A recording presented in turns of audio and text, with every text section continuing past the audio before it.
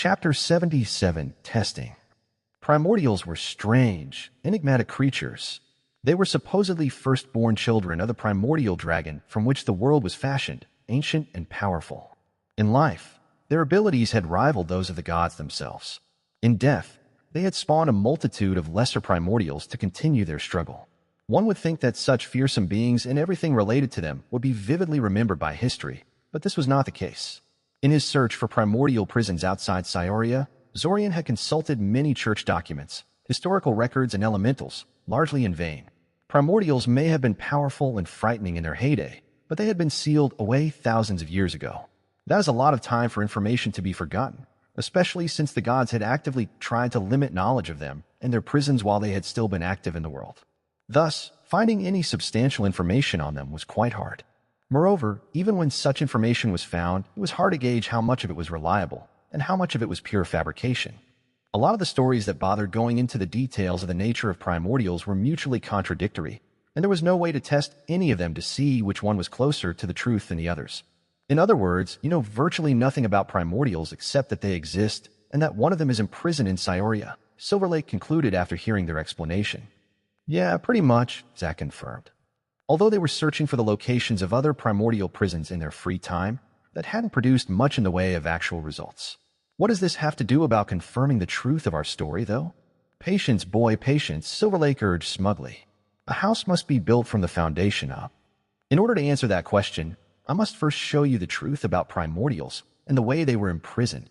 Oh, she could actually answer those questions. Zorian was torn between excitement and a healthy dose of caution. On one hand, this was a powerful witch that has lived through more than a century. Surely she wouldn't be making claims like that without a good reason to be confident. On the other hand, well, it was Silver Lake. After some thought, he decided to voice his concerns to the old witch in front of him. Ignorant brat, she complained. Do you think I'd be joking about something this serious? Zack and Zorian shared a knowing look between each other. Well, yeah, Zack said, as if it was the most obvious thing in the world. Now that you mention it, that does sound like something I would derive dark amusement from, Silver Lake mused, rubbing her chin with her hand as she stared at the tree branches above her. Not exactly something you should be proud of, Zorian pointed out unhappily. Anyway, do you want to hear what I have to say or not? Silver Lake asked loudly, abandoning her musing pose in favor of folding her hands over her chest and looking at them both defiantly. Sure we do, Zorian said. As annoying as the old witch was, she had some very unique skills and insights that were almost impossible to find elsewhere. Let's hear it. Silver Lake stayed silent for a few seconds. Before either Zack or Zorian could say anything about that, the entrance to her secret hideout flared into life again, and another Silver Lake stepped out of it, carrying a large brown book in her hands. Zorian raised an eyebrow at this. Silver Lake having some kind of duplicate was not that surprising.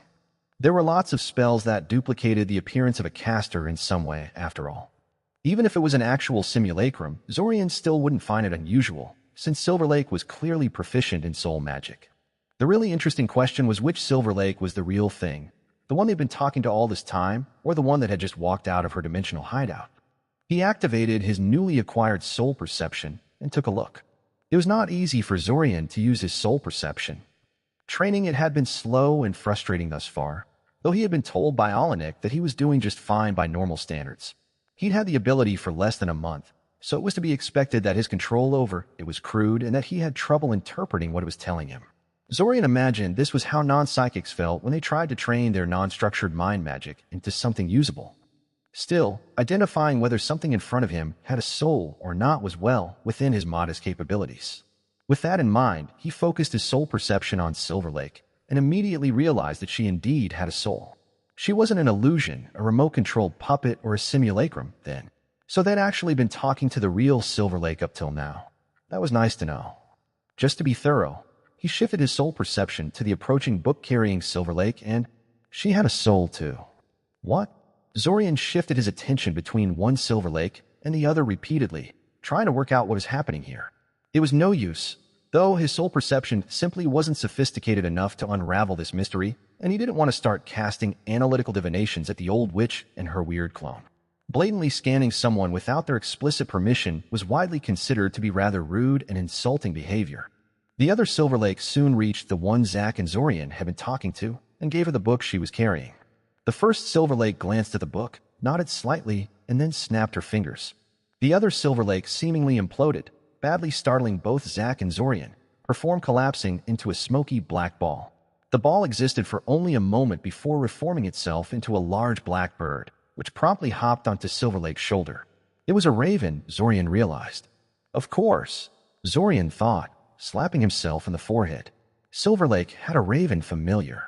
The link between a mage and their familiar allowed both of them to assume the form of one another really easily, provided that the mage knew the proper spells. And Silver Lake no doubt knew the proper spells, because familiar magic was one of the things that witches were known to be really fond of. Hell, she'd even found a way to shield the raven's mind from scrutiny, preventing Zorian from easily identifying it as a shape-shifted animal. Zorian opened his mouth to say something, but was interrupted when Silver Lake tried to blow away the layer of dust on the cover of the book and ended up sending herself into a coughing fit due to all the dust suddenly flying into her face. The raven cawed indignantly at this, flapping his wings a couple of times for emphasis. "Shut up," Silver Lake said to the raven in between her coughing and wheezing. She glanced towards Zack and Zorian. "And why are you two just standing around like that? Come closer and take this blasted thing away already. Who do you think I brought it for? Do you think I wanted to refresh my memory or something?" Zorian stepped closer and Silver Lake immediately pushed the large leather-bound tome into his hands. He grunted softly and took a step back, caught off guard by her sudden movement and the book's considerable weight. "Damn, this thing was heavy." "Read this and everything will become clear," Silver Lake said, finally getting her breathing under control. Zorian eyed the heavy leather book in his hand suspiciously. The cover was brown and nondescript, with a title that proclaimed, in plain white letters, that this was a collection of cookie recipes. Flipping the random pages of the book seemed to reinforce this claim. He glanced at Silver Lake and saw that both she and the raven perched on her shoulder were eyeing him closely, waiting for his reaction. With a small sigh, Zorian swiped his hand across the book and cast an appropriate dispel, shredding the illusion covering the book into pieces. Following that, he was confronted with a lot less innocuous title, Unspeakable Cults, Volume 4. "You just can't resist pulling these kinds of tricks all the time, can you?" Zorian asked rhetorically. "You made a lot of tall claims today," Silver Lake shrugged. "It's only natural for me to test them every now and then in small ways. If you two are really a bunch of old time travelers like you claim to be, a simple illusion wouldn't have posed a problem for you. Besides, I can't exactly leave a book like this out in the open without disguising it somehow." "What do you mean?" Zack frowned. Unspeakable Cults is one of the most widely banned series of books circulating around Altazia and Zlotic, Zorian explained, idly leafing through the book. All sorts of ghastly drawings and descriptions immediately assaulted his eyes. It was written by an anonymous author that had a penchant for infiltrating secretive cults and mage organizations so he could observe their ceremonies and activities. No one is quite sure how he did it, but considering the furor the books created, it's clear he didn't make it all up. Anyway, after infiltrating all these cults and watching them for gods know how long, he wrote a series of 8 books that go into great detail about what he had seen. Every debauchery he had seen, every messed up sacrifice or morally bankrupt experiment is described in great detail, and he even illustrated some scenes with drawings and diagrams. Although the books contain no actual spells or ritual setups, they have been banned almost everywhere as blasphemous, degenerate filth. He closed the book, eyeing it in great distaste. He really didn't want to read this stuff. "I don't suppose you're going to tell me what page I should be looking at?" Zorian asked Silver Lake, staring at her pleadingly. Silver Lake just grinned at him nastily. "Damn witch." Zorian glanced toward Zack speculatively, but the boy immediately shook his head at him before he could even open his mouth. "No, no, no," Zack said quickly, extending his arms in front of him in a warding gesture. "Sorry, Zorian, but this definitely sounds like a job for you. You have a lot higher tolerance for this kind of stuff than I do." As much as Zorian hated to admit this, his fellow time traveler kind of had a point. Reading the minds of high-ranking cultists, Sudamir, Abasan invaders, and others had shown him enough of the dark side of humanity that he had been numb to the horror of it all to a large extent. He still didn't want to wade into a book like this one, though, so he decided to get a little creative. He started casting divination after divination spell at the book, trying to divine the section of the book that Silver Lake wanted him to read. This was harder than it sounded, because the book was heavily warded against divinations and did not ever mention primordials by name, but Zorian was very good at divinations by now, especially these kinds of divinations. He'd had his simulacrums in charge of researching mountains of documentation for obscure clues for quite a while now, so a task like this was pure routine by this point. After 5 minutes or so, he found the section that seemed right and flipped the book open. Both Silver Lake and Zack peered over his shoulder to look at the page he had picked. "You're no fun, boy," Silver Lake said, scowling at him. Zorian took that as an admission that he had indeed found the right page to start at and began to read. The chapter in question described a small cult of mages somewhere in Zlotic, which worshipped an entity imprisoned behind some kind of dimensional veil. They did this by capturing unwary travelers, implanting some sort of magical worms into their brain, and then forcibly establishing contact between their mind and the mind of the imprisoned entity. Normally, mental contact with the entity resulted in quick insanity as one's mind was overwhelmed by the flood of incomprehensible thoughts and images, but the chemicals released by the worms as they fed in the victim's brain tissue somehow allowed them to last longer under this assault. Drugged out of their minds to keep them talking and half insane, the victims would then spend the next couple of hours screaming, pleading, cursing, and babbling gibberish while the cultists diligently wrote down their feverish ravings for later study. After repeating this process gods know how many times, the cultists eventually assembled a fair amount of information about this entity, which the cultists called the Golden Feathered Worm. To Zorian's eyes, it appeared clear that this Golden Feathered Worm was actually an imprisoned primordial, even if the book never actually identified it as such. Because of the relatively unpleasant nature of the text, the somewhat archaic language the book was written in, and the unhinged nature of the insights obtained by the cultists, it was tempting to just dismiss all of their findings as delusional gibberish. However, after rereading the chapter a handful of times and thinking of it in some detail, he felt there was some actual insight hidden amidst the insanity. The victim's mutterings of eyes between spaces, time that moves in braids and spirals, bones that stretched inside and outside, and other such nonsense all hinted at the idea that the Golden Feathered Worm was a very dimensionally complex being. The path of the Golden Feathered Worm is the path of the self as the universe, the book said. Indeed, the rest of his kind is also as such, each one a world unto itself, their flesh but a thin, porous cloak to hide the depths beneath. That was interesting, to say the least. The book was basically saying that primordials were not really creatures in the way Zorian commonly understood it, but more like living miniature universes. He didn't know what to think about that. It sounded crazy, and considering where it had come from, Zorian would normally dismiss the idea without a second thought. He handed the book to Zack, who had given up on trying to read over his shoulder a while ago, but would probably still want to see what the book had to say. Zorian couldn't wait to see his face when he got to the lovingly illustrated description of the worm implantation procedure. "So," Silver Lake asked, not bothering to wait for Zack to read the book too. "What do you think? I presume you're referring to the idea of primordials being living universes masquerading as flesh and blood beings?" Zorian asked. "Wait, really?" Zack asked incredulously, slowly leafing through the book. He was going through it too fast, so Zorian assumed he was only skimming the text instead of meticulously poring over it like Zorian had done. "How does that work?" "Read the book, and you might get your answer," Silver Lake said blandly. What a lie. Zorian had read that chapter several times over, and he still had no idea how that could possibly work. "But yes, that is what I was getting at." "Great," Zack said. "But what is that, Dash?" "I think we are living inside a primordial," Silver Lake said. There was a brief pause as they both digested this statement. "I think you're going to have to explain that a little," Zack said slowly, letting the book hang by his side for the moment so he can focus on her better.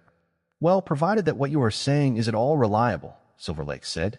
"You are saying that this sovereign gate thing can copy the entire world and create its very own miniature universe to house it all. Oh, and run the whole thing at absurd temporal dilation levels. That is not the level of power you get from a divine artifact. The gods may have been able to build such things. I don't know, but I have never heard of them handing out something on this level of power. Surely such a device would require an absolutely titanic expenditure of divine energy to produce. No? Sounds like a lot of effort just to give a mortal a new toy to play with. On the other hand, if the sovereign gate is just a modified, mutilated primordial, well, suddenly the whole thing becomes a lot more plausible. Turning one of their ancient enemies into an item like that and handing it down to a measly mortal to use and abuse sound exactly like something the gods of old would do. Especially if the primordial in question had irritated them particularly badly by primordial standards. The author's narrative has been misappropriated. Report any instances of this story on Amazon. A long silence descended upon the scene as Zack and Zorian considered the plausibility of the story. Silver Lake waited calmly for their reaction, hands clasped behind her back. She appeared to be trying to project an air of serenity and unshakable confidence with her stance and expression, but the effect was ruined by the fact she couldn't stop herself from nervously tapping her foot against the ground as she waited. Silver Lake could be onto something, Zorian decided. It had always seemed to him that the Sovereign Gate was ridiculously powerful, even for a divine artifact, and this was as good an explanation as any as to why this was the case. He suddenly remembered the Icosian myth of how the entire world they lived on had been fashioned by the gods out of the body of a defeated primordial dragon. He'd never taken the old myth very seriously, but maybe there was something to that story. You said there might be a very easy way to check if we're telling the truth or not, Zack said cautiously. Is this related to that? Are you saying it's somehow possible to check whether we are inside a primordial or not? Well, perhaps, Silverlake said, humming softly to herself. You see, I have known about the primordial sealed away in Cyoria for quite a while, and have been carefully studying its prison from time to time. It was never the focus of my studies, but I reckon I know it quite well. If my speculation is correct, I should be able to notice some kind of change in the prison when I study it again. I refuse to believe that being recreated in the body of another primordial will not have a noticeable effect on it. Well, truthfully, my first instinct is to say that such an item couldn't possibly affect beings on the level of primordials, even if they are sealed away. But from what you say about Panicseth, I'm completely wrong there, so whatever. Anyway, let's go check. Now, Zorian asked with a raised eyebrow. Is there any point in waiting? Silverlake challenged. I guess not, Zorian admitted. I'm just a little surprised at your decisiveness. I've just found out I could be trapped inside the body of a primordial godlike monster that probably hates all humanity, Silverlake said, looking like he was an idiot. Of course, I want to confirm or deny this as soon as I can. Don't you? A copy trapped inside a body of a primordial godlike monster, Zorian corrected her. And you were preceded by countless other copies that lived out their short lives in vain, all their thoughts and accomplishments undone at the end of the month, Zack added. A bunch of brats, both of you, Silverlake told them. Let's just take a look at that primordial prison in Cyoria for now. You two know how to teleport, right? We do, but there is no need for that, Zorian said. I have a much better way for us to get there quickly. Break. After the three of them returned to Cyoria, via Zorian's dimensional gate spell, of course, they immediately proceeded towards the place the primordial was imprisoned in the massive circular abyss around which the city of Cyoria was built, known simply as the Hole. Fortunately, accessing the hole was not terribly hard, although the incomprehensible amounts of mana gushing out of it were the foundation upon which the city rested. The hole itself was not monitored very closely. The biggest concern the city had about it was that it was rather popular for people to commit suicide by throwing themselves into its depths, which meant they had to put a token patrol here and there to try and curb this behavior. These patrols were not very good and only checked the most obvious approaches to the hole. So long as they didn't bring too many people and avoided making a spectacle out of themselves, they could linger inside as long as they wished. As they descended into the hole's depths, Zack and Zorian questioned Silverlake about her interest in primordials. Silverlake claimed it was not something she had ever been overly concerned with. It was just that she had been alive for a long time, and even casual study could build up to something substantial when you keep chipping at the problem over several decades. She also claimed that, like them, she did not know of any primordial prisons other than the one in Cyoria. Zorian wasn't sure he believed her, to be honest. She knew Panicseth's prison well enough to give her confidence that she could detect changes in its dimensional boundary, but she'd only studied it casually. Zack and Zorian could only faintly detect the presence of the prison and little else, and it wasn't like their attainments in the field of dimensionalism and divination were low. Furthermore, while their search for other sites of primordial imprisonment had yet to bear fruit, they did have no less than 3 promising leads already, and that was with them casually directing some effort to the problem, rather than dropping everything to pursue the issue. He was supposed to believe that Silverlake couldn't manage to find even one additional prison after spending gods know how many decades of interest in the topic. He had a feeling Silverlake was seriously underselling both her level of interest in this and her attainments in it.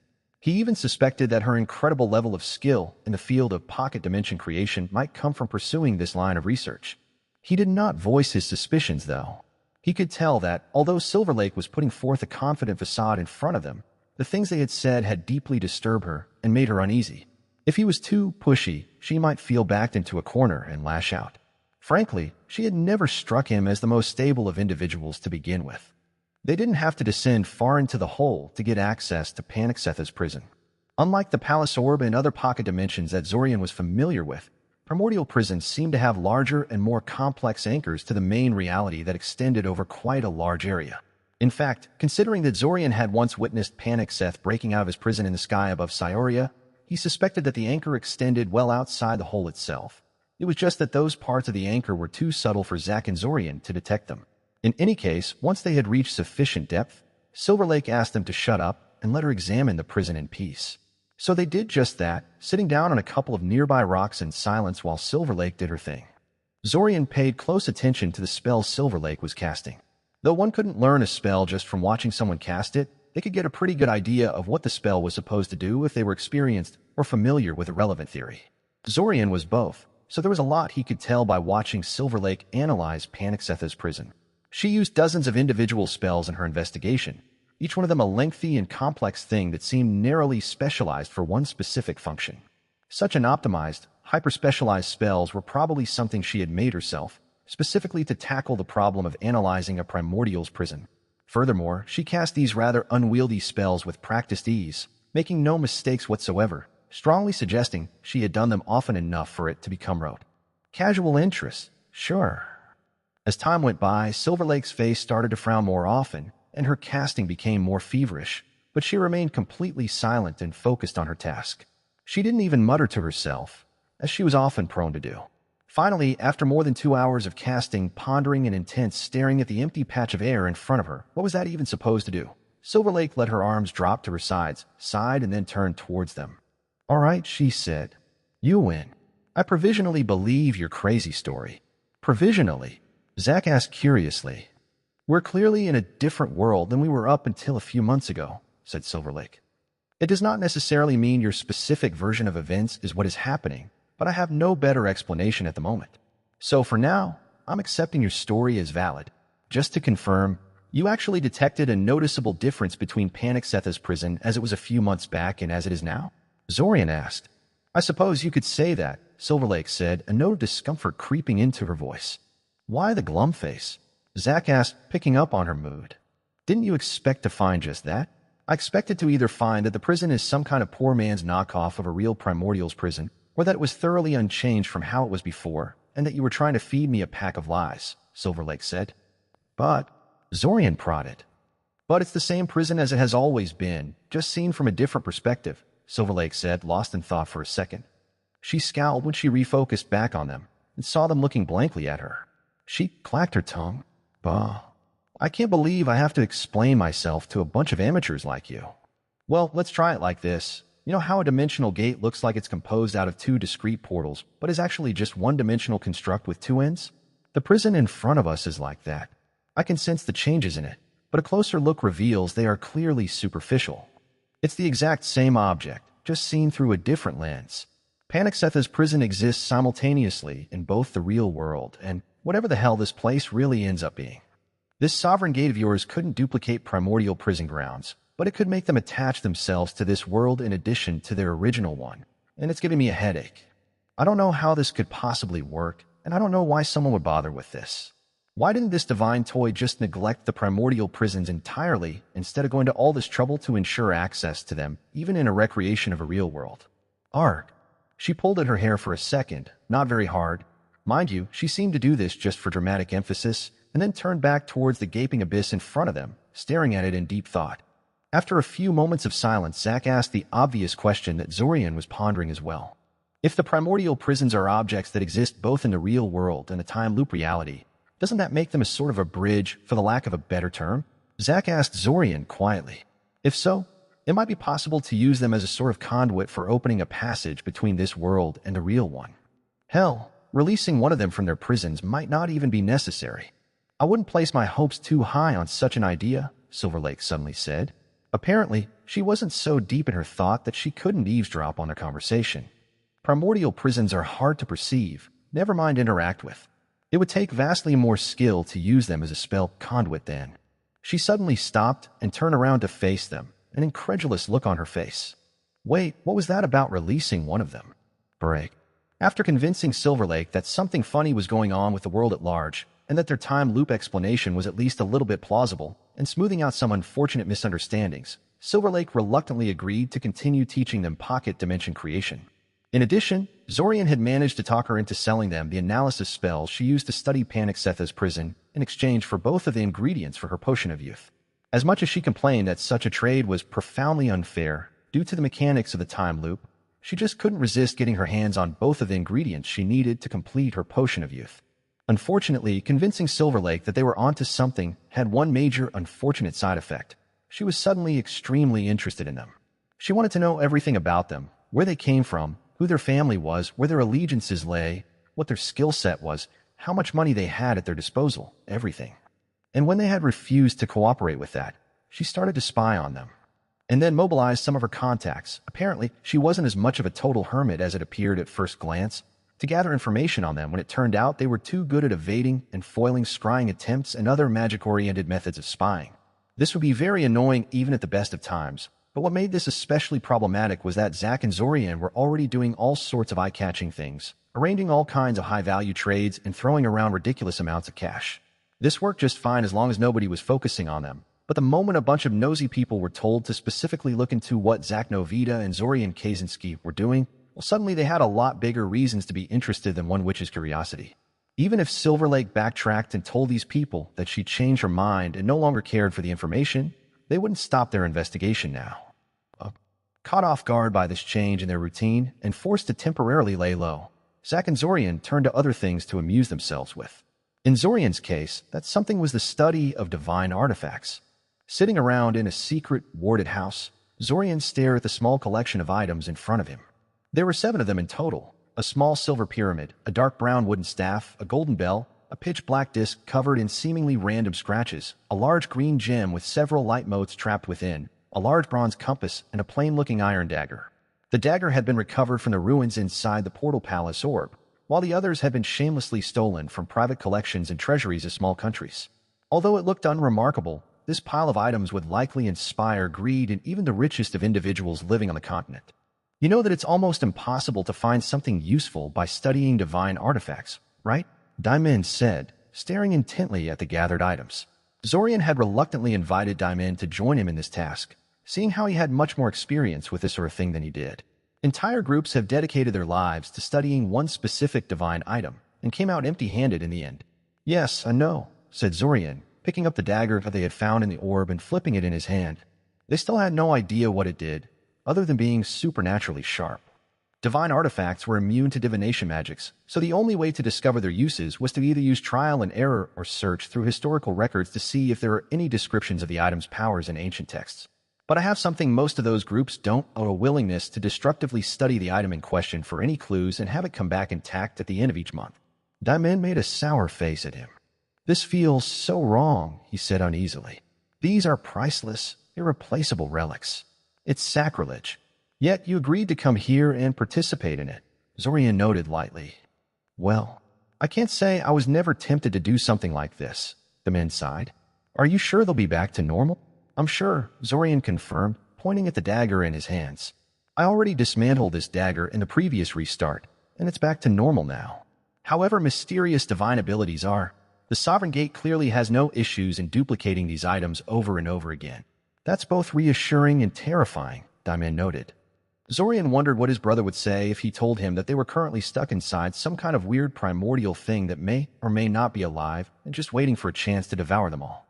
Alas, as funny as it was to fantasize about his reaction to that, it wasn't worth the drama to actually go through with telling him about it.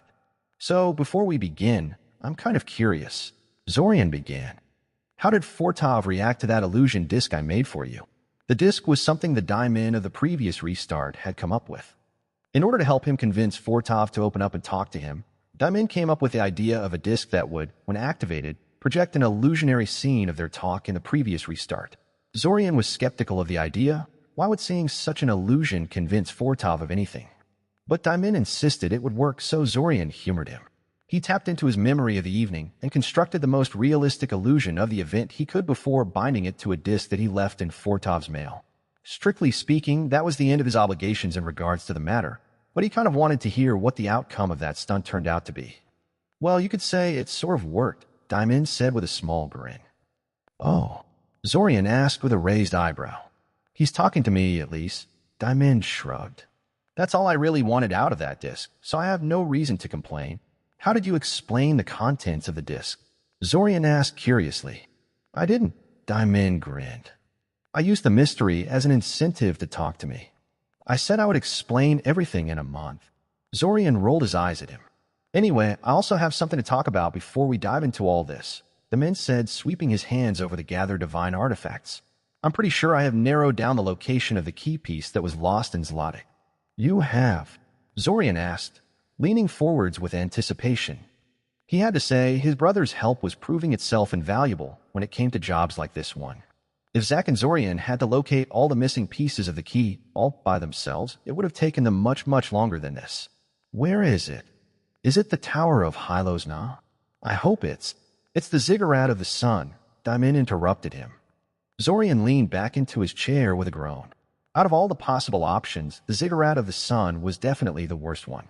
It was situated deep into the interior of northern Mycena, in an area that was once lush grassland, but was now located deep within the Zlotic Desert. There were no major human settlements nearby, just an endless expanse of desert. Simply approaching the ziggurat required a lengthy, difficult trek through these parched, desolate lands. And any expedition that reached the ziggurat itself would be faced with the tiny issue of the ziggurat's current inhabitants, Solrotham, a species of giant sapient desert wasps that had taken over the structure when the deserts had claimed the whole area. Solrotham were almost 3 meters long, possessed incredible strength and toughness, and there were hundreds of them living within the ziggurat. As for their friendliness, well, Solrotham was a local human word, roughly translating to devil wasp. Zorian kind of doubted they would allow them to peacefully search their base for ancient magical artifacts. Sorry, Diamond said. I know how you feel, but I'm pretty sure I got it right. The Imperial Ring is there, provided the Solrotham haven't already found it and taken it elsewhere. Which is a distinct possibility, Zorian noted. At least you have that inbuilt key detector, so we'll know if the ring is no longer there before we waste too much time on securing the place, Diamond shrugged. Of course, the damn ring has to be in the most difficult location possible, Zorian grunted unhappily. Just getting there will be an issue. Actually, I think I have a solution to both that and how to reach Blantyre in a reasonable time frame. Diamond grinned before throwing a rolled-up poster at him. Have a look and tell me what you think. Zorian caught the poster before it had time to hit his face, gave him an unamused look because he was pretty sure his brother deliberately aimed the object at his head, and then unrolled it to take a look. It was a propaganda poster, basically. It showed a pretty picture of a weird-looking wooden ship that was apparently commissioned by the king of Aranel, one of the larger nations in Zlotic. It was an airship, Zorian realized. An expensive, experimental airship designed by some of the best artificers in Aranel as part of some kind of national vanity project. It was mostly done. The construction crew was just putting finishing touches on it currently, and it was planned it would undergo a test flight in a few weeks. So, Diamond said with a knowing smile on his face. What do you think? Zorian stared at the poster for a second before looking Diamond straight in the eye. I think we have ourselves an airship to steal. Chapter 78, Grinding Stone.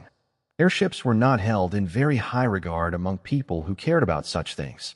The idea of a flying vessel was something that had captivated mankind since time immemorial, of course, but every concrete design for such a vessel had been disappointing. After all, although magic could make a ship fly easily enough, doing so on a long-term basis was very expensive in terms of mana. Moreover, this cost increased massively if one wanted to not just fly, but fly fast and retain a healthy amount of maneuverability in the process too. This was why very few mages employed magical flight without a pressing reason to do so, even though flight magic wasn't that complicated and many mages were capable of it. As a result of this fundamental issue, most airships couldn't actually fly around as they pleased, but instead had to follow fixed paths that took them through mana-rich areas that could sustain them in the air. And even so, airship designers still had to ruthlessly keep the vessel's weight down during construction. This made the resulting product relatively fragile and greatly limited the vessel's usefulness. They also tended to be rather expensive to build and maintain, as the materials which went into them tended to be on the pricier side, and the design of the vessel itself was something that required a whole team of skilled professionals. It also didn't help that there was no standard airship design available to the public, meaning that most airship construction teams started their projects from scratch and were often the only ones who could truly fix or modify the vessel. Finally, there was a tiny yet very important issue of how incredibly lethal an airship crash was compared to, say, the sinking of a seagoing ship. If anything went wrong, it was all too easy for everyone on board to die. There had been a number of high-profile airship accidents over the years, including a rather spectacular one where the Tetran airship Gepid plunged straight into the sea not long after starting its maiden flight. And even if one ignored the possibility of a simple malfunction, there was still the matter of the many flying magical beasts that could easily crash the airship if encountered at an inopportune time. In light of all that, it was not hard to see why airships weren't in more widespread use. They were not economically viable for private interests, and state militaries generally found flying magical creatures to be more effective as an aerial combat force. Despite that, people stubbornly kept trying to make them viable. There was something about a flying vessel that people found irresistibly captivating. There were considerable differences between regions, however. The states of northern Mycenae, for instance, were the leaders when it came to investment into airship research. Due to the vast stretches of desert that surrounded them, the nations of Zlotic saw more potential in airships than Altasian ones. Building roads and railways in the inhospitable interior of northern Mycenae was exceptionally difficult, and there were few population centers big enough to justify an expensive teleport platform. A free-flying, economically viable airship that could traverse the Zlotic desert would be a huge boon to whoever made it. Pearl of Aranhal, the airship Zorian wanted to steal, definitely hadn't been designed with economic viability in mind. No expenses had been spared in its construction. Although Zorian had not been able to find concrete numbers anywhere, the final price tag was rumored to be positively astronomical. The airship's capabilities, however, were said to be appropriately impressive for something that had so much money sunk into it. It was fast, maneuverable, and surprisingly robust for an airship.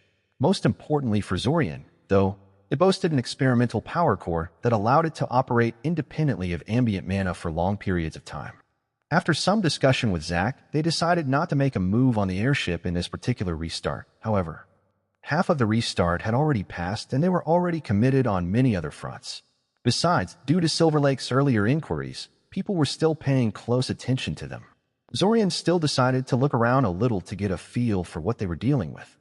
Unsurprisingly, the airship was under significant protection. Not so much against thieves, since the idea of someone outright stealing the airship was kind of ridiculous, but against spies and saboteurs.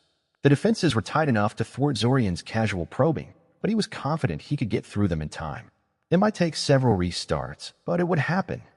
The bigger problem, in his opinion, was that the Pearl of Aranhal required a crew of 10 in order to take off and land, which made the idea of 2 people stealing it somewhat problematic. He would probably have to wait for Zack to be able to cast the simulacrum spell before they could make the attempt. Another problem, though a comparatively smaller one, was that some small but critical pieces of the airship hadn't been installed, and possibly not even made yet. Zorian was confident he could manufacture and install these components himself, but he would need access to the relevant blueprints first. Once upon a time, one of my ambitions was to examine a train to see how its engines work, Zorian thought to himself nostalgically. Now I'm casually planning how to steal and analyze an experimental airship in my free time. Even taking the time loop into account, it's still amazing how far I've come since then. I wonder what my old self would have said to something like that. That, of course, was something impossible to answer. He shook his head and focused on more immediate matters. Currently, he was going to meet someone he hadn't spoken to for a very, very long time, Zenomir Allguy, the old language expert he had once sought out to help him figure out what happened to him. Back then, he had been murdered by the invaders not long after talking to him, so he had reflexively avoided the man ever since, suspecting him as spy. However, none of his investigations of Abasan collaborators and cultists pointed to Zenomir being one of them. Thus, when Zenomir's name popped up while seeking out a translator that could help him with some of the documents he had acquired in Aranhal, he decided to pay him a visit. He even intended to drop some hints about the invasion while he was there, just to see if someone would try to murder him again because of it. Who knew? Maybe Zenomir was part of some super-secret section of the invaders that other members didn't normally know about. As he approached Zenomir's office, though, he suddenly stopped when he felt a familiar presence. A bunch of cephalic rats were lingering in the area, hidden inside the walls. The swarm quickly withdrew their telepathic probe when they noticed his mind was well shielded. But Zorian was practiced enough at mental shielding that even the faintest of mental attacks could not escape his notice. He frowned. If cephalic rats had been loitering around Zenomir's office back when he had visited the man, it was no wonder that Zorian had ended up being a target. That only raised another question, though. Why were the cephalic rats paying attention to Zenomir? The man was somewhat famous as an incredible polyglot and language expert, but that shouldn't be of much interest to the invaders. After some thought, he decided to leave the cephalic rats alone for now. He knocked on Zenomir's office door and waited. He waited for nearly 15 minutes. Apparently, he had arrived at a somewhat bad time, since the old teacher was talking to someone already. Another student, Zorian eventually realized. He took a quick peek at the student's mind to make sure he was not connected to the cephalic rats and found out that he wasn't. He was just a student that had picked Zenomir as his mentor and was now arguing with him over something. Zorian didn't linger inside his mind long enough to find out what, as he disliked invading other people's privacy with his mental powers unless it was truly necessary. Eventually, the meeting ended and Zenomir called him in. Zorian gracefully accepted the man's offer to sit down and went right to business. I'm here because I was told you could help me translate a highly technical document written in Aranhal Icosian, Zorian told him. Or at least point me towards someone who is up to the task. Yes, Aranhal, Zinamir said sagely. They do speak a particularly distinct form of our tongue, don't they? Can you show me the sample of what you're working with? Zorian took out a few pages of technical writing out of his school bag and handed them to the old language expert. He wasn't worried about Zinamir recognizing them as illegally acquired. Unless he was inexplicably connected to Aranhal's airship construction team in addition to his apparent link to invaders, the text should mean little to him. Zinamir carefully put on a pair of reading glasses and glanced through the papers in silence. Lots of unknown technical jargon, I see. Airship construction materials? What an interesting topic. Zinamir mused, before giving Zorian a good-natured smile.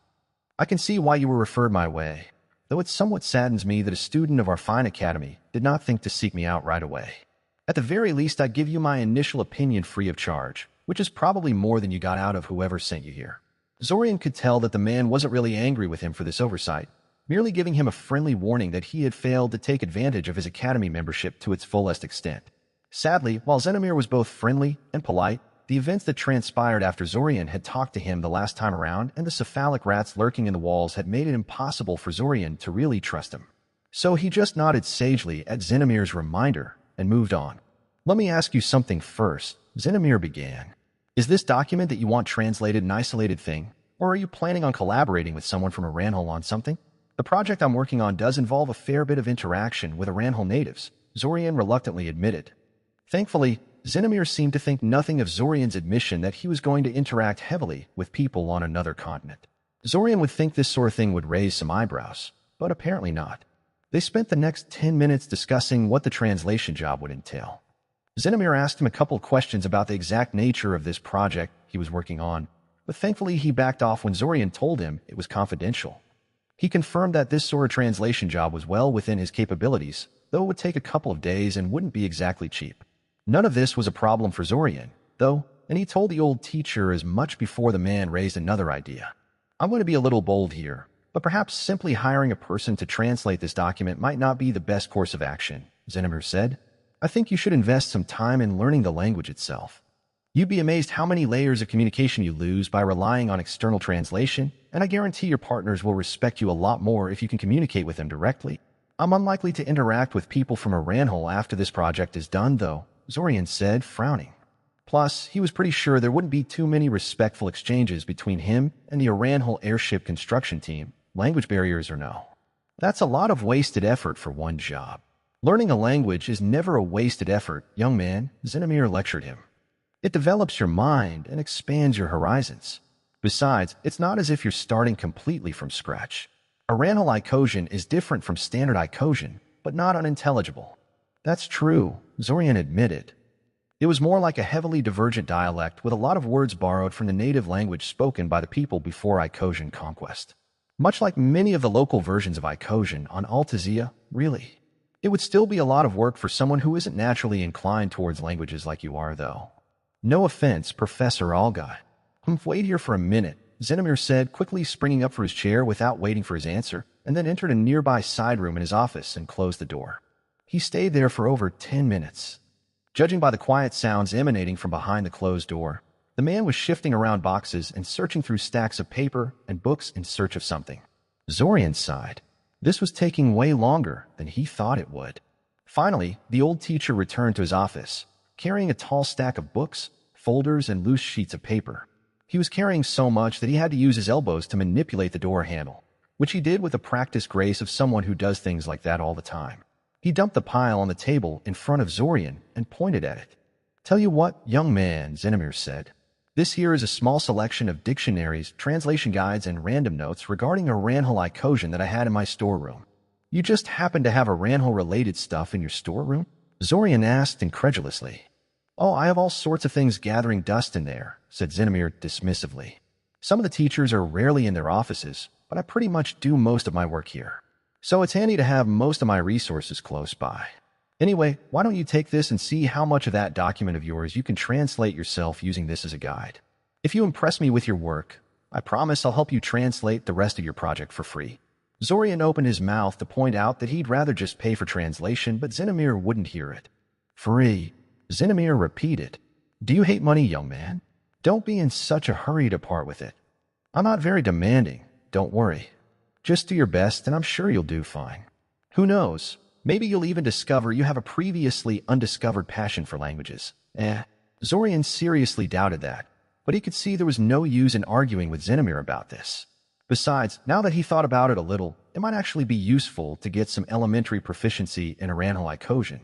He might need to interrogate the airship construction crew at some point, and that was going to be really difficult if their language was completely opaque to him. Not even mind reading helped in that case, since people's thoughts were heavily shaped by the language they spoke.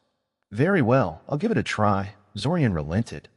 Excellent, Zinamir said, beaming at him happily. Still, is it really okay for you to just give me all this? Zorian pointed at the pile in front of him. Some of this stuff looks irreplaceable. It's fine, said Zinamir, waving him off. You look like a serious young man. I'm sure you'll return it all in one piece. Zorian didn't say anything to that. He just stared at the pile of books and paper in front of him, lost in thought for a few seconds. Well, Zinamir suddenly said, clapping his hands. Is there anything else you wanted to ask? If not, actually, yes, Zorian said. Are you a member of the cult of the World Dragon? Zinamir eyebrows shot up at the question. I'm sorry, what? He asked. They officially call themselves the Esoteric Order of the Celestial Dragon, Zorian said. They are one of the newer religious organizations, one dedicated to the worship of the entity that is commonly thought to reside in the center of the world. They have a rather large presence here in Scioria. Are you a member of the order? I think I have heard something about them once, Zinamir mused, tapping his long white beard with his hand. But no, I'm not a member. Why do you ask? Are you an agent of Vulcan Abesa? Zorian asked, completely ignoring the old teacher's question.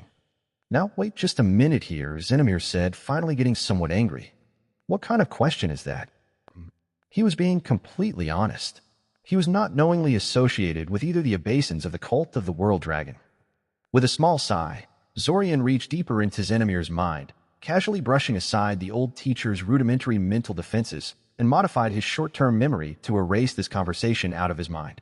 The whole process only lasted less than a minute, due to the relatively trivial nature of the memory edit, after which Zorian withdrew from Zinamir's mind. The old teacher blinked a few times, gradually shrugging off the mental daze that Zorian placed on him so he could work in peace, before giving Zorian a surprised look. Love this story? Find the genuine version on the author's preferred platform, and support their work. What happened? He asked. You kind of dozed off for several seconds there, Zorian said, pretending awkwardness. Oh, I guess old age is finally catching up to me, Zinamir said ruefully, shaking his head. Where were we again? Actually, I think we're kind of done here, Zorian said. But first, let me ask you a somewhat strange question. Do you have any idea why someone would want to spy on you? Spy on me? Zinamir asked incredulously. Why no, I have no idea why someone would want that. Frankly, I wish more people would be interested in my work. If someone wanted to know more about what I do, why, all they have to do is ask. I'll cut straight to the chase then, Zorian said. Due to some exotic and born abilities that I happen to know that there are rats lurking in the walls around your office. And not normal rats either. Now that is quite concerning, said Zinamir. He sat down in his chair and frowned. He tapped on his beard a few more times, deep in thought. Rats in the walls. After a minute or so, Zinamir slapped his palm against the table, scaring Zorian back into attention. Ah, Zinamir said triumphantly. I've got it, I think. I don't think these rats, if they are indeed spies as you suspect, are here for me. As it happens, the headmaster's office is very close to mine. The headmaster is rarely in it, but a lot of visitors and academy documentation passes through the place. Zorian had to agree this did make a great deal of sense.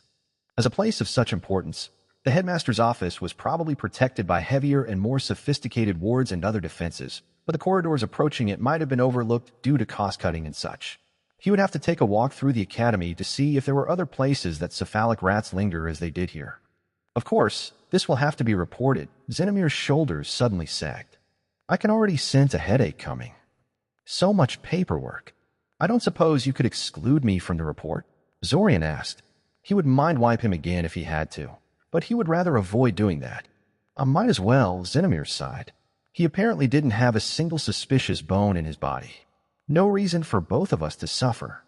They'll have to ask you to keep quiet about this, or else the Academy might go after you for ruining its reputation. Zorian assured him that he had no intention of spreading this around, picked up the stack of books and papers the man had given him, and then left. Instead of exiting the Academy immediately, though, he took the extended route that saw him passing next to the headmaster's office a couple of times. It turned out that, yes, all approaches to the headmaster's office had cephalic rats lurking in the walls. It seemed that Zenomir's theory was very much correct. Well, that was one mystery solved. It had been a while since he had solved one of those without raising at least one new question in return. Somehow, it made him feel like he was finally getting close to a solution for all this. Break. In an unremarkable, out-of-the-way cave system situated a healthy distance away from Cyoria, Zack, Zorian, and two Urania were training their magical skills. Zack was tinkering with a large wooden chest, practicing his pocket dimension creation. His ability in this area was slowly but surely overtaking Zorian, despite him dismissing some of his simulacrums and focusing more of his energies on the issue. As far as Zorian could tell, this was purely due to Zack's massive mana reserves and the resulting ability to sustain the mana-intensive training longer than Zorian ever could. Zorian wasn't any more talented or hardworking than Zack was, after all, and every advantage and training method he had was also something Zack had access to as well. It made perfect sense that Zack was pulling away from him in this regard, but that didn't stop Zorian from feeling kind of jealous and annoyed with the situation. A petty part of him was tempted to start hiding some of the relevant shaping exercises and tricks he had found while combing through the various spellbooks and training manuals in order to close the gap somewhat, but he resisted the impulse. That would be stupid and self-defeating. Zack getting better was a good thing. That aside, neither Zack nor Zorian had really progressed far in terms of pocket dimension expertise. The chest that Zack was fiddling with still functioned on essentially the same principles as the marble storing boxes they had practiced with previously. It was the simplest form of pocket dimension, which involved expanding the available space inside a container. Essentially, it allowed a mage to produce an enclosed space that was larger on the inside than it was on the outside. There were a lot of limitations involved with this procedure. The pocket dimension required mana to keep existing, so such an item could only be stored in areas where ambient mana was abundant enough to sustain them, or be provided with an inbuilt power source of some sort. A complicated, fiddly spell formula had to be embedded into the walls of the container, or else the space expansion would expire after less than a day, just like any other spell. Finally, the way the object inside did not disappear, so a chest with several tons of rock inside would still weigh several tons, no matter how small it looked. Of course, weight concerns aside, cramming too much stuff into your pocket dimension container isn't a good idea to begin with. If the container is damaged, the pocket dimension anchored to its interior would immediately fall apart, forcing the contents back into mundane space. Typically, this meant the pocket dimension would explode, showering everything around it with high-speed shrapnel of its former contents. For this reason, it was also a good idea to make the container as sturdy and damage-resistant as possible. Zack and Zorian learned that very quickly after cramming too many marbles into a box whose bottom could not handle the weight, thus creating their very own marble-flinging cluster bomb. The more time the two of them sank into studying pocket dimensions, the more Zorian realized how incredible the portable palace orb they recovered in Koth was. It had some kind of internal power source that could sustain it indefinitely and made it completely self-sufficient from its surroundings. It weighed no more than a regular glass orb of its size would, and it contained an incredible amount of space and matter inside. Zorian was tempted to dismiss all of this as evidence of divine tampering, except that Silver Lake stubbornly insisted that all of this was potentially achievable through familiar mortal magic. Yes, even the power source thing. Somehow.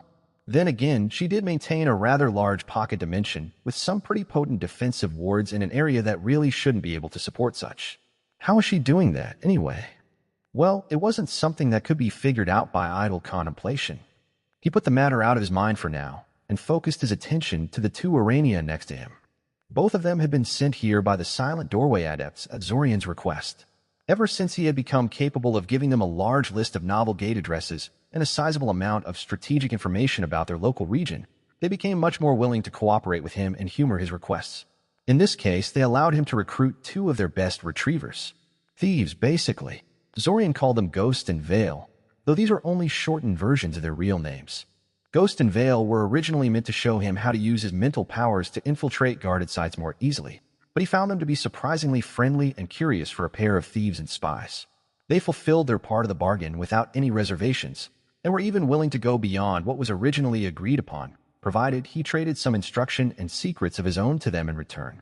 As such, they were currently gleefully practicing some of the magic he had given them on each other, steadily refining the somewhat clunky spells that had been converted from the human spellcasting system into an Iranian one and thus suffered from a fair bit of inefficiencies.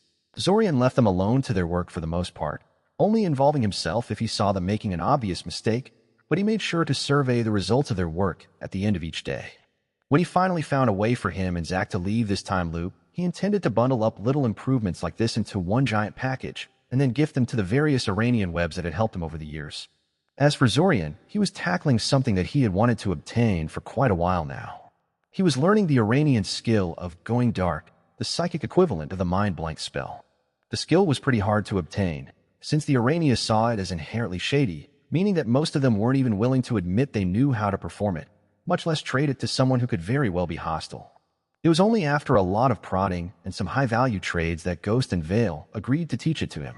Even then, they made him promise in the strongest possible terms that he would use it sparingly. They need not have worried. Zorian had heard enough horror stories about the mage equivalent of the skill to know he had to be careful about this. Mind Blank was well known to be insanity-inducing if used on a long-term basis.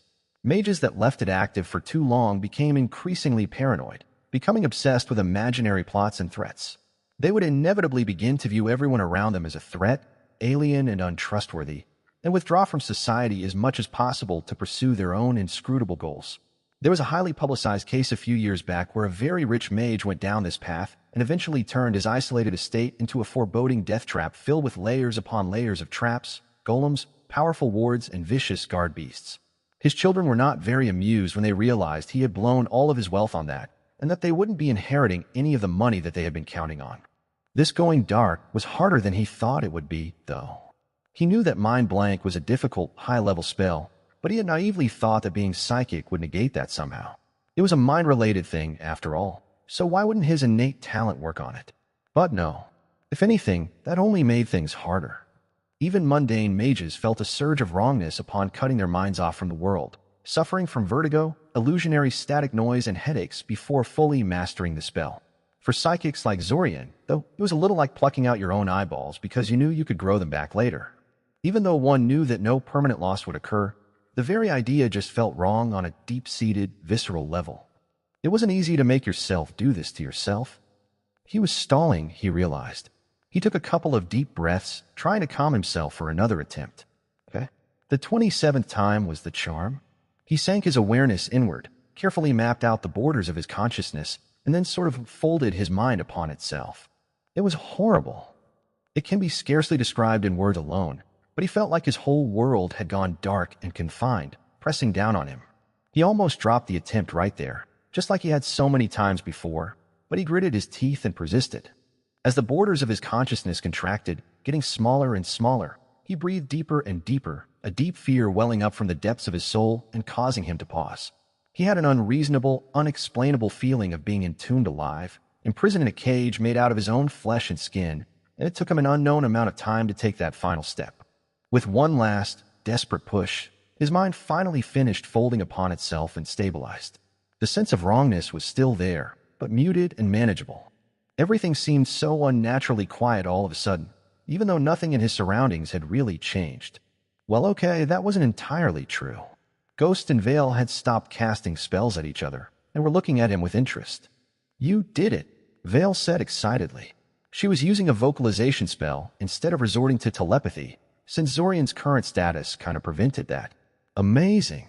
I thought it would take you at least another 30 tries. It's not that amazing," Ghost said dourly. "It's a decidedly average progression for someone of his level of skill." "He's a human, though," Vale objected. "I don't think it's fair to judge him by our standards." "You're right. We should be even stricter," Ghost said. "After all, he's not nearly as reliant on his mental powers as we are." "I'm right here," Zorian complained. "Don't listen to this killjoy," Vale told him.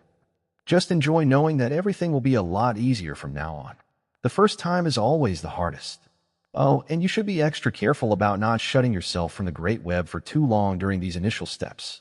The ability degrades the mind much faster if not done flawlessly, and your first handful of attempts probably won't be that good.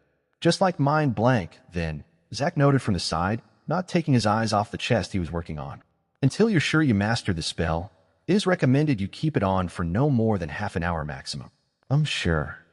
I'm not too familiar with human time measurements, but let's go with your friend's suggestion on that, Vale said. Zorian nodded absent-mindedly. Frankly, he was tempted to end the effect immediately, but he knew he had to acclimatize himself to it if he wanted to use it even remotely seriously. He was just about to ask the two Urania if there was anything else he had to watch out when Zack suddenly jumped up and started laughing triumphantly. It works, Zack said, swinging his chest around and then raising it above his head.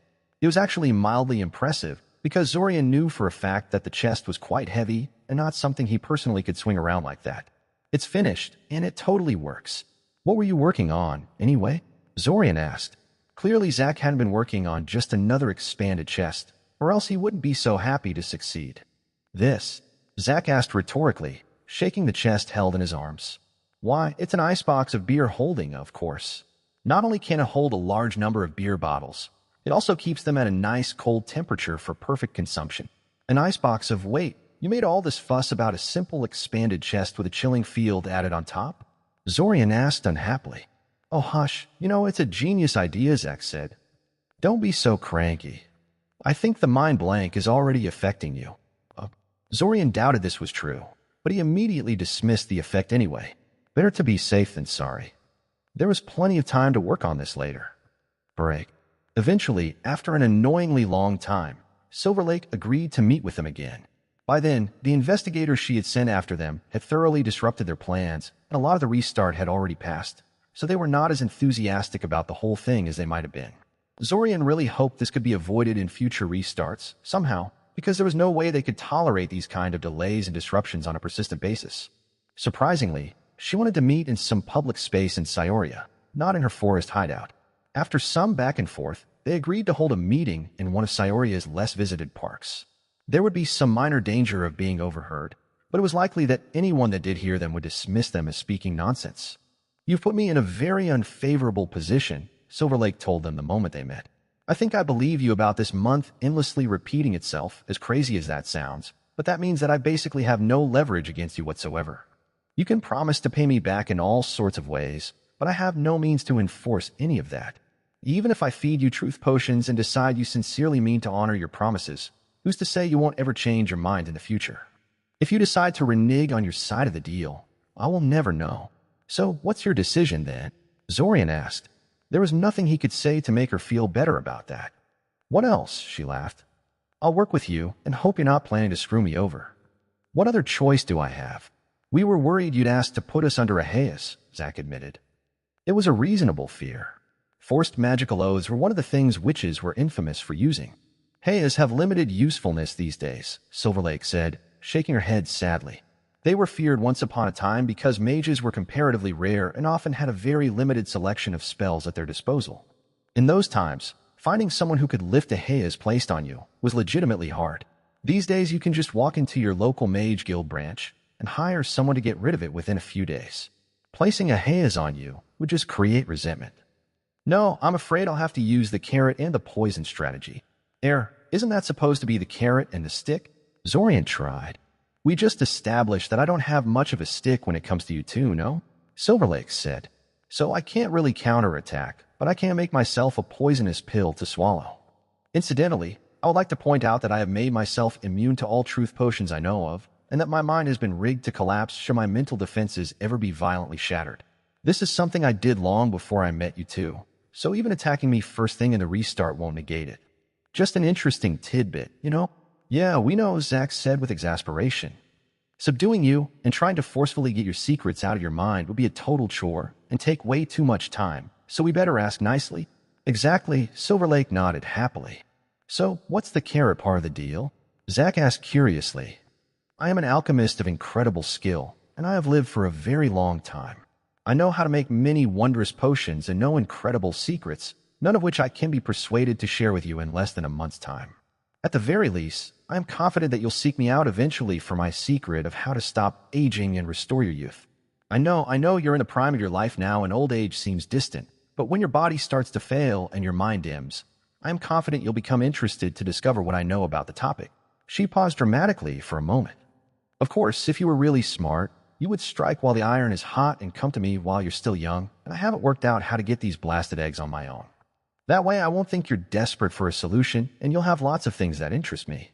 You'll be able to get a much better deal that way. How do you know we won't be able to figure out such a thing ourselves? Zack asked.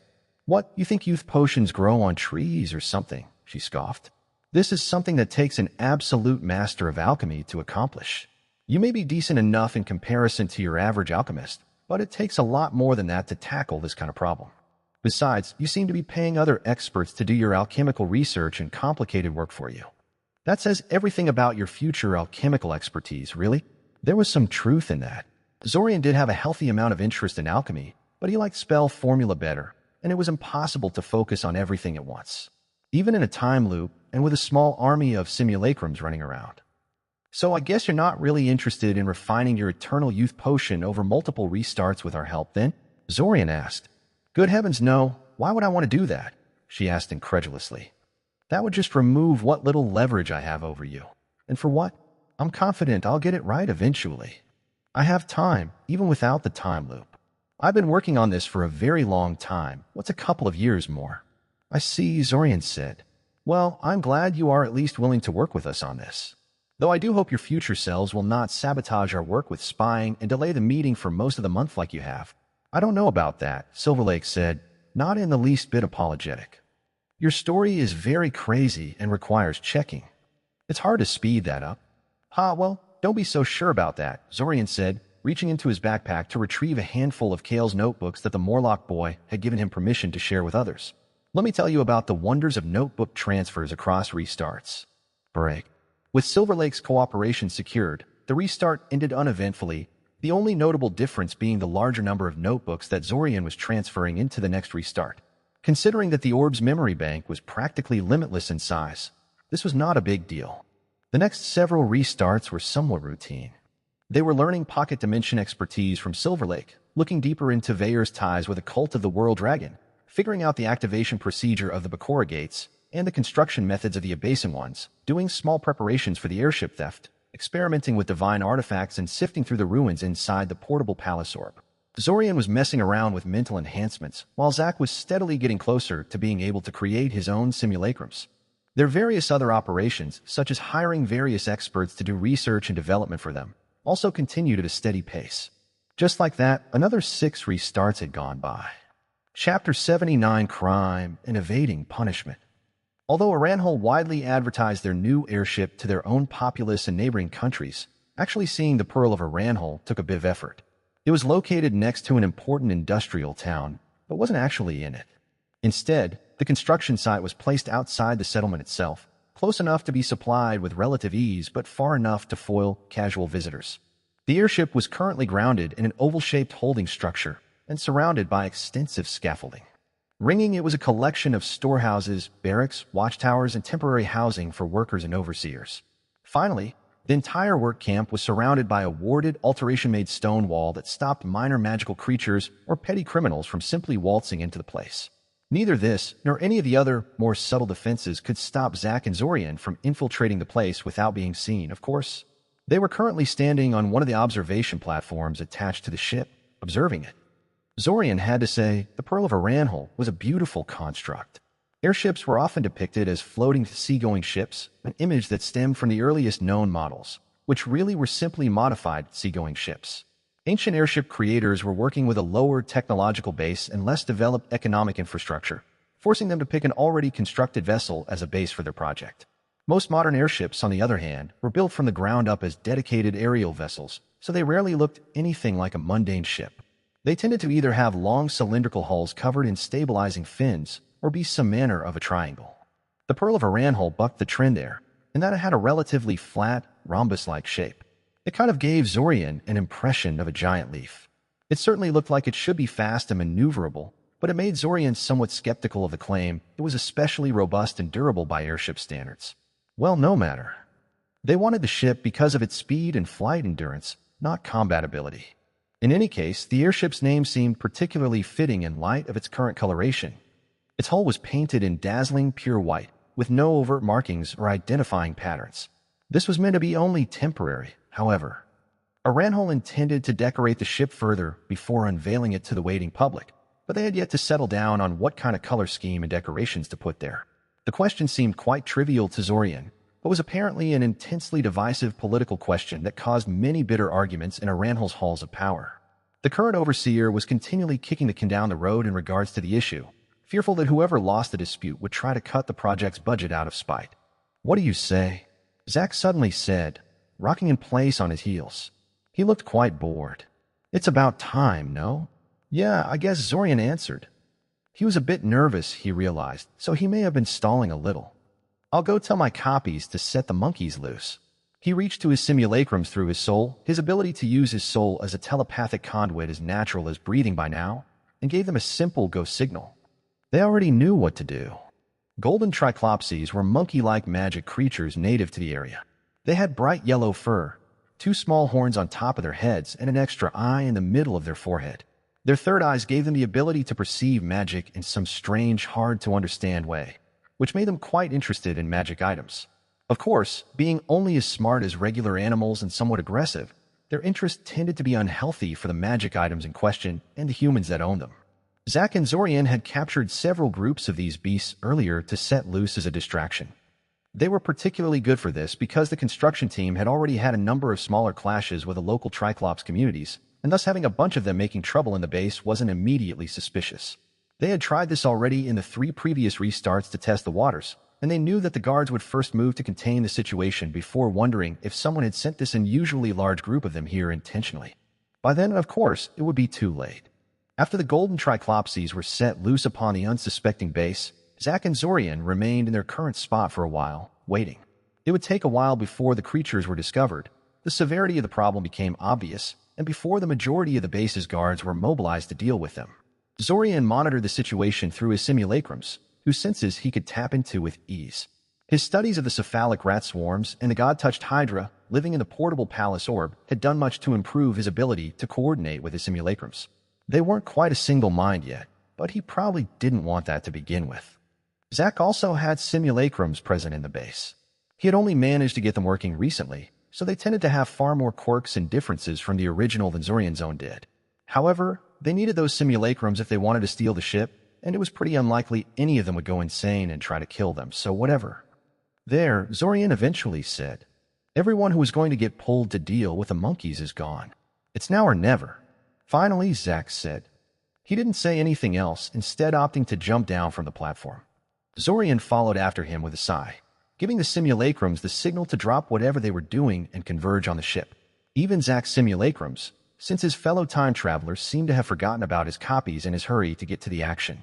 Or maybe he just expected Zorian to take care of that for him. It was actually easier for Zorian to coordinate Zack's simulacrums than it was for Zack himself, due to his lack of easy telepathy. Though since Zack and his simulacrums were largely identical in mind, it should be quite possible for him to use telepathy to communicate with his copies with ease, even if he wasn't a natural mind mage like Zorian. He made a mental note to talk to Zack about that later. Zack, Zorian, and their simulacrums surged forward, pushing past the shock technicians and civilian staff and disabling any armed resistance they encountered. Zack and his simulacrums broke down the scaffolding and the anchor beams that were holding the airship locked down, while Zorian and his simulacrums went about installing the missing airship components and ejecting anyone that remained inside the ship. It went surprisingly well. Zorian was a little worried, since they were making this attempt only a few days into the restart, and the preparations had been made in a considerable rush. He'd had to take a potion of vigilance and miss a night of sleep entirely in order to finish constructing everything in time, so he was technically doing this while staying awake for more than 24 hours. They only had 2 significant complications. One was that some of the soldiers inside the ship had barricaded themselves inside a storage room and placed high-level mental wards on themselves after they figured out how Zorian was overrunning the crew so easily. Since Zack and Zorian couldn't use anything too destructive for fear of damaging the ship, this made the resulting situation a bit of a chore to resolve in a timely manner. Thankfully, the golem bodies of Zorian's simulacrums were capable of taking considerable abuse, so Zorian simply sent them in to swarm the soldiers with no regards to countering attacks. The result were 2 simulacrums with seriously damaged torsos and one that was missing both of his legs, but the problem was solved and the damaged simulacrums could still crew the ship just fine, though the legless one kept whining to Zorian about his predicament. The other was that once every simulacrum and missing part was in its place, and they tried to take off, the airship wouldn't budge. It turned out that someone had installed an additional safeguard that none of the people Zorian had interrogated had been aware of, and Zorian was forced to frantically search for it while Zack repelled constant assaults on the ship from the reorganized Aranali soldiers outside. Thankfully, Zorian eventually found the section the safeguard was in. Unfortunately, it was inside an engine regulation section and integrated into it too deeply and too subtly for Zorian to remove it cleanly in the time they had left. Aranali battle mages were no doubt going to start teleporting in any time soon, and then they'd be forced to abort the attempt. Thus, Zorian just torched the entire mechanism, allowing them to take off but permanently crippling some of the ship's engines. Now the airship was in the air, rapidly distancing itself from the construction site as it flew in the direction of the Zlotic interior. However, it was considerably slower than it should have been, and there was another Aranali airship chasing after them in pursuit. Zorian had no idea how that airship had gotten on the scene so quickly. Maybe it had just happened to be in the area when they made their attempt. In any case, the two of them were currently in the main control room, trying to figure things out. While they had done their homework before coming here and had a rough idea of what operating the Pearl of Aranhal involved, it was one thing to have a theoretical knowledge of how something worked and quite another to actually put it into practice. You know, this thing is harder and less exciting to pilot than I thought it would be, Zack said idly, poking and prodding the various levers and buttons on the control panel in front of him. I do know, Zorian told him, a little grumpily. He was rapidly becoming aware of why Aranhali plans called for a dedicated navigator that would focus fully on charting a ship's course. He was so fobbing off this job to a simulacrum the next time they did this.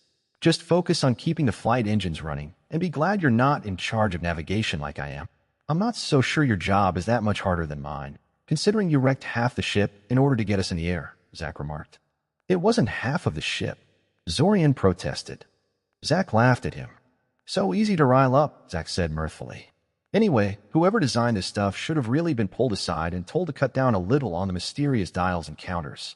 He should have put in some kind of magic panel or an illusion projector that would give you information in a more understandable form. Would that really be so hard? I think you have a skewed image of how easy that kind of thing is, Zorian remarked. It's neither cheap nor easy, and it would make it really inconvenient to fix things if something goes wrong. Dials and counters are simple to make and fix. I guess Zack conceded. It's still annoying that we're not even able to see the Aranhali airship pursuing us. One would think that an option to see a pursuing enemy would be one of the core features put into a control room. I should be able to say, I don't know, something like on screen, and have an image of the enemy projected on these windows in front of us.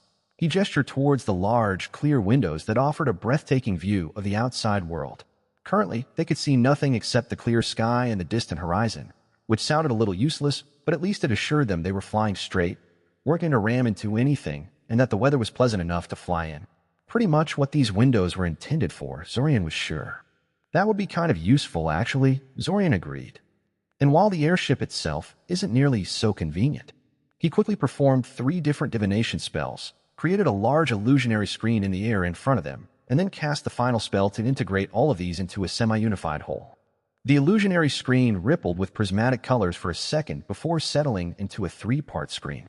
2 of them showed a scried image of the pursuing airship in different angles.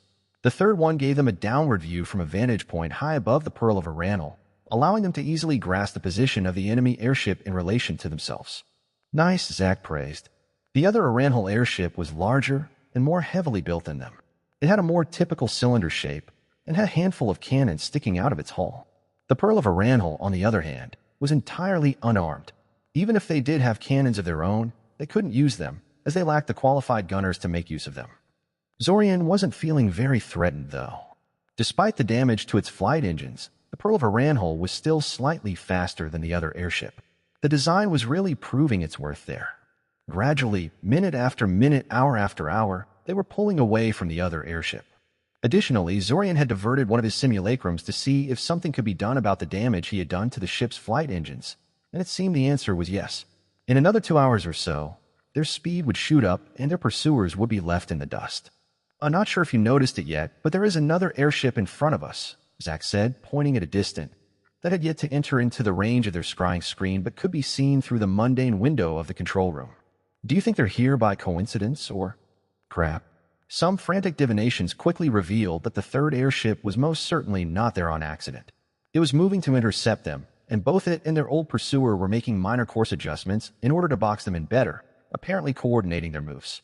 The strange thing was that the new airship wasn't even owned by Aranhal. It belonged to the neighboring country of Mesner. The two countries didn't exactly have the best relations with one another, so Zorian couldn't help but privately wonder what Aranhal had promised to the other side in order to get them to help out. A lot, probably. They really didn't want to lose the Pearl of Aranhal, it seemed. Break. Previously, when Zack and Zorian were securing the Pearl of Aranhal and fleeing the scene with their ill-gotten gains, they had been trying to treat their enemies with as much mercy as possible. The Aranhal soldiers posted on the construction site were perfectly justified in being outraged at them, after all, so the two time travelers tried to disable their enemies non-lethally. To Zorian's knowledge, nobody had actually died during the theft itself, though some people did get seriously injured and the golden Triclopses might have killed someone after they had left. They even left the pursuing airship be, preferring to flee rather than destroying them, as they very well could have. However, having been caught between two airships like this meant they could no longer afford to treat the situation with such velvet gloves. Stolen content warning. This tale belongs on Royal Road. Report any occurrences elsewhere. Guided by Zack's and Zorian's hands, the Pearl of Aranhal promptly turned around to confront the Aranhali airship that had been pursuing them.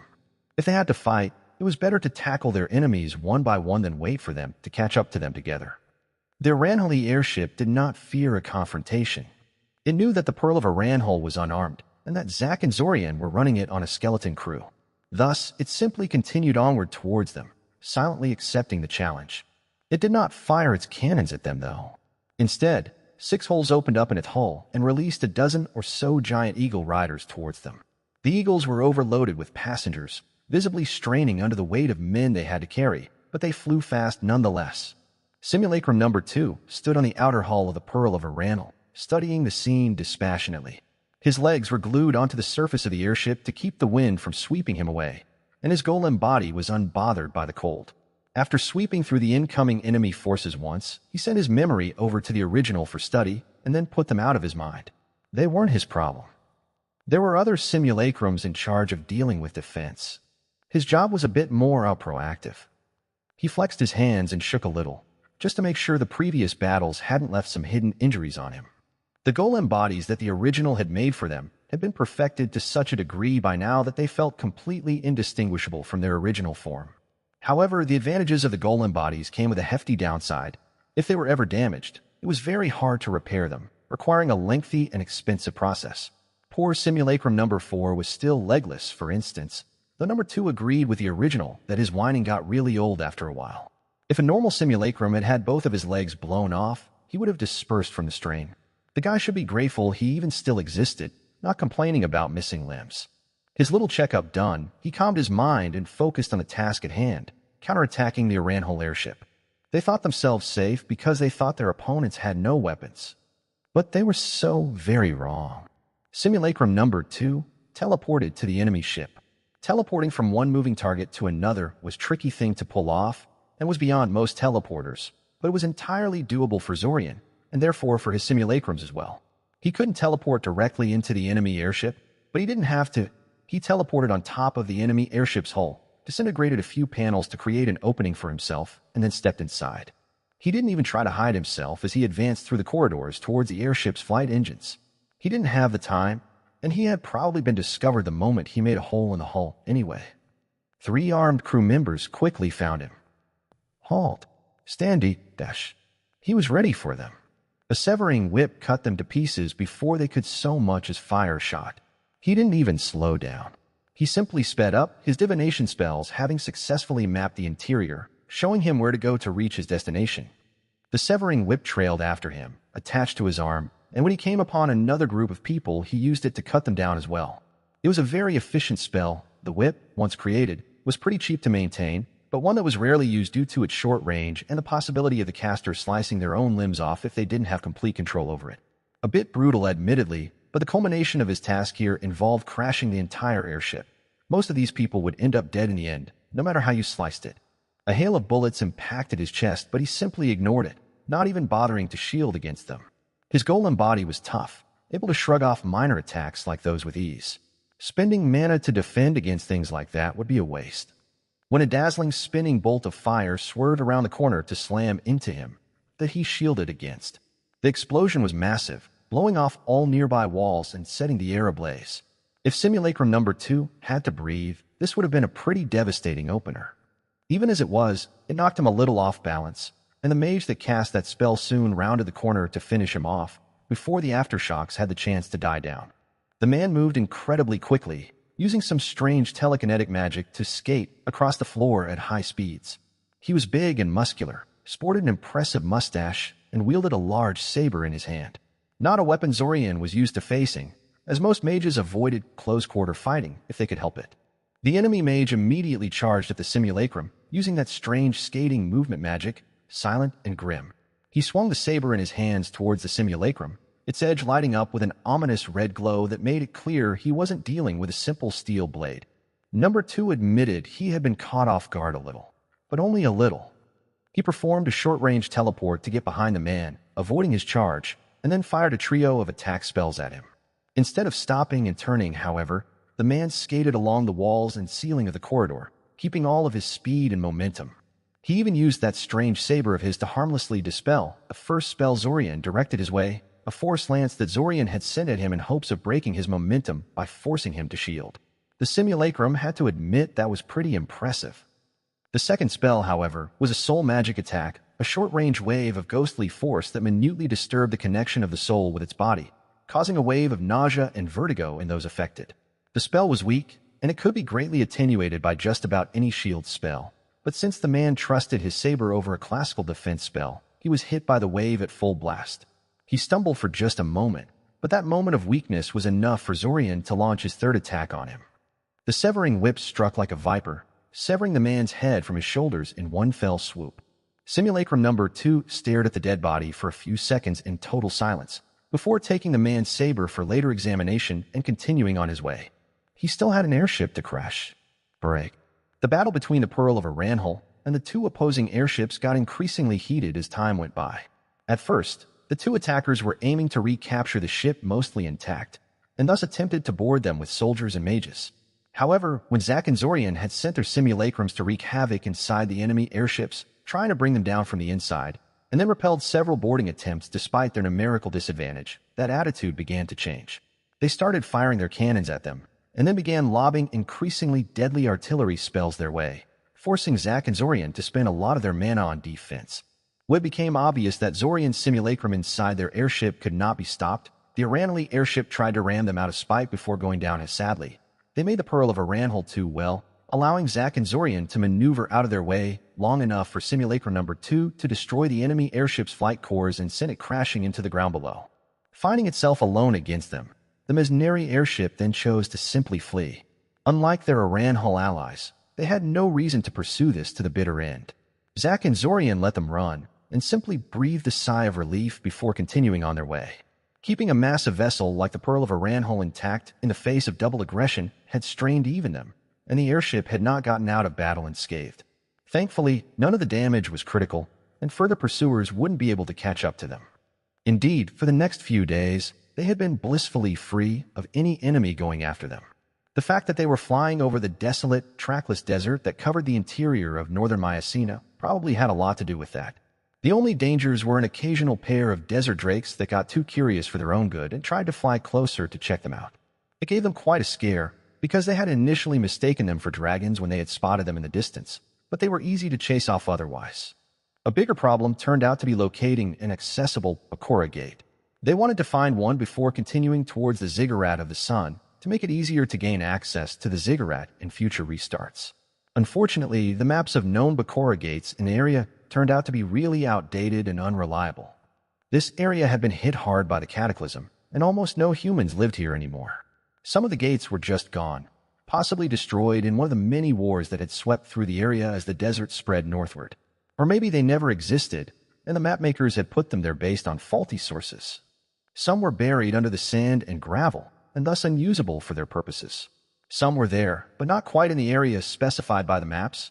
The mapmakers had only known the general area where the gate was located and made an educated guess about the exact location instead of going there to actually check things. Apparently, mapmakers had been less concerned about quality control in the past. A lot less. Still, they managed to find a suitable Bakura gate after 5 days of flying around the desert. The time wasn't entirely wasted. In any case, Zorian took advantage of his unrestricted access to the airship's internals to inspect it in detail. He also took some of the equipment apart to see how it worked before putting it back together again. Although he was forced to stop when Zack complained, he would break things even worse than he already had. In any case, once they had settled down on a Bakorigate to use, they grounded the Pearl of a Ranhol in the area before re-establishing contact with Eldamar. Zack had left one of his simulacrums there, so he could open a dimensional passage for them the same way Zorian used to do, except that he couldn't contact his simulacrum telepathically through the soul, so they had to wait for a prearranged time of day instead of doing it on a whim. There were a lot of things they had to do back in Eldamar. First of all, they had to secure the cooperation of the Silent Doorway Adepts in order to obtain the password of the Bakorigate they had claimed. Their research into the method of operating the Bakorigate had greatly improved the speed and reliability of the Urania opening ritual, but they still needed the web's cooperation in order to make use of them. Thankfully, convincing the Silent Doorway Adepts to ally with them was a lot easier these days. The perfected opening ritual and the many new gate passwords they had obtained over the restarts made their words carry considerable weight. It usually took only a few days before the Silent Doorway Adepts were ready to work with them.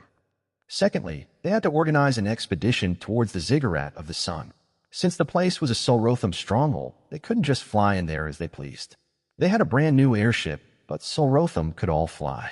They had to scout the area, see if they could get Alanik on board, repair the Pearl of a Ranhol and Zorian's simulacrum golems, and then come up with a plan of approach after they had seen what they were working with. Thus, Zack and Zorian reluctantly left their new airship out there in the desert, guarded only by a few simulacrums, while they went back to Eldamar to prepare things. Hopefully nobody would try and take it while they were occupied elsewhere. Break. The room was packed. Everyone who was a part of their conspiracy, as Zack called it, was there. Kale, Taven, Svim, Alanik, Dent, and Silverlake. Silverlake had never taken part in these kinds of group meetings in the past. While they had managed to convince her the time loop was real and come to an agreement with her, she clearly didn't trust them very much. She instructed them in pocket dimension creation, and she worked with them to decipher the nature of the primordial prisons and the manner in which they were connected to the time loop reality and the real world. But she also kept trying to covertly spy on them. She was leaving coded messages to her future iterations inside her notes. Zorian couldn't figure out what those coded messages were saying, but he was sure they were there. Even if Silverlake kept insisting, he was just paranoid and making mountains out of molehills. She also stubbornly refused to make use of the time loop to work on her youth potion, but Zack and Zorian cared a lot less about that than she seemed to think. In any case, the result of all this was that Zack and Zorian were both leery about trusting her too much and kept keeping her out of their greater plans and group meeting as such. However, that kind of thing couldn't go on forever, and it was becoming obvious that waiting for Silverlake to find something encouraging in the notes of her predecessors was an idle dream. They could only hope that if they extended a little more trust towards her, even though she sure hadn't done anything to deserve that, she would eventually reciprocate. Besides, their plans for the current restart were extensive and important enough that it didn't feel right to exclude anyone out of the planning sessions. It was interesting, though. Zorian had expected Silverlake to make a remark about Kale, since the Morlock boy had indicated they had some kind of prior knowledge of each other when he had sent Zorian to talk to her, but Silverlake didn't seem to notice him. It wasn't that she was deliberately ignoring him as far as Zorian could tell. She just didn't seem to perceive him as important or familiar. Perhaps she just didn't connect the person with the face in front of her? Kale had no doubt been a child when they had last met, and he was a teenager now. Regardless, while Silverlake did not recognize Kale, she definitely recognized someone else, Alanik. What was more, Alanik clearly recognized her as well. They faced off against each other for a full 5 seconds after they saw one another, just staring at each other, not saying anything. Then they looked away and pretended nothing happened. Since they didn't say anything, Zorian pretended not to notice. Currently, everyone was staring at Zack and Zorian with a complicated expression, momentarily struck speechless. "That was you?" Diamond exclaimed incredulously. "You're the ones who did that airship theft that all the newspapers are talking about." "That's us, yup," Zack said, nodding proudly. "We're awesome." "That's," Diamond said, grasping for words. "Reckless," Svim supplied. "Stupid," Taven offered. "Your idea," Zorian said. "Yeah, exact," the men began, before registering what Zorian had said. "Wait, what?" "Yup," Zorian nodded seriously. "Totally your idea. I assume you had a reason for doing that, then?" Alanik prompted. "Of course," Zack laughed. "We had the best reason." "Gather round, children. Grandpa Zack is going to tell you all the story." Over the next half an hour, Zack told everyone involved what the point behind the airship theft was. Zack being Zack, he focused more on describing the exciting parts of the airship battle than the strategic goal of the theft or their reasoning, but he did eventually manage to get the point across. They needed the airship in order to locate all the key pieces in time. Without the Pearl of Aranhal, traveling across the Zlotic Desert to reach the Ziggurat of the Sun would probably require multiple restarts due to the hostile environment and a lack of human towns where they could hire teleporters at. Additionally, they eventually needed to reach Blantyre to collect one of the pieces, and traversing the vast amount of ocean that separates Blantyre from the nearest human landmass in less than a month would be nearly impossible through alternative methods. It's more than that, though, Zack continued. Not only is the airship we stole absolutely critical in getting us out of this time-looping reality, it is also important practice for another theft that needs to happen. More thefts, Mr. Novita? Svim asked him, raising an eyebrow inquisitively. Well, yes, Zack said. After all, the dagger is held inside Eldamar's royal treasury. Oh heavens! Taven groaned, burying her face in her hands. Zorian, are you seriously going to break into the royal vaults? Kale, who was sitting next to her, chuckled quietly. He kind of has to, doesn't he? He said, sounding a little amused. Since you're mentioning this now, I'm guessing you intend to make the attempt at the royal treasury in this very restart, then? Alanik asked. Yes, Zorian confirmed. Additionally, we also intend to try and wrest the crown from Quadakikal, the ancient lich fighting for the obeisance. Potentially, we could gather all but one of the key pieces in this very restart. I doubt we'll succeed in getting them all this time. Hell, I wouldn't even be surprised if we fail to get any of them. But it's good practice, and it should at least tell us what areas we're lacking in and what we need to work on to succeed next time. I see, Alanik sighed. I will be frank. I'm not very comfortable with condoning such an act of treason. Considering what is at stake here, I will not stand in your way, but you should not count on my help in this regard. Ha ha. Silverlake suddenly cackled. So righteous and serious. This is too funny. I still remember how you came to me back then, a budding little necromancer full of ambition and anger, asking for my help. It's really hard to reconcile that memory with what you ended up becoming. A necromancer and a thief became a fervent priest and a patriot. Now I've really seen everything in the world. Alanik stiffened slightly at her words and then gave her an angry glare. Silverlake just grinned cheekily at him. Taking a deep breath, Alanik rose from his seat and gave Zack and Zorian a frosty look. I think it would be best for everyone if I did not participate in this meeting anymore, or any other meeting where you planned how to best rob Eldamar's royal family, Alanik said. And while I realize more than anyone that desperation can make one do things they rather wouldn't, I have to warn you that you're making a mistake by working with this old ghoul. You're playing with fire. She will stab you in the back in a heartbeat if she thought it would benefit her. I love you too, my little necromancer, Silverlake said sweetly. Alanik did not bother to respond to her, or even look at her. He simply turned around and left the room. Not quite stormed off, but it wasn't quite far from it. Zorian resisted the urge to bury his face in his hands. It always had to be something, didn't it? A long, uncomfortable silence descended on the scene. Only Silverlake seemed entirely comfortable with the situation, humming happily to herself and idly examining one of the experimental potions Kale had made.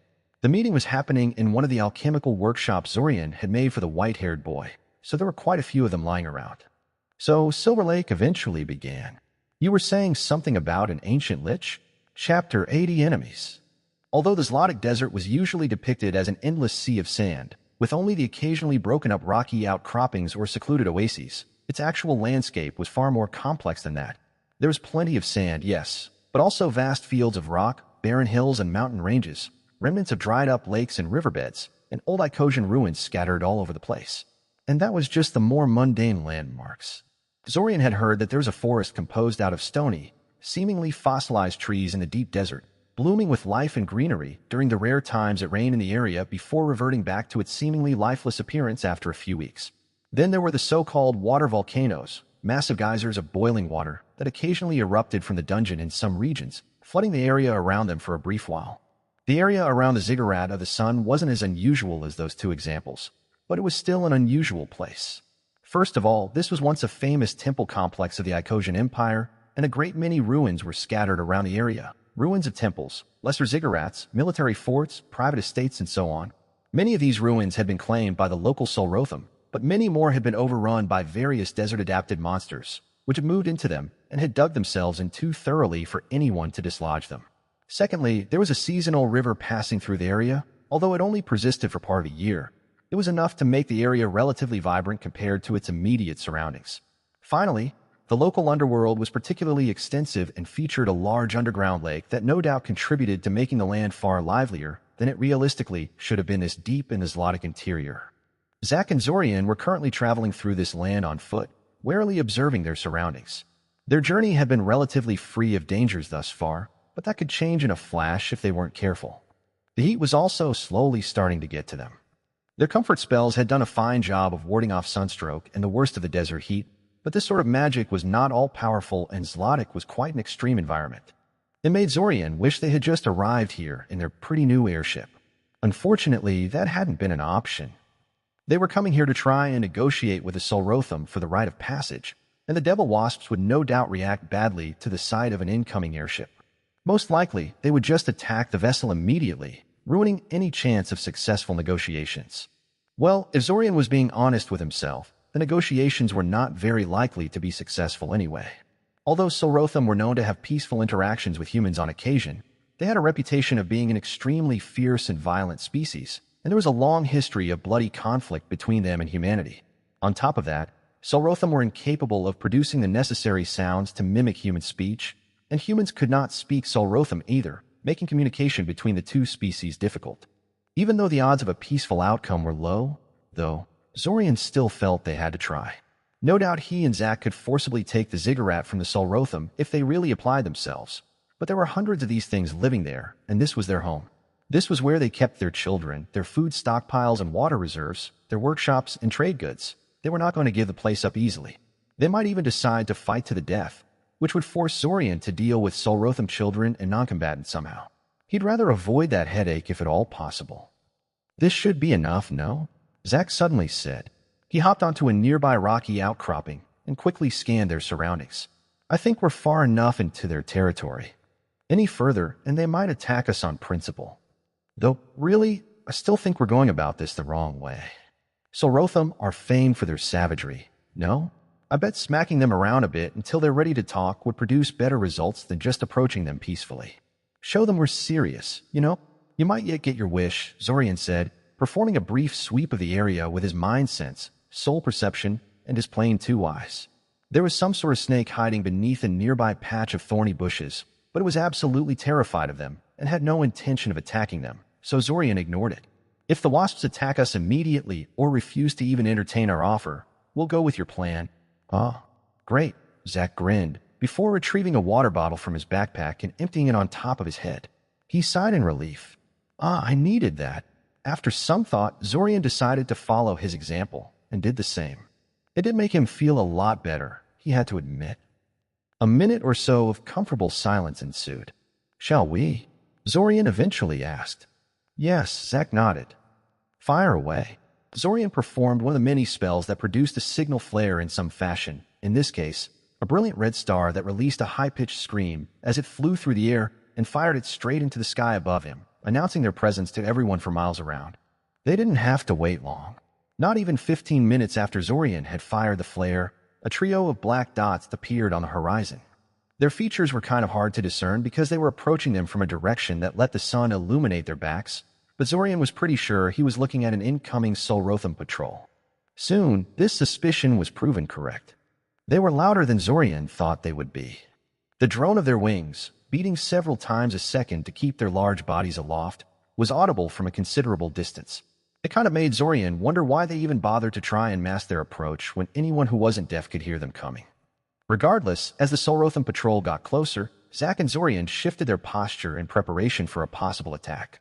They didn't think the Solrotham would just attack them with no provocation.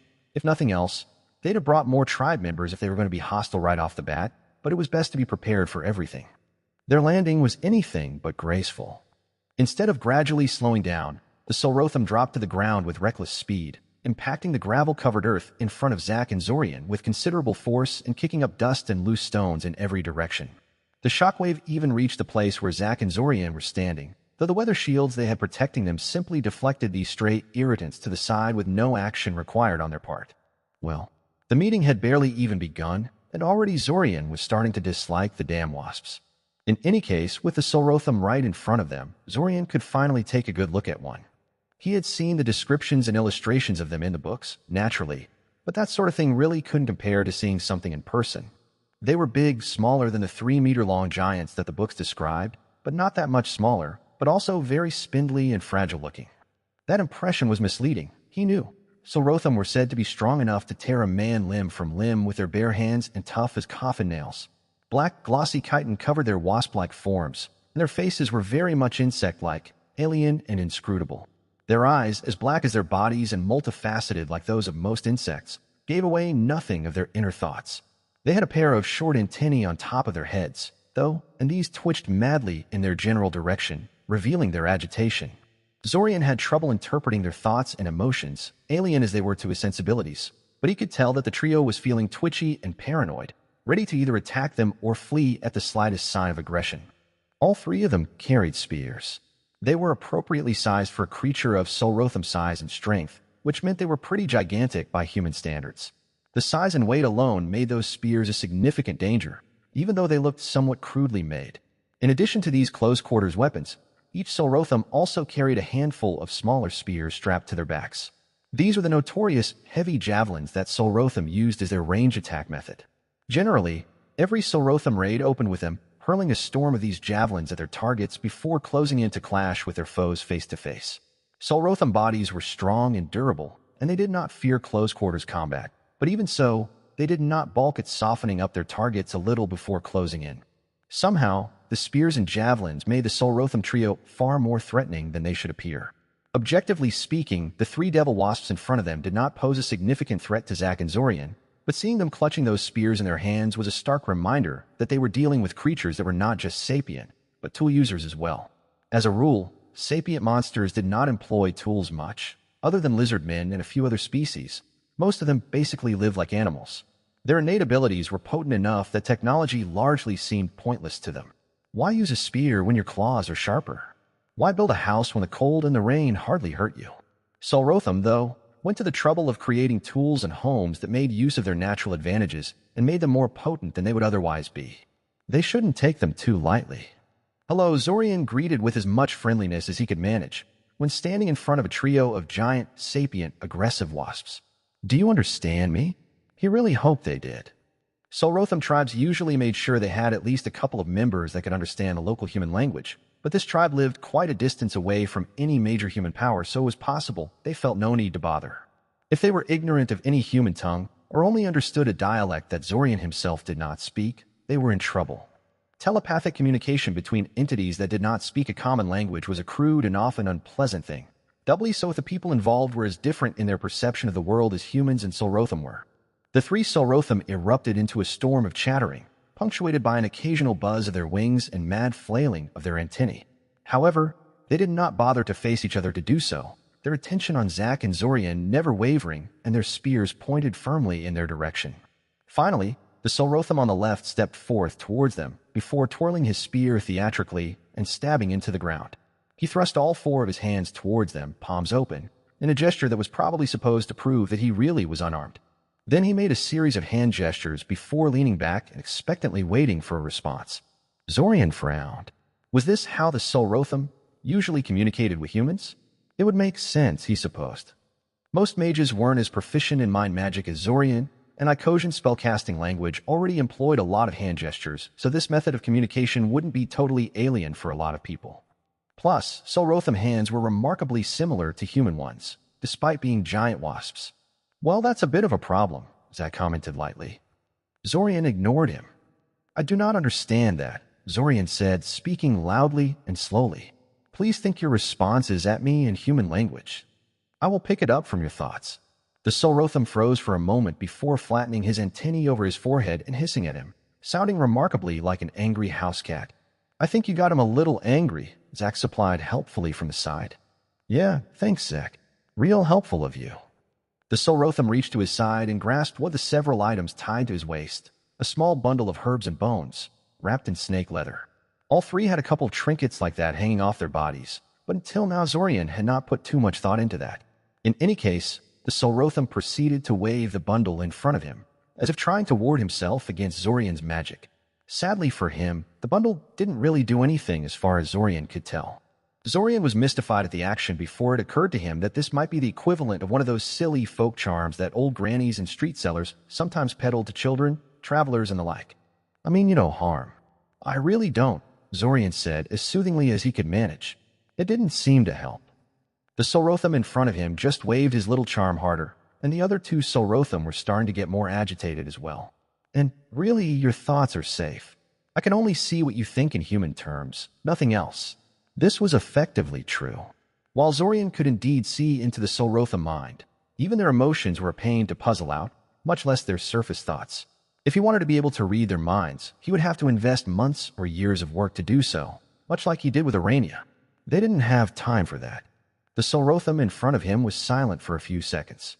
Then, seemingly realizing that his magic charm was not being effective, he stashed it back on his belt and shifted his posture into a more confident stance. Speak, the Solrotham said, in his mind. Fine, Zorian nodded. First, let me introduce ourselves. I am Zorian, and the person next to me is Zack. May I know who I'm talking to? No, the Solrotham replied. I will not give you my name, sorcerer, the Devil Wasp clarified after a few seconds. Everyone knows that names have power and that your kind can use them against us. What? This was news to Zorian. Well, whatever. He would just think of the Solrotham in front of him as Buzzkill for now, then. We seek passage through your territory and wish to present gifts to your leaders, Zorian said. He didn't mention anything about searching the ziggurat yet, since simply getting inside would give them useful information. At the very least, they would find out if the key piece was actually there if they could get in, due to the detection ability of their markers. Out of the question, Buzzkill said resolutely. You are not of the tribe. Do you not accept guests in your home? Zorian frowned. I know we are different, but surely there is some kind of tradition of hospitality in your tribe? Buzzkill's hands twitched into the beginning of a gesture, before he caught himself and laboriously started forming thoughts for Zorian to detect. The language he spoke was a strange dialect of Icosian, possibly an archaic version of some local dialect, but Zorian had gotten relatively proficient in Zlotic dialects by now and could puzzle out his meanings easily enough. It helped that they weren't having some particularly high-minded discussion here. A wise one does not simply let strangers walk into his home, Buzzkill stated. We would need to make sure you are friends of the tribe. Signs would have to be consulted and proper rituals observed. I see, Zorian said uncertainly. And how long would that last? Many days, Buzzkill said. Zorian could be wrong, but he thought he detected a note of schadenfreude in his thoughts. Zorian was silent for a while, considering the situation. A few more questions to Buzzkill regarding this whole process of consulting the signs and whatnot did not yield anything except vague explanations and refusals to elaborate. It was all very secret and not to be spoken about with outsiders, apparently. His questioning was eventually interrupted by an incoming telepathic message, however, one coming from Zack. He may not be psychic like Zorian was, but telepathy was not beyond the reach of normal mages. It was just rarely used because it required a great deal of training to use, even if one knew the relevant spells, and because of trust concerns. Now, thanks to the extensive training of his mental defenses over the last dozen or so restarts, Zack had lost some of his paranoia regarding mind magic, allowing them to silently exchange thoughts when the situation called for it. Who knew? Maybe one day Zack would actually let him perform a detailed examination of his mind to see if Red Robe had left any more surprises in there. I'm guessing things aren't going too well, Zack asked. Hard to say, Zorian said. Strictly speaking, he didn't say no, just that would require a lot of time and effort, and probably bribes, for us to be granted entry into their territory, but I don't know. Huh?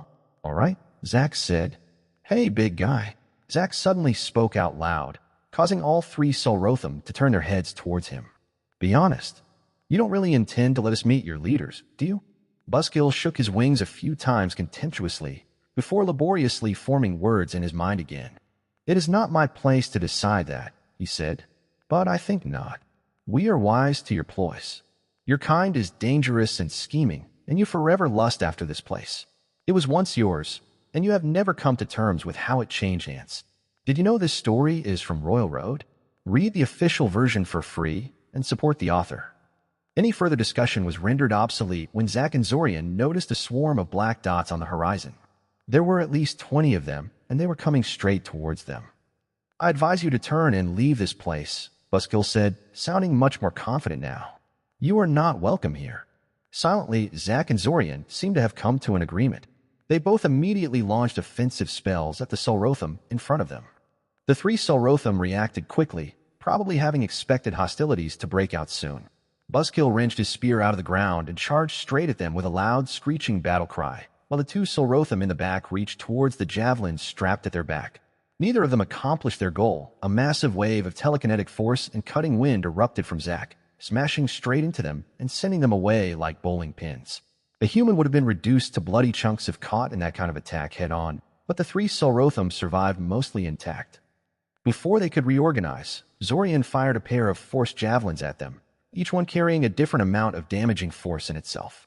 The purpose of this battle wasn't so much to kill the three Solrotham. They could have done that in the initial salvo if they so wished, but rather to puzzle out the limits of their protective abilities and intimidate the tribe somewhat, so that they were more likely to negotiate when they come in force later. With that in mind, Zack and Zorian proceeded to throw the three Solrotham around like rag dolls, breaking their wings and limbs in the process, and making sure that the incoming Solrotham forces could see the overwhelming power they represented. Eventually, the incoming Solrotham swarm finally arrived at the scene, and it was time to leave.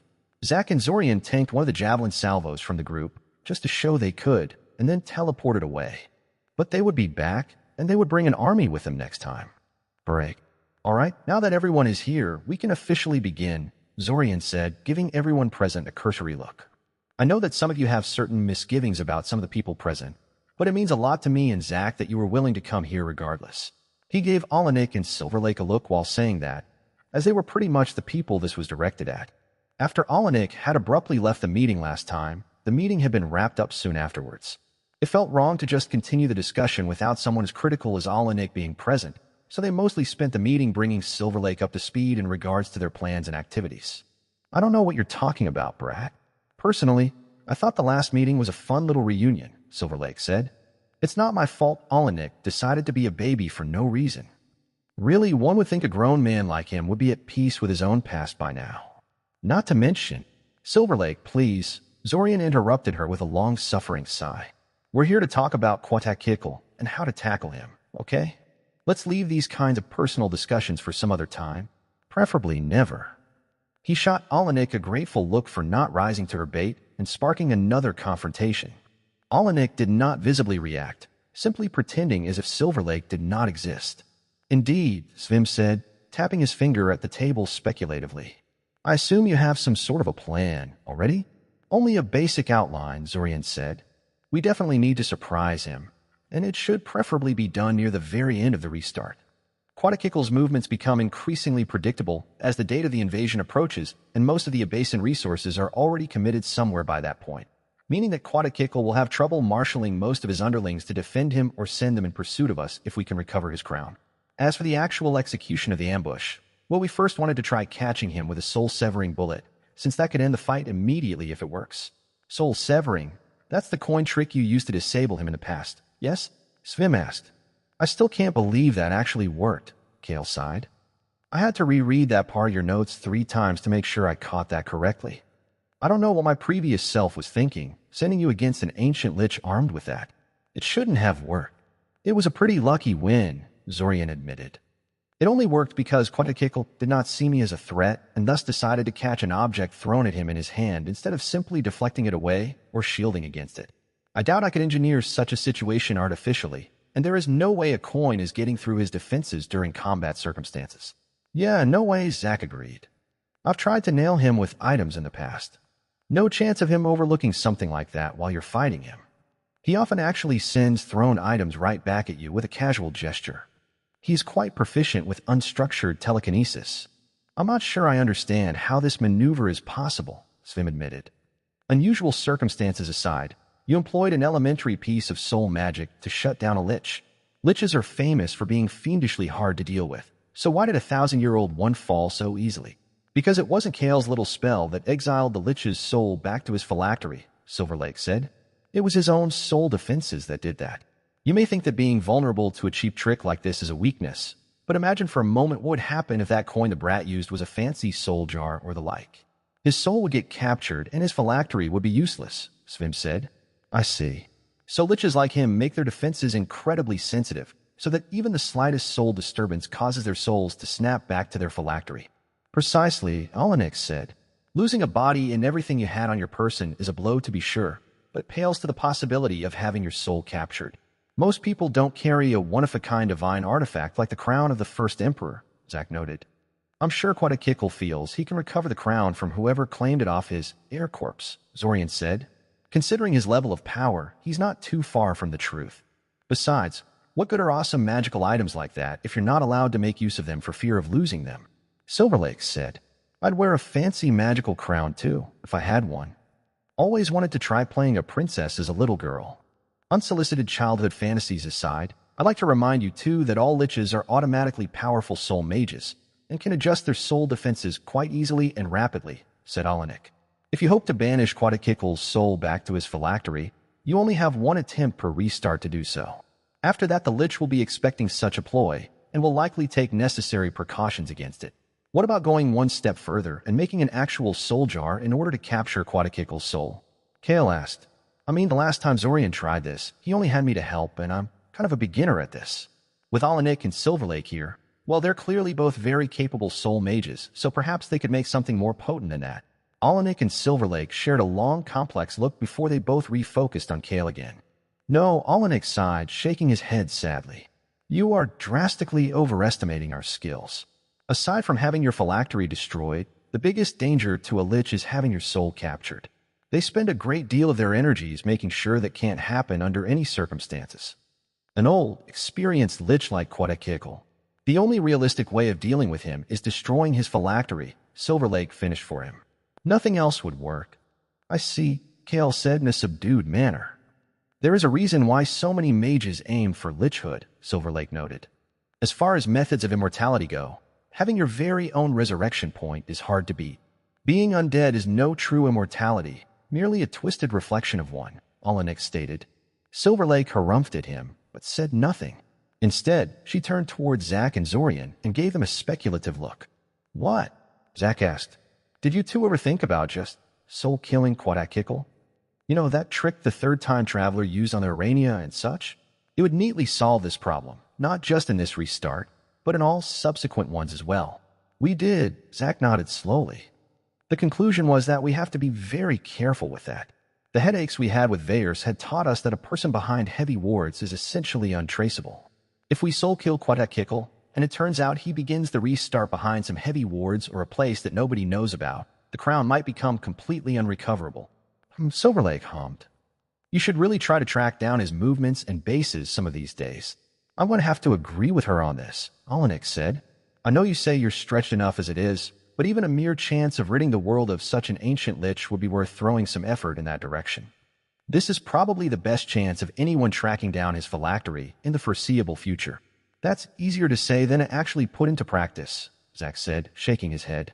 A small silence descended at the scene, only broken up when Silverlake decided to clear her throat and attract everyone's attention to herself. In any case, I've done some digging in my personal records after you've explained the situation to me. I think I have something that might help you take down Quattakikl, she said, pulling out a weathered old scroll out of her bag. Oh. Zack said eagerly. Do tell. It's a trap field that prevents souls from escaping out of the area, Silverlake said, throwing the scroll in his direction. Zack caught it, fumbling slightly with a catch due to not expecting the move.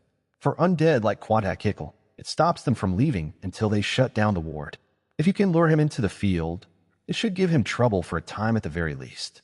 I heard he moves a lot around the battlefield and loves to retreat to come back later. This ward is not nearly as obvious as an anti-teleportation field, but effectively has the same effect as one on undead. Huh? That did sound very useful against Quattakikl. Anyway, I would be of little use to you in the actual battle against a powerful lich like Quattakikl, but I can help you set up the battlefield beforehand, Silverlake continued. Aside from the spell I just gave you, I also have a few other surprises, though none are as effective as that one. And while Zorian is arguably a better warder than I am, he doesn't have experience with these particular spells. I'm probably going to take you up on that offer, Zorian said. This restart was going to get pretty busy as their preparations approached completion, so any chance to offload some of his responsibilities on someone else was useful. Every little bit of help is useful. As for Svim and Alanik, I'm hoping you two will help us battle Quattakikl if the ambush fails. Which it probably will, Zack noted. Hush, child, Silverlake chided him. Don't you know you will curse this whole endeavor with such talk? Just being realistic, Zack shrugged. I tangled with Quattakikl the most out of anyone here, so I feel I have the right to be a little pessimistic. Anyway, I actually have a suggestion of my own. I think I have an idea about something we can do to better prepare for the eventual battle against Quetzalcoatl. And what would that be, Mr. Novita? Svim asked. A practice fight, Zack said with a cheerful grin. I'll play the role of Quetzalcoatl, and you will all cooperate and try to subdue me. Admittedly, I am not an ancient lich of unfathomable power and experience, but I did recently become capable of creating my own simulacrums, so there is no danger of me getting hurt in the fighting. You can think of me as a discount Quetzalcoatl, I guess. Zorian flinched a little at his description. This was such a bad idea. Zack, he protested.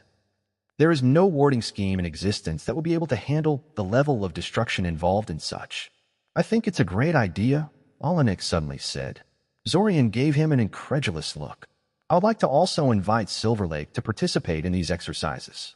Even if she doesn't intend to participate in the actual battle, these sort of mock fights would surely help her get a better perspective on what she is dealing with and help her fine-tune her preparations. Oh, come on. What's that supposed to mean? Silver Lake said, scowling at him. This sparked a loud fight between them, the two of them slinging barbs and thinly veiled insults at each other, while Zorian's mood steadily worsened. I hope you're happy with yourself, Zorian sent to Zack telepathically. It's going to be great, you'll see, Zack sent him back, completely unapologetic.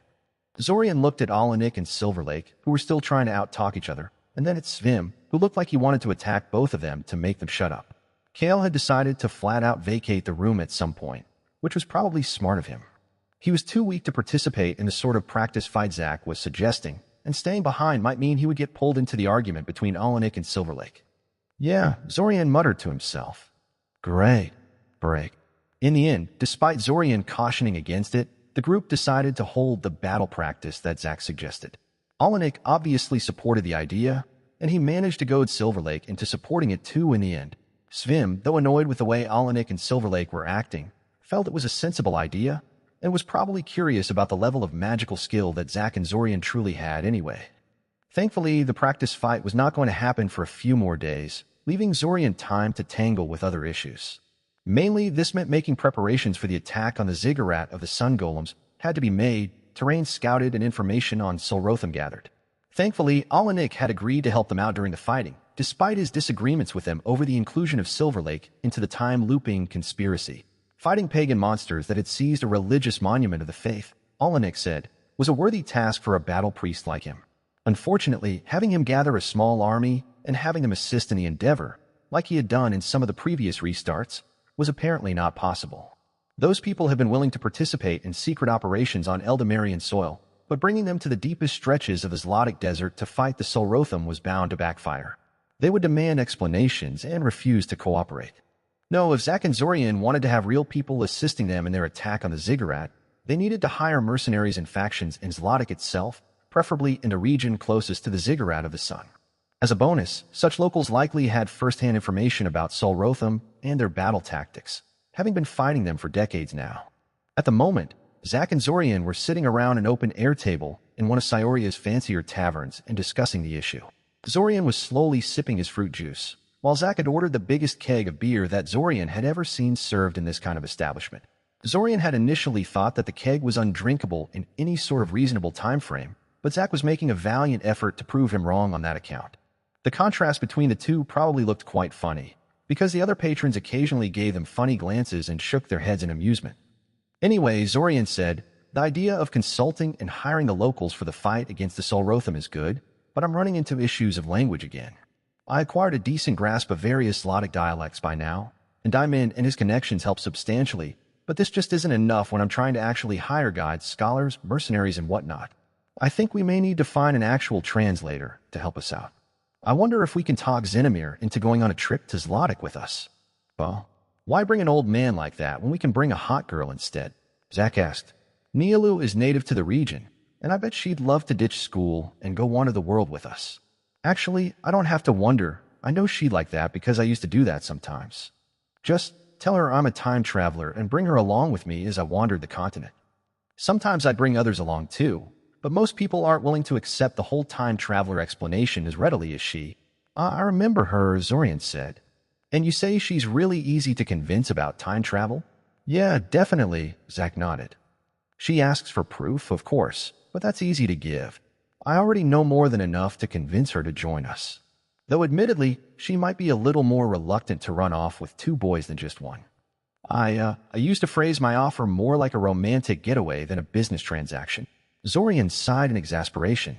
Then again, if he had been stuck in a time loop like Zack had been, with no obvious danger pressing down on him, wouldn't he do the same thing? He'd probably take advantage of the time loop to go after a girl or two. Why don't we first try to talk to her about this before we take it for granted that she'd want to go along with this? Zorian told him. At the very least, she probably won't mind getting us in contact with her family, Zack said with a shrug. Her family is rich and in a bit of a political crisis right now, so it should be possible to acquire their cooperation in exchange for helping them out with a problem or two. Finding us a translator or two is the least they could do for us. A bit of a political crisis?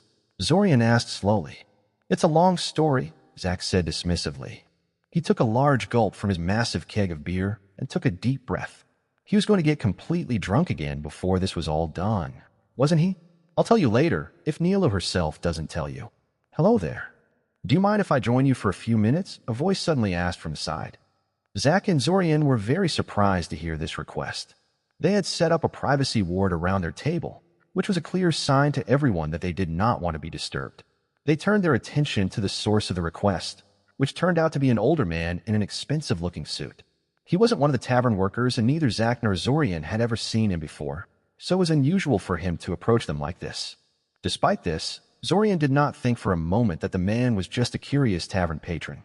After all, if the man was just your average person, he would be able to sense the man's mind. And he couldn't.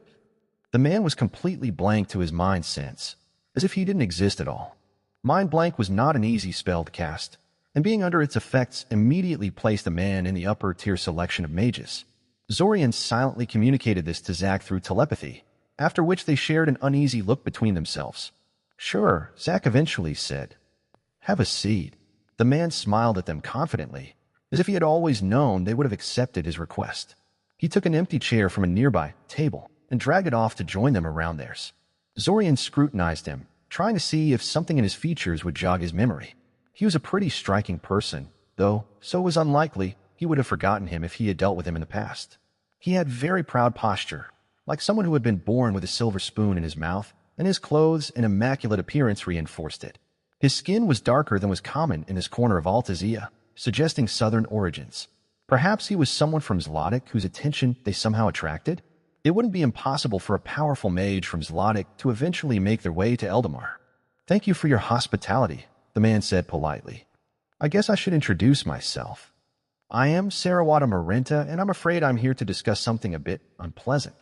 You see, I have recently noticed that you have been gathering information about me and interfering with my activities, so I have decided to come here and see if there is any way we could discuss this in a civilized manner and maybe come to a peaceful solution. I do not consider myself an unreasonable man. What an exotic name. It definitely sounded Zlotic, but he was pretty sure that kind of name was obscure even there. He definitely didn't remember about interacting with any person named like that, and he had a pretty good memory thanks to his mental powers. The rest of his story, though, what the hell was he talking about? He gave Zack a questioning look, but his fellow time traveler shook his head in the negative. Zorian turned back to the man and gave him a serious look. I'm afraid you made some kind of mistake, Mr. Marenta, Zorian said. No, I don't think I have, Sarawada said confidently. My name may be confusing you somewhat. I rarely use my old name when interacting with the public, so most people have forgotten it. Just the way I like it, to be honest. Zorian frowned. How do you expect us to know who you are if you hide your identity like that? Zack asked, his tone somewhat unfriendly. Zorian didn't blame him. Perhaps it was because of the man's unflinching confidence, appearing as if he was holding all the cards and the outcome of this meeting was already predetermined, or because of the mind blank he put on himself, but he was really starting to dislike this Sarawada Marenta. He also noticed that the man's soul was flawlessly stable, with not even the tiniest ripples marring its surface as they spoke, which meant he was a soul mage of the highest order. Not even Alanik could keep his soul so featureless. The man abruptly laughed. His soul still remained completely calm, despite his obvious amusement. So you're saying you're targeting so many people that telling you I'm one of your victims isn't enough to narrow things down? Interesting. Zack scowled. Mr. Marenta, I'm starting to think you're asking for a beating. If I tell you I've been around for a while, will this help? The man said, grinning from ear to ear. Master Mage, incredibly proficient in soul magic. Zlotic in origin. Someone they were targeting. Very old, older than he looks. Fake appearance, obscure name, possibly an archaic one, old enough to go out of fashion. Fuck. Zorian swallowed heavily. Quatakikl, he asked. The man's grin never wavered. Instead, a flash of sickly green light passed over his face for a moment, revealing a familiar pitch-black skull of a millennia-old lich. Then the moment passed, and his face was the same flesh and blood mask he had been wearing up until now. I'm so pleased to deal with intelligent people, Quatakikl said, leaning back in his chair. It makes things so much easier. So, do you think you're ready to talk? Chapter 81A, Civil Conversation. The tavern was a bright, lively place. Not very crowded, which was why Zack and Zorian had chosen it, but there were plenty of people talking, drinking, eating, and walking around. Some of them gave their table a glance from time to time, but that was just idle curiosity, and they went about minding their own business soon afterwards. Nobody really paid attention to them, nor to the new arrival that had joined them at their table. They didn't even realize they were in the presence of a millennia-old lich that was currently plotting to destroy the whole city. Then again, that was to be expected. Quatakikl's disguise was practically flawless. Even Zack and Zorian had been fooled until he had revealed himself, so how could a bunch of random bystanders notice something was wrong? Even now, with the lich within a hand's reach of Zorian, he was struggling to notice any obvious tells that the man in front of him was actually a walking skeleton instead of a real flesh and blood creature. Seconds ticked by in total silence, the two sides silently staring at each other. Zorian would have liked to claim that he was furiously thinking about the implications of this sudden visit and devising the proper way to tackle it, but the truth was that he was thoroughly shocked and was having trouble formulating any kind of coherent train of thought at the moment. He could hardly believe that Quatakikl had casually walked up to them in a busy tavern and started talking to them like there was nothing wrong. What the hell was he even thinking? This was surprisingly impulsive behavior for someone who was supposed to be more than 1,000 years old. Fortunately, Zack was more adept at retaining his presence of mind in these kinds of unexpected situations. The benefit of greater experience granted to him by the literal decades he had spent in the time loop, Zorian supposed. You look better than I would have expected you to look, Zack commented. How so? Quatakikl asked curiously. He made a couple of gestures at the passing waiter, ordering something for himself. Zorian wasn't sure what, but the waiter seemed to have understood him and responded with a casual nod in return. Why was a lich like Quatakikl ordering drinks, even though he doesn't need to drink? Probably for the sake of appearances, but still. Could he even drink? Was his disguise good enough to allow that? You look surprisingly fleshy, Zack clarified, taking a sip from the massive mug of beer in front of him. Oh, that, Quatakikl said. Truthfully, this is how I usually look. The skeleton form is something I reserve for battles and intimidation purposes. Having spied on the lich a few times in the previous restarts, Zorian knew this wasn't quite true. Quatakikl also habitually appeared as a skeleton when interacting with the Abasan forces and other people involved in the invasion, though perhaps he counted that under intimidation. It's pretty bold to just approach your enemies like this, Zack commented. Are you going to attack me in the middle of this tavern? Quatakikl countered. I'm seriously considering it, Zack said, his face twisted into a small frown. No, you're not, Quatakikl said, giving them a knowing smile. Putting aside the morality of involving all these defenseless bystanders in our dispute, starting a fight here will be just as bad for you as it would be for me. The ruling powers of this country would be just as interested in your activities as they would be in my own, probably even more so, since you two would be easier to blackmail and take control of than me. He was right, of course. The two of them had come here without disguises, in their real identities. If they were to fight the Abasan lich here, the authorities would track them down within a matter of hours, and the level of skill they would be forced to show during the fight would intrigue and alarm just about everyone involved. Once they started to look into Zack and Zorian, all sorts of interesting things would come out. Even if the two of them won the fight with Quatakikl and somehow managed to avoid any dead bystanders or property damage along the way, the restart would be effectively over. At that point, they could just as well end the restart and start over. Well, the truth was that the smartest thing to do would probably be to just end the restart immediately. Having this conversation with Quatakikl was equivalent to playing with fire. Not even the ability to end the restart on a whim could perfectly guarantee their safety. Sudamir could detect when Zorian started messing with his soul marker, so Quatakikl could doubtlessly do it too. With him so close to them, and having come here prepared for anything, it was entirely possible they might not be able to activate the marker in time before he made his move. Plus, an unscrupulous ancient mage like him would no doubt have a whole host of subtle tricks in his arsenal, and they would possibly not even realize they were being attacked until it was too late. Despite that, Zorian had to admit he was curious. He wanted to take the risk and hear what Quatakikl had to say. This was a potential disaster, but also a potential opportunity. It was the first time they'd had the chance to engage in any kind of meaningful conversation with Quatakikl, and Zorian had a feeling this kind of thing was not an easy thing to replicate between restarts. What you say is true, but it seems to me that you'd still be the bigger loser if we fight, Zorian said.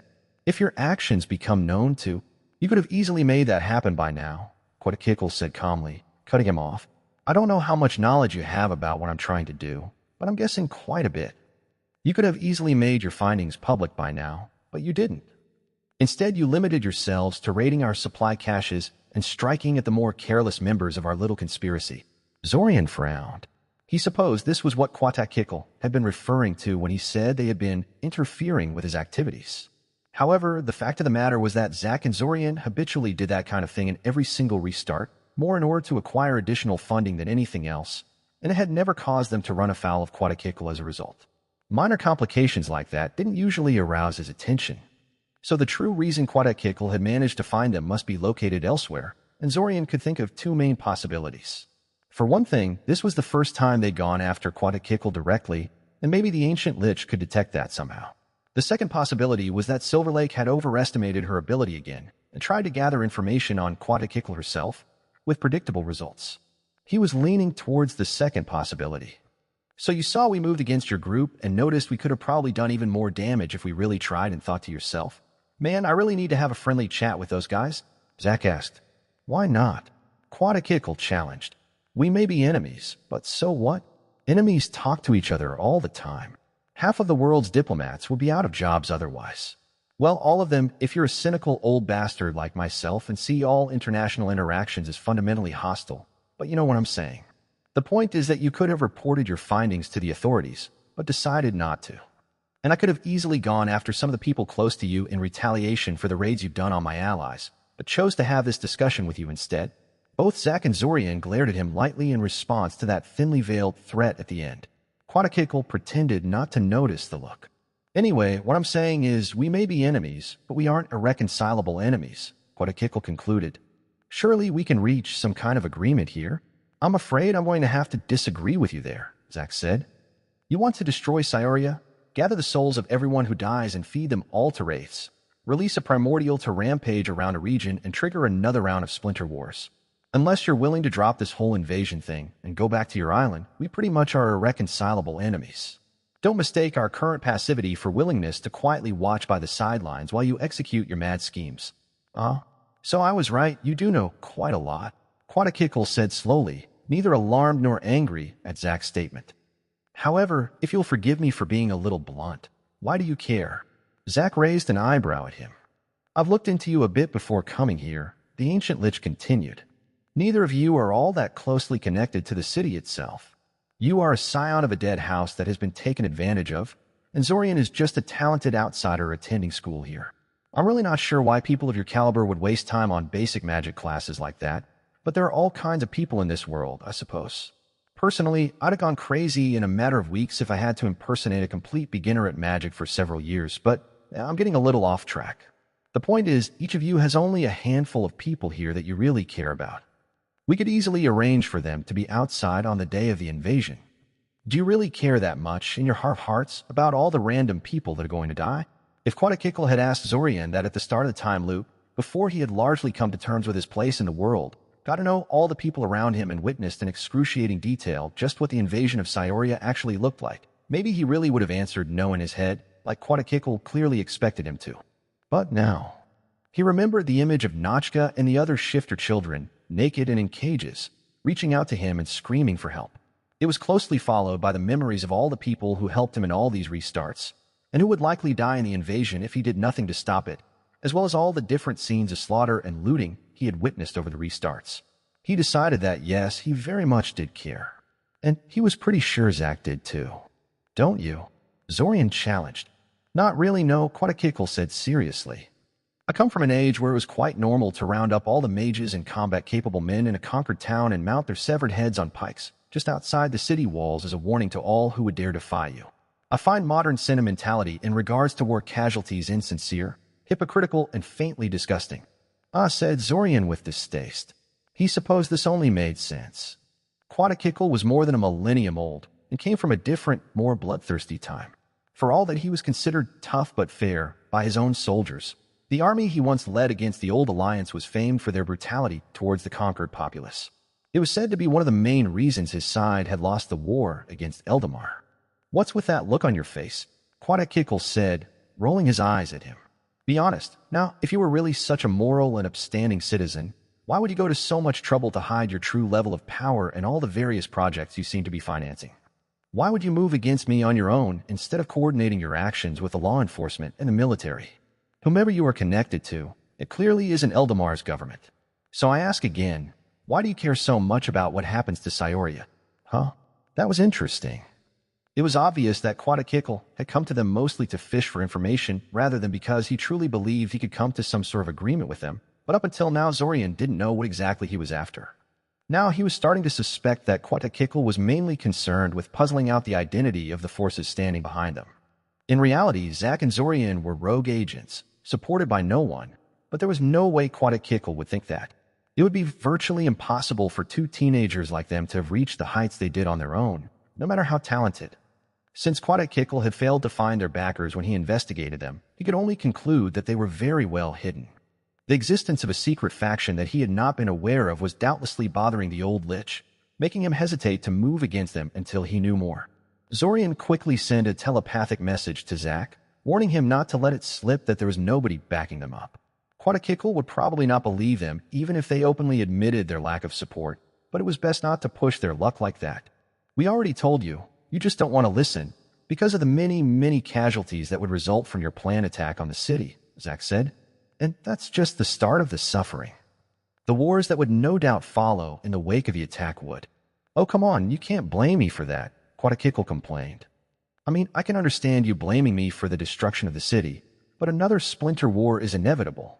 Surely you understand that.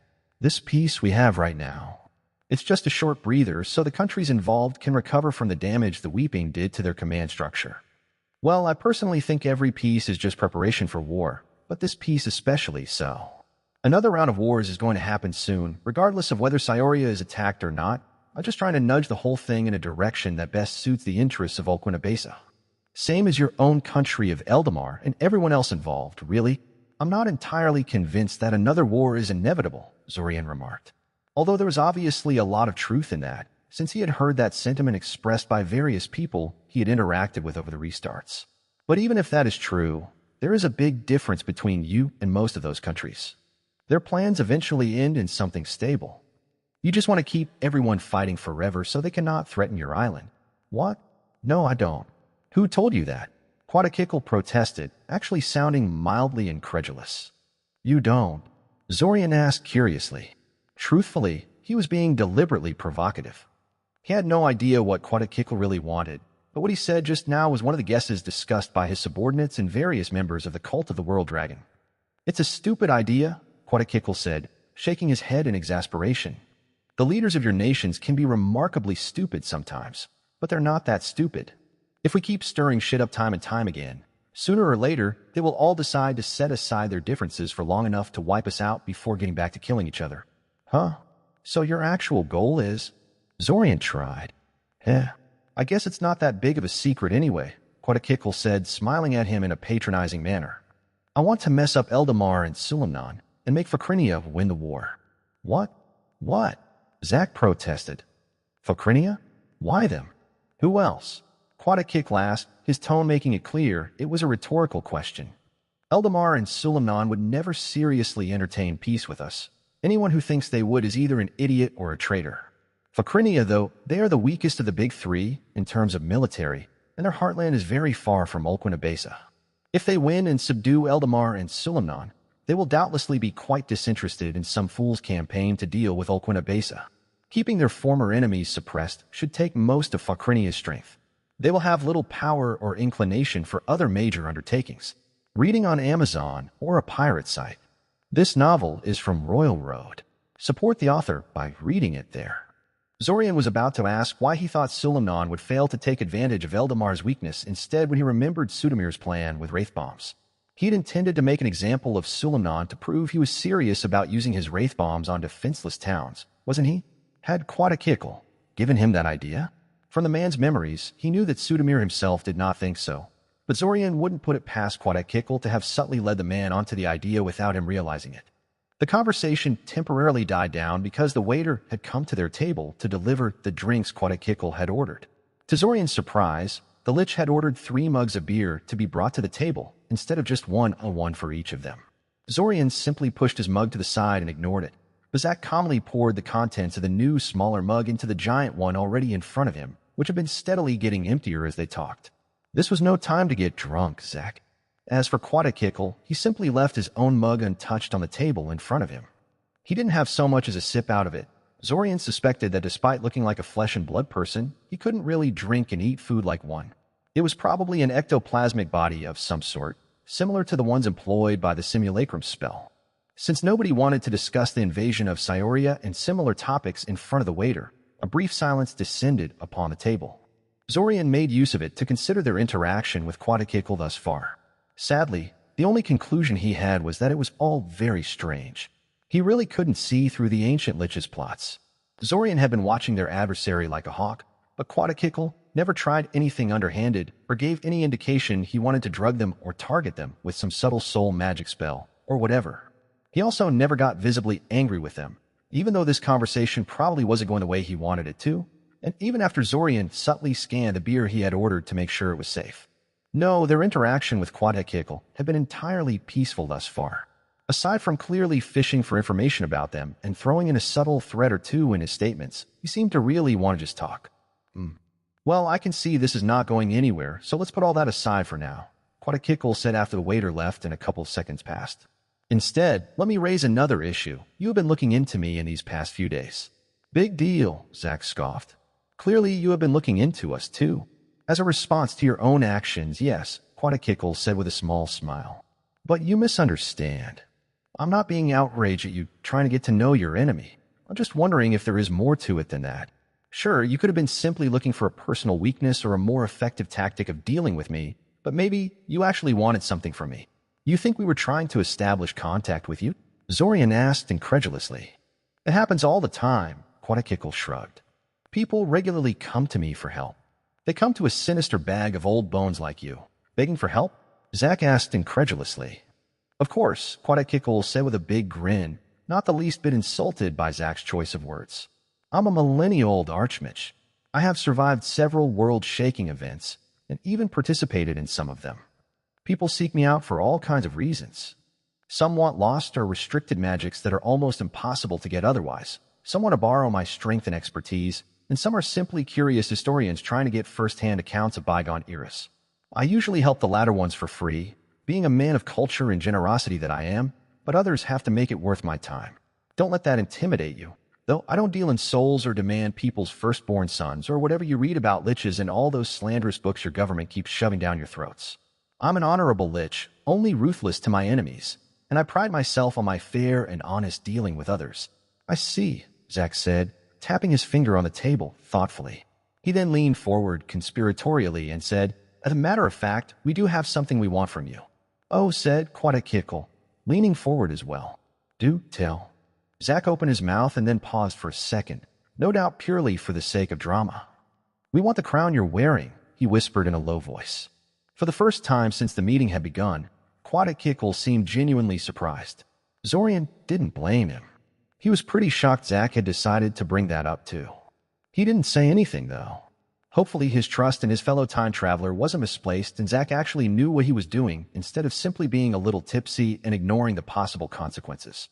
In any case, the surprise on Quadakikl's face didn't last long. He soon began laughing instead, leaning back in his chair and shaking his head. Oh, you too. I knew it was a good idea to come here, the Lich eventually said, having managed to compose himself again. You're not even joking, are you?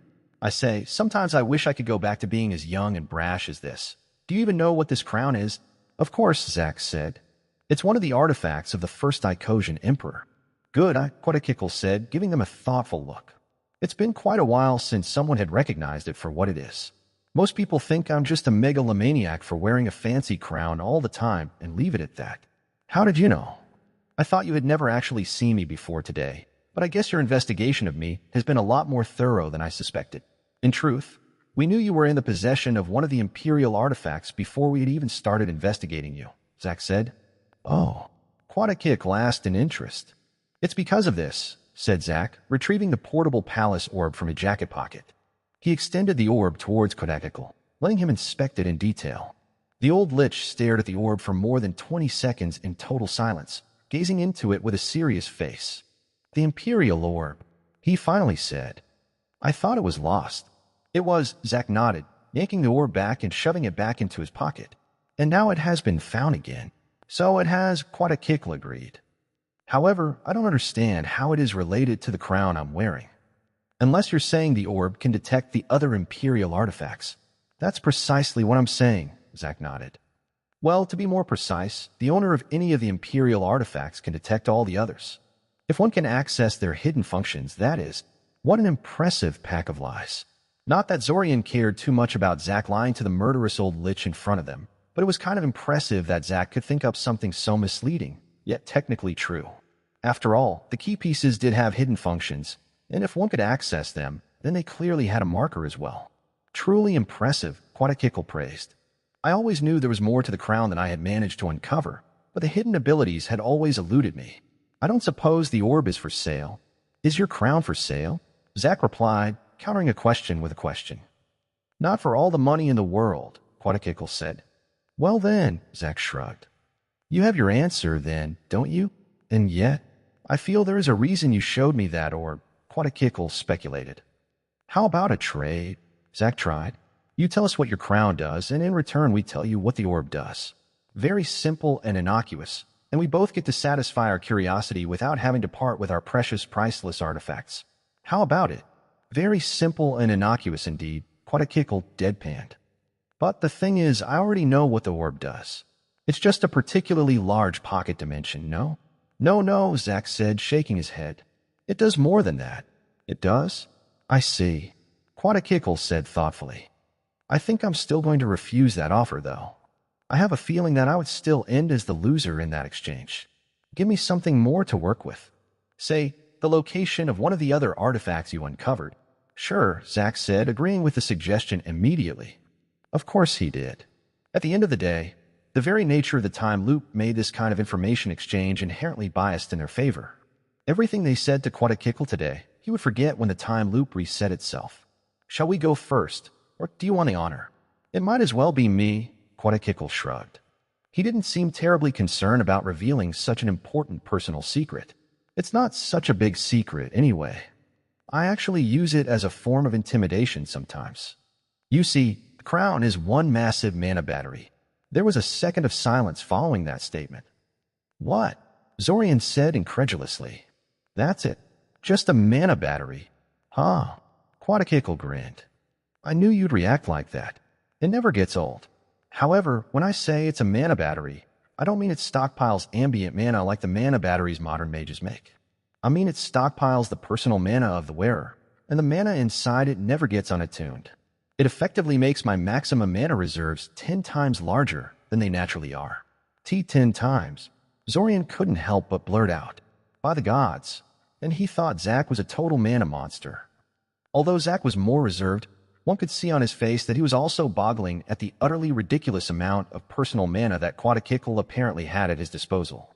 The ancient lich seemed very pleased by their reaction. Of course, that is without considering the divine blessing I've received in the past, which doubled my already impressive mana reserves, Quadakik continued. Measuring of one's mana reserves was in a rather primitive state at the time I had begun my mage career, so I don't really know what sort of magnitude I would have according to the standards of modern mages, but I think I was about magnitude 25, something along those lines, I believe. The divine blessing then doubled my maximum without hurting my shaping skills in the slightest, so my natural mana reserves were huge even before I got a hold of this lovely little crown. So when I said my mana reserves are effectively 10 times their normal size due to the crown, it's actually even more impressive than it sounds. How interesting. Zorian shared a long look with Zack. That explanation about the divine blessing that doubled his mana reserves, didn't that sound rather familiar? So, Quadakik eventually said with a grin, do you still think making an enemy out of me is a good idea? This blessing you spoke about. Zorian tried. No, Quadakik said, raising his finger to stop him. I honored my side of the bargain. Now it's time for you to honor yours. Fine, fine, Zack sighed. Aside from being a massive portable pocket dimension, the Imperial Orb is also a nigh-infinite memory bank, capable of storing a massive amount of personal memories and mental blueprints inside it. Quadakickle considered it for a moment. Considering the scarcity of writing supplies in those times, yes, I can see how that kind of function would be invaluable. Not that impressive today, although the remaining records inside the orb, if any, would be incredibly valuable. To historians, if nothing else. How much did you find inside? No comment, Zack immediately said. The memory bank was completely empty, of course, as it could only be used inside the time loop, but Quadakickle didn't need to know that. Fair enough, Quadakickle conceded. As for the location of one of the other Imperial artifacts, Zack said, well, you can find a dagger inside Eldamar's royal vault. You're already attacking the country in question, so you should have no qualms about breaking into its royal vaults as well. They have one of the Imperial artifacts, and they're letting it gather dust inside the treasury, Quadakickle said, shaking his head sadly. How typical. There was a brief and uncomfortable silence as both Zack and Zorian waited for the Lich to say something more, but he never did. Instead, he simply observed them silently, saying nothing. So, this blessing you spoke about, Zorian tried again. It's going to cost you, Quadakickle immediately warned. Well, what do you want? Zorian asked him bluntly. Since you're asking questions about the divines, I think it would only be appropriate if you offered something divine yourself, Quadakickle smiled. Zorian thought about it for a second before pulling out the mysterious dagger they had found in the Imperial Orb and handing it to Quadakickle. Giving the ancient Lich a divine artifact of unknown powers in exchange for this kind of information would be monumentally stupid in any other circumstances, but he really wanted the proper answer to his question, and the dagger would be back in his hands in the next restart anyway. Quadakickle gingerly accepted the dagger and immediately started casting spells on it, scaring Zorian quite a bit. This was the first time Quadakickle had performed any sort of magic after approaching them, and Zorian watched him like a hawk to make sure he didn't slip in something unsavory between all those divination spells he was casting at the dagger. It's a divine artifact, Quadakickle eventually concluded. Yes, Zorian confirmed. Divine for divine, no? What does it do? He asked. Zorian was pleased that not even a millennial Lich like him could just casually figure out divinely bestowed powers. I don't know, he admitted to the Lich. It's just something we recovered from an old ruin, so it could be totally useless or amazingly powerful, Quadakickle concluded, turning the dagger carefully in his hands and studying the lines and glyphs etched into its surface. Zorian knew he would find out nothing through that, though. They appeared to be purely decorative and said little about the dagger itself. No divine artifact is useless, Zorian insisted. You're wrong, Quadakickle said, shaking his head. Gods were very impulsive, whimsical creatures. They made all sorts of pointless items purely as a joke back in their heyday. It's just that most of them broke down or got thrown away as the years went by. Divine artifacts can break down? Zack asked curiously. Of course, Quadakickle nodded seriously. Most of the surviving divine artifacts are not unbreakable because this is some inherent trait of a divine artifact. They are unbreakable because they wouldn't have lasted for centuries if they weren't. Still, based on what you just said, the very fact this dagger lasted up until this day means it's probably at least a little bit useful, Zorian said. There is some truth to that, Quadakickle acknowledged. He looked Zorian straight in the eye. Are you sure you want to trade this, though? You could be losing a real treasure, you know? I'm sure, Zorian said firmly. Just make sure to give me an extra detailed explanation if you're so worried about taking advantage of me. Ah. Decisive. I like that, Quadakickle said. Well, since you're not afraid to take a risk, I guess it would be pretty pathetic of me to shy away from it. With a dramatic flourish, Quadakickle twirled the dagger expertly in his hand, showing impressive manual dexterity, and then pushed the dagger straight into his chest. The dagger sank into him like he was made out of water, right through the clothes, and then it was gone like it never existed. Quadakickle also looked completely unharmed by the action. He folded his hands over his chest and smiled at them. What exactly did you want to know? He asked. You said this divine blessing of yours doubled your maximum mana reserves, Zorian said. Was that a typical size of increase for such blessings? Quadakickle hummed, seemingly surprised at the question. Well, that's an interesting question, but I'm afraid I can't answer that. People with divine blessings were rare, even in times when the gods still roamed the earth, and they tended not to advertise their identity and capabilities. If you think secrecy among top mages is bad today, you'll want to know what the ancient archmages were like. So many legacies got lost because the old fools refused to let anyone see their work, but I digress. I suspect that the sort of blessing I received is relatively typical of its sort. Making someone's mana reserves twice as big utterly dwarfs any sort of natural increase one can obtain through other means, thus firmly cementing the god as actually godly, but it isn't completely over the top. Plus, doubling something is a nice, simple-to-understand change. Do you know how it actually works? Zorian asked. In very general terms, the ancient lich said, it's a sort of stabilization frame made out of divine energy, encircling the soul. Somehow this allows the target to store and regenerate more mana without hurting their shaping skills. Nearly undetectable through classical magic, just like all divine works, but the fact it interacts with one's soul means that skilled necromancers can eventually learn how to perceive it through soul perception. The stabilization frame? Was it perhaps in the shape of an icosahedron? Did Quadakikal design his gate stabilization frame based on the faint outline of the soul stabilization frame that encircled his soul? Zorian thought about hinting at it somehow and observing the lich's reaction before deciding that was probably going too far. Is there any way to receive such a divine blessing other than getting it from a god? Zack asked with a frown. Technically, yes, Quadakikal said.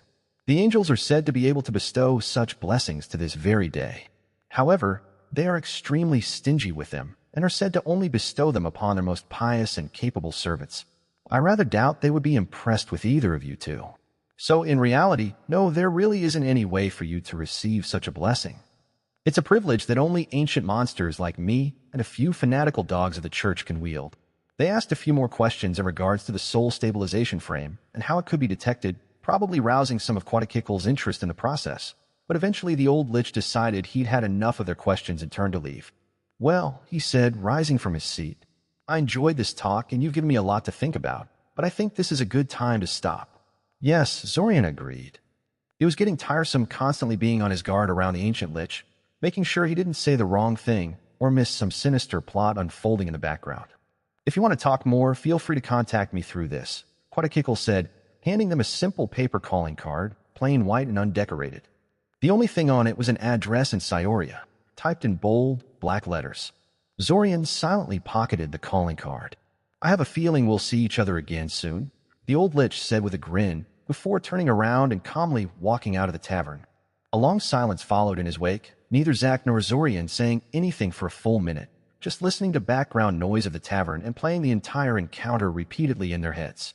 I guess the most pressing question now is, what do we do? Zorian asked. Do we do the smart thing and immediately end this ticking time bomb of a restart? Or do we play with fire and try to take advantage of this somehow? I don't know, Zack sighed, pushing away his giant mug to the side. In the end, he never did manage to completely finish it, though Zorian felt that was more due to the circumstances than a literal inability to do so. It's hard to think straight about this right now. I've got so many bad experiences with that damn bag of bones. I got trashed by him so many times, got so many of my plans ruined when he just swooped in and started wrecking the place. But if you force me to give you an answer right now, Zorian sighed. He already knew what the answer was going to be. I always did like fire, Zack said with a grin. Chapter 82 Ancient Circles. Aranhal, the unfortunate nation that had lost its airship prototype to Zack and Zorian, had been affected deeply by the theft. It was a huge blow to their prestige to lose their prized creation in such a dramatic manner, possibly more so than a mere technical failure would have been. If the design itself was flawed or the builders had assembled the vessel incorrectly and it crashed during its maiden flight, that would have been kind of embarrassing, but mostly for the project itself and the factions that supported it. Having a bunch of thieves break into the construction site and steal it away, though, that reflected badly on the whole country. It didn't help that Aranhal couldn't suppress the information that they had engaged the thieves in an airship battle and lost. The airship they had lost in the ensuing battle couldn't be simply swept under the rug after all. Many people ended up losing their positions over this scandal. Information gathering groups in the entire region were going crazy, trying to figure out which group was responsible for the feat, and rumors were flying that a massive audit of Aranhal's government agencies and armed forces was in the works. Zack and Zorian, the causes of the entire furor, were only dimly aware of all this. They kept an eye on the news and reports coming from the region, but it didn't seem like Aranhal was getting any closer to tracking them down, so they gradually lost interest. Zorian did find it kind of interesting how many otherwise obscure groups and individuals were roused into action as a result of their theft, though. Perhaps it would be a good idea to stir up some similarly great outrage back in Altazia, just to see if something particularly interesting would show itself in its wake. That was a thought for some other time, though. At the moment, Zack and Zorian were simply relaxing on their new airship as it flew over the empty, sun-scorched desert. They weren't going anywhere in particular. They were just meandering from one random place to another, testing the ship's flight systems and enjoying the view. As an added bonus, aimlessly flying around the Zlotic desert was a pretty good way of foiling any attempt to eavesdrop on them. No matter what kind of exotic methods of tracking them down and spying on them Quetzalcoatl had at his disposal, they probably couldn't reach across continents and reach them here. Wow, the view from here is amazing. And look, those 4 tower-like rock formations over there. Those are Retam's Fangs, where the Prince of Izum and the rebel Queen Hanfa swore an alliance to unite their forces and repel the Icosian forces encroaching upon their land. Even though they failed in the end, I always thought their story of forbidden lovers fighting a doomed battle against insurmountable odds was so romantic. Zorian glanced to his side, where Nialu was leaning over the airship railing and animatedly babbling about anything that caught her eye. Bringing her along with them when they boarded the airship kind of interfered with the idea of maximum security, but Quetzalcoatl already had plenty of people to choose from if he wanted to kidnap someone to question about Zack and Zorian, so whatever. He was more amazed that she was willing to go along with them, to be honest. A couple acquaintances come up to you one day and tell you that they're time travelers and want you to join them for a joyride in their stolen airship, and you just accept the offer. I'm hardly an expert on ancient Icosian history, but wasn't that alliance a matter of pure pragmatism? And didn't the Prince of Izum have his father's permission to broker a deal with the rebels? Zorian asked curiously. What exactly makes this a case of forbidden love? Nialu gave him an unamused look. Never mind, Zorian said quickly. He didn't want to start an argument about a silly topic like that. Forbidden love it is. Nialu's expression brightened immediately. She clapped her hands happily. We should come down and look around, she said enthusiastically. I hear nobody has been here for nearly a decade, since it's so deep in the desert now. I want to take a souvenir or two. Ooh, my sisters will be so jealous when I show them. Zorian really didn't understand her. She readily accepted their claims about the existence of the time loop, although she was indeed more wary of the story when it was both Zack and Zorian talking to her about it rather than just Zack, but the way she spoke and behaved made Zorian wonder how much she really believed them. She didn't seem to care at all about the impending end of the month that would rob her of everything she achieved here. In any case, they had no reason to refuse her request. It wasn't like they were pressed for time or even going anywhere in particular, so stopping by for some sightseeing and to pick up some pretty rocks was okay. Besides, Zorian believed that once Nialu experienced the scorching heat of the desert outside the airship, she would quickly decide to cut their visit short. 2 hours later, he realized he may have underestimated Nialu somewhat. Being a Zlotic native, she seemed to possess a much higher comfort threshold for hot, dry climates than he or Zack did. She was also far more athletic than he had given her credit for, because she was jumping about and maneuvering herself across the rock landscape with far more grace than he would have expected from a teenage girl wearing a dress. Maybe it was some kind of a bloodline. House Eljader, like many magical houses, was rather secretive about its family magic and special abilities, but they probably had them. Hey, Zack, Zorian called out.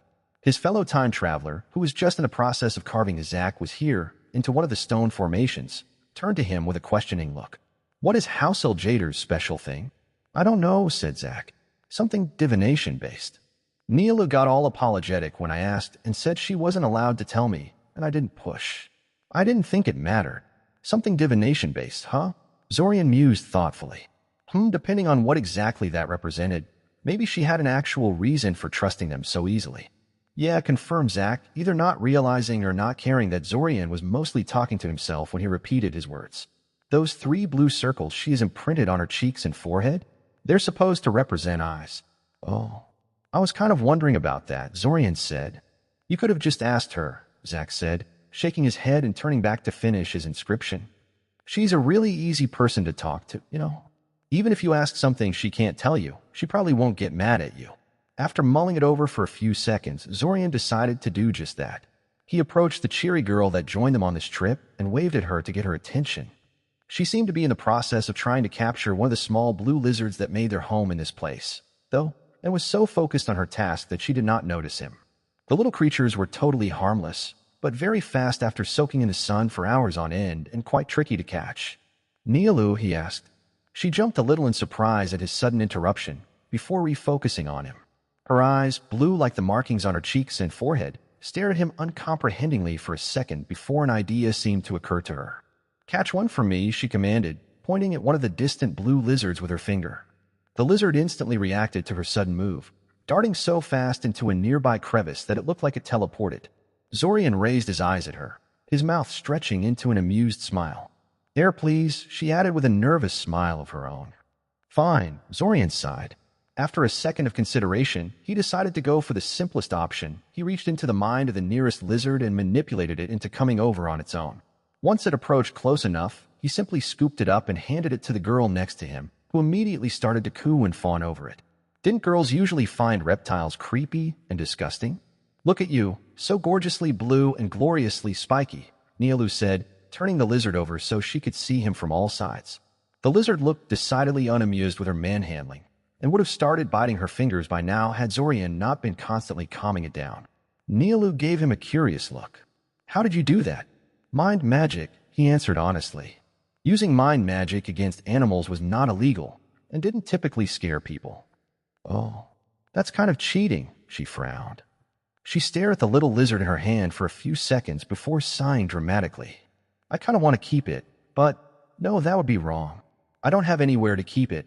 I don't know what it eats, and it would probably be lonely without its fellows. She lowered the lizard back to the ground, and Zorian released his mental hold on it. Surprisingly, the little lizard didn't immediately run away after that. Instead, it opted to give them confused looks, and it shuffled in place uncertainly. Go along, little guy. You can go home now, Nialu said. Don't forget me, okay? The lizard blinked at her in confusion, probably wondering why the big creature didn't eat it when it had the chance, before turning around and darting away into the distance. Sorry about that. I get a little weird sometimes, Nialu said, turning back towards him. I guess you wanted to tell me something. Is it time to leave? No, I was actually just going to ask you about something, Zorian said. You don't have to answer if you don't want to, but I'm kind of curious. How come you accepted our story so easily? Shouldn't you already know the answer for this? She said curiously. You're the ancient time traveler who has seen it all, right? I'm not that ancient, actually, Zorian said, shaking his head. I spent about 7 years in this time loop, not counting the time dilation rooms. Time dilation rooms? Nialu asked curiously. What are those? It's a long story. Ask me some other time, okay? Zorian said. The point is that I have not seen it all, not even close. Truthfully, this is the first time I've had any significant interaction with you. Boo. Am I so boring? She pouted. Not at all, Zorian said hastily. It's fine, Said laughed. I'm just teasing. Well, mostly. You say I accepted your story really easily, so that means you tried to convince many other people thus far. Depending on how far down the list I am, I might actually be offended.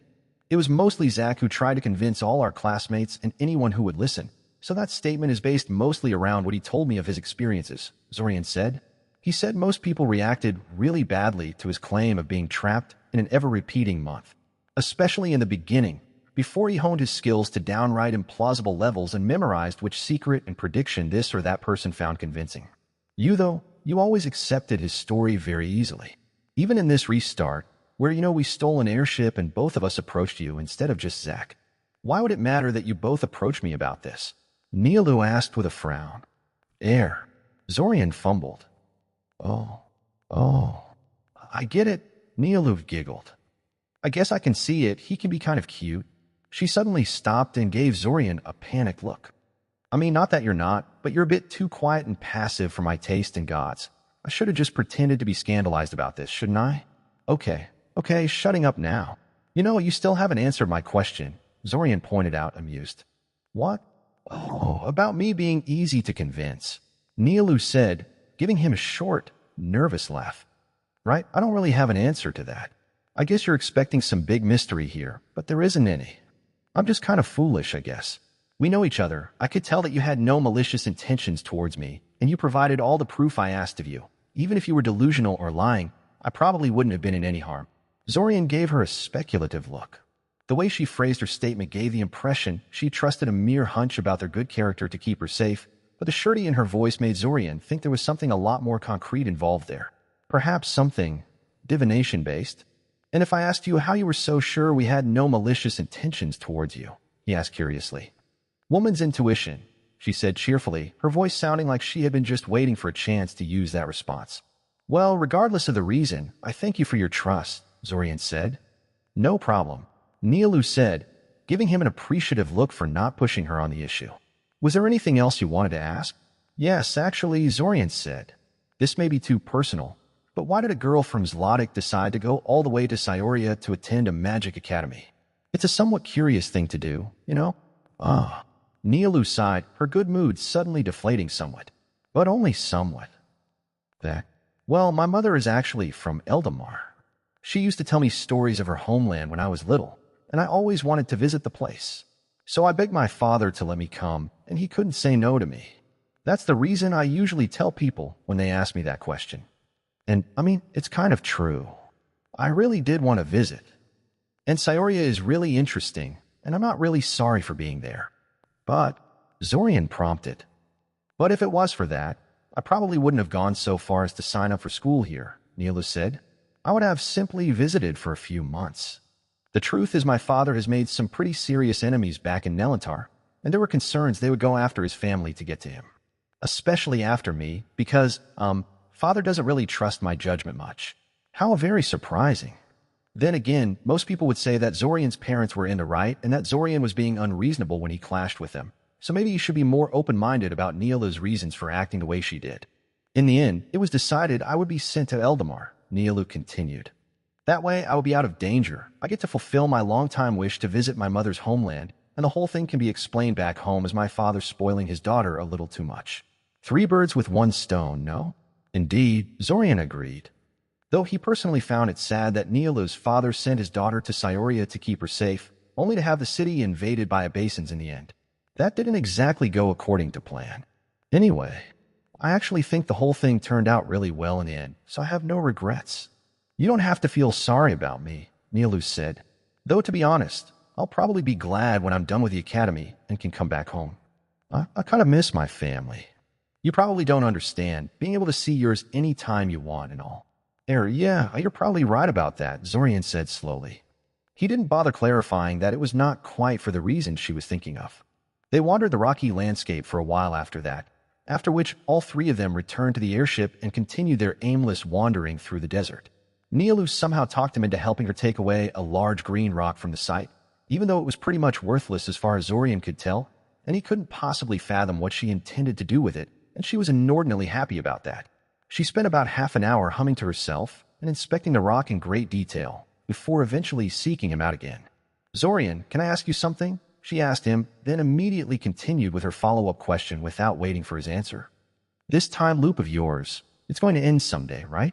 Yes, Zorian said, unsure what she was getting at. So one day, this month will run its course as it always does, and I will live on and remember instead of endlessly forgetting, she prompted further. And you will remember this day and act accordingly? That's the idea, Zorian said, faltering slightly. They never told her that there was a good chance they would be destroyed in the end, having failed to leave the time loop before it collapsed. He didn't really want to tell her about that if he didn't have to either. What do you intend to do when that happens? She asked, biting her lip. About me, about you. Zorian asked, caught a little off guard by the direction this was going in. Well, it depends on what you want us to do, I guess. I don't know what I want, she admitted. I just know I had fun today, and I don't want to forget it all. And here he thought the realization she would lose everything at the end of the month hadn't affected her in the slightest. Maybe the implications of the time loop just hadn't hit her up until now. Unfortunately, there was very little he could do to comfort her in regards to that, aside from lying, of course. But, she continued, since that is not possible, I have a somewhat selfish request out of you and Zack. When we meet again at the end, don't pretend this never happened. You don't have to tell me about the time loop, but don't be a stranger. I know I'm probably not the most exciting person you've met over the years, but you're not allowed to forget me, okay? You might be reading a pirated copy. Look for the official release to support the author. Zorian gave her a strange look. Well, okay, he said slowly. Yay. New friends, she exclaimed, causing Zorian to sigh a little. She really reminded him of a little kid in some respects. Or novelty. He really missed that silly little spider sometimes. I hope you realize we won't be stealing this airship in the final version of this month, Zorian said. So this particular memory is probably never going to be recreated. Neelu seemed to give it a serious thought. That's probably for the best, she eventually decided. From what the papers are saying, you killed a lot of people when you destroyed that pursuing airship. That wasn't very nice. I really don't understand you, Zorian admitted, shaking his head. You know that, but you're still here. And you want to be friends with us. All those people will be alive when time resets again, so it's fine, Nilu said with small shrug. But hey, even without the airship, you can still open doors between continents. No, that's how we reached your airship in the first place. So you can take me to see all these places anyway. Zorian opened his mouth to point out that revealing they could perform intercontinental travel spells was still a huge deal, but in the end he just shut his mouth and remained quiet. Considering Nialu's peculiar personality, she was probably one of the few people who could handle such a revelation without totally freaking out. I guess you're right, he eventually conceded. Besides, what was incredible cosmic power for if not for taking a girl out on a casual vacation into uninhabited desert filled with crumbling ruins and bloodthirsty monsters? Maybe Zack was becoming a bad influence on him. Break. In the end, it was not hard at all to talk Nialu into helping them find the translators and contacts they needed to operate more freely in the Zlotic region. Most of these were going to be in her home country of Nelantar, since that was where she could wield her family influence the most and where her knowledge of local knowledge and customs was most pronounced, but that was still plenty useful. With such a solid starting point, it wouldn't be hard to extend their net wider throughout the region.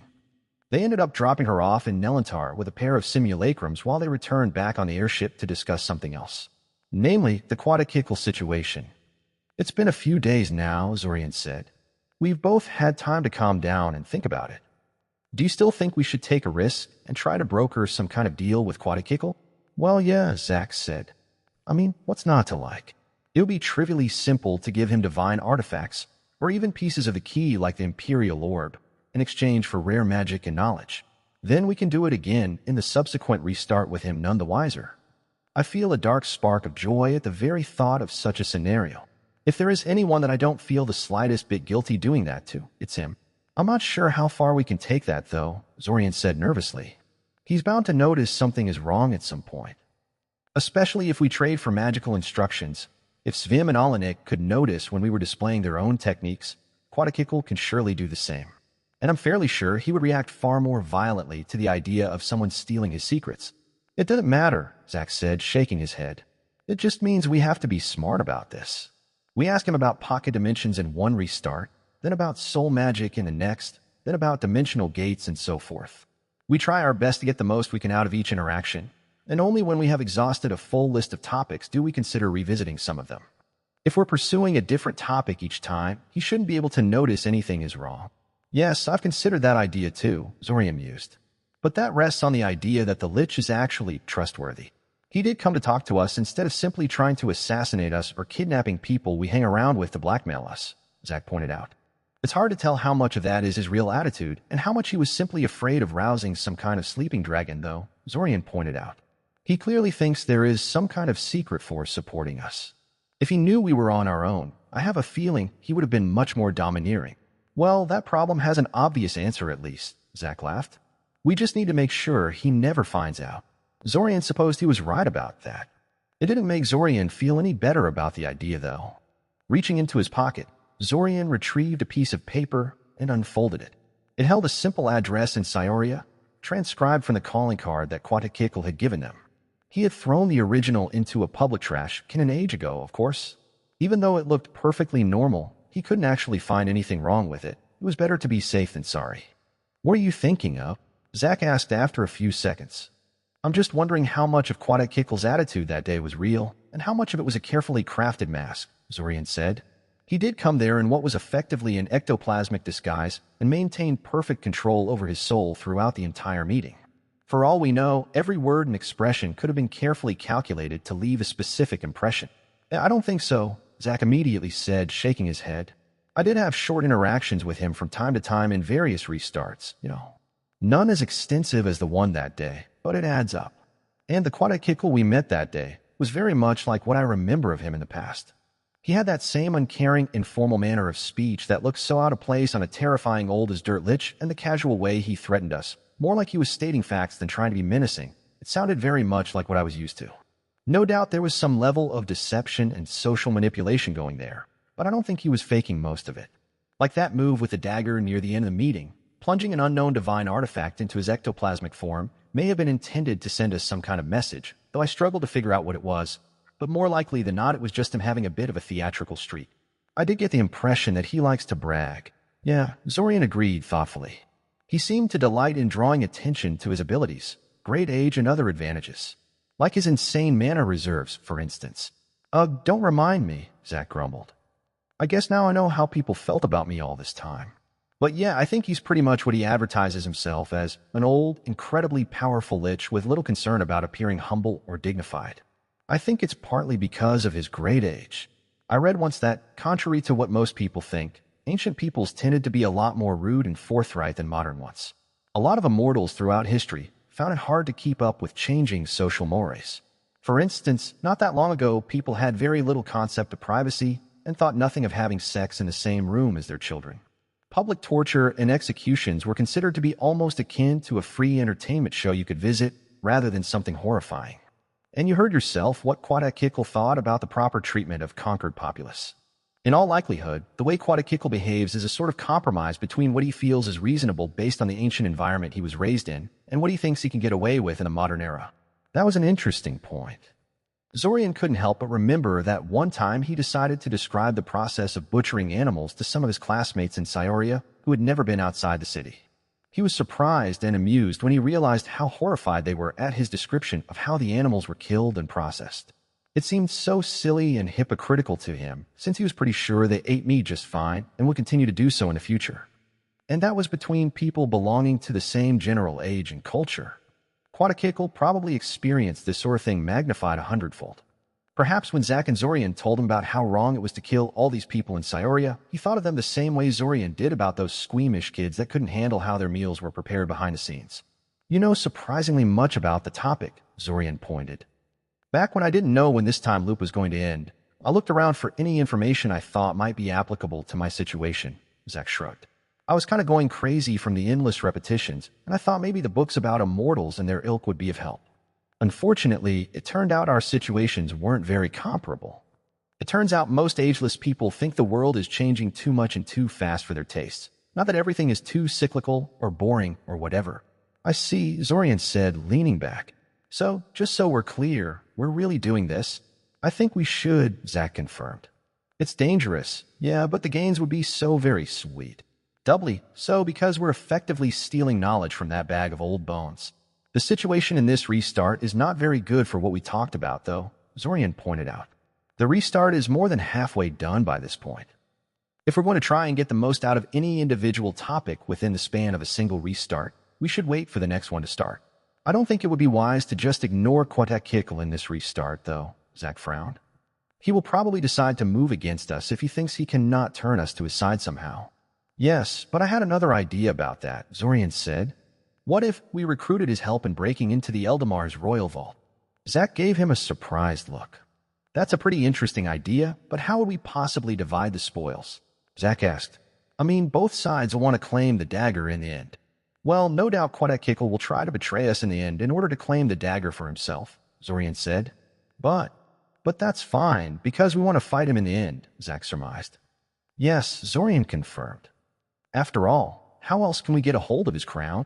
He just wondered how they were going to explain all this to Olenek.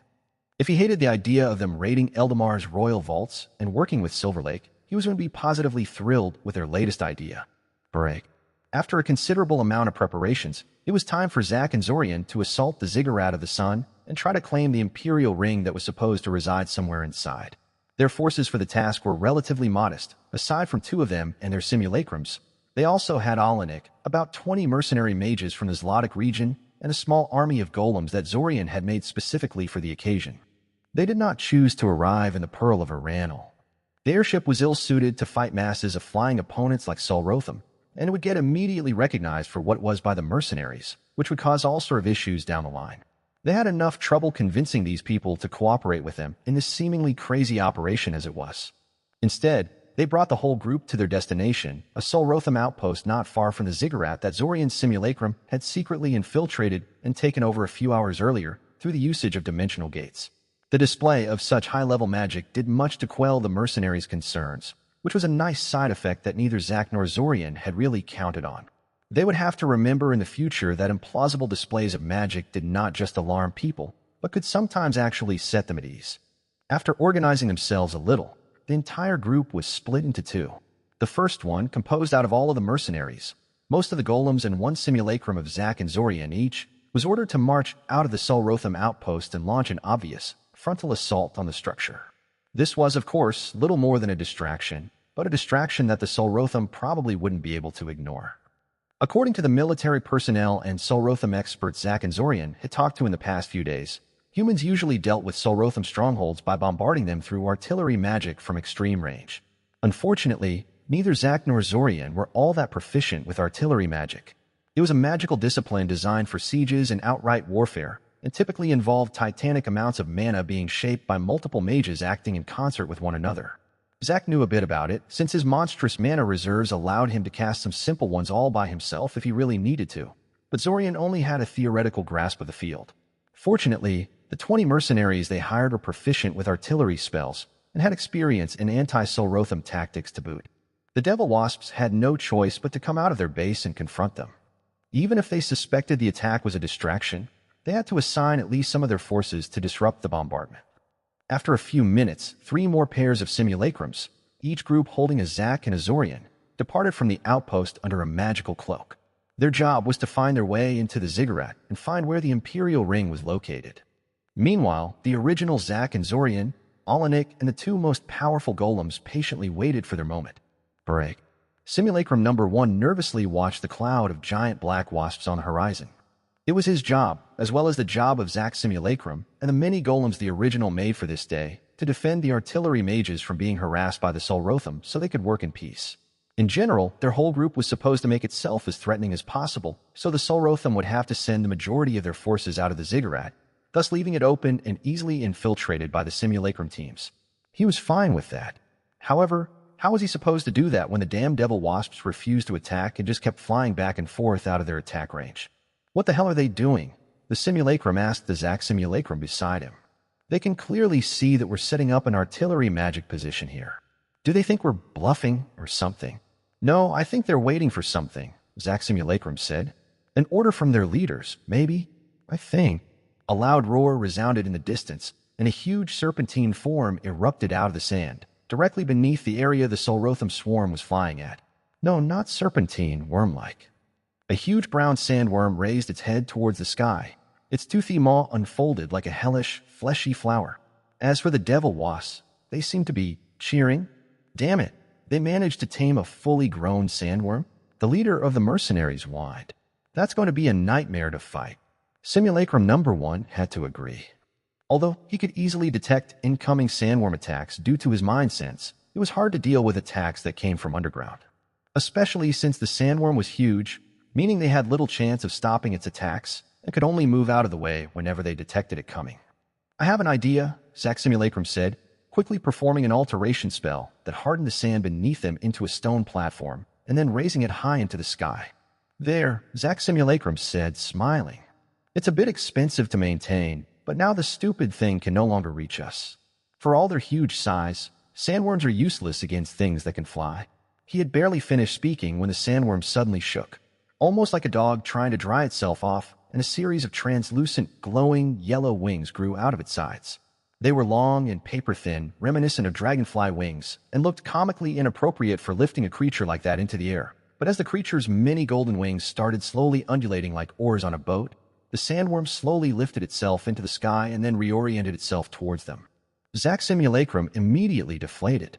Now this just isn't fair, he complained. Simulacrum number 1 looked at the flying sandworm, which was currently flying towards them while accompanied by a swarm of devil wasps, and decided he couldn't agree more. Break. Zorian stood in the ruins of the Solrotham outpost they arrived in, observing the state of the battle. In the distance, Zack simulacrum was desperately trying to keep the giant, flying sandworm busy, while Zorian's own simulacrum protected the mercenaries from the Solrotham swarm. Curiously, when Zorian's simulacrum tried to influence the sandworm's mind, he found it completely impossible to infiltrate. Usually, he could at least make some headway when making such an attempt, even if the creature was heavily magic resistant, but the sandworm's consciousness seemed to be protected by a mental equivalent of a stone wall, incredibly solid and unyielding. That was probably worth checking out in more detail in future restarts. In truth, he thought that part of the battle was going really well. Yes, the mercenary group failed to get off all but one artillery spell and was constantly getting pushed back, but served its job as a distraction marvelously. The Solrotham even sent another swarm of warriors at them at one point, trying to take them out sooner, which caused Simulacrum No. 1 to rant expletives at him over their soul link for a full minute or so, but was pretty convenient for the plan as a whole. No, the problem was that the Simulacrum pairs sent to infiltrate the Ziggurat weren't doing so well. Somehow the Solrotham discovered all three of them the moment they got close enough to the main structure, which probably meant there was some kind of subtle alarm ward protecting it. One of the teams then died trying to charge the front entrance, the other sacrificed itself to provide the third one a chance to punch a new entrance through one of the outer walls of the Ziggurat, and the third one managed to get inside but was currently blocked in one of the corridors and would likely get swarmed by the defenders soon. On top of that, the Solrotham figured out where the original forces first appeared and decided to send a group of warriors to check it out. That was how the outpost ended up in its current ruined state. Although we haven't found a ring yet, it's now or never. I'm commanding the simulacrum that managed to get inside to open a gate for us. We're going in. Understood, Alanik said solemnly. Finally, Zack said, cracking his knuckles. Zorian took a deep breath and waited, tapping into the soul link he had with his simulacrums and paying close attention to his simulacrum inside the Ziggurat. Opening a dimensional gate was a lengthy process requiring a lot of concentration, which meant it took some time and effort for the simulacrum to find himself in the position where he was able to do so. Finally, after using up all 15 of his remaining grenades in one massive attack and having Zack's simulacrum charge forward and sacrifice itself to get him some space, the simulacrum managed to successfully open a dimensional passage between itself and the original. Zorian sent his two remaining golems through the dimensional gate to clear the way, and then Zack and Alanik all rushed inside. There, they found a mangled artificial body of Zorian's simulacrum that ended up sacrificing his fleeting life to finish the spell in time. Rather than interrupt the gate-opening spell and save himself, the simulacrum chose to ignore the incoming attack from one of the Solrotham warriors and kept casting the spell till the very end. Curiously, now that the two battle golems Zorian sent as a vanguard had cleared the entire corridor, there were no more Solrotham coming.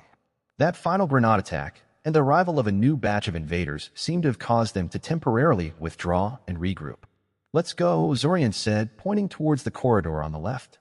Any particular reason to go in that direction? Zack asked. I mean, that seems to be the place where most of the devil wasps are coming from. Yeah, it is, Zorian admitted. I don't know where the ring is, but I'm operating under the idea that our luck is horrible, and thus our target is obviously in the most dangerous part of the Ziggurat. Oh, Zack said. Yeah, that does make sense. Zorian turned to Alanik walking next to them, who was ignoring their banter in favor of scanning the walls for some reason. Probably looking for some clues as to where they are. All of the walls still retained detailed carvings of various religious scenes. Most of them were from Icosian era, but some of them had been crudely repurposed by the Solrotham, who did their best to modify the carvings into something that fitted better with their own religious beliefs. Alanik was very unamused by their efforts, if his deepening frown was of any indication. Alanik, we're going to have to rely on you. Zack and I have been using our simulacrums to fight for a while now, and we need some time to recover our mana reserves a little, Zorian told him. Do you think you can? Two Solrotham warriors suddenly charged out of the corner in front of them, both of them carrying spears and decorations that looked far fancier and better constructed than what they had encountered thus far. They were probably elite warriors of the colony, and they screeched out a challenge and charged at them the moment they saw them. Alanik's expression didn't change in the slightest. He simply waved his battle staff lightly, and two tiny, highly compressed balls of fire flew forwards at incredible speeds. They impacted the warriors' faces, burning a hole straight through them, and the two Solrotham died on the spot. Don't worry, Alanik said. Leave it all to me. He had barely finished speaking when a literal horde of Solrotham converged all of a sudden. The entire corridor erupted into burning flames. Break.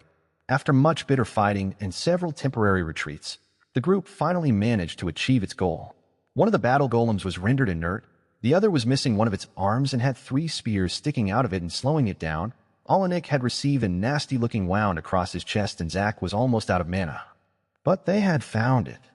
They had found the Imperial Ring. Unfortunately, they found it because the person wearing it decided to come to them. Apparently, they caused such a commotion that the Solrotham High Priest decided to confront them personally, accompanied by his highly trained, well-equipped honor guard. He was a particularly large Solrotham, equipped with menacing-looking bone armor and holding what was unmistakably a spell staff. He was clearly a mage, And if the low-level magical aura he was emanating was of any indication, probably a soul mage to boot.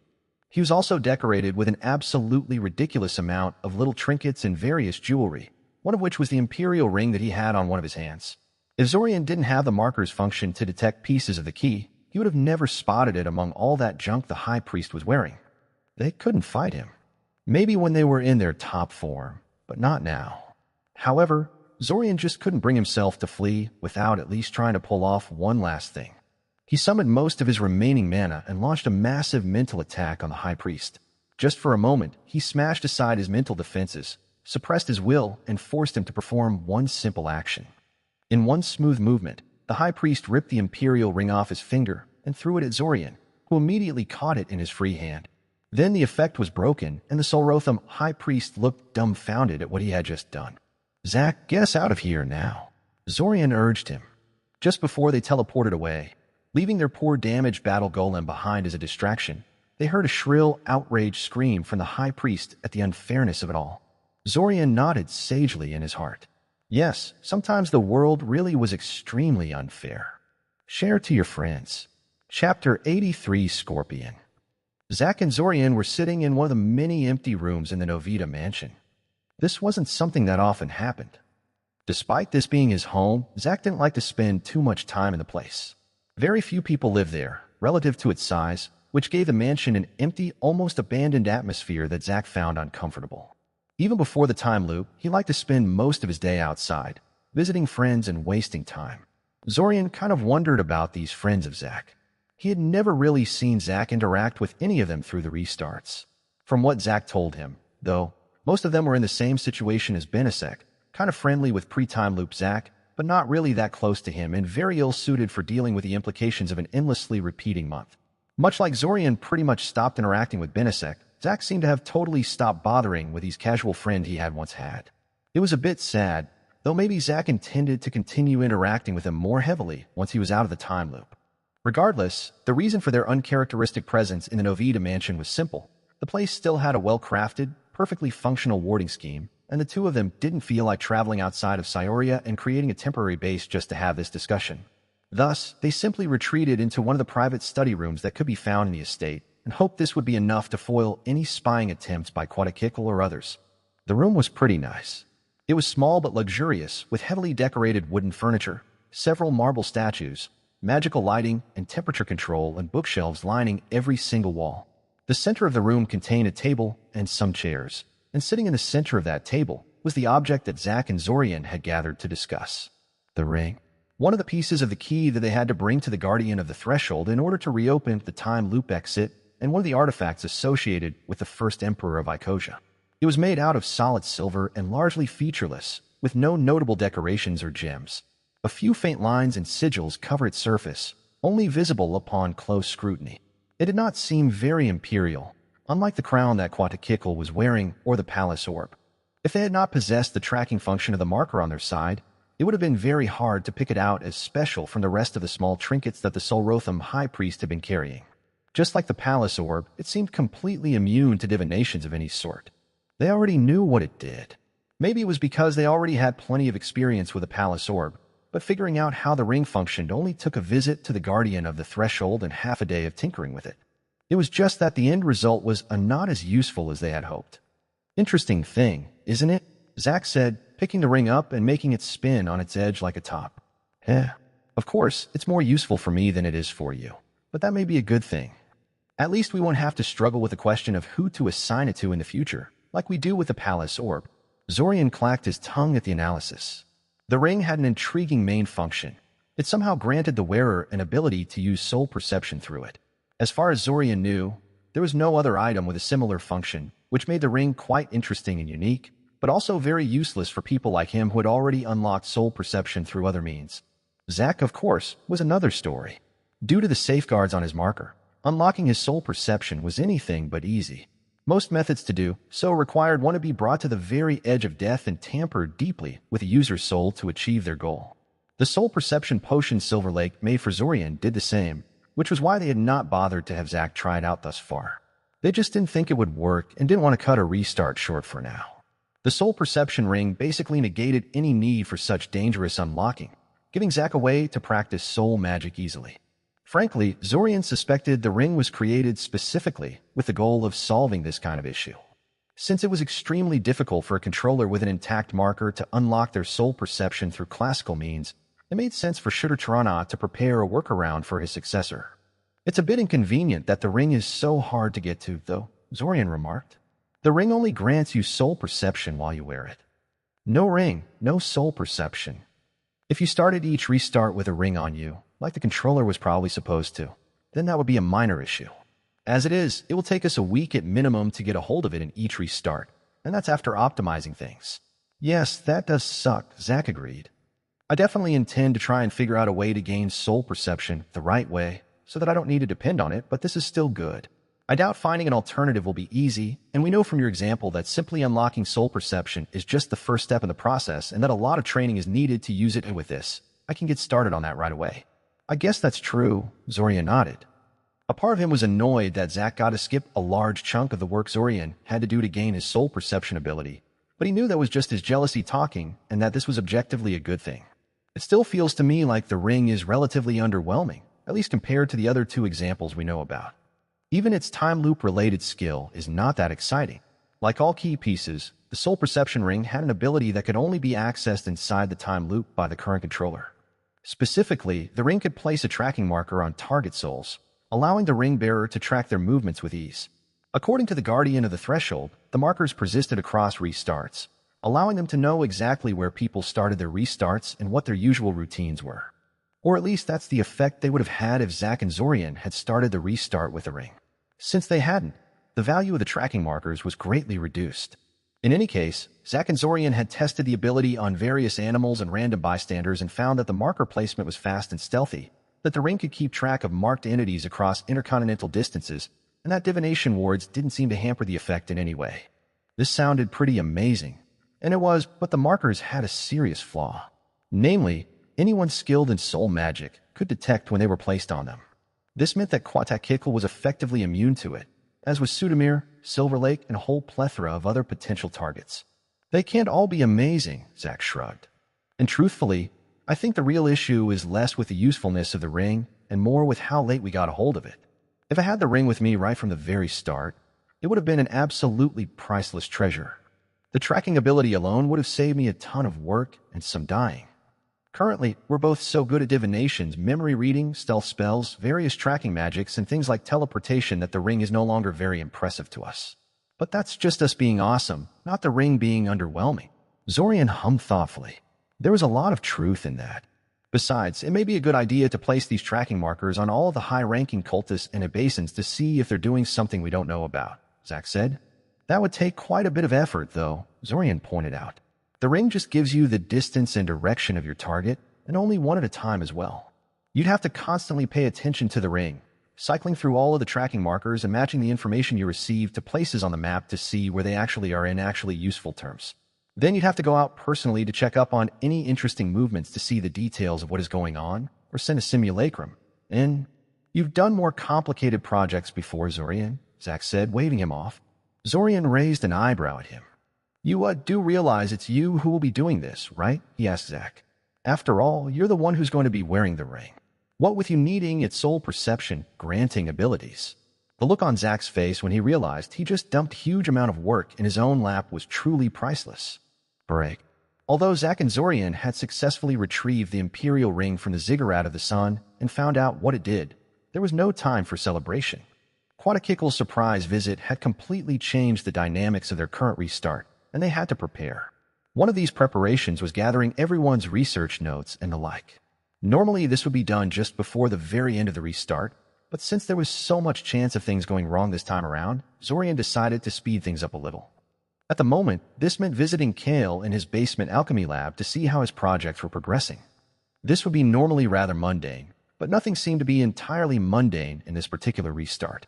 Apparently, Silver Lake had figured out who Kale was at some point in the restart, and had talked to him a few times already.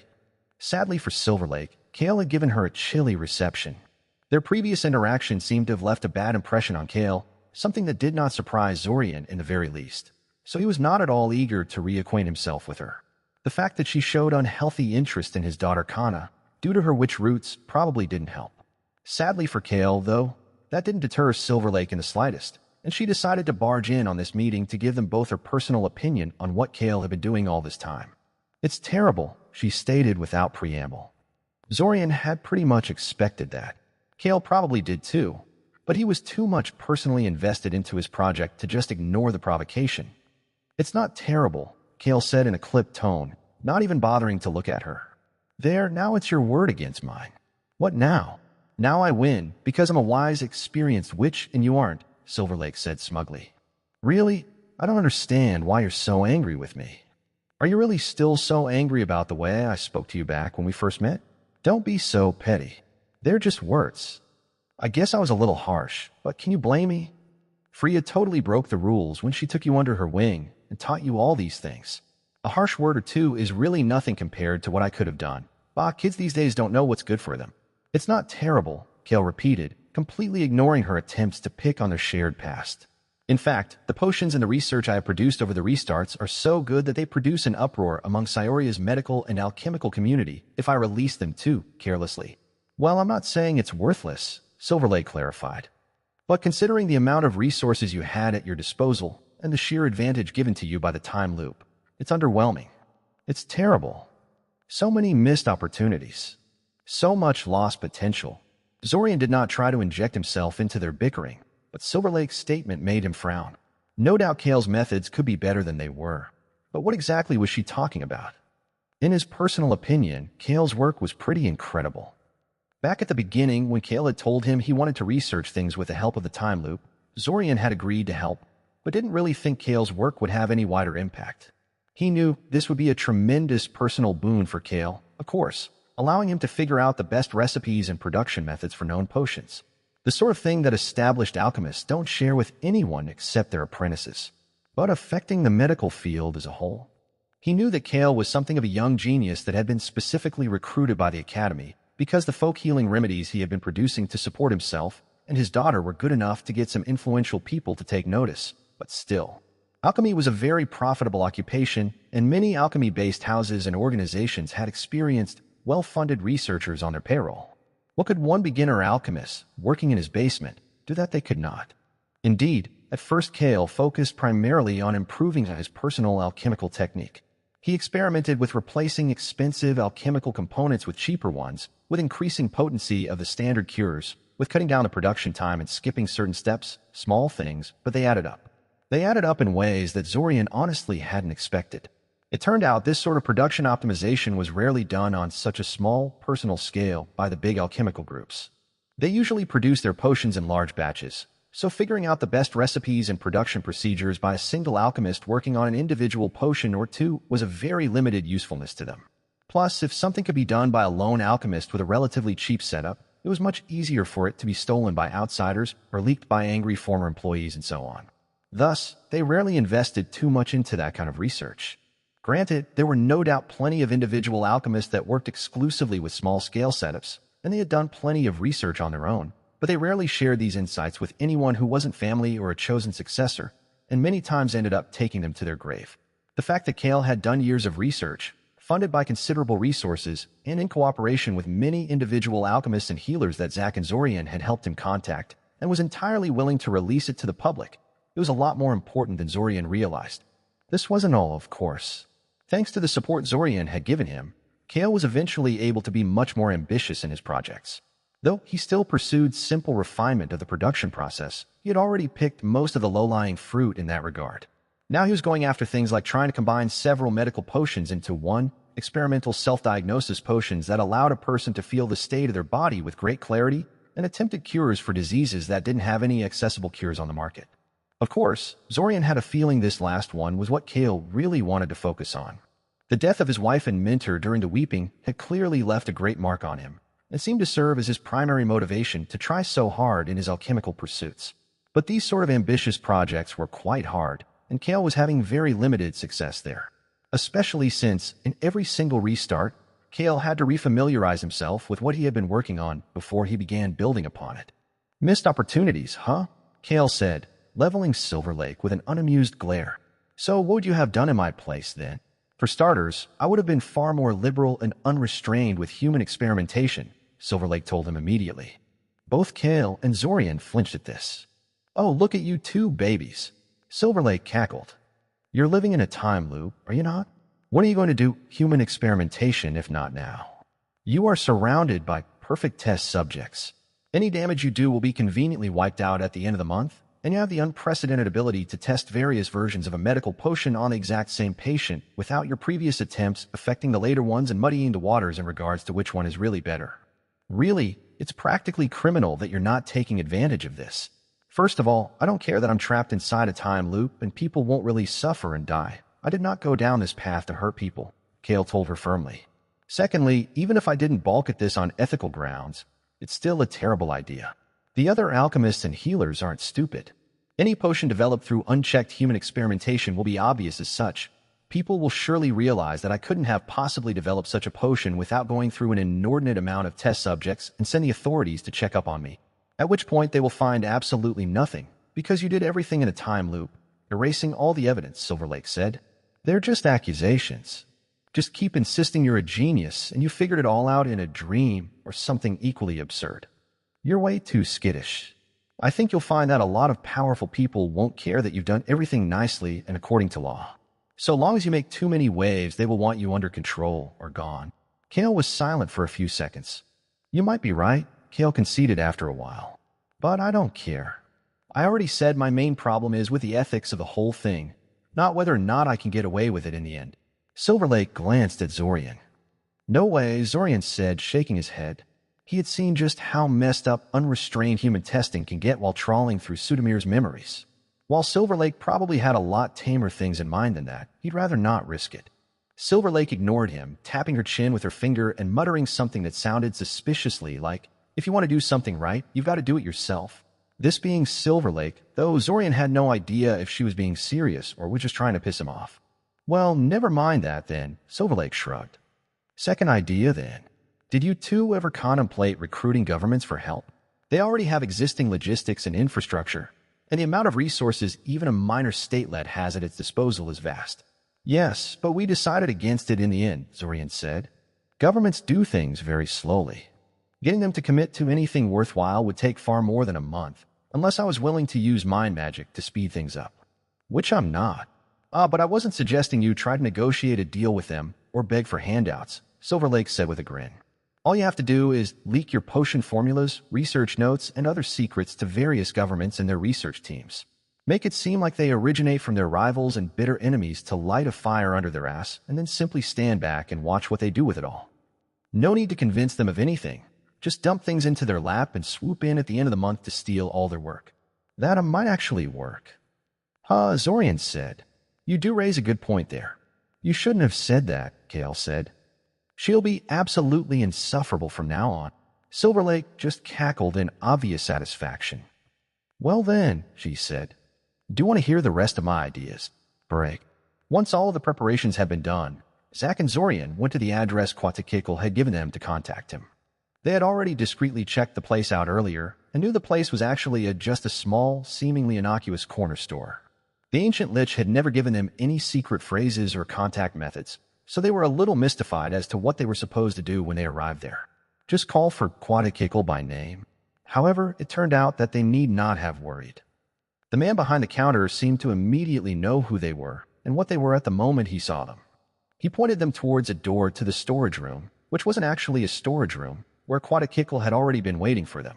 His black, metallic-looking skeleton just sat there on a chair in one corner of the room, tapping his fingers against his leg bone and observing them as they approached. Well, that was kind of creepy. How the hell had the lich known they were coming? Surely he hadn't spent the whole day here, just in case they decided to drop by. "Wow, you were waiting for us all this time," Zack said loudly, bluntly drawing attention to the fact. "We must really mean a lot to you. I left a spare body in here and jumped in, so to speak, when I was informed you were coming over," Quatakikal said, rising from his chair and making a few casual gestures in the air. A cloud of ectoplasm rapidly condensed around the black bones and then solidified into a familiar fleshy guise. He smiled at them lightly. "Still, I will admit I was rather looking forward to this. After speaking to you that day, I couldn't help but check up on some things, and I must say you're even more unusual than I thought." "Oh," Zack prompted. For instance, there is no evidence that you are anything other than regular human teenagers, Quetzalcoatl said.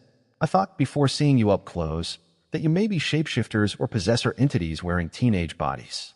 Having seen how perfectly your souls slot into your forms, I can effectively rule that out.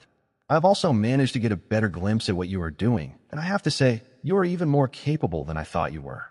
It is really curious that you have managed to amass so much magical skill, money, and contacts while being so young, and even more importantly, while evading the notice of people who keep an eye out for such things. Well, those people clearly aren't very good at their job because someone managed to organize an entire invasion right under their noses, Zack deadpanned. In comparison to that, overlooking a couple of precocious teens is a minor matter, don't you think? There is a lot of truth in what you're saying, Quetzalcoatl laughed. The security around here is terrible. Still, the only reason we have been able to pull this off is that we have many of the local authorities infiltrated and that I secretly take care of problematic elements. We are not completely undetected in the way you two appear to be.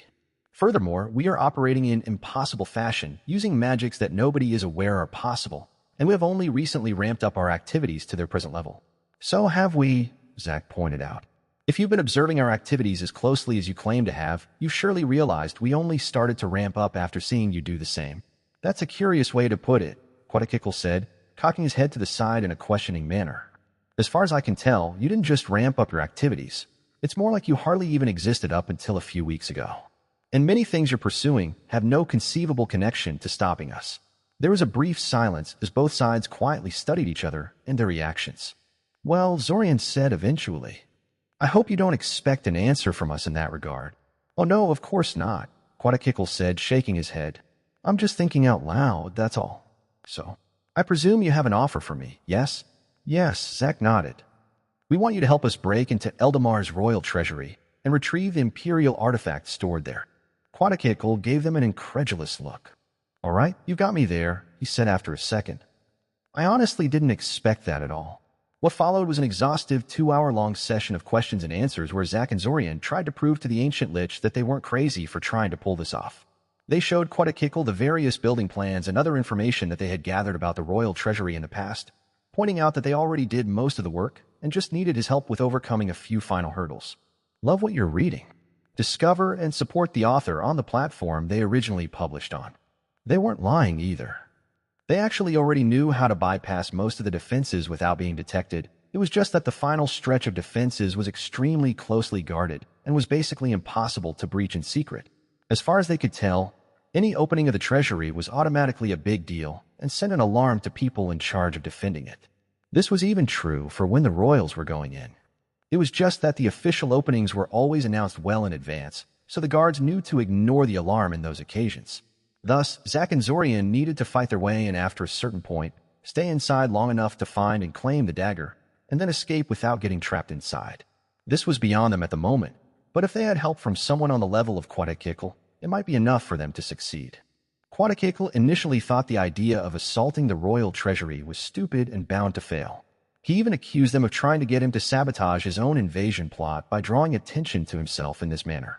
However, greed was a powerful motivator, and once Quetzalcoatl realized that the break-in had a large chance of actually being successful, he started to seriously consider it. There was a big problem with the negotiations, of course.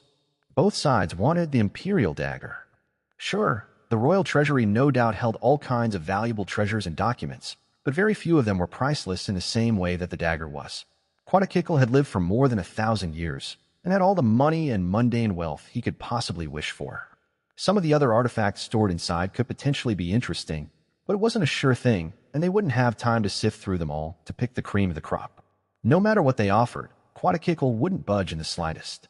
As far as he was concerned, they could have anything else in the treasury, so long as he got the one thing he truly cared about, the imperial dagger itself. Truthfully, this was all according to plan. Zack and Zorian always knew Quetzalcoatl wouldn't agree on a deal that would involve him giving up an imperial artifact. In fact, Zorian strongly suspected that Quetzalcoatl would immediately attack them once they were outside to claim the imperial orb from them as well. However, so long as they managed to break into the royal treasury proper, they did not care much. Even if they failed to wrest the dagger and the crown away from the lich in the aftermath, the whole thing would still have been worth it. This was because getting into the inside of the treasury would give them a chance to analyze the main wardstone that protected the entire complex, hopefully letting them outright bypass the defenses in the future. Thus, they eventually reluctantly agreed to let Quetzalcoatl claim the dagger in exchange for the first claim right on everything else they encountered inside. Quetzalcoatl gave them a strange look after that, not saying anything for a while, before suddenly turning more jovial and praising them for their sensible attitude. Half an hour later, they hammered out a deal and agreed to meet in 2 days in Eldamar City. Break.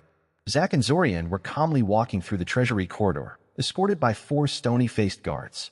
They ignored the guards and employees they occasionally encountered along the way, behaving like their presence was completely natural. 3 times they encountered invisible detection fields that would have announced their presence towards supervisors deeper inside the treasury complex. It took less than 2 minutes for Zorian to subvert each one into letting them pass without alerting anyone. After a while, they encountered an actual security checkpoint with a couple of mages and gun-wielding soldiers. Zack just casually greeted the group while Zorian flashed an access badge in front of their faces without saying anything. The guards gave them questioning, uncertain looks, but didn't bar their path. There was no official visit to the treasury scheduled, but the group was escorted by guards and had the symbol of royal authority. The group continued on. Quetzalcoatl trailed after those 2, observing everything curiously. After they put some distance between themselves and the security checkpoint, he decided to speak up. "The mystery grows," he commented, glancing at the 4 guards marching beside them. "These guards you have dominated into helping us have very few giveaways that they are being manipulated into doing this. No jerky movements, no hesitation, other than being a little overly serious. There is no clue they are being controlled by another. I had no idea you were such a capable mind mage. If you had such abilities, wouldn't it be easier to manipulate someone with legitimate access to this place into secretly retrieving the dagger for you?" "Impractical," Zorian said simply. He didn't want to explain that his ability to control people was really quite limited. He may be a powerful mind mage, but he never invested much effort into figuring out how to execute those kinds of long-term compulsions. Even the Arania considered that kind of deep mind editing to be sinister and repellent, to say nothing of himself. His specialty was telepathic combat and memory reading, not enslavement. "You know, Besa has much more relaxed laws regarding mind magic than any country on the continent," Quetzalcoatl lightly commented. "Are you seriously trying to recruit me at a time like this?" Zorian asked incredulously. "I'm just pointing out you get a lot more appreciation for your skills if you immigrated there," Quetzalcoatl shrugged. Zorian said nothing in response. They soon reached the point of no return, the doorway that could not be opened without throwing the entire treasury into high alert. Even opening the door was not easy. It was incredibly sturdy, as were the walls it was attached to. They could not be battered down with raw force or blown off their hinges. 2 keys were required in order to open it, neither of which could be safely acquired, and using them required the presence of the chief treasurer, who had to lower the local wards in order for the keys to work. Even if everything was done correctly, the treasury opening alarm would still sound, and defenders would swarm over to see what was going on if no opening had been scheduled for the day. There were other entrances to the royal treasury, including a secret one that could be accessed through the dungeon, but all were defended just as heavily. At the moment, the only solution Zack and Zorian had for this door was to outright attack the local wards until they shut down, and then use the copies of the 2 keys they had produced earlier to open the door. Which kind of worked, but the local wards were no joke. Bringing them down was a very time-consuming process for the 2 of them, leaving them low on mana and beset by every defender in the building. "We're going to need your help here," as discussed, Zorian told the ancient lich. Quetzalcoatl simply nodded absent-mindedly, studying the door in front of him. Then they began. All 3 of them started assaulting the warding scheme, subverting, negating, and pushing back the defensive field. Zack and Zorian were both very good at defeating wards by now, but Quetzalcoatl completely blew them out of the competition there, and not just because of his monstrous mana reserves either. His skill at dismantling magical defenses was incredible. In retrospect, it probably wasn't that unusual. The Lich had been alive for more than 1,000 years. He probably had deep knowledge and sophistication about every form of magic there was. The warding scheme did not take their aggression passively. It was the type of ward that actively struck back against attackers, and it pushed back against them endlessly. Waves of telekinetic pressure and temperature extremes assaulted them. Strange rainbow light tried to put them to sleep, and nearby decorative wall tiles exploded into clouds of miniature razors. They were undaunted. Zack and Zorian had known those defenses were there before they had even started, and all 3 of them were capable of easily defending themselves from attacks on this level. By now, the entire treasury was in high alert, and the first defenders were starting to approach them at high speed. Zack was about to direct some of his energies into dealing with them when Quatakikl casually swept his arm backwards and fired one of those jagged red beams he was so fond of using onto the ceiling behind them. He must have hit something critical because the entire section of the corridor immediately caved in, showering everything in a thick cloud of dust and gravel and cutting them off from the approaching first wave of defenders. "Pointless distractions," Quatakikl said curtly. "Just focus on the wards." The wards didn't last long after that. Once they were gone, Zack and Zorian inserted the keys into the door, which started to slowly open with a heavy grinding sound. There was no way to speed this up, but they didn't have to wait for it to fully open. The moment a small crack was produced between the door and the wall, Quatakikl used some strange dimensional spell to twist the resulting opening into a man-sized portal. Zorian decided he really needed to learn that spell. Being able to effectively squeeze through even the tiniest opening was pretty neat. Once they were through, they were faced with another problem. A pair of huge, hulking golems made out of some kind of glossy black material barred their path.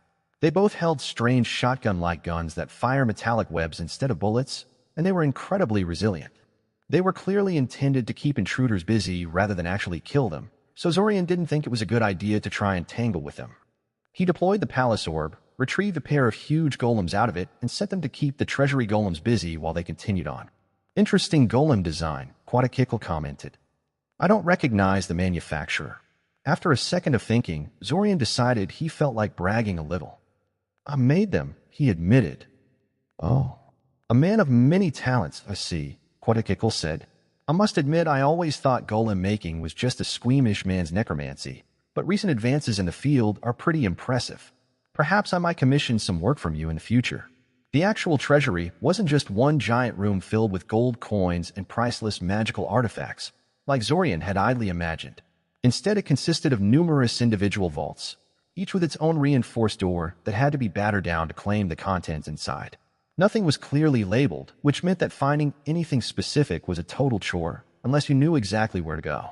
Since Zack and Zorian had a marker that let them sense the dagger's location, though, it wasn't long before they managed to track it down.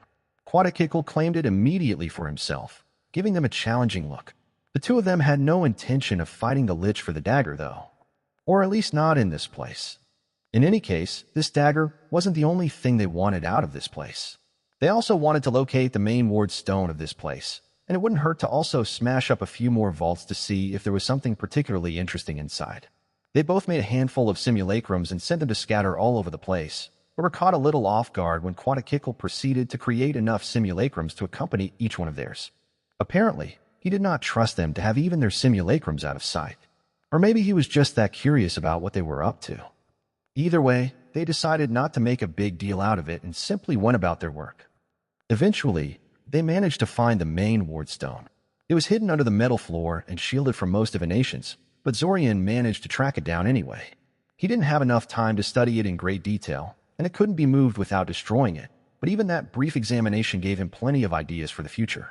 The treasury ward stone was a real work of art, and Zorian definitely intended to come here again to take a few more looks at it. As for the vaults, they held all sorts of wealth, rare materials, and mysterious items, but it was really hard to figure out what was truly useful to them and what wasn't in the short amount of time they had. They ended up piling everything they recovered into the palace orb for later study and just forgot about them for now. "That orb is much bigger and more convenient than I thought it would be," Quatakikl's simulacrum mused idly beside. "I think I may have underestimated its usefulness just a little." Quatakikl actually had his own pocket dimension containers, but they were apparently a lot less expansive than their own, which meant he had to be much more selective about what to take from the place than they were. Of course, the Eldamarian guards and military were anything but idle while they were doing that. It was less than 5 minutes before they managed to break through the collapsed corridor and 4 giant golems wrestling each other in the middle of a corridor, and then the fighting began. In all honesty, they had probably stayed too long inside the treasury. Too many forces had rushed to the place, making it very hard for them to fight their way out and escape. They couldn't simply open a gate to outside with the simulacrum trick, because apparently the treasury wards were thorough enough to shut that idea down. The ward stone was too tough to be destroyed in any reasonable amount of time. If it were just Zack and Zorian, this may very well have been the end of this particular restart. However, they had Quatakikl on their side, and he had apparently already prepared a contingency for this kind of situation. The only warning Zack and Zorian received about what was about to happen was when the sounds of distant screams and detonations started resounding in the distance, as if the treasury defenders were fighting another enemy outside as well as them. Before they could ask Quetzalcoatl what was happening, a nearby wall collapsed as a huge sphere of black metallic bone slammed directly into it and crushed it under its weight. The sphere quickly uncoiled into a large, crocodilian skeleton that swept through nearby space with its tail, sending treasury defenders flying away like wooden toys. Fireballs, force blades, disintegration beams, and a wide variety of grenades rained down on it immediately afterwards. Some of them were even doing damage. But it was too little, too late. Before their attacks could deal anything more than superficial scratches, it noticed Quetzalcoatl and immediately barreled towards him.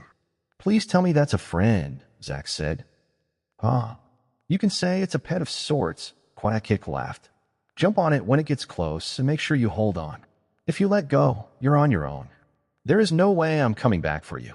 If someone had told Zorian a few years earlier that he would be riding through the streets of Eldamar on the back of a giant skeletal crocodile thing, after having robbed the royal treasury in the company of a 1,000-year-old lich, well, he would have told them that they have an overactive imagination. Yet, that was exactly what had happened. Zack, Zorian, and Quetzalcoatl managed to fight their way out of the treasury while riding the lich's pet and simply kept rushing forward.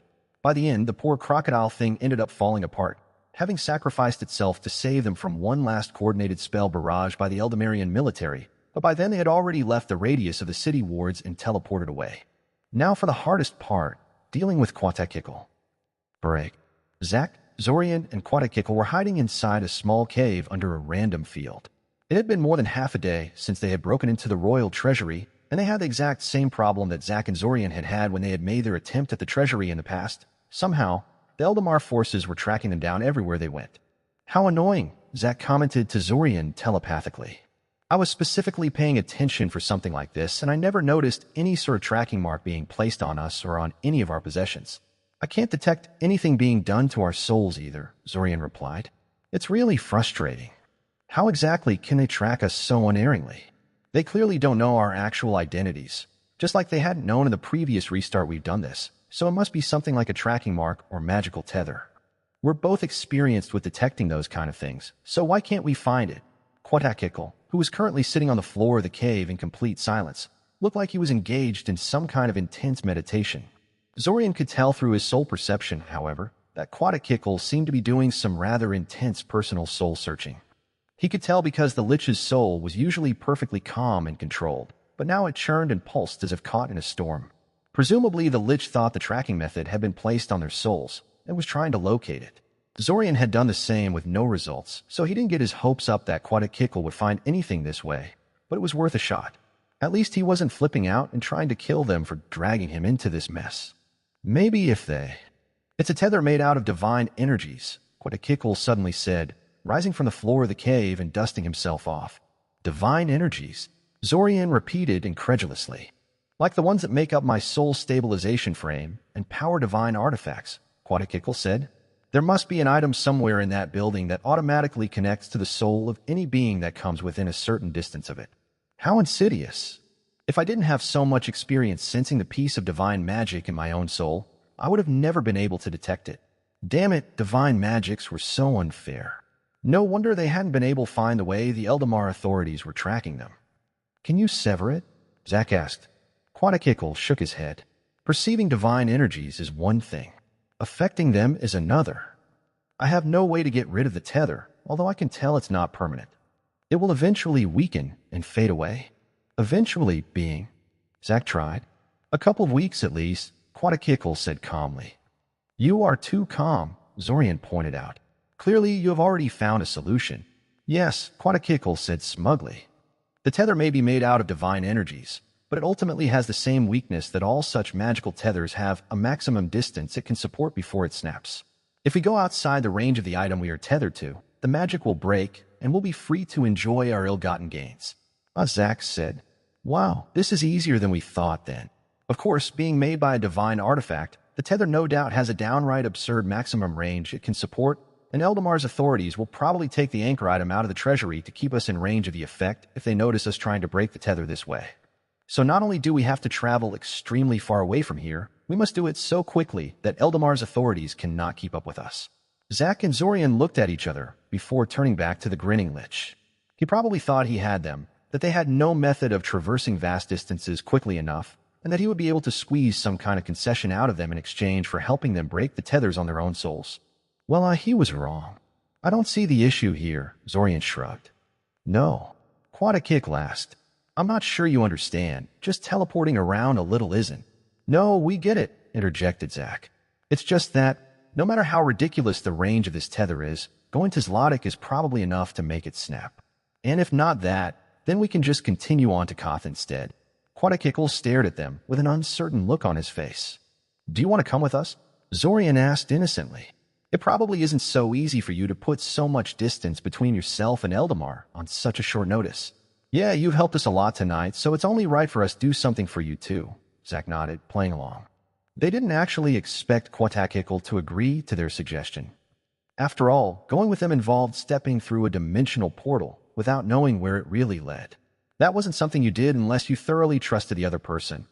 Quadakikl didn't even trust them enough to leave their simulacrums wandering around unsupervised. They opened a portal to Zlotic, and Quadakikl followed after them, surprisingly calm. He did not comment at all on the fact they knew how to cast something as rare and difficult as a dimensional gate, or the fact they arranged for said gate to open to another continent on a moment's notice. He simply observed everything around them, his eyes sweeping over the desert horizon with a thoughtful expression.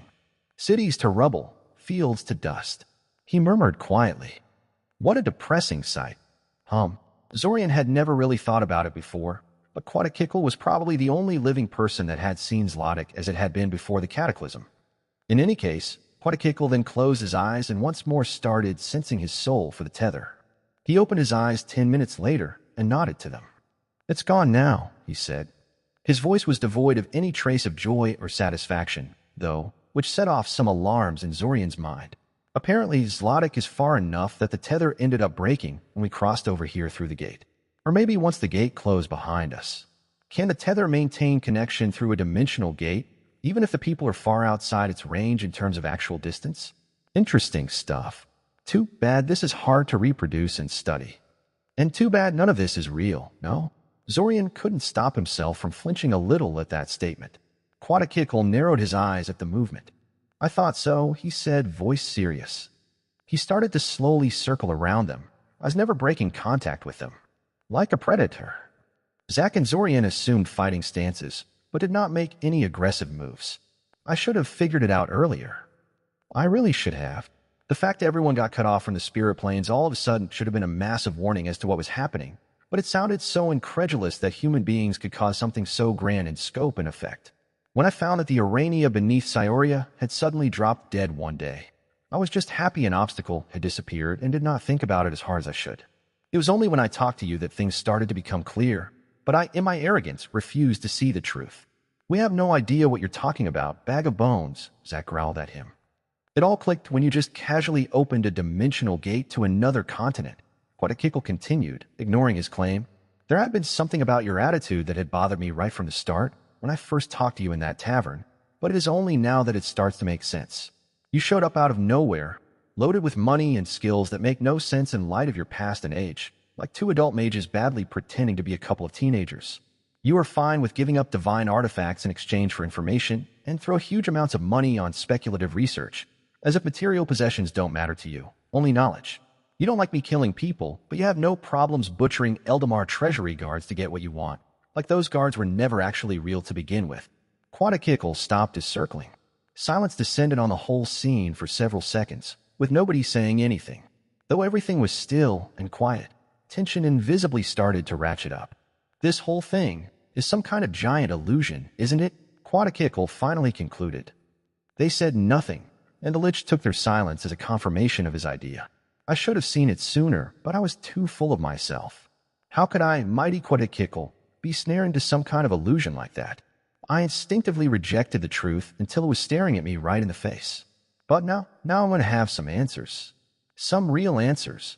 He attacked, his organic eyes melting away to reveal the black skeleton wreathed in green light that lurked beneath the skin. They were ready for him. Quadakikl immediately went for soul magic this time, not even bothering with disintegrators and energy spells. Presumably because, while he wasn't actually certain how this illusion he was caught in worked, he had already noticed Zack and Zorian did not seem to value physical things much and thus suspected these weren't their real bodies. If he wanted to defeat them, he needed to aim for their souls. Well, he was kind of right about that, but Zack and Zorian had come here prepared. Their souls were fortified with defensive wards, and they were not as defenseless and terrified in the face of soul magic as they once were. Pulses of ghostly light assaulted them, but they warded them off with some effort. They responded with more mundane attack spells like incineration rays, ground liquefaction spells, destructive black blades of spatial force, and so on. Quadakikl defended himself with haste, force fields, and animated sand creatures, but responded solely with soul magic attacks. After a few exchanges, Zack and Zorian decided to reveal the next layer of their preparations, the trap wards they had placed on the area beforehand. The truth was, Quadakikl really was kind of stupid for following them here through an unknown portal, because this was one of the several places where Zack and Zorian had prepared a trap for him. Granted, they had thought they would have to force him here through the gate, but this way worked too. However, Quadakikl had evidently prepared himself too. Before the wards could fully activate, the ancient lich removed one of his decorative bracelets and crushed it. Four cubical constructs made out of black bones materialized around Quadakikl, emerging from some kind of hidden pocket dimension the lich kept around him. Each of them had 4 skulls embedded into their sides, their eye sockets burning with a dim green flame. Through his soul perception, Zorian could detect that each skull held a trapped soul inside of it. Powerful ones too. They had probably been harvested from talented and experienced mages, not some random bystander. The skull cubes pulsed, seemingly synchronizing with each other, and started unfolding into their own warding scheme, beginning to overpower the one Zorian and Silver Lake prepared in this place. Well, time to go all out then. Zorian deployed the palace orb and summoned Alanik, Silver Lake, and Svim, who had been patiently waiting there for just this moment. The fight quickly heated up, spells flying left and right. Quadakikl was forced to give up on using exclusively soul magic to attack them. Soul magic had never been especially suitable for actual fights, which is why Quadakikl didn't usually use soul magic as his first resort. Now, faced with 5 dangerous enemies, he could no longer afford to use such suboptimal tactics. Zorian expected Quadakikl to retreat at this point. He could no doubt tell he had no chance of winning this fight, and those skull cubes floating in the sky were effectively negating the trap wards that Zorian and Silver Lake placed on the area to keep him from simply teleporting or flying away. But Quadakikl didn't do that. He kept fighting like a man possessed, throwing vast amounts of mana into every single spell.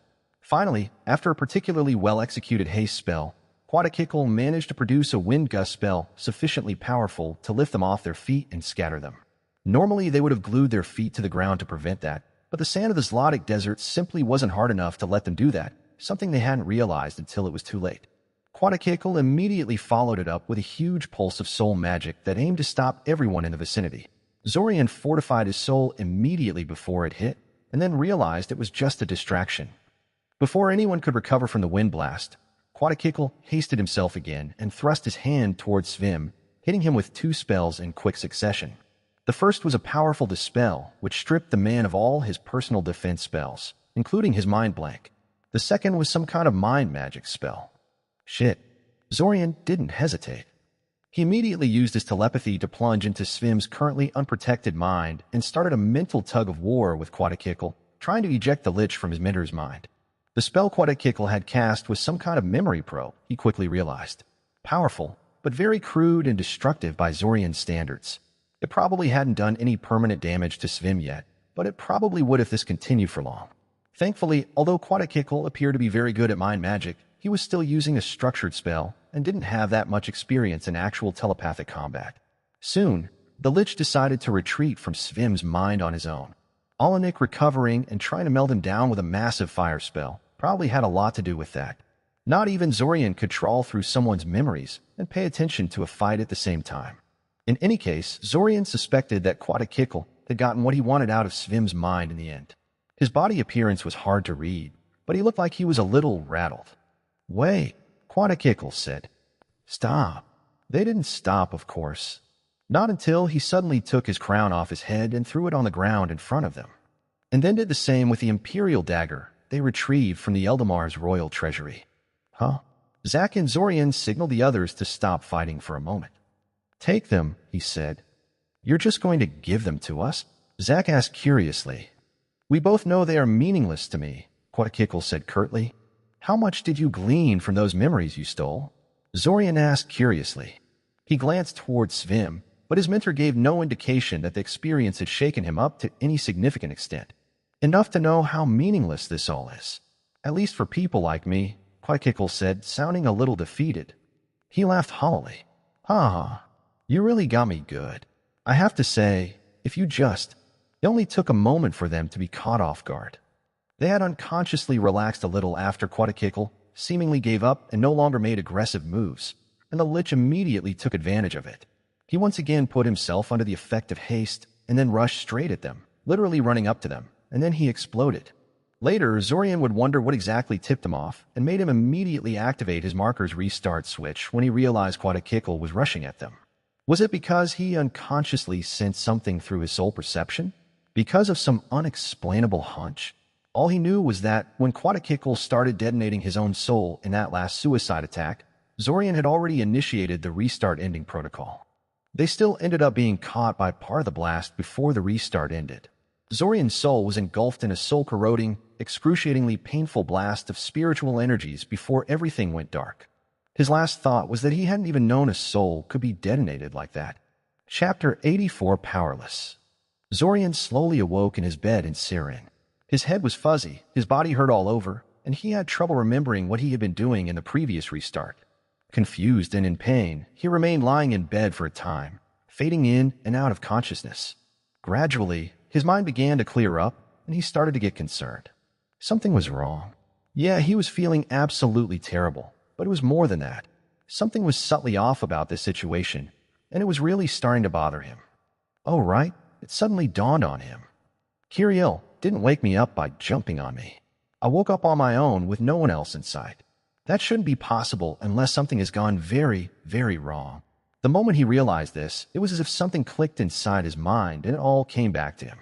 The sudden visit of Quackkickle, the theft of the dagger from the royal vaults with his help, the final battle they had against the ancient Lich, and the insidious soul attack he used just before the restart ended, the memories flooded into his mind suddenly and without end. The process was forceful and alien, as if something was shoving these thoughts directly into his brain with little regard to his well-being. The waves of pain and nausea radiating from his damaged soul suddenly intensified, and he barely managed to roll himself out of bed before vomiting his guts out all over the floor of his room. Dimly, he was aware that Kiriel rushed inside when he started making noise and then rushed back out screaming for Mother to come and help, but he was in no position to react to that. It took all of his strength just to remain conscious and weather the pain. His soul felt like it was going to split apart, and he instinctively knew that it would be a terrible mistake for him to black out at the moment. He and Zack had long theorized that their souls synchronized somehow with their body at the start of every restart, interfacing with their life force and rearranging their brains to account for the memories they gathered over the restarts, and it looked as if this was true, except that in its current state, it was no longer capable of smoothly completing that process. Without Zorian's conscious efforts to stabilize his soul, it would not only ravage his body and mind, but possibly also injure itself further in its fumbling. If he lost consciousness now, who knew what he was going to wake up next?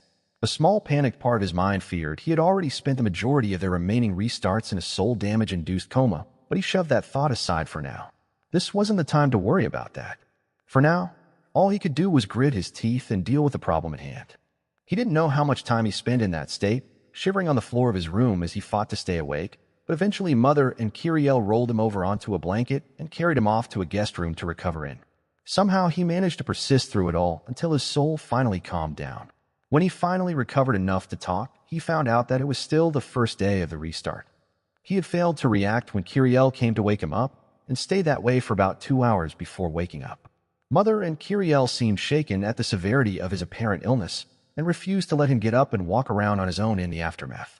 They also called for a local healer to come and check up on him, which was very annoying yet perfectly reasonable in light of what happened, so he could hardly object to it.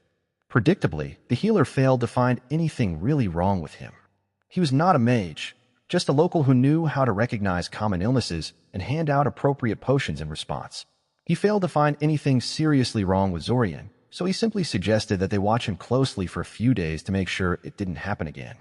Mother was rather unhappy with his uselessness, but she did seem more at ease after receiving the diagnosis. When they finally left him alone for a while, he decided to chance things and reached into his marker, even though he knew the action would aggravate his soul damage somewhat. He had to know how many restarts they still had left. The marker told him he still had 25 iterations left, which caused Zorian to breathe a sigh of relief. He didn't lose any of the restarts, it seemed. Unfortunately, this was where the good news ended. The damage Quatakicle's last attack did to his soul meant that he was currently completely incapable of casting anything.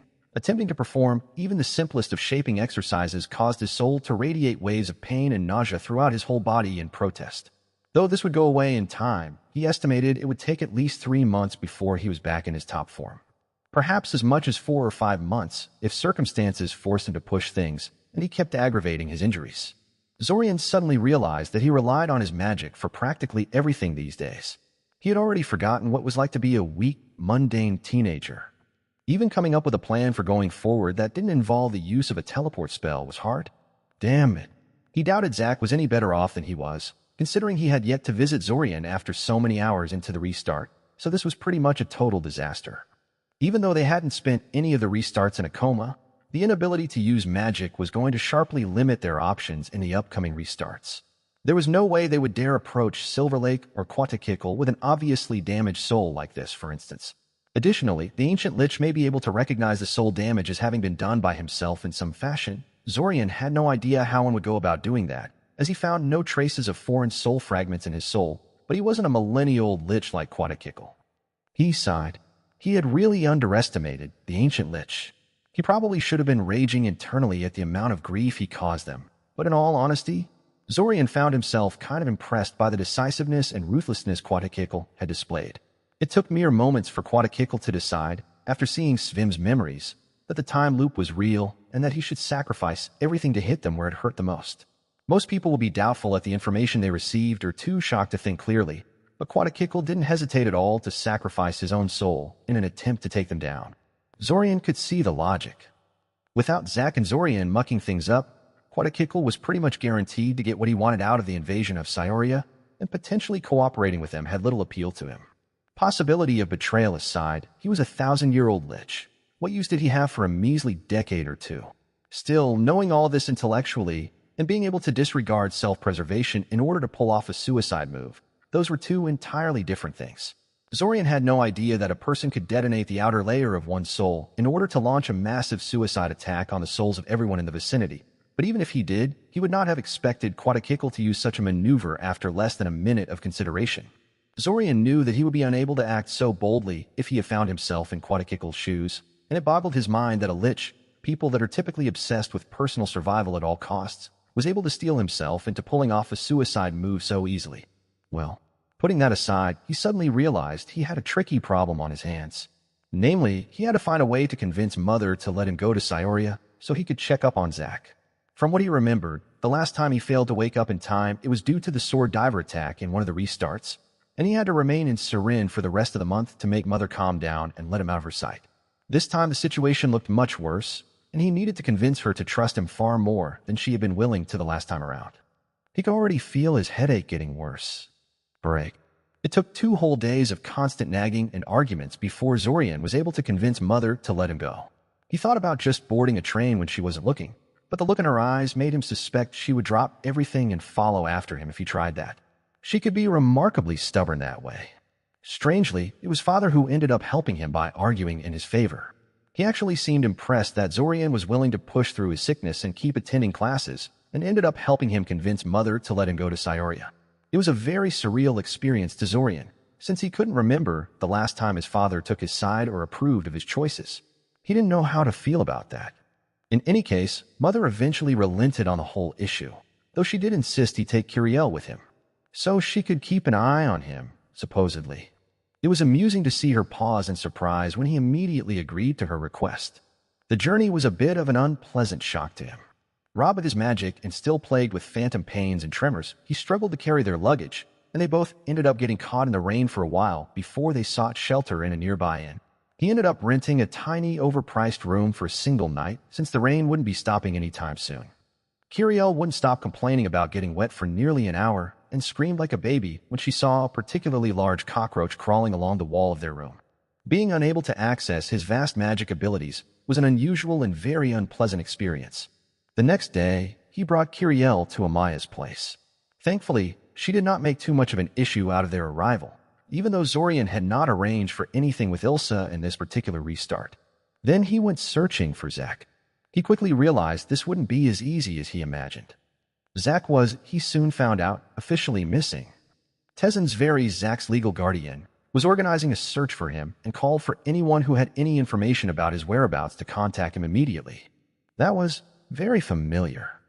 Almost nostalgic, really. It was pretty much the same situation that he had faced during the first few restarts after he got pulled into the time loop. He wondered what that meant. Was this some kind of additional time loop safeguard that kept the controller gone until they recovered? Or was this just Zach's guardian freaking out about finding a comatose Zach and faking a disappearance? Personally, Zorian would bet on the latter. Quite a few people apparently knew how inappropriate Tezin's handling of Novita's affairs was, so if Zach were to fall mysteriously unconscious all of a sudden, he would be one of the prime suspects. Zorian could totally see Tezin fearing that the coma would be blamed on him and faking a disappearance until he can decide what to do, much like Jornak did with Veyers. In any case, it was relatively easy to prove which one of the options was correct. Zach and Zorian both had a marker with an identical key, and Zorian knew a tracking ritual that would let him locate his fellow time traveler with ease. All he had to do now was find someone to help him cast it, because he was currently incapable of doing it himself. Gods, he hated this restart so much. Break. The room was silent. Zorian was supremely calm and collected, staring Svim right in the eyes despite the look of annoyance present on his mentor's face. "So let me see if I got you correctly," Svim said. "You are a time traveler. You fought a millennia-old lich with Zack in the previous version of this month that I can't remember. Your soul has been damaged, so you conveniently can't demonstrate any of this amazing magic you apparently know. And now you want me to help you rescue Zack from the evil clutches of Tezin, his legal guardian who is secretly behind his recent disappearance, despite organizing a nationwide search for the kid." Zorian considered it for a second. "Yes, that's pretty much what I'm saying," he nodded. "Get out of my office." Break. Ilsa carefully studied the stack of papers in front of her, one hand propping up her chin while using the other to slowly tap her finger against the desk in a steady rhythm. Zorian patiently waited for her to finish reading. If this didn't work, he would have to take a risk and seek magical assistance through black market channels. Dealing with criminals while being essentially powerless was taking quite a bit of a risk, but there was nothing he could do. He needed to know what was going on with Zack. "So all I need to do is cast this spell on you and tell you what the results say?" Ilse eventually asked, giving him a suspicious look. "That's right," Zorian nodded. "It looks like a tracking spell," she noted. "It is a tracking spell," Zorian confirmed. Ilse raised an eyebrow at him. "Dare I ask what it's supposed to track, then?" she asked. "It's kind of personal," Zorian said, doing his best to look depressed and desperate. "I'm afraid my friend has gone missing." "Please, Miss Lady. You know, I'm not a troublemaker student, and I don't ask for much. It would mean a world to me if you did this for me." Ilsa snorted derisively at him. "You need to work on your acting skills, Mr. Kaczynski," she told him. "That aside, I had Professor Chow tell me about a strange little visit from you recently." He was still kind of annoyed that Svim was so unwilling to entertain his claims. Being implausibly good at magic was apparently really important for convincing the man there was something to his crazy time-traveling claims. Well, convincing him quickly, in any case. He could probably wear down the man's skepticism with a lot of time and effort, but he didn't want to wait that long to tackle this problem. "Is this friend of yours Zack Novita, perhaps?" Ilsa tried after he didn't say anything for a while. "He could be," Zorian shrugged. "Zorian," Ilsa sighed, folding her fingers into a triangle in front of her. "Putting aside that I have never really heard you interacting much with Mr. Novita in the past, what if you're right? What if Zack has really been kidnapped by his caretaker and taken somewhere? I cast the tracking spell and give you the location. What do you do with it? How can an academy student like you handle the guards and the security measures that this place would undoubtedly have and rescue Zack?" Zorian internally debated the merits of explaining to her that his plan was to simply hire black market mercenaries to do the parts he himself could not, but eventually decided it was a bad idea. He had no real excuses in regards to where he got all the money needed to hire such people, or why he thought he could judge their skills and character well enough to identify which of them are worth hiring and which aren't. Enjoying this book? Seek out the original to ensure the author gets credit. "You don't have to worry about it," he told her, giving her a reassuring smile. "I'm just trying to find a friend. I'm sure it won't be all that difficult." She gave him an unamused look. Yeah, he probably should have just gone to the black market right from the start instead of bothering with this. Contrary to his expectations, though, she didn't just throw him out of her office immediately after. "Give me 2 days, okay?" she eventually told him. I need to speak with the Academy leadership about this. Huh? Zorian said, surprised. I'm not sure I understand. Why would you need to kick this up so high? It's just a tracking spell, and let you get in over your head and disappear as well. I don't think so, Ilsa said. If we're going to do this, we may as well go all the way. Besides, Mr. Novita is a student of our institution. It is well within our rights to try and locate him if he goes missing. She pushed the stack of papers towards him and tapped it a couple of times for emphasis. Now, she said, explain to me how exactly this tracking spell works, and why you think you can find Mr. Novita when so many professional diviners have tried and failed to do the same. Break. It was fascinating to watch how quickly and effectively the Academy could mobilize itself when it really cared about something. Perhaps it was because the House Novita had some secret ally among the Academy leadership, or because the Academy saw the whole situation as a chance to score some free reputation points, but they really did assemble a team to go check up on the location Zorian would provide them with. He'd be lying if he said he wasn't a little intimidated by the attention suddenly directed at him. For one thing, he wasn't actually completely certain the tracking spell would work. While he personally didn't think it very likely, it was still possible that Zack's disappearance was really just some sort of time loop safeguard, and that he was literally nowhere to be found. It would be quite awkward if that happened. Thankfully, the tracking spell worked just fine. Zack was just outside of Scioria, in one of the smaller private estates that technically wasn't owned by Tezen, but could be connected to his family if one looked deeper. The group assembled by the Academy immediately stormed the place, presenting official-looking authorization documents when questioned about their motives and identity. There were guards in place, but they were apparently not paid enough to face off against a numerically superior force from a well-known institution, and they quickly decided to stand down and give them free rein. The secret basement Zack was being held in was cunningly hidden, but since Zorian was there to serve as a living tracking device, it was simple enough to find it anyway. Zack was in a soul damage-induced coma, just like Zorian expected him to be. Due to his inability to cast anything, including soul diagnosis spells, he couldn't be sure why Zack had ended up in a worse state than he did, but he had his suspicions. Zack's control over his own soul was much weaker and cruder than Zorian's, as was his ability to retain mental discipline. If he woke up early on in the restart like Zorian did and had to fight to stay awake and prevent his soul from going berserk, well, even Zorian found that struggle to be a challenging one. In any case, Zorian was now presented with a new problem. Even though he had been crucial in tracking down Zack, he now couldn't access his unconscious body at all. The discovery of his unconscious body had kicked up a media storm that didn't look like it was going to die down anytime soon, and he had been transferred to an expensive hospital and placed under guard.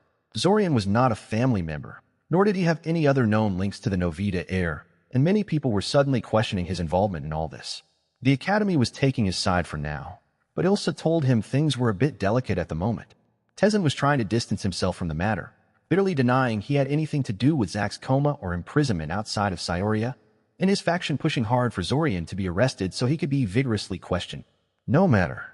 Even if Zorian could see Zack, what would he do with his unconscious body? Before he visited Zack in the hospital, he had to figure out how to accelerate his healing.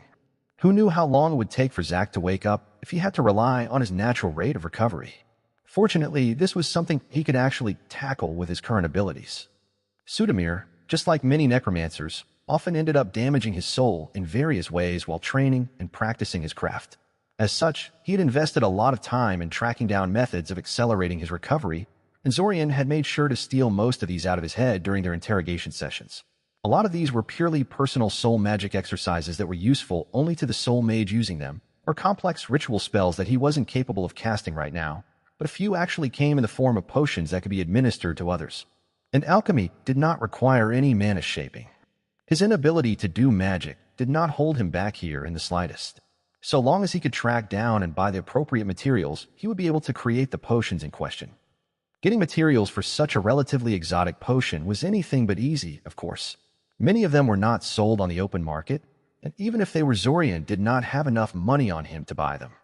He thought about robbing invader caches again, but his lack of magic made that a far riskier proposition than it usually was. Additionally, he attracted quite a bit of attention to himself lately, so going out for a little midnight stealing was probably unwise. Thus, he ended up amassing the necessary funds the hard way. He bought a bunch of raw materials with his available money, made a handful of rare, hard-to-make potions with them, sold them for money, used that money to buy even more raw materials, and so on. It took him a week of that to get enough money to buy what he actually wanted, and then another 4 days before he had managed to track it all down and finish the potions. The end result was 3 different bottles, one holding a milky white liquid, another a blood-red syrup that looked as if it was constantly boiling, and the last one a glossy pitch-black pill that floated in the center of the bottle as if weightless. He took all 3 of them and departed in the direction of the hospital that held Zach. He was still not allowed to visit him, but who cared about that? Through a strategic use of sleep bombs and other disabling potions, he managed to gain access to Zach's room, after which he proceeded to force-feed the 3 soul cures to his unconscious body, one after another. He immediately left afterwards. It would take a while for the potions to actually take effect, and it would be best if he were far away from the scene of the crime when people found the trail of unconscious bodies he had left in his wake. Break. The news of the second attack on Zach while he was in the hospital kicked up another round of controversy and several dramatic vows by the hospital staff and city authorities that the perpetrator was going to be caught any day now. Considering that not even Zorian's worst detractors seemed to suspect him as the perpetrator made him rather doubtful of that claim, though.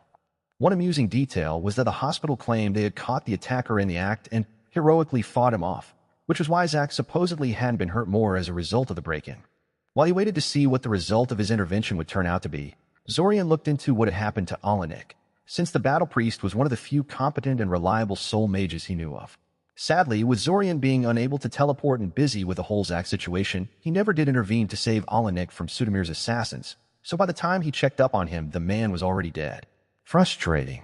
It did make him kind of curious how those assassins were even capable of killing someone of Alanik's caliber. Investigating the case a little revealed he was essentially ambushed while sleeping, allowing his attackers to kill him before he even realized what was going on. That kind of made sense, yeah. If Zorian saved Lukav, Sudamir panicked and acted prematurely, trying to kill Alanik through sheer force before Lukav could contact him and tell him someone was killing people like them. If the assassination of Lukav went through without issues, Sudamir would act with due caution and planning and kill Alanik in his sleep. In any case, the treatment worked far better than he had hoped. For days after he fed Zach those potions, his fellow time traveler woke up from the coma.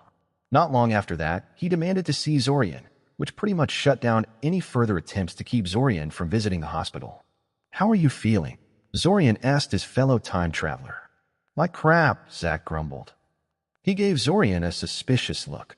"I heard you're the one who tracked me down after my asshole caretaker just stuffed my unconscious body down in some basement. I guess I should thank you for that, but how are you so much better off than me? Did you not get caught in a blast or something? You know, our conversation is probably being eavesdropped, right?" Zorian asked him. "So, just put up a privacy ward on the room and be done with it," Zach told him. "I can't," Zorian sighed. "I can't really cast anything right now." Zach was quiet for a few seconds. He said finally, "I guess you didn't get off as lightly as it appears. You probably don't want to hear this, but that kind of makes me glad. I kind of prefer it when you have to suffer through this crap with me." "Jerk," Zorian said, though there was no real heat in it. Yeah, but seriously, why are you already walking around while I can't even stand up without vomiting all over myself? I'm not sure, but do you perhaps remember waking up in your own room for a moment before losing consciousness again?" Zorian asked him. Zach frowned. "It's hard to remember," he said after a few seconds. "Maybe, Jim. Well, we're going to have to continue this particular topic when you get out of the hospital," Zorian told him. "Can you estimate how long it will be before you're back in top form?" Zach frowned. "I don't know. For 5 months? Something like that." Zorian breathed a sigh of relief. Although Zach's condition was worse than his own, it would seem it still wasn't too bad. "Is there something urgent you need right now?" Zorian asked him. "As you can imagine, my ability to acquire things is a bit limited at the moment, but I'll do my best. All I want right now is to be out of this damn hospital," Zach grumbled. "But I don't think that's going to happen before the end of the month, considering what I've overheard, and neither of us has the ability to force the issue right now." It was as Zach said. He spent the rest of the restart trapped in the hospital, while Zorian had to dodge increasingly insistent questions about his involvement in the Zach affair and his personal activities. Thankfully, before those things could really get anywhere, the summer festival had arrived and the restart came to an end. Break. The next 5 restarts were relatively relaxed. With their souls so heavily damaged and their spell casting impaired, Zach and Zorian couldn't really do anything particularly dangerous or strenuous, lest the recovery be prolonged even further or their soul damage become permanent. Whether it was Zach or Zorian, they had no choice but to patiently wait for their souls to heal, so they gave up on doing anything serious and decided to just have fun and work on some of their easier skills.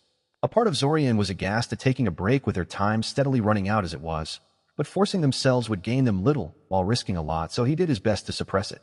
Unexpectedly, having his soul damaged actually ended up being quite a boon to Zorian's skill with soul perception and soul magic in general.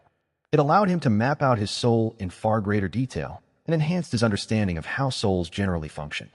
There were some things that were very hard to notice when things were going smoothly, and some pieces of the soul were far easier to comprehend when one compared intact and damaged versions of the soul to one another. He knew from reading Sudamir's mind that necromancers often deliberately mutilated other people's souls for that exact reason, destructively studying the anatomy of the soul to enhance their own skills. But one could never really perceive foreign souls on the same level of detail as one could perceive their own.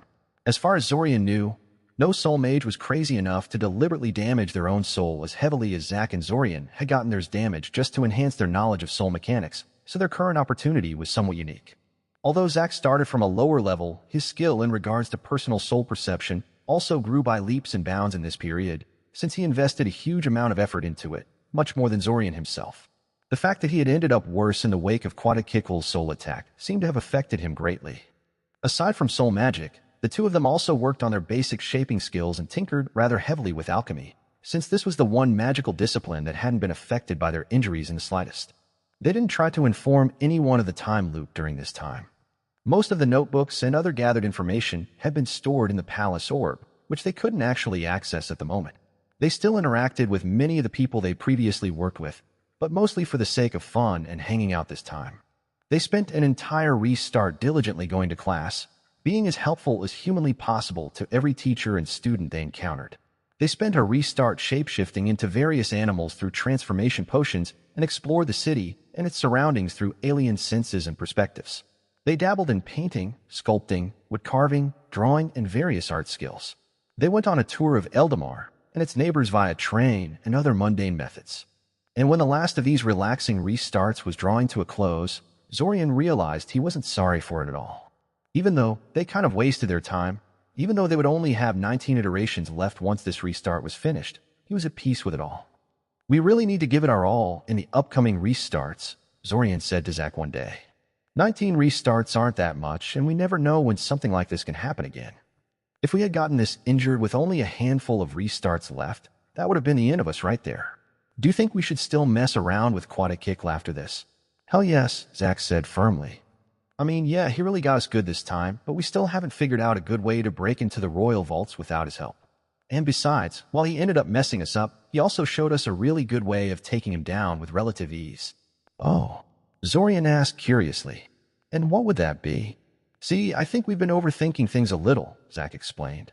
Instead of trying to lure Quatakikle into a trap and flooding him with golems and enemy mages, we should be relying on our strengths to defeat him. Well, your strength in this case. I'm talking about mind magic, of course. Mind magic, Zorian said, stunned. But with his mind blank on, Svim also had his mind blank on, and it didn't stop Quatakikle, Zack quickly pointed out. It would be tricky, but if we time things right and I get a moment to concentrate properly, I'm pretty sure I can hit the guy with a powerful enough dispel to get rid of his mind blank. Just for a moment, but that should be enough for you, right? I'm quite sure that Quatakikle has some measure of skill with defending his mind, Zorian said carefully.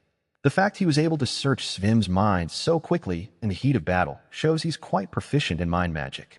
Still, I don't think he's psychic, and the brief telepathic clash I had with him didn't impress me much.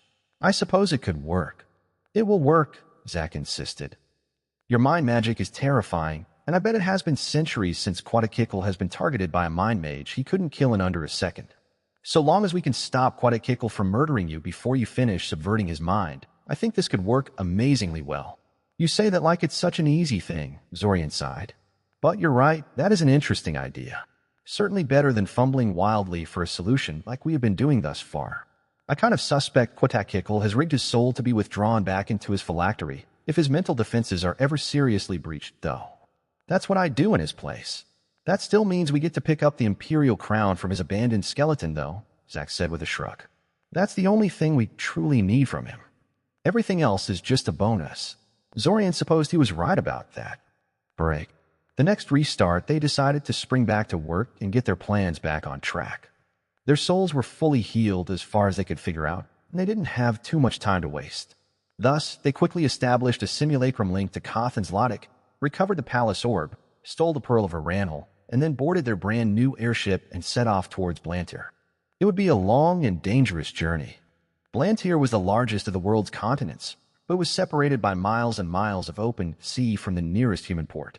Just making sure they stayed on the right path was a problem, since the endless expanse of water provided few clues as to whether or not they were going the right way, and neither Zack nor Zorian were proficient in this kind of navigation. On top of that, the shortest path to the continent, which they pretty much had to take, passed uncomfortably close to a large island inhabited by dragons, hundreds upon hundreds of dragons. It was called, somewhat unimaginatively but accurately, Dragon Island. Dragons generally weren't fond of humanity, and the dragons of the so-called Dragon Island were especially belligerent. They not only killed any human that tried to disembark on the island itself, but actively patrolled the waters around it for any passing ships. If they spotted any, they demanded ruinous tributes in exchange for not destroying the vessel. Zack and Zorian had asked around to see what the dragons found fitting to their tastes, and were prepared to pay the tribute for their safe passage, but the airship was very eye-catching and dragons were known to be capricious at the best of times. It was best to prepare for a fight just in case, and a dragon was always a headache to fight.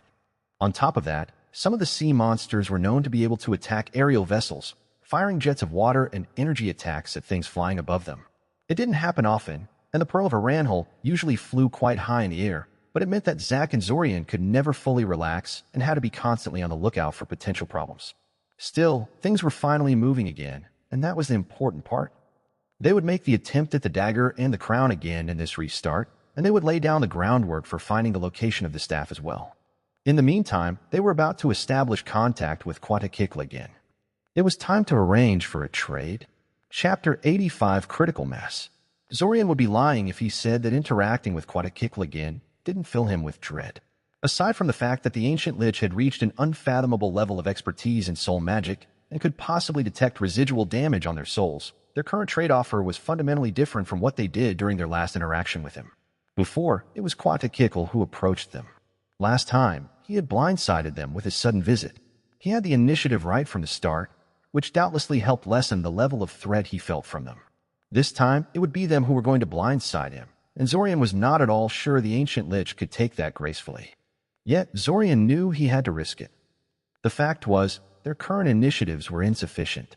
Even if they managed to gather all the keys together in one restart before the time ran out, that wouldn't be enough.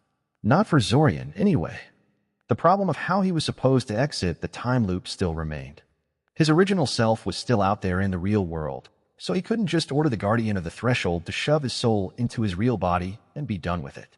The Guardian of the Threshold may be confused about his controller status, but it would surely notice there was already a soul in Zorian's original body upon trying that. And even if that could be sidestepped somehow, there was still the matter of how to seize control of the body from his original self. Zorian had a couple of ideas on how he could leave the time loop despite this issue, but all of them required incredibly advanced knowledge of dimensionalism and soul magic to accomplish. a.k.a. had both, and it was likely that the insight he had into those two fields were impossible to find elsewhere. Zorian couldn't afford to ignore this priceless source of information, no matter how dangerous it was. Arranging a meeting with the ancient lich proved to be rather simple, at least. All they had to do was go to the same corner store that a.k.a. had sent them to the last time they had interacted with him and ask about him. The man behind the counter acted as if they were crazy, but not long after they left, the cephalic rats suddenly became a lot more interested in them and started following them around. Zorian simply kept stealing away the individual rats from the collective for a few days before a.k.a. decided to contact them personally and arrange for a meeting. At the moment, Zack, Zorian, and a.k.a. were sitting in a private booth of a relatively high-class restaurant near the city center. Not exactly the type of institution Zorian liked to frequent, in part because just getting a seat in one of those was pretty hard for an unknown teenager like him, but a.k.a. had been the one to pick the location, and he was evidently in the mood to show off his wealth and influence.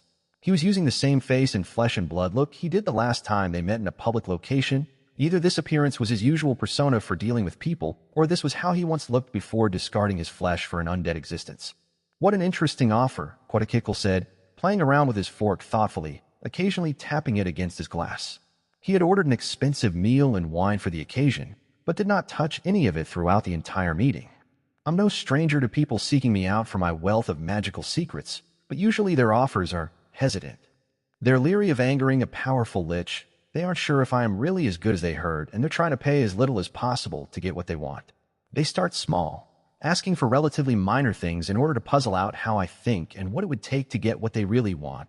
The ancient lich then made a dramatic pause, pointing at the small pile of divine artifacts and rare materials that Zack and Zorian brought to him as payment for his wealth of magical secrets, as he put it. You, though, Quadakickle continued, you're immediately going for the kill. You want nothing less than my complete pocket dimension creation expertise, an extremely rare, almost priceless set of secrets, and you're willing to offer no less than 5 divine artifacts and a plethora of extremely rare materials in return. I'm impressed by your boldness, but I can't help but wonder, are you not worried I will cheat you, or that this will end up a disappointing trade in the end? You are, after all, trading physical goods for information of uncertain value. I could easily just ignore you after pocketing the goods or play dumb and give you mere shadow of what you asked for. Zorian mentally agreed with this, but wasn't really worried. Although many things about the ancient lich were enigmatic, he was pretty sure he had a good read on his sense of honor. Quadakickle prided himself on his sense of fairness. He would not cheat them unless he thought they were trying to cheat him first. The real challenge was to make him agree to the deal in the first place. Although I don't dare claim I know you, you are as famed for your honorable behavior as you are for your great magical skill and brutality in warfare, Zorian said. Quadakickle smiled idly, clearly viewing all 3 traits as a compliment. We feel that if we can reach an agreement with you, you will do your best to honor it. Perhaps my knowledge of pocket dimensions isn't as extensive as you think it is, though, Quadakickle pointed out. I am indeed a man of many talents, but that is quite a rare and exotic field of study. You may end up disappointed by the results of the trade. If so, we will accept it quietly and in good grace, Zorian shrugged. We're willing to take a gamble. Jim, although it is not a smart thing to admit such a thing in these kinds of negotiations, I feel you are being a little too reckless here, Quadakickle noted thoughtfully, giving them both a piercing look as if trying to see through their souls. It would have been smarter to try and do a smaller trade at first just to see if my pocket dimension skills are worth the more substantial investment. Well, said Zack with a cheeky smile. Although this is generally not a smart thing to admit in these kind of negotiations, the fact is we're in a bit of a hurry.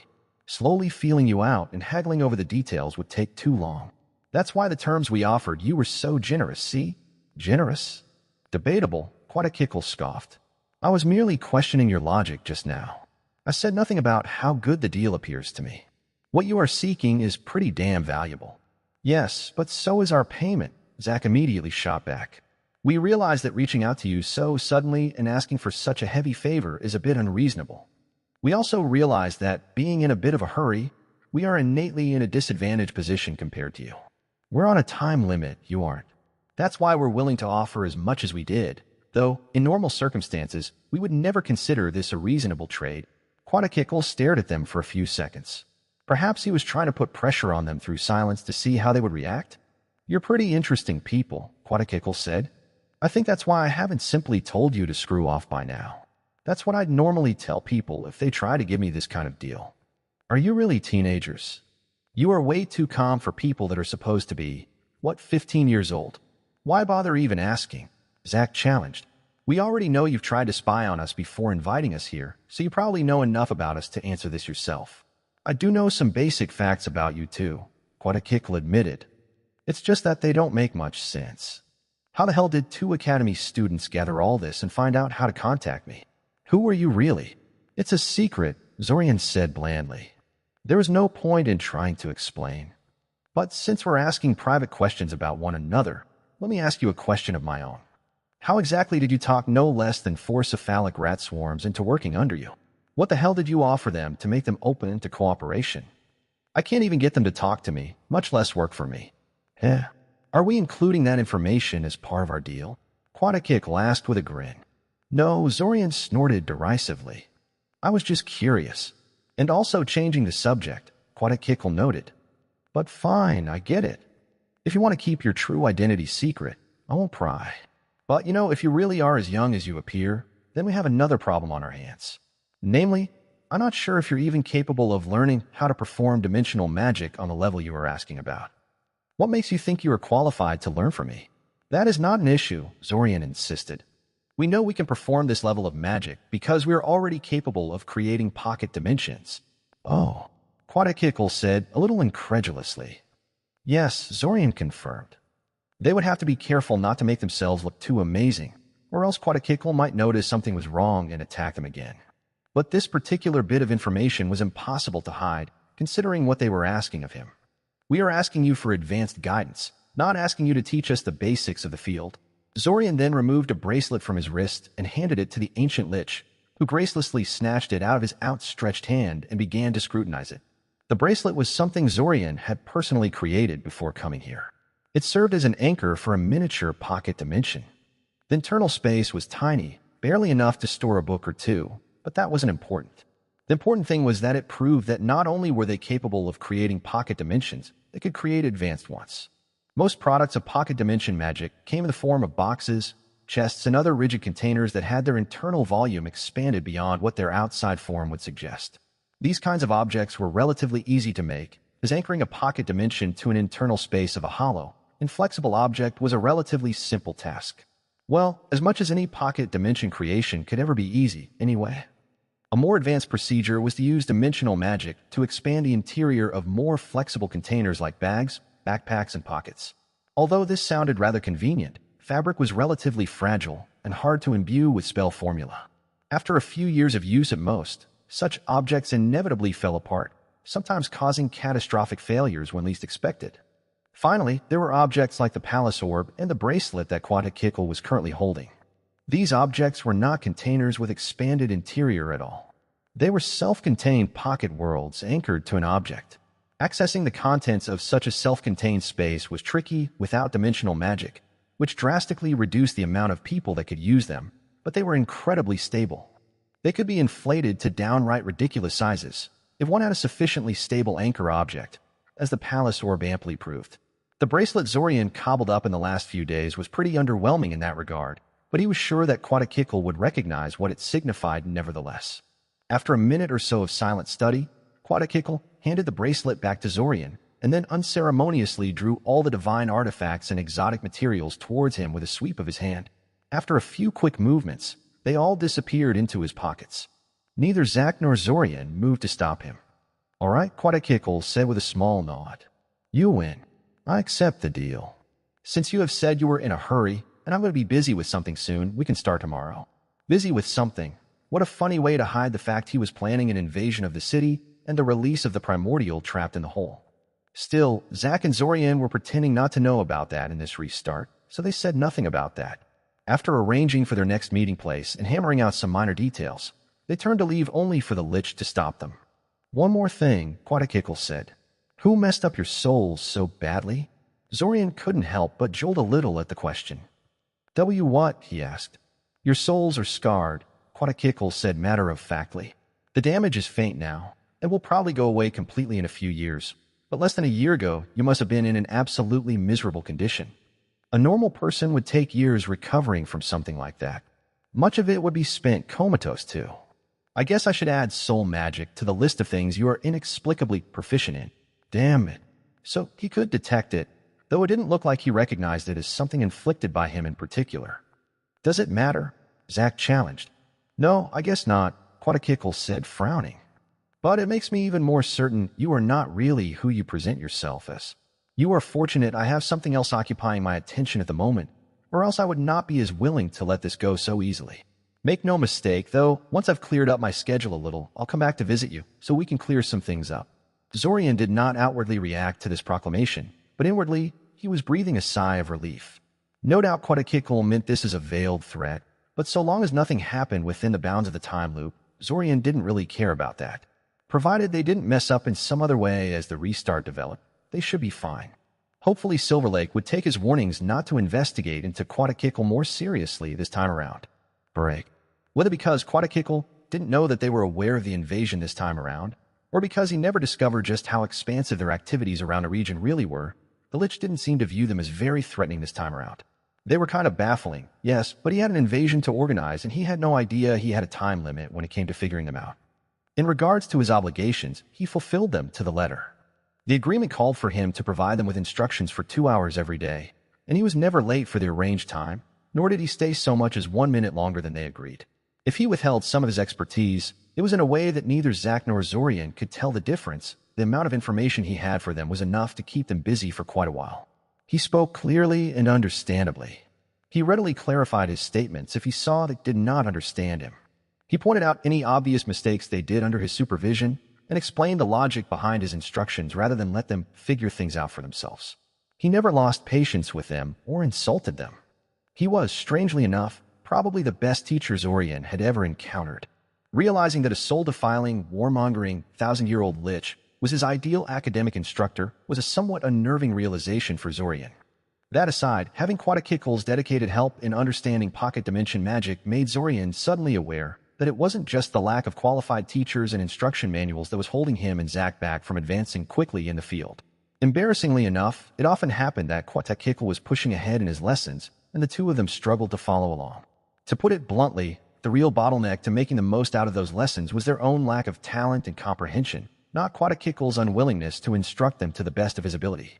Zorian had a feeling the ancient lich was laughing at them on the inside about that. Zorian knew this kind of result was to be expected. It wasn't that Zack and Zorian were stupid or that their work ethic was lacking. It was just that they lacked any special advantage when it came to learning something like pocket dimension magic.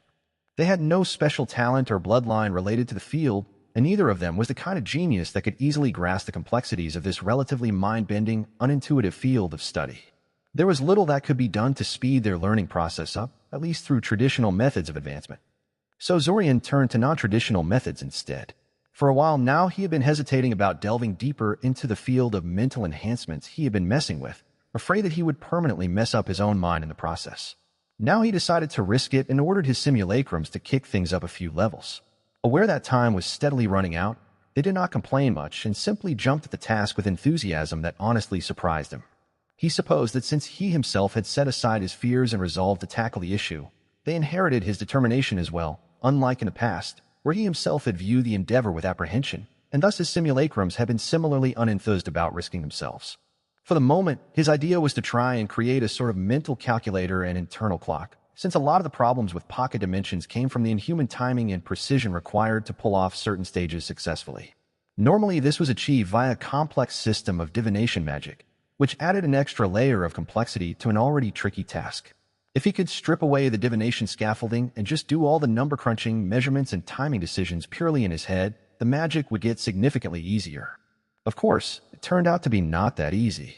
While Zorian knew that creating a mental calculator was very much possible, since it was one of the more common modifications Arania tinkered with, it was a tricky thing to pull off in practice. Several of his simulacrum had to be forcibly broken out of their experiments after they fell into strange mental states, endlessly counting the number of pebbles around them and such.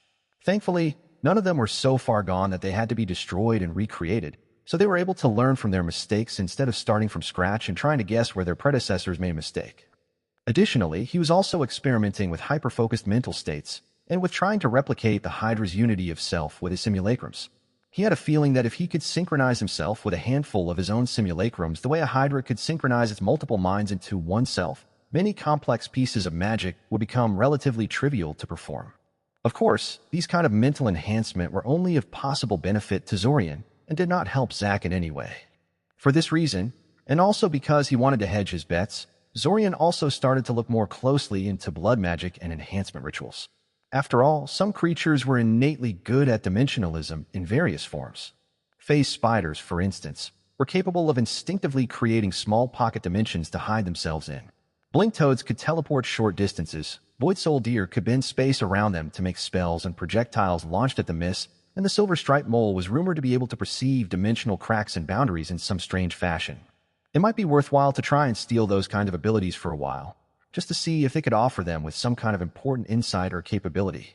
Of course, Zorian was currently not very well versed in either blood magic or regular enhancement rituals, so he would first have to practice with something relatively simple and then slowly work his way up to what he wanted. Alternatively, he could just hire an alchemist to make him an enhancement potion with desired ability, but such enhancement potions did not confer the sort of instinctive competence with a gain ability that a properly executed enhancement ritual did.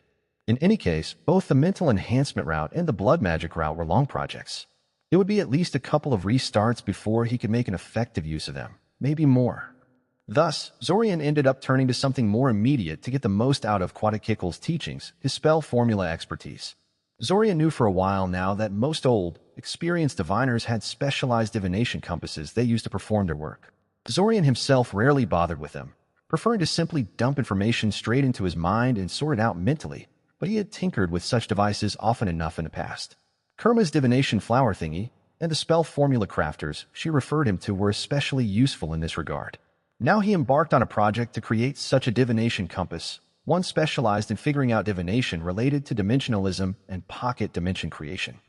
In this, at least, he had plenty of success. Spell formula were one of the things he had focused on pretty heavily throughout his entire time in the time loop, and he had reached an extremely high level of skill when it came to them. Producing a working version of such a dimensionalism-specific divination compass took only 2 days, after which he rapidly improved the design, producing newer and more potent versions every couple of days. By the time the end of the restart was approaching, these divination compasses had become so good that Quetzalcoatl took notice of it and commissioned a couple of them for his own use. In exchange, he provided them with the names and locations of 2 secretive mages that also knew a thing or two about pocket dimension magic, information that was almost as priceless as Quetzalcoatl's own lessons, as far as Zack and Zorian were concerned. Gradually, the end of the restart started to approach. Break. While trying to deepen their understanding of pocket dimension magic consumed most of their energies in this particular restart, it was far from being the only thing they worked on. An equally critical, though far more boring task was to make sure the Pearl of Aranhal reached Blantyre safe and intact. A mission that was thankfully far easier than they had ever hoped it would be. No sea monsters bothered them, and while no less than 3 dragons spotted them as they flew near the Dragon Island, they were surprisingly easy to keep at bay with flashy combat spells and a single experimental, magic-enhanced cannon that Zorian had installed on the ship. Neither the spells nor the cannon actually did any damage to the dragons in question, but they kept the beasts from simply rushing at them and ripping the hull into shreds. Perhaps because they had never seen an airship like theirs and did not know what combat abilities to expect from it. All 3 of the dragons limited themselves to probing attacks and flying in circles around them for a few hours to see if their response times and attentiveness would ever slip up. If you encounter this story on Amazon, note that it's taken without permission from the author. Report it. It helped that each of the dragons attacked alone. Only after one of the dragons had given up on bothering them would the next one try his luck. If all 3 of them had united against them, Pearl of Aranhal would have been doomed without question. Thankfully for them, dragons were notoriously solitary creatures that viewed their own kind largely as competition rather than kin. They lived and hunted alone, only forming societies if pressured to do so by outside aggression.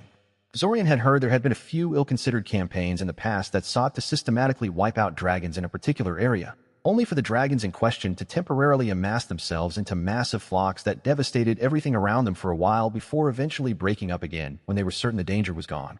Aside from that, dragons were largely an individual threat, and dragons of Dragon Island were no exception.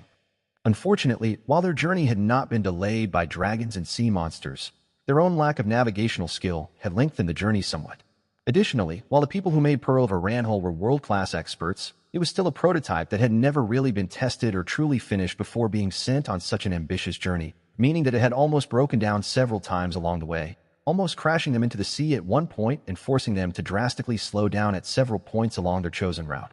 But in the end, they made it.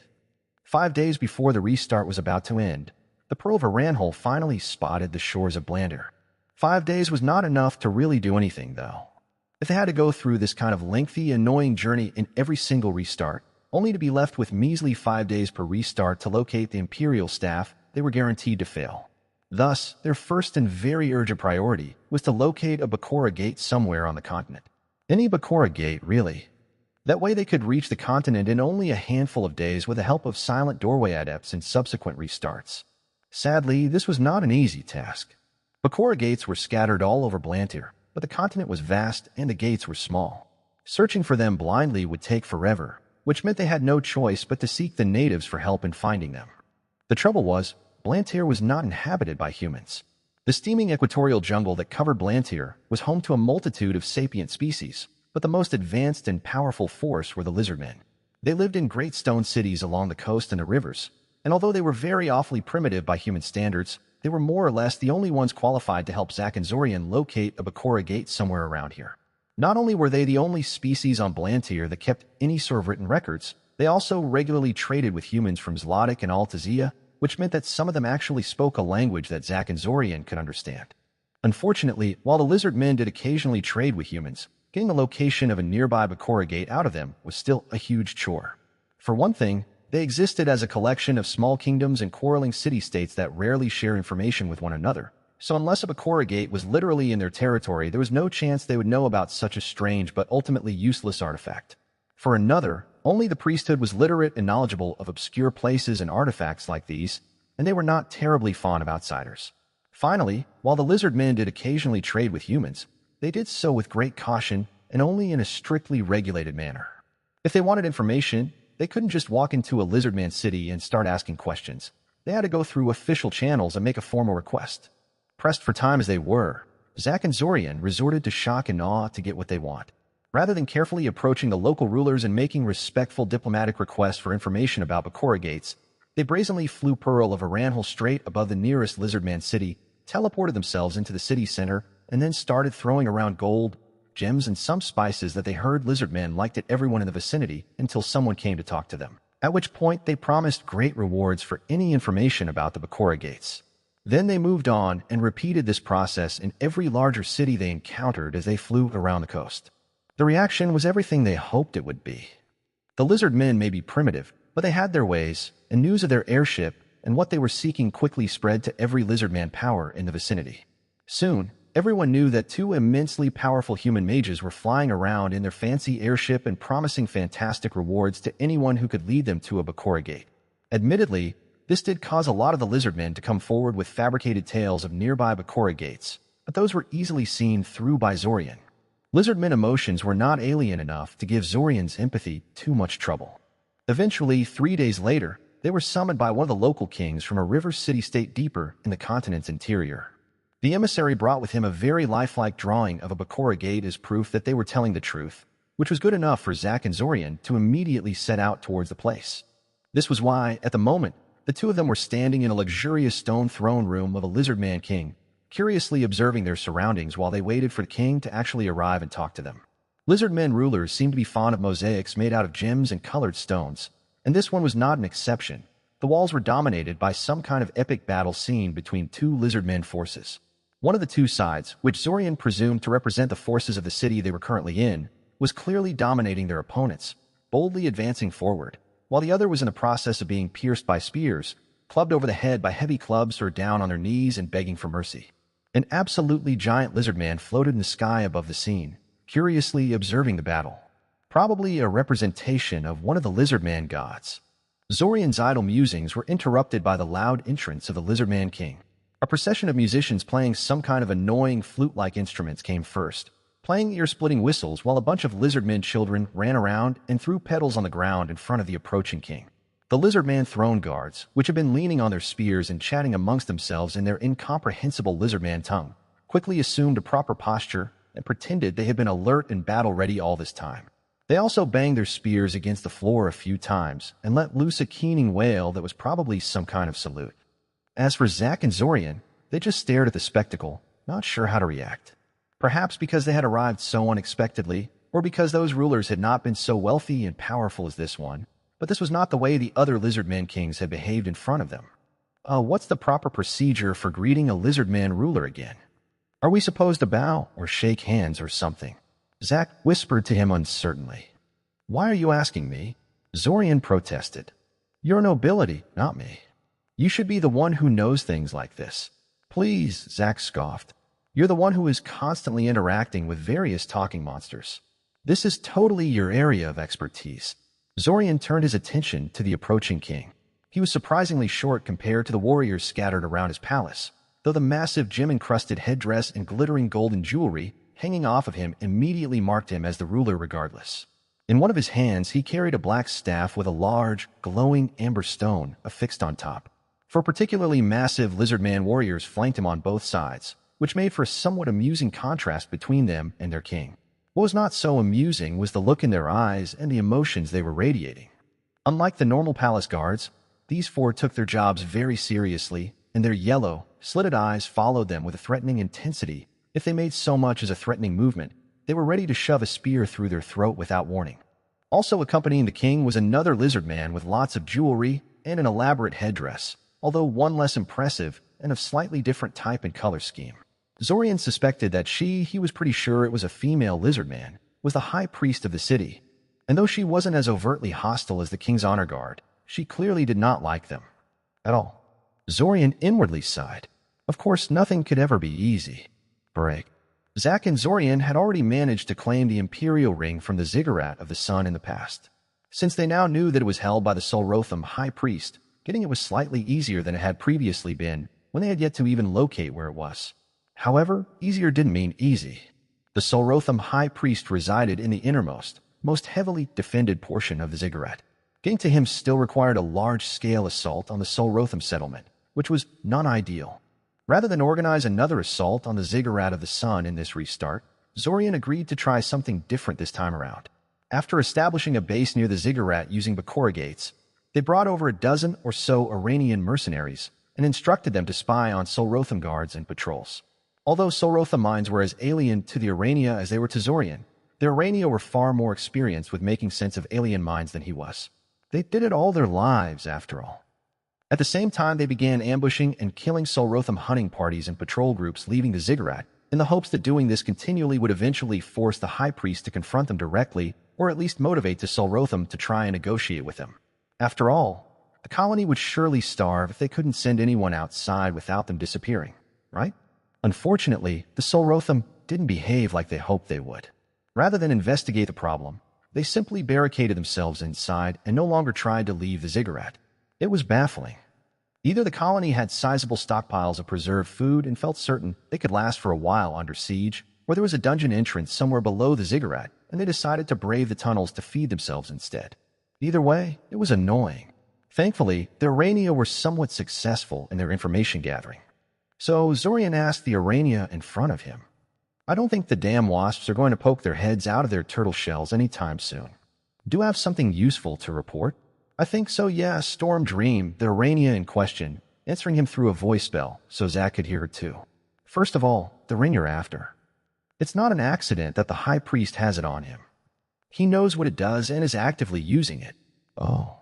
Now that I think about it, that does make sense," Zorian mused. "I could tell the last time we met that he's a soul mage.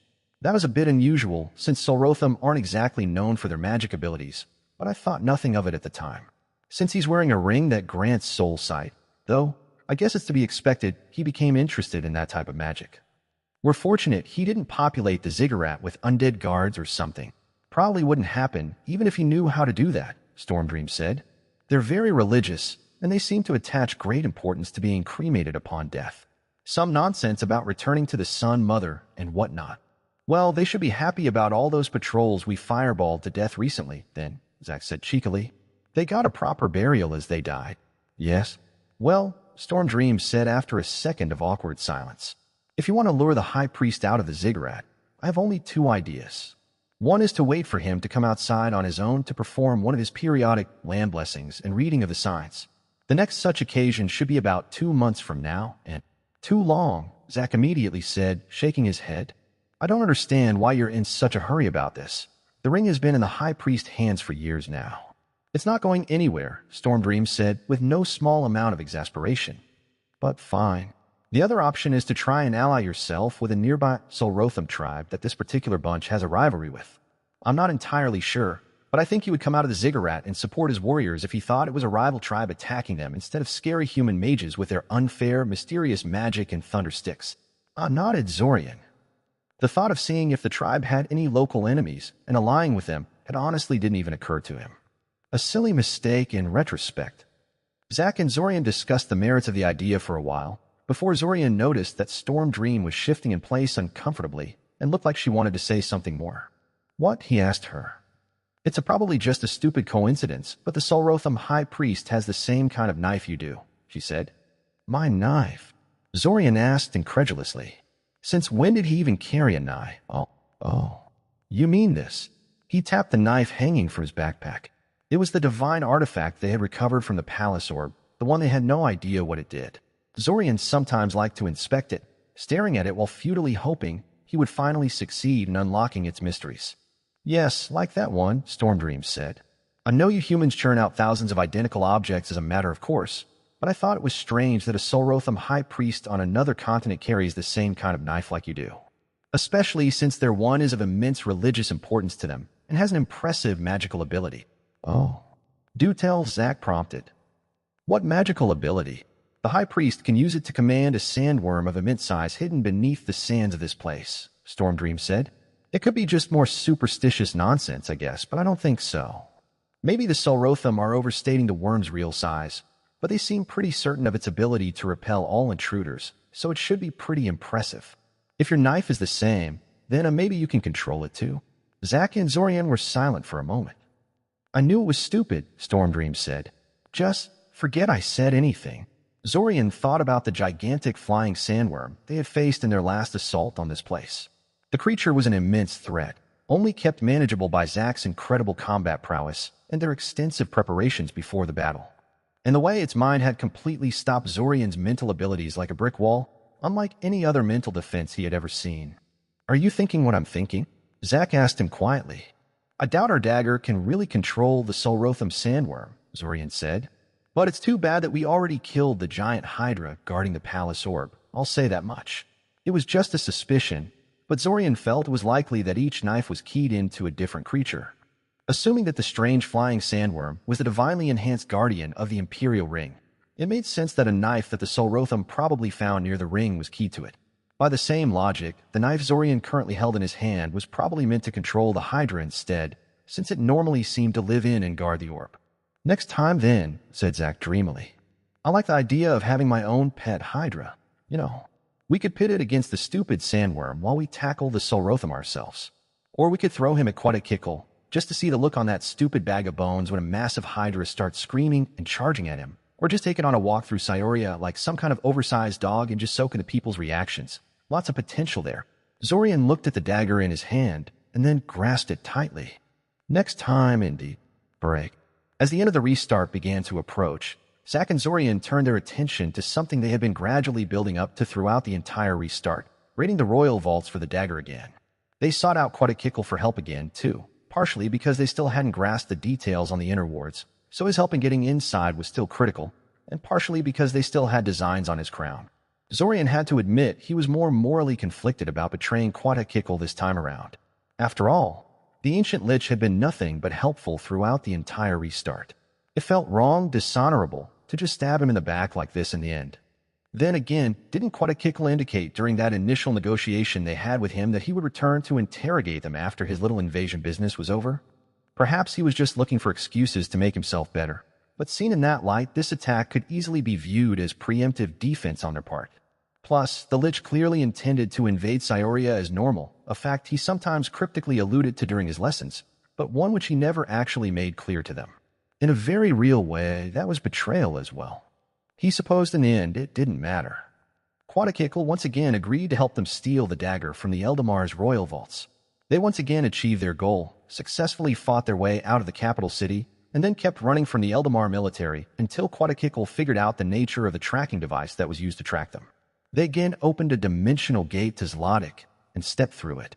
The moment Quetzalcoatl followed after them, they shut off the gate and attacked him with no warning. There was no talking.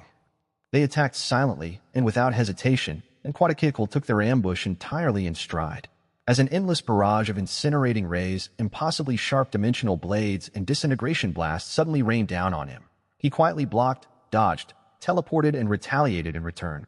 He did not rage at their betrayal or try to talk to them to find out their reasons. Perhaps he had been expecting it. Maybe he was just that used to sudden ambushes. Whatever the case, he silently accepted their challenge and met their attack head-on. The desert quaked. Sand was melted and turned to glass over and over. Several hidden wards and traps that Zack and Zorian prepared in the area in advance activated, only to be shattered and neutralized by Quetzalcoatl. The ancient lich summoned a bunch of skeletal undead giants from some internal storage space on his person, and Zorian responded by throwing his combat golems at them to keep them busy. Zack managed to shear off Quetzalcoatl's leg with one of his attacks, but the lich simply reattached it in the next moment. 3 of Zorian's simulacrums sacrificed themselves to keep him alive when facing Quetzalcoatl's counterattacks, their inhumanly tough metallic bodies unable to withstand the ancient lich's attacks. It was then, right in the middle of the heated battle, that several hidden devices revealed themselves in the distance, blanketing the whole area with small, fast-moving silver discs.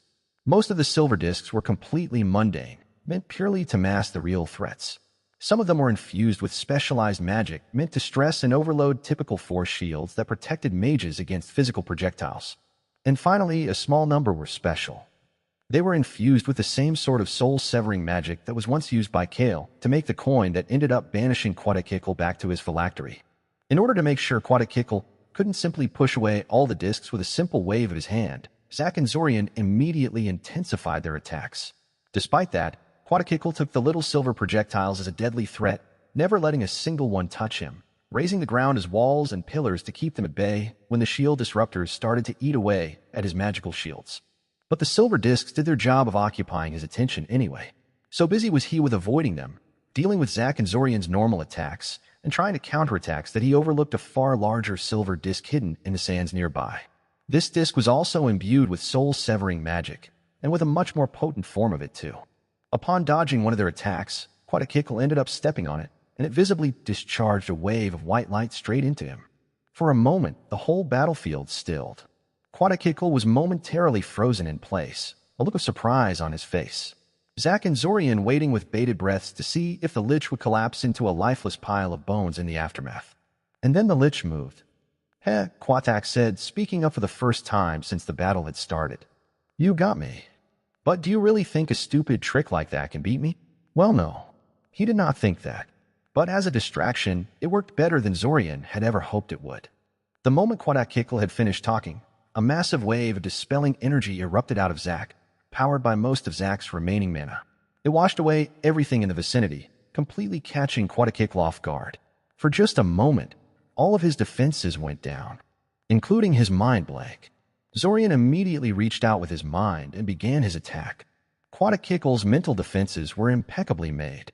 They were thick and without any obvious flaws, and he could rebuild them in an instant, just like Svim. Considering his endless reserves of mana, this meant that even Zorian would fail to break through them if he tried to gradually wear them down. He could never hope to win a battle of attrition against the Ancient Lich, not to mention that every second he failed to break through was a second that Quetzalcoatl could use to murder his fleshy body to remove the mental threat he posed. Thus, Zorian held nothing back when attacking the Lich. He poured all of his mana into a quick succession of telepathic attacks. After 3 such attacks, he was delighted to see some actual exploitable flaws starting to appear. Quetzalcoatl was proficient enough in fixing the aftermath of a single mental attack, but multiple ones in succession strained his defenses. As powerful as he was, the Ancient Lich had probably not encountered a mind mage that could meaningfully threaten him for a very, very long time.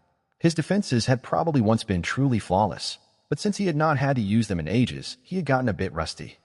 Too rusty to stop Zorian, in any case. With one final push, Quetzalcoatl's mental barrier shattered into countless pieces, leaving his mind defenseless before Zorian's telepathic might. Letting loose an ear-splitting scream of incoherent rage, Quetzalcoatl swung his skeletal hand towards Zorian, firing a jagged red ray in his general direction. Zorian did not stop. Even when the ray hit him, severing his left arm just below the shoulder and sending waves of incredible pain throughout his whole body, he did not stop. He sank deeper and deeper into Quetzalcoatl's mind, paralyzing his skeletal body and starting to root through his long-term memories. Without warning, the mind Zorian was invading suddenly disappeared. The bones Quetzalcoatl had been animating fell to the ground, lifeless. The Lich had admitted defeat and fled. We did it, yelled Zack breathlessly. Oh man, I can't believe we actually succeeded in beating the stupid bag of bones. Oh shit. Zorian, your arm. Why yeah, I know, Zorian said, looking at the mangled stump connected to his left shoulder. I'm not feeling too well. I think I'm going to lie down a little. Zack was saying something, but Zorian could no longer hear him. Everything was kind of fuzzy, and eventually he just closed his eyes and let himself fall to the ground. Break. 2 hours later, Zorian had woken up from unconsciousness only to find Zack beside him and his wound professionally bandaged. It was just something he had learned while learning medical magic, Zack explained. Apparently, his teachers had insisted he learn some good old-fashioned mundane care for the injuries, and lost limbs were included in these lessons. So now Zorian would get to experience what it was like to live with a missing arm for a few days. Lovely. The time loop was a gift that just kept on giving. In any case, they had to move fast. Quetzalcoatl was bound to be utterly furious with them, and they weren't really sure how long it would take him to possess another body and come after them. They had learned that this time varied a lot from lich to lich while researching the topic, ranging from a few hours to several days. Considering how good Quetzalcoatl was, they should probably assume it was the shorter option. After hurriedly breaking into the time magic research facility beneath Cyoria, They asked Guardian of the Threshold about the crown and dagger they had newly acquired. They quickly found out that they had guessed correctly. The crown gave the controller the ability to place temporary markers on people, bringing them into the time loop for a limited time, while the dagger gave the controller an ability to place a special kind of marker on a soul of the target, letting the time loop know it should not recreate their soul in future restarts.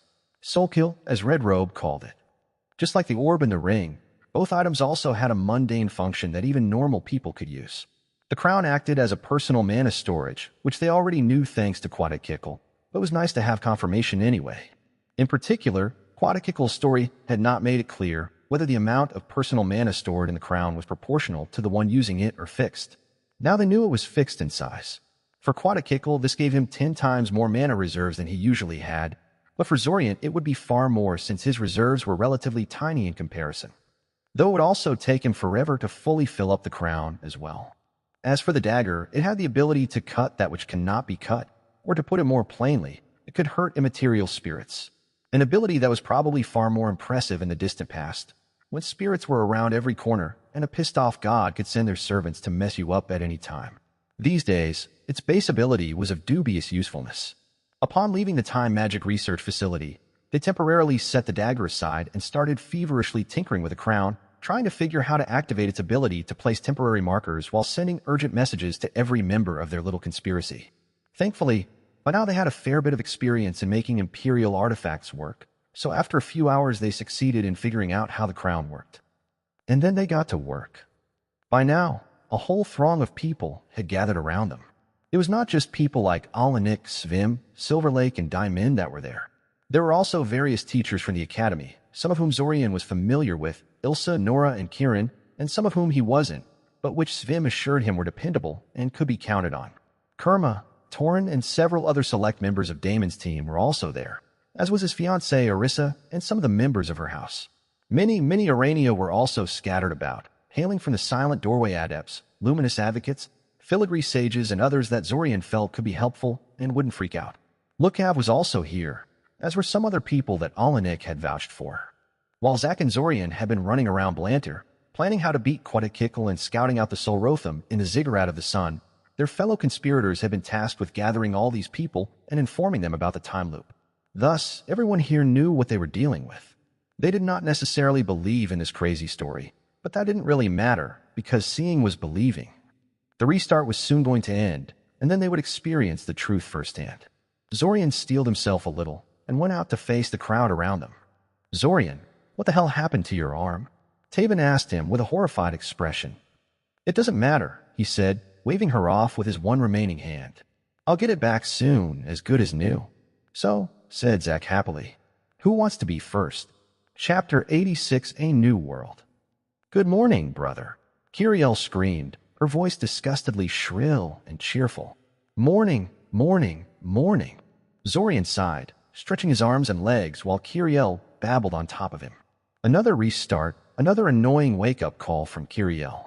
He gave his little sister a silent, complex look, which caused her to hesitate for a second and ask him what's wrong. Zorian didn't answer.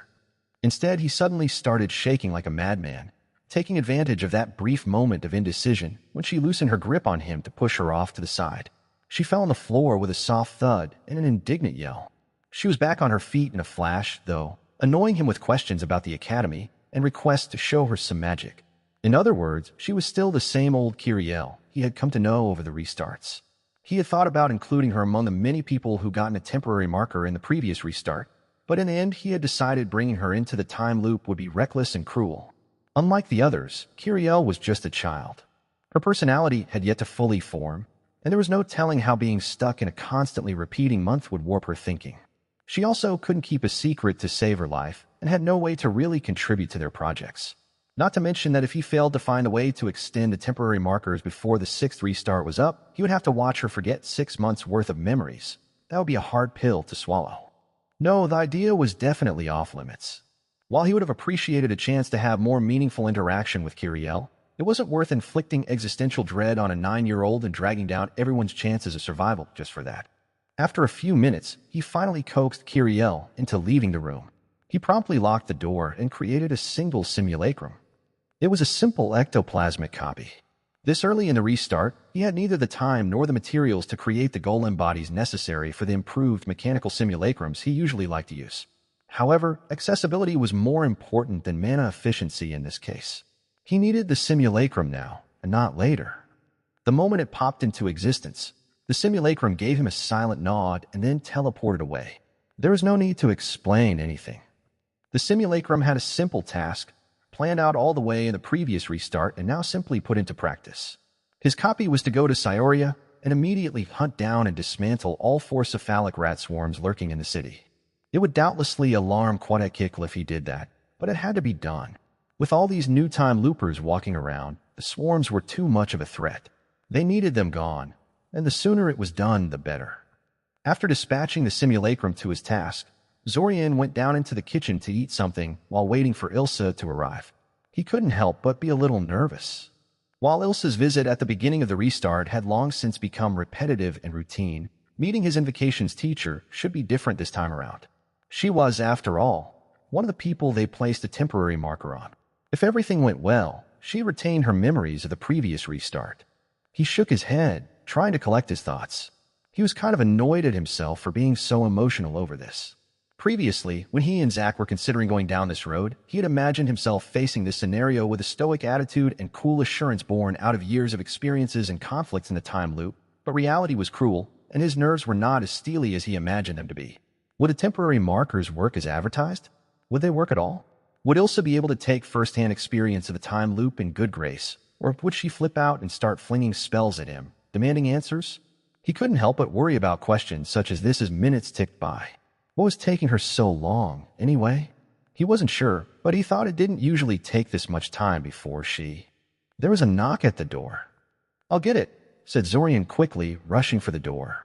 Mother looked amused at this kind of reaction, but said nothing as he ran past her. He opened the door and found Ilsa standing there. She looked no different than she usually did at the beginning of the restart. The same clothes, the same judging look, the same stack of documents held in her hands. However, that was only outward appearance. To his empathic senses, she was practically radiating uncertainty and apprehension. They stared at each other in silence for a while. "May I come in?" Ilsa eventually asked. "Oh," said Zorian with a small laugh, wincing inwardly at his behavior. "I guess I spaced out a little." "Forgive my manners, Miss Lady. Come in, please." "Thank you, Mr. Kaczynski," she said, stepping into the house. Although his momentary brain freeze wasn't the most flattering way to start a meeting like this, it seemed to have put Ilsa at ease somewhat, as he felt a lot of the tension drain out of her in the aftermath. Like usual, Mother immediately left the house when she realized who had come, taking Kiriel with her. This left Zorian alone with Ilsa to ostensibly discuss his electives and whatnot. But, well, same as the last time, I suppose, Ilsa asked, waving the academy documents in front of her.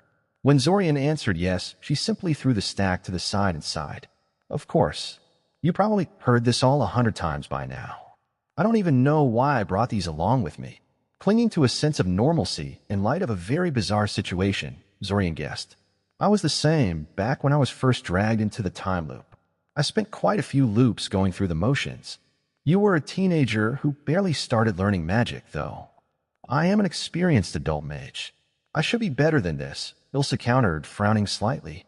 She was silent for a few seconds, tapping her fingers against the table as she considered what to say next. "So this is real? We really traveled back in time." "It's a little more complex than that, but yes," Zorian said. He didn't want to get bogged down in details of how the time loop actually worked.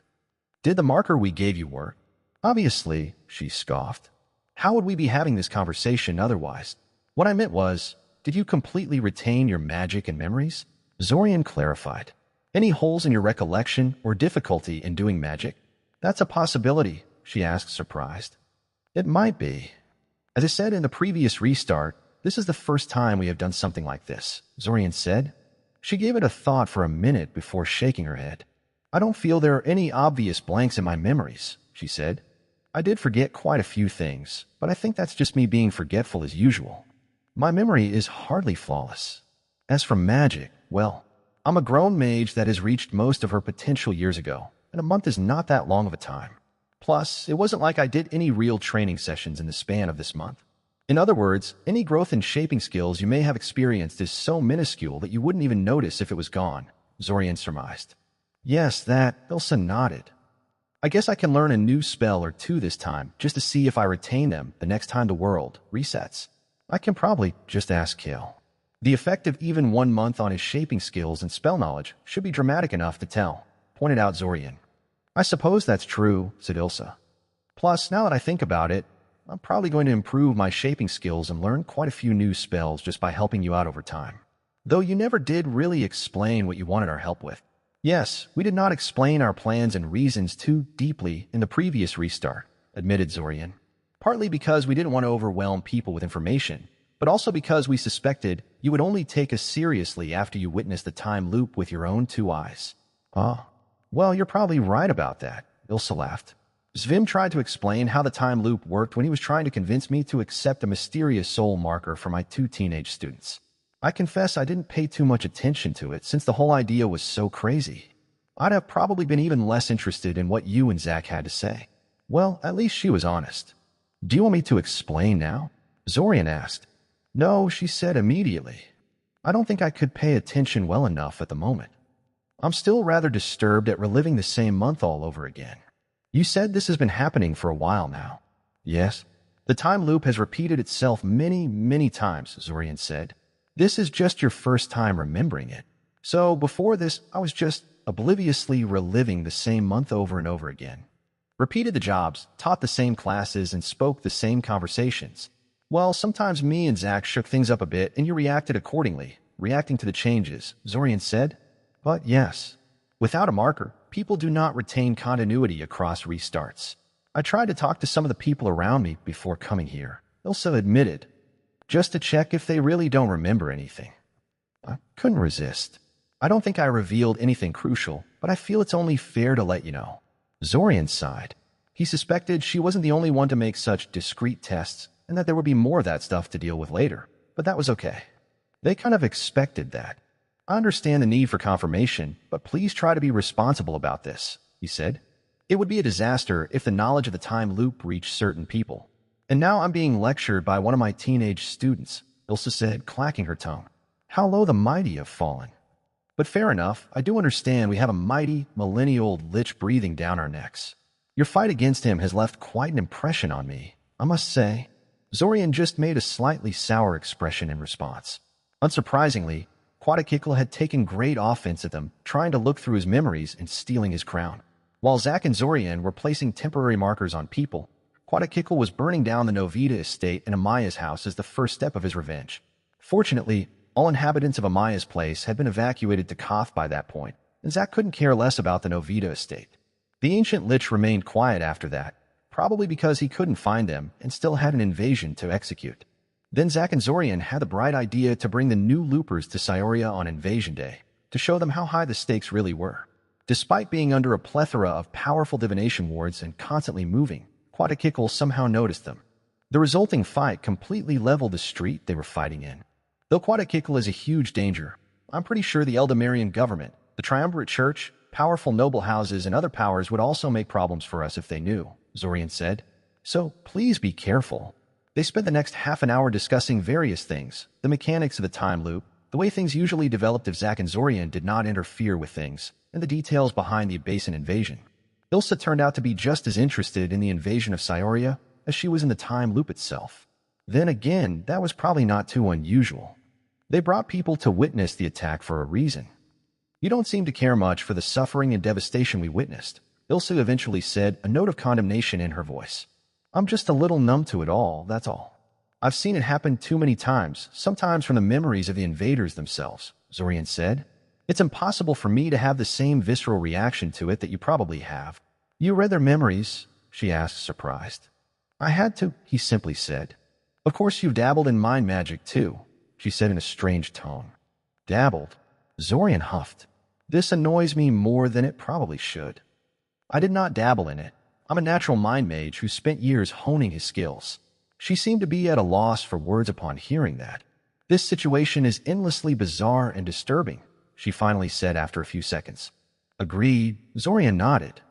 I've been stuck in this time loop for nearly 8 years, not counting all the time dilation chambers, and I still think that. Time dilation chambers? Ilsa asked. She suddenly shook her head. No, never mind that for now. 8 years is actually not as long as I thought it would be. I got included rather late into this thing, Zorian said. Zack is the one who has spent decades inside the time loop. Every answer gives me 5 new questions, Ilsa complained. You know what? Let's stop this for now. You are planning to take the train to Scioria, right? Yes, I'm taking Kiriel with me, so I need to pretend I'm somewhat normal. Of course, if you are willing to teleport us to Scioria yourself.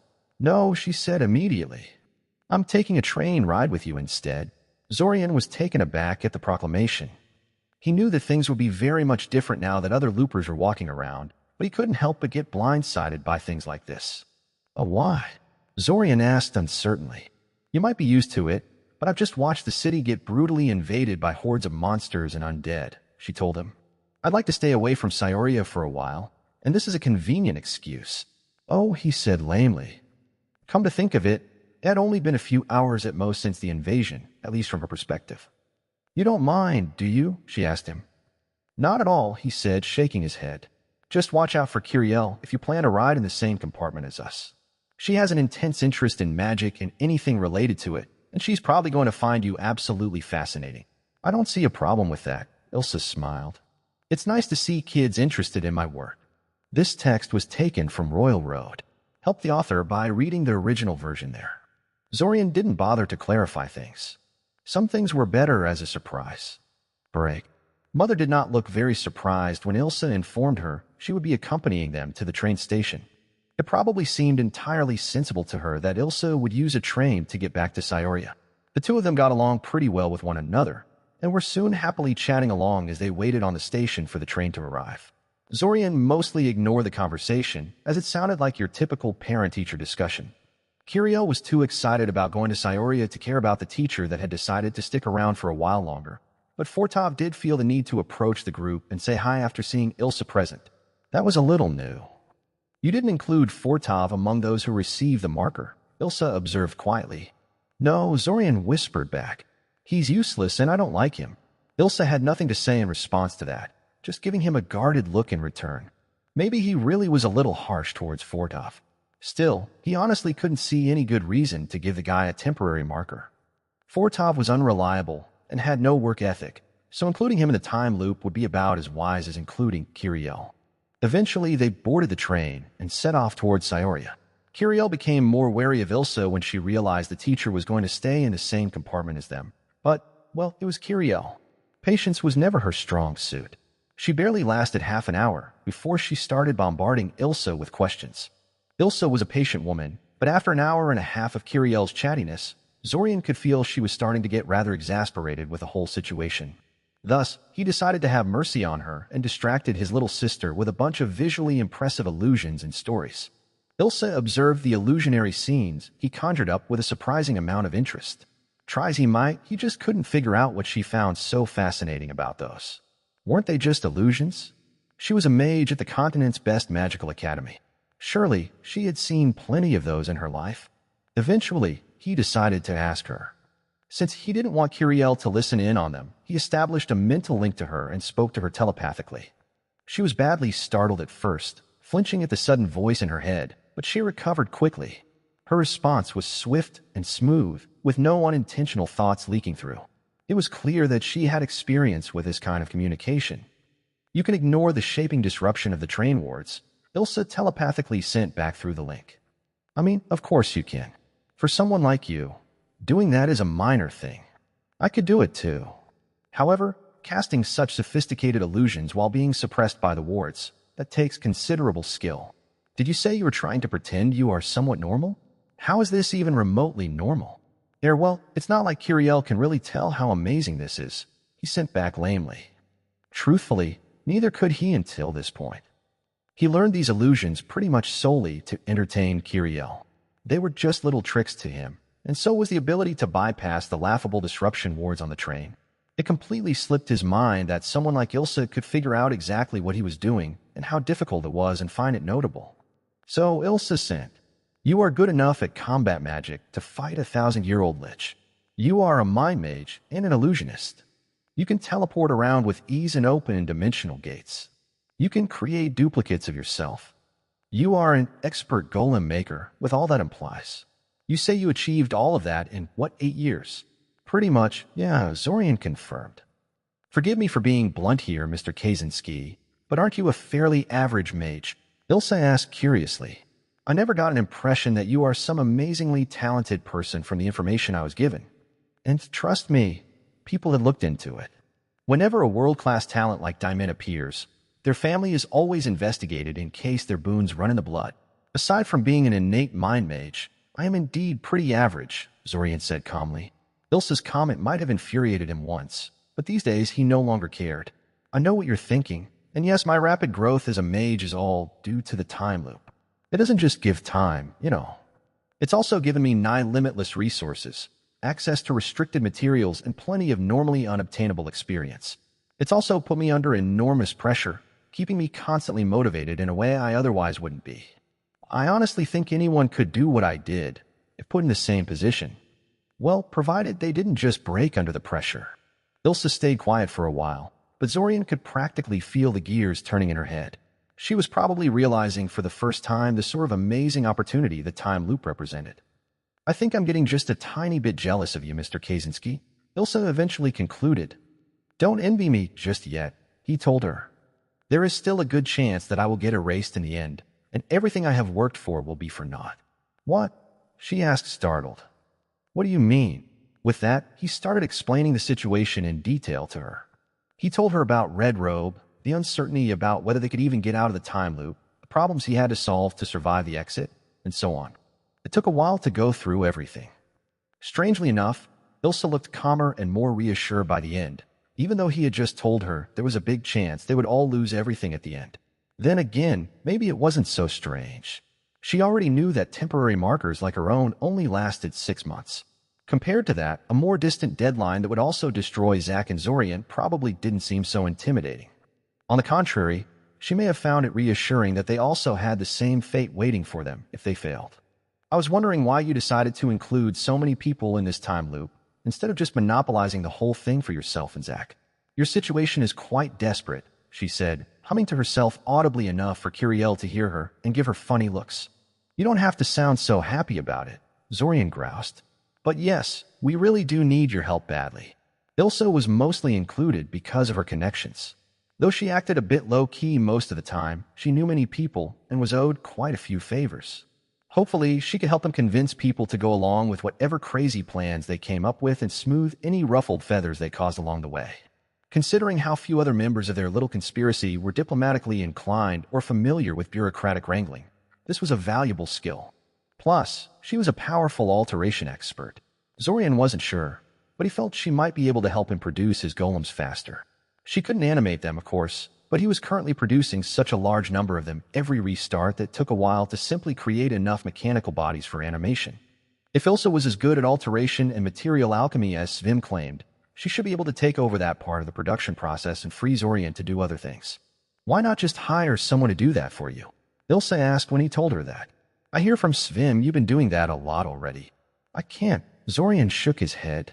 Anyone I contract will surely figure out what I intend to do with such a sophisticated metal doll, and making combat-capable golems is forbidden without a license. Makes sense, Ilsa said. You don't want to have random mages building themselves a private army of golems in their free time. Exactly, Zorian said. I might be able to coax a person to build me a single puppet, but if I order a batch of 20 puppets, they'll freak out. Nobody wants to get implicated in an attempted rebellion or whatever. I'd be lucky if they didn't immediately report me to the government when they throw me out of the shop. Ilsa nodded. After some thought, she changed the subject. You know, all this talk about golems and alteration is reminding me of something I thought of when you were explaining how the time loop works. Destroying the entire world and then recreating it out of nothing. It reminds me of a persistent ambition of mine. Oh, you mean true creation? Zorian guessed. You know about it. Ilsa was surprised. I don't remember talking about it around you. I suppose one of my previous incarnations told you about it. Yeah, Zorian confirmed. I sought you out quite often in the beginning to learn from you. You taught me much of what I know right now, or at least gave me a push in the right direction. We'll have to talk about that more on some other occasion, Ilsa said with a smile. It looks like you owe me, and I don't even know about it. How am I supposed to know to seek you out for favors if I don't even know that I have leverage over you? But anyway, true creation. Yes, in a way, the time loop is the ultimate expression of that desire of mine. A magic that creates an entire world over and over again. Are you sure you have no idea how it is done? No, sorry, Zorian said apologetically.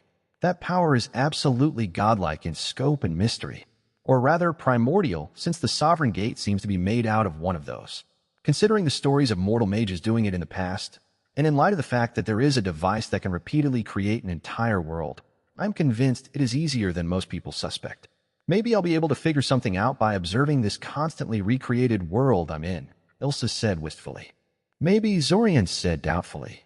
He doubted she would really get anywhere with that, but he wouldn't stop her. Eventually, Kiriel dozed off and the telepathic conversation died down a little, leaving both Zorian and Ilsa lost in their own thoughts. The train continued its routine journey to Scioria. Break. When Zorian, Kiriel, and Ilsa arrived in Scioria and disembarked, they found there were people already waiting for them. Zack being there was kind of expected, but he was also accompanied by Svim, Kieran, and Taven. Most people did not react to this, of course, but Kiriel knew damn well that there was something fishy about that and kept giving everyone weird glances and got really quiet for a time. Zorian also noticed Fortov staring at him weirdly in the distance. He wasn't sure how much his brother really knew about him, but he was probably aware that Zorian hadn't had any real friends until recently, so having a bunch of people wait for him at the train station was beyond unusual. He did not make any move or approach, though, since nobody was attacking anyone and Zorian didn't look like he needed help. After dropping off Kiriel at Amaya's place, the group found a secluded location and started talking.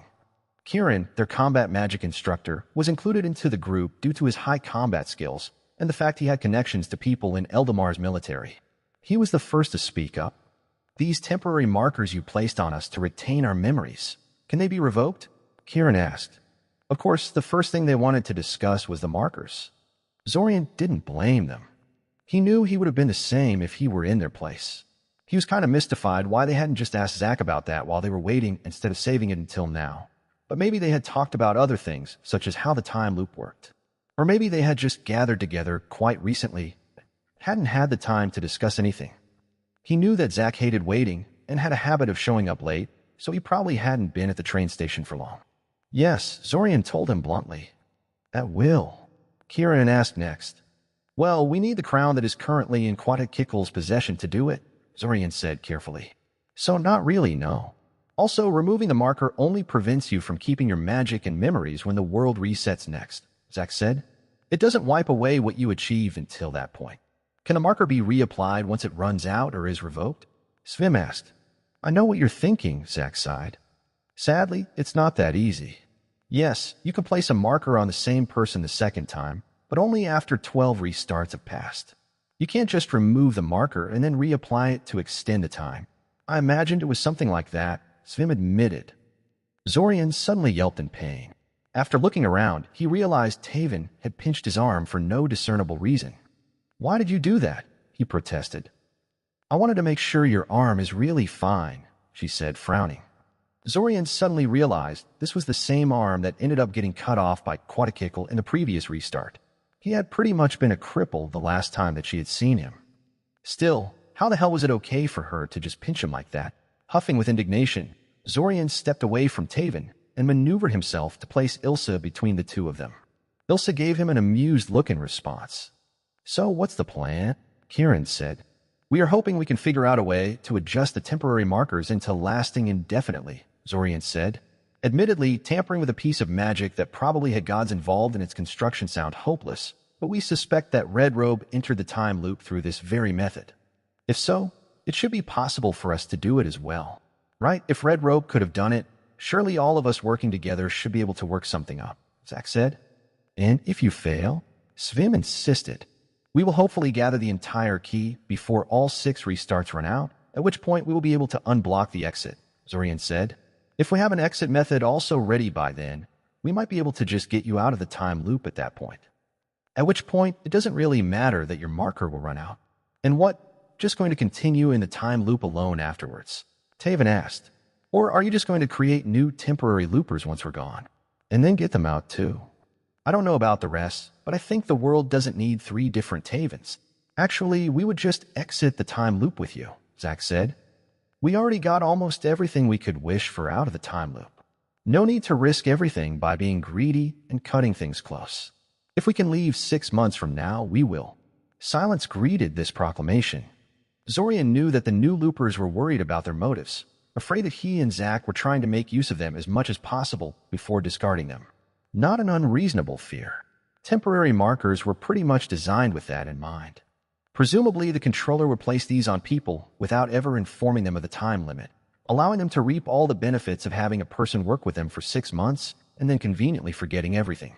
However, Zack and Zorian did not intend to use the temporary markers just to get a convenient workforce. They got them into the mess, and they would do their best to get them out of it.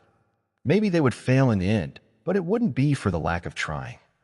Well, Svim eventually said, breaking the silence. We best get to work, then. Break. Days passed, and the effects of the many new loopers rapidly became evident. Kale arrived in Syoria earlier, barely a day after Zorian did. Lukav and Alanik did not need to be saved from Sudamir's machinations. Taven no longer bothered hunting monsters with her team. Ilsa's classes were completely different, since she decided she would shake things up a bit. The cephalic rats had been completely wiped out by Zorian's simulacrum on the very first day of the restart, with the exception of a handful of individuals the simulacrum had saved up for study. Their usual routine of convincing Svim, Alanik, and Silverlake that the time loop was real became unnecessary, freeing up a surprisingly substantial amount of time. Finally, not having to gain the trust of the Silent Doorway adepts before they could use their ability to operate the Bakura Gate network meant they could access distant places from the very start of the restart. Thus, once Zack and Zorian had sorted out the situation in Syoria for a bit, they used a Bakura Gate to reach Koth so they could pick up the Imperial Orb and maybe get themselves a pet Hydra. Before they did that, though, they decided to visit the Terramachula estate to see if everything was fine there. Damin had assured them that the people he had picked were reliable, but Zorian knew better than anyone that Damin said a lot of things. When they arrived, they found the whole estate to be a hive of activity, people constantly coming and going, and there were people already waiting for them. There was no need to justify themselves or try to get them to admit Damin was present, like they usually did the first time they contacted them in the restart. Still, while not having to wait at the door was convenient, what came later was not. Just like the new loopers back in Syoria, the new loopers in Koth also wanted their questions answered, and what was supposed to be just a short checkup ended up being a grueling question and answer session that lasted for most of the day. I really hope this is a one-time thing, Zorian groused later to Dun. You were supposed to explain these sort of things to them, Dun. I did. Daiman protested. They just wanted to hear things from you, I guess. Can you blame them? I guess not, Zorian said. If Daiman had explained things fairly, then these people must surely know it wasn't Daiman who was really in charge. It made sense that they wanted to talk to the people who were the source of the temporary markers and have first-hand information. Anyway, did you get your team ready? Will the Terramachula really cooperate when you inform them you want to send their best trackers all the way to Blantyre all of a sudden? This was the main reason he and Zack wanted Damon's cooperation, and why they allowed him to include so many people into the Mark group. To put it bluntly, they needed these people to find a staff. They had managed to track down a Bakura Gate on Blantyre in the previous restart, thanks to the help from that Lizardman King, but that was just the first step. The next was to track down a tiny little staff on a giant, jungle-covered continent. To put it bluntly, this was something that he and Zack alone were utterly incapable of doing. Zorian would never say this out loud to Daiman, but he and his group were probably the most critical people to receive the temporary markers. Without them, they would probably never find the staff. This was one of the primary reasons they decided to go down this path to begin with. My team will listen to me, even if I tell them we're going to Blantyre through a dimensional gate opened up by my little brother, the men said proudly. Hell, they'd probably go along with it even if I alone received the marker, but they would complain more. With Torin, Kurma, and other critical members of the team also on board, though, everyone will readily fall in line. As for the Terramachula, well, I'm not sure what level of support we can get out of them, but we will definitely get something. The main problem is that we're being a bit unreasonable and pushing for full commitment to this project without the idea being even hinted at before now. That's not how House Terramachula usually does things, to say the least, so some tension and incredulity are to be expected. Will it help if I give you money and resources to throw at them? Zorian asked. I know House Terramachula is not poor, but I'm pretty sure me and Zack could gather enough money to finance a small state if we really try. Not to mention a large amount of priceless materials that cannot be bought on the open market. Diamond looked at him with a strange mixture of horror and joy, his face alternating between various unusual grimaces. "I hate you," he finally said. "You better plan to give some of that money to your poor older brother when we get out. Aren't you pretty well off?" Zorian asked, arching his eyebrow at him. "You're even marrying into nobility. You can never have enough money," Diamond said. "Never. And yes, please do send all that money here if you can." Trying to flat-out bribe the Terramantula directly with it wouldn't go well, but I'm sure they would look more favorably on the plan if we agreed to pay for all the equipment and mercenaries out of our own pockets. And some completely unrelated gifts would probably be appreciated. Zorian nodded and made a mental note to mention the matter to Zack. And speaking of Zack, his fellow time traveler, well, one of his fellow time travelers now was already waiting for them at the front gate, humming to himself happily. Zorian didn't have to ask to know what the other boy was thinking of at the moment. Say, Zorian asked Diamond, "Do you know what the legality of owning a giant, magically enhanced Hydra is in Eldamar?" "Just asking for a friend." Chapter 87 Agents of the Crown. Deep in the jungles of Koth, in what was otherwise an unremarkable patch of rainforest, a situation was unfolding. The trees shook, the animals vacated the area in panic, and the underbrush was trampled underfoot as a gigantic, furious Hydra thundered through the area in pursuit of its target. Its 8 heads fanned out and snapped angrily towards anything in the vicinity that failed to get out of its way, breaking low-hanging branches and killing any animal that was too slow to flee. As for Zorian, who was its target, he simply kept running and dodging while marveling at the incredible speed with which the Hydra was able to move through the thick vegetation of the rainforest. He had thought its size would make maneuvering difficult and allow him to easily keep ahead of it, but he had seriously underestimated its ability to just plow through everything in front of it without stopping. He was purposely running through the most difficult terrain he could find, and he never even came close to losing it. It was constantly trailing just behind him. A blue, translucent, ectoplasmic eye constantly trailed after Zorian, hovering above his head and staring at the Hydra. It was through this eye that Zorian was able to keep track of the Hydra's movements and dodge its attacks, despite having his back turned to it. Otherwise, if he were forced to run blind or had to periodically slow down to turn around, the Hydra would have grabbed him 100 times by now. Though the spell itself was very simple, very few people would be able to process information from 2 different perspectives like that. The fact Zorian could look both in front of him and behind him at the same time, while maneuvering through a treacherous, obstacle-filled jungle floor, was proof that his experiments with mental enhancement were bearing some fruit. The chase led them next to a fallen, rotting log covered in moss and mushrooms.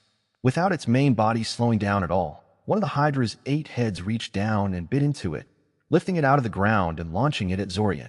Half a dozen monstrous centipedes and one very terrified squirrel tumbled out of the rotting log as it sailed through the air, having hidden in it when they noticed the rampaging Hydra approaching. Zorian reacted instantly, making a few silent movements and causing a bright red ectoplasmic hand to materialize in the air behind him and slap the log aside. It collided with a nearby tree, where it exploded into a shower of rotting wood. Both Zorian and the Hydra simply charged through the cloud of wooden shrapnel, one with the aid of magical shields, and the other through the power of supernatural toughness and regeneration. "Zack, what the hell are you doing there?" Zorian yelled. "I've been running for ages here. Did you figure out the dagger or not?" Zack, who was trailing behind both of them while occasionally making funny poses and waving the dagger in his hand to the Hydra, seemed to pause at the question. "It's hard, okay?" he yelled back. "I'm running low on mana here," Zorian said. "If you don't figure it out soon, I'm calling this off." In truth, the Hydra posed very little threat to Zorian. If the situation ever got too dangerous, he could have always teleported away or simply flown away too high for the Hydra to reach.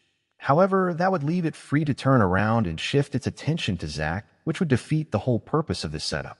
The point of him leading the Hydra on the merry chase through the Gothic jungle was to give Zack the time he needed to figure out how to use the dagger on the Hydra. Something that didn't seem to be going too well. Oh well.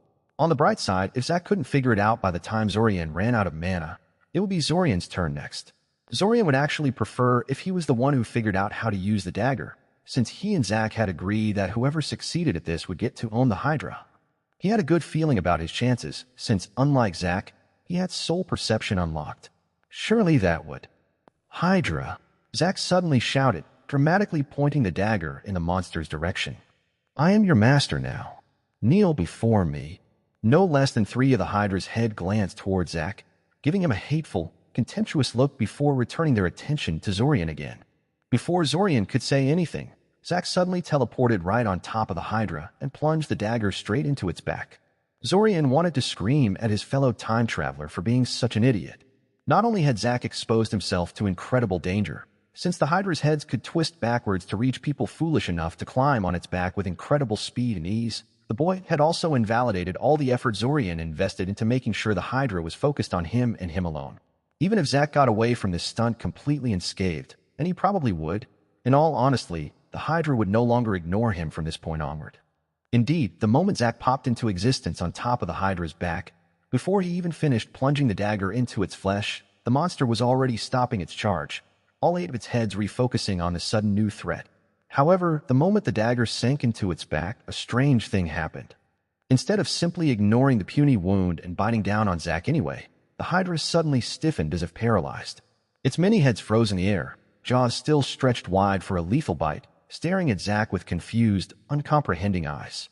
"No way," Zorian complained weakly. "Ha ha." Zack laughed, wrenching the dagger out of the wound and quickly straightening himself up.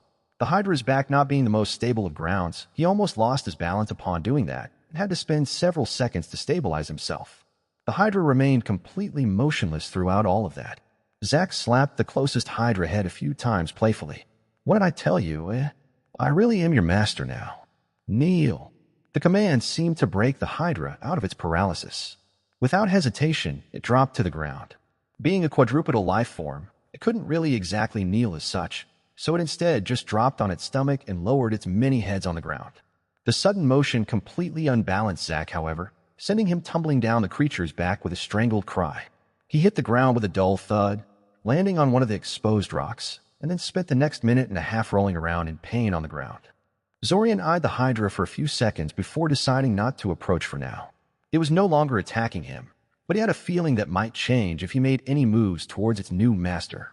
"There is no way that was the correct command phrase to activate the dagger, is it?" he eventually asked. Damn, this hurt," said Zack, laboriously rising to his feet while using the nearby Hydra as a stabilizer. He did his best to dust himself off and get rid of the branches and bugs stuck in his hair.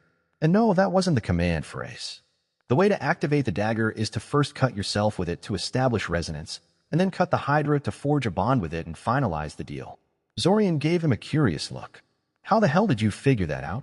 "I accidentally cut myself with it while trying to mess around with it while running," Zack admitted with an awkward laugh. He turned towards the Hydra, whose many eyes diligently followed his every move. "Anyway, who cares about that? It doesn't matter how I discover the dagger's usage. All that matters is that the Hydra is finally mine. Well, ours, but you know." Yeah, I know," Zorian said, clacking his tongue. He'd normally be annoyed about losing a bet like that, but it was probably better this way. There was no guarantee he would have uncovered such a curious method of activation himself. He felt the Hydra's mind a little.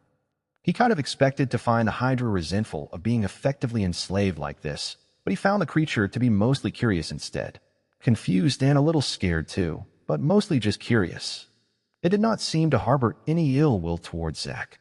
Zorian had never heard of a monster control method that was that thorough and effective, and the Hydra should be highly resistant to mind control due to its unique mind anyway. He had a feeling this was more than just control. In some strange way, the Hydra was conditioned to regard the bond forged by the dagger as innately legitimate and did not struggle against its bindings at all. Zorian was torn between being impressed by the maker of the dagger for pulling it off and disturbed that such a thing was possible. In any case, the friendliness was only towards Zack. The moment Zorian tried to step closer, the Hydra immediately jumped to its feet and interposed itself between Zorian and its master, hissing and snapping its jaws at him menacingly. "Oh, come on," Zorian complained. "That guy doesn't need your protection from me. If anything, I would need to be protected against him if we seriously fought." The Hydra didn't understand human speech and probably wouldn't have listened to him even if it did. It was about to lunge at Zorian when Zack placed his hand on its flank and stopped it. "Hey, knock it off," Zack said. "That guy's our friend, okay? No eating friends." It took a few gestures and shouting before the Hydra managed to understand what its new owner was telling it, at which point it gave Zack something reminiscent of an incredulous look, as if unable to believe Zack would be friendly to someone like Zorian, who had led it on a wild goose chase for a better part of an hour. I know, he can be very annoying, but he's very useful and mostly means well," Zack said sagely, patting the Hydra gently on the flank. The Hydra directed one last unhappy hiss in Zorian's direction before grudgingly standing down and indicating it would allow him to get close without attacking him. "Possibly. Zorian folded his hands over his chest and gave Zack an unamused look. Don't worry, I'm sure she'll warm up to you in time, Zack told him, grinning widely. Princess is just a little shy. What? What? Zorian blurted out. It's a she, Zack said, nodding sagely. I know. I was a little surprised myself when I felt that through the link in... No, not that. Zorian snapped. You're seriously naming a Hydra princess? Why not? Zack challenged. What's wrong with that name? The newly named princess focused 3 of her heads on him, as if daring him to say anything. Stupid reptile. It didn't even understand what they were talking about, but felt the need to side with Zack anyway. It's a stupid name, Zorian told him bluntly. It's a great name, Zack disagreed. A royal name for a very royal girl. She's a divinely empowered guardian of an imperial item. That's pretty high-ranked if you ask me. Plus, you know how royals like to refer to themselves in plural. We've this and that. Well, Princess here can talk about herself in plural and be completely factual. So, there. It's actually very clever, and you were just too judgmental to figure it out. Zorian grunted. If that's your logic, why not call her Queen instead? Because Princess is a more ironic name for a giant Hydra, Zack admitted. Zorian spent the next 15 minutes trying to argue the issue before giving up. It took another hour after that to coax Princess back into the Imperial Orb for transport. She wanted to follow around after Zack like a puppy, and was confused why he wanted to abandon her in the orb so soon after their bonding. Zorian had to say, watching Zack awkwardly try to convince a clingy Hydra that he would be back and that she should stay put was kind of amusing. Perhaps it was a good thing that Zack ended up winning that bet after all. Break. After recovering the Imperial Orb and tentatively subduing the Hydra guarding it, Zack and Zorian turned their attention towards the Solrotham at the Ziggurat of the Sun and the Imperial Ring in their possession. They already knew they could steal their ring if they launched a big enough attack on them, but that took a great deal of time and effort. Well, the presence of Princess on a battlefield would probably make an all-out assault a little easier this time around, but it would still be a major undertaking that would consume a lot of their time and resources that would be better spent elsewhere. It's a pity Princess is too big to fit in the Ziggurat corridors, lamented Zack. Otherwise, we could just climb on top of her and charge in, trampling and brushing aside any Solrotham that got in our way. If our attack was that unstoppable, the Solrotham would probably just pick up whatever they can and flee, pointed out Zorian.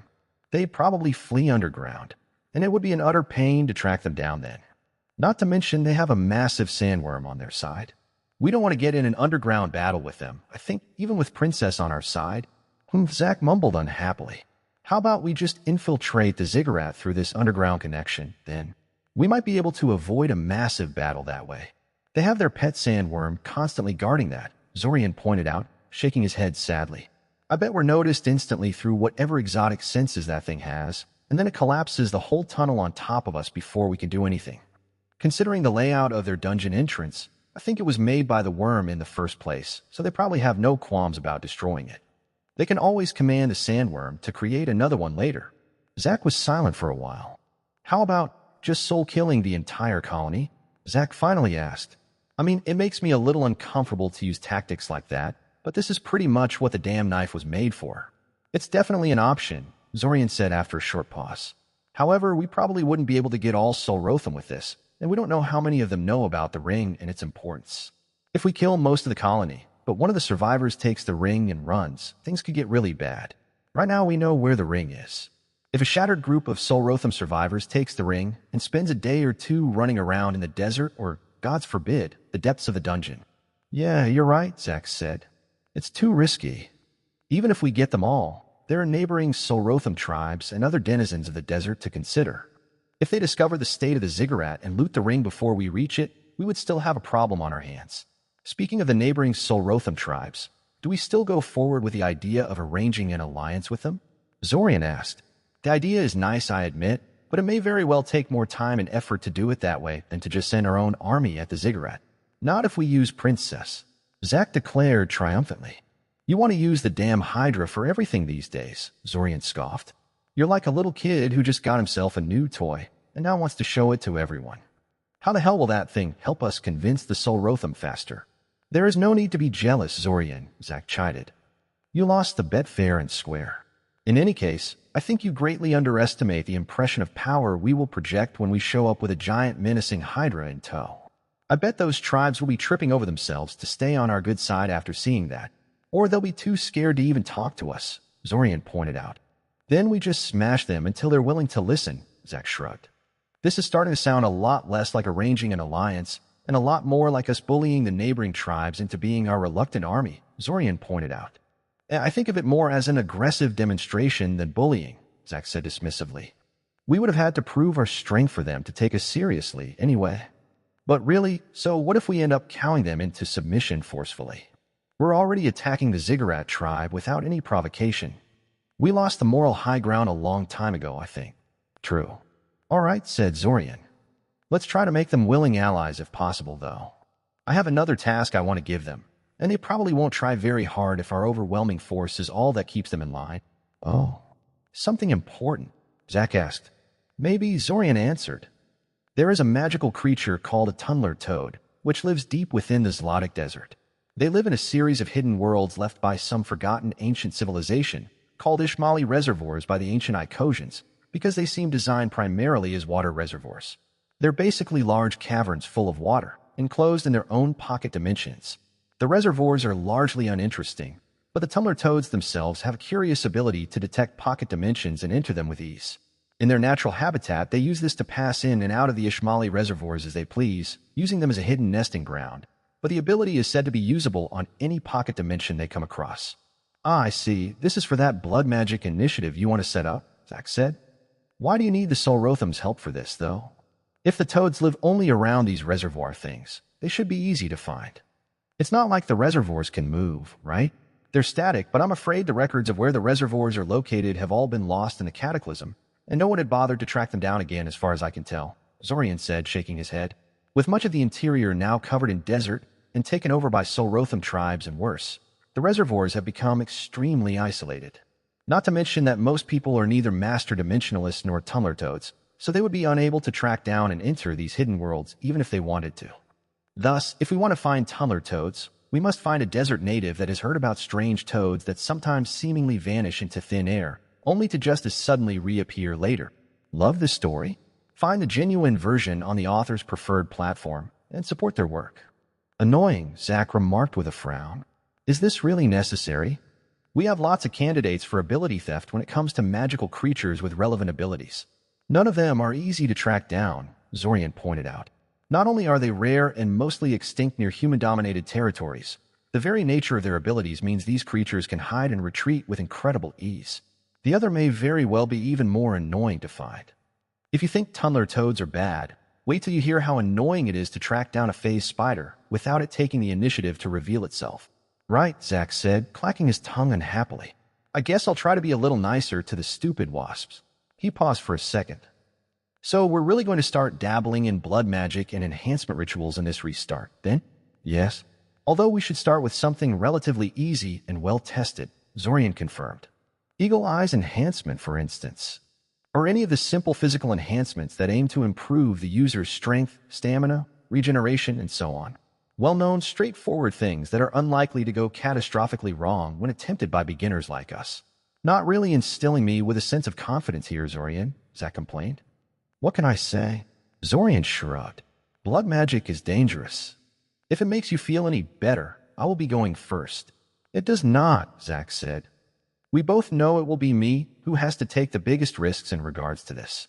I have way more mana to burn on permanent enhancements, and I am also proficient in medical magic, so I will be able to push my limits more and understand life force manipulation way better than you. Zorian didn't dispute him. While he had no intention of piling most of the risk on Zack, his fellow time traveler was likely right in his prediction. Don't make such a grim face, Zack said dismissively. I already agreed we should do this when we talked before, didn't I? I didn't change my mind. I kind of feel I'm pressuring you over this, Zorian admitted. I'm not that easy to pressure, Zack assured him. You've been trying to pressure me to let you inspect my mind for a long time now, for instance, and I have never let you do it. I still think that's a mistake, Zorian told him. And the answer is still no, Zack said, grinning. See? Pressure ineffective. I agreed with this creepy blood magic stuff because I honestly think you're right. We're too slow at figuring out primordial prisons. Only distasteful, unconventional methods like this can let us find a shortcut we need. Fair enough, Zorian said. Personally, he did not find blood magic to be that creepy, and even viewed it as a potentially useful tool for usage outside the time loop, but he understood where Zack was coming from. They spent 2 more hours discussing various ideas before they both entered the pocket dimension inside the Imperial Orb for a very important task. They had to convince Princess to let Zorian examine how her mind worked without trying to bite his head off for his insolence. It would prove to be a very challenging task. Break. As days went by, some curious things began to be noticed by various countries of Koth, Zlotic, and Altazia. The first one was that House Terramachula suddenly organized and launched a major expedition to Blantyr in order to find the fabled Imperial Staff of Icosia, sinking a massive amount of money and manpower into the endeavor. The level of support House Terramachula had given to the project was not as extensive as Daimen had hoped, but was still major by virtually any means, and the frantic speed with which the whole thing was organized and executed was enough to give others pause. The Terramachula seemed almost desperate to track down the staff, and nobody could figure out why. The leadership of the house declined to answer any questions regarding the matter, contributing to the air of mystery. More importantly, the Terramachula displayed the ability to open cross-continental dimensional passages between their land and their base in Blantyr. This was not something Zack and Zorian wanted to make known, but proved to be utterly impossible to hide, given the scale of the operation. This information soon spread around like a wildfire throughout various spy agencies, especially ones based in Koth, who were immediately consumed by an intense desire to know everything possible about the situation. Amusingly, this included trying to track down information about the Imperial Staff. They thought the Imperial artifacts were just historical curiosities, but since the Terramachula wanted the staff so badly, there had to be something special about it.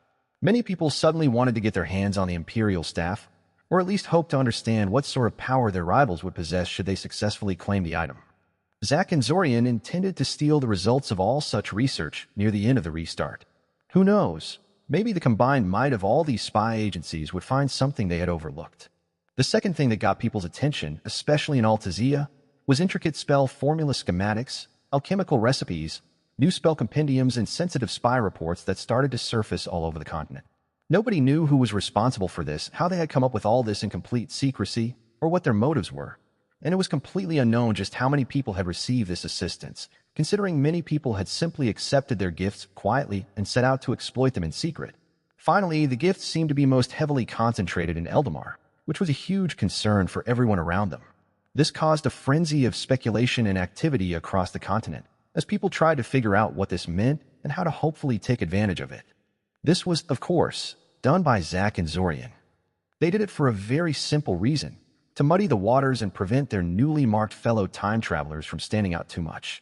It was too much to expect all of them to behave themselves at all times or never make a blunder, especially in this first restart while they were still under heavy impression of their first repeat of the month. Introducing enough waves into their surroundings would hopefully keep most people too busy with other matters to pay attention to crazy stories of time-traveling academy professors and the like. Thus far, the idea seemed to be working, but it would remain to be seen if that would hold out until the end. This done, Zack and Zorian turned their attention to organizing the search for the Imperial Staff in Blantyr. While the bulk of the job was done by Daimen and his men, it was a necessity for Zack and Zorian to get regularly involved. For one thing, the descriptions of the Imperial Staff were vague and contradictory, so they were the only ones that could identify the staff with any degree of certainty, thanks to their ability to sense the presence of the key. Additionally, they were necessary for transporting people and supplies all over Blantyr, since they were the only ones that could easily open dimensional gates from one location to another. Zorian had been quietly hoping that the immense amount of resources they had mobilized in the search would provide quick results, but his hopes were soon dashed upon the rocks of reality. Finding the staff turned out to be much harder than finding a Bakura gate. The gates were rare and obscure, but fairly distinctive. The staff, on the other hand, was something incredibly common in Blantyr. The lizard men loved their staves. They were a popular symbol of authority, and virtually any lizardman ruler and priest had a staff to call their own. While this meant that the Imperial Staff probably hadn't been thrown away and forgotten in some ancient treasury, it also meant that tracking it down was akin to searching for a needle in a haystack. The one saving grace was that the Imperial Staff was free of most decorations, being just a plain piece of dark wood, whereas the lizardmen liked to decorate their own staves with gems and feathers and whatnot. Then again, what was to stop the new owner from adding those things to the Imperial Staff to pretty it up? Influenced by such things, Zack and Zorian decided to approach Quetzalcoatl for lessons again. Originally, they wondered if they should skip their interaction with him in this particular restart, due to all the new time loopers suddenly walking around, but in the end they decided they would risk it. This time the topic they chose was tracking magic and search spells. This was a relatively safe topic to ask about, and it might help them find the staff faster. A foolish hope, probably, considering the staff was immune to normal divination, just like all the other Imperial artifacts. However, Quatakikl was familiar with divine energies in a way that others couldn't match, so perhaps he knew of a way it could be done. The topic was also potentially useful in tracking down Red Robe once they were outside the time loop, and it might give them an answer about how Quatakikl had managed to detect their presence at the end of the previous restart. Zorian really wanted an answer to that last question, since he had thought his privacy wards were pretty much flawless at this point. It was really unfortunate that he had been unable to find out anything of worth when he broke through Quatakikl's mental defenses, Zorian thought gloomily. While he was extremely proficient at performing memory probes by now, that type of magic took a long time to really get going, and the ancient lich had given him very little time to work with before abandoning his body. He probably shouldn't have tried to find out where Quatakikl's phylactery was located. That kind of information was incredibly important, and was thus bound to be guarded with the greatest possible zeal. He should have gone for something fairly mundane. Maybe Quatakikl would have been willing to risk things and spend more time struggling against his mental probe. At the moment, though, Zack and Zorian were in the time magic research facility beneath Cyoria. The two of them were disguised as adult agents of the Crown and were having a private talk with Cranton Keklos, the head researcher and overseer of the facility. Cranton was slowly turning the Imperial orb in his hands, utterly fascinated with it. You understand that we require your complete silence about this matter, don't you, Mr. Keklos? Zorian asked him. The man suddenly looked up, a slightly confused look on his face. He had evidently been so absorbed in his study of the orb that he had lost track of time. HM? Oh yes, I absolutely understand the need for secrecy, Cranton quickly said, nodding furiously. I assure you, me and my team are quite used to working on top secret projects and dealing with potential leaks. He took another long look at the orb in his hands. This thing, it's absolutely amazing, he said, obvious admiration in his voice. I cannot put into words how glad I am to be given this honor. I hope you remember you are not being given this orb just to satisfy your personal curiosity, Zack said gruffly. He was playing the bad guy in their fake royal agent scheme. We have given you this honor because you are our nation's foremost expert on black rooms, and we hope you can turn this pocket dimension into the largest one yet. Can you do it or not? Yes, absolutely, Cranton said. While the volume of space inside is larger than anything we have ever done, the isolation from the outside world is also unprecedented. We can definitely turn this into a temporal dilation zone. Just, Zorian prompted. Well, this is a very ambitious undertaking you are proposing here, Cranton said, stumbling over the words slightly. Zorian could feel that, although Cranton was a little nervous, he was also determined to make the absolute most out of this opportunity he was presented with.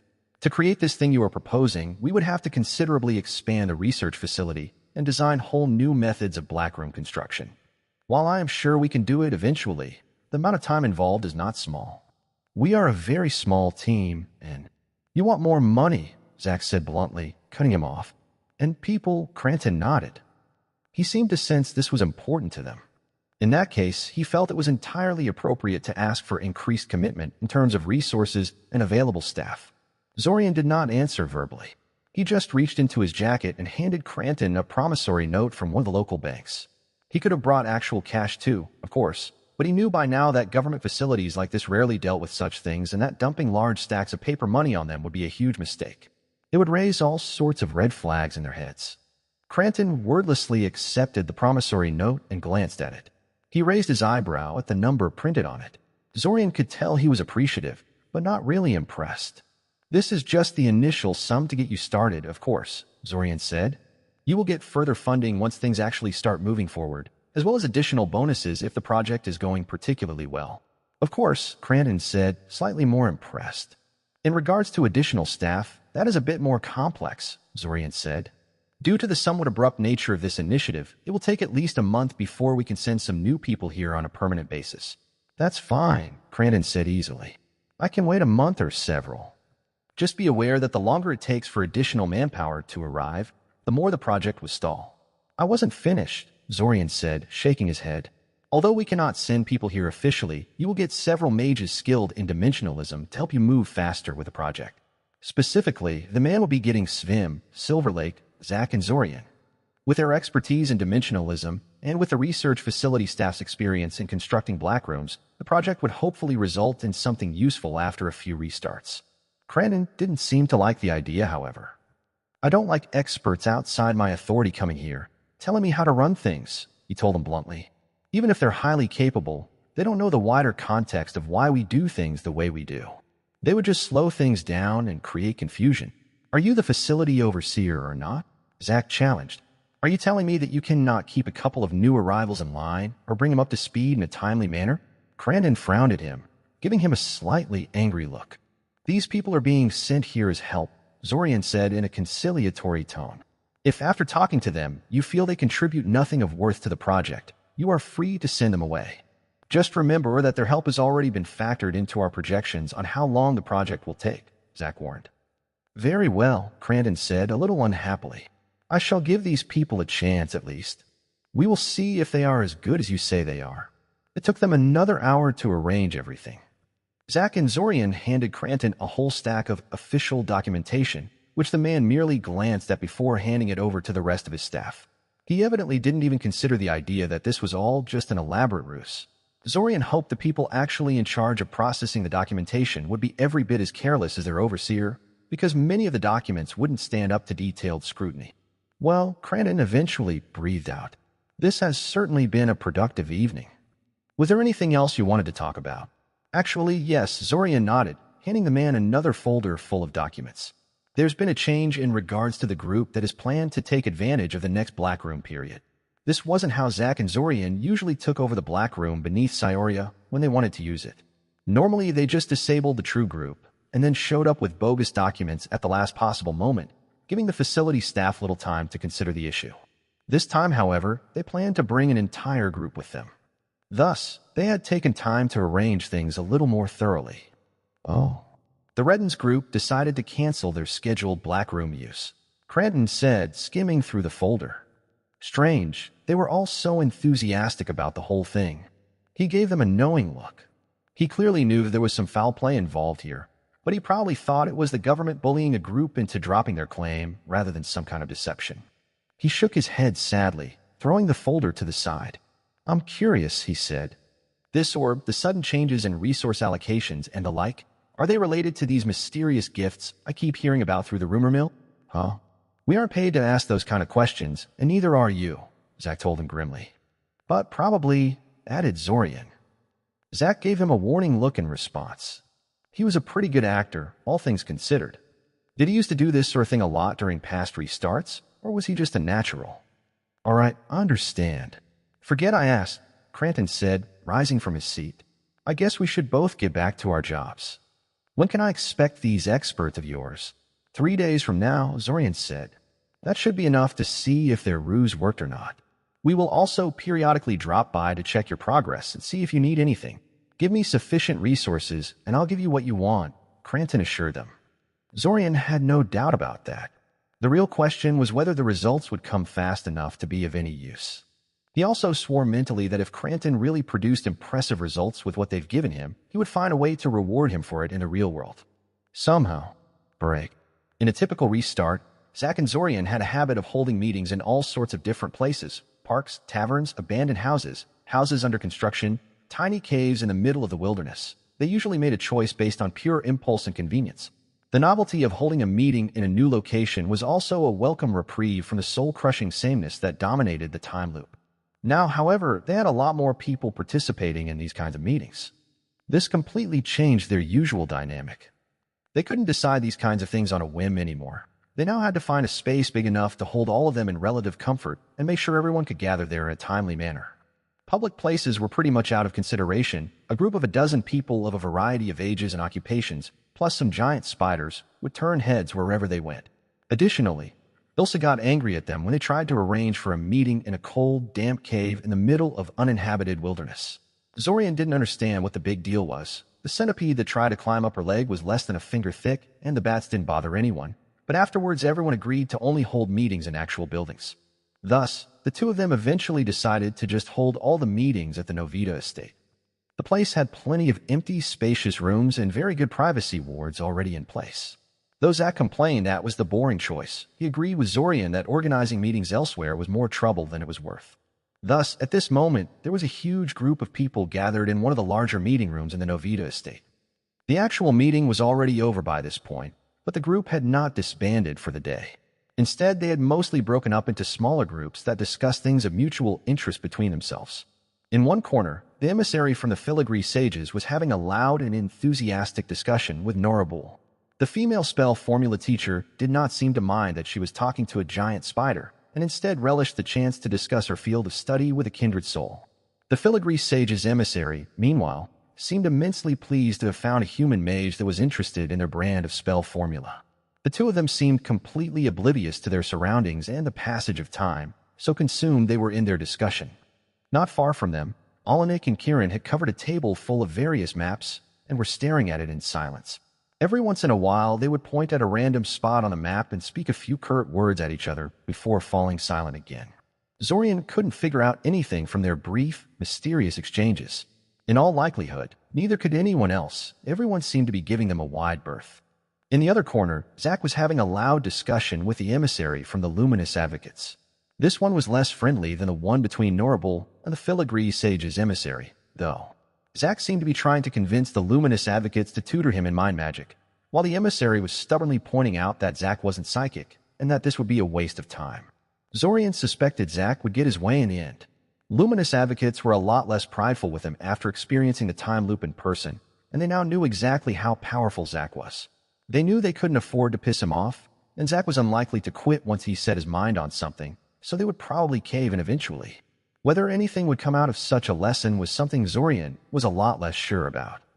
Not too far from them, a small group consisting of Kale, Taven, Lukhav, and Daimin was sorting through the various rare materials Zach and Zorian gathered and exchanging stories.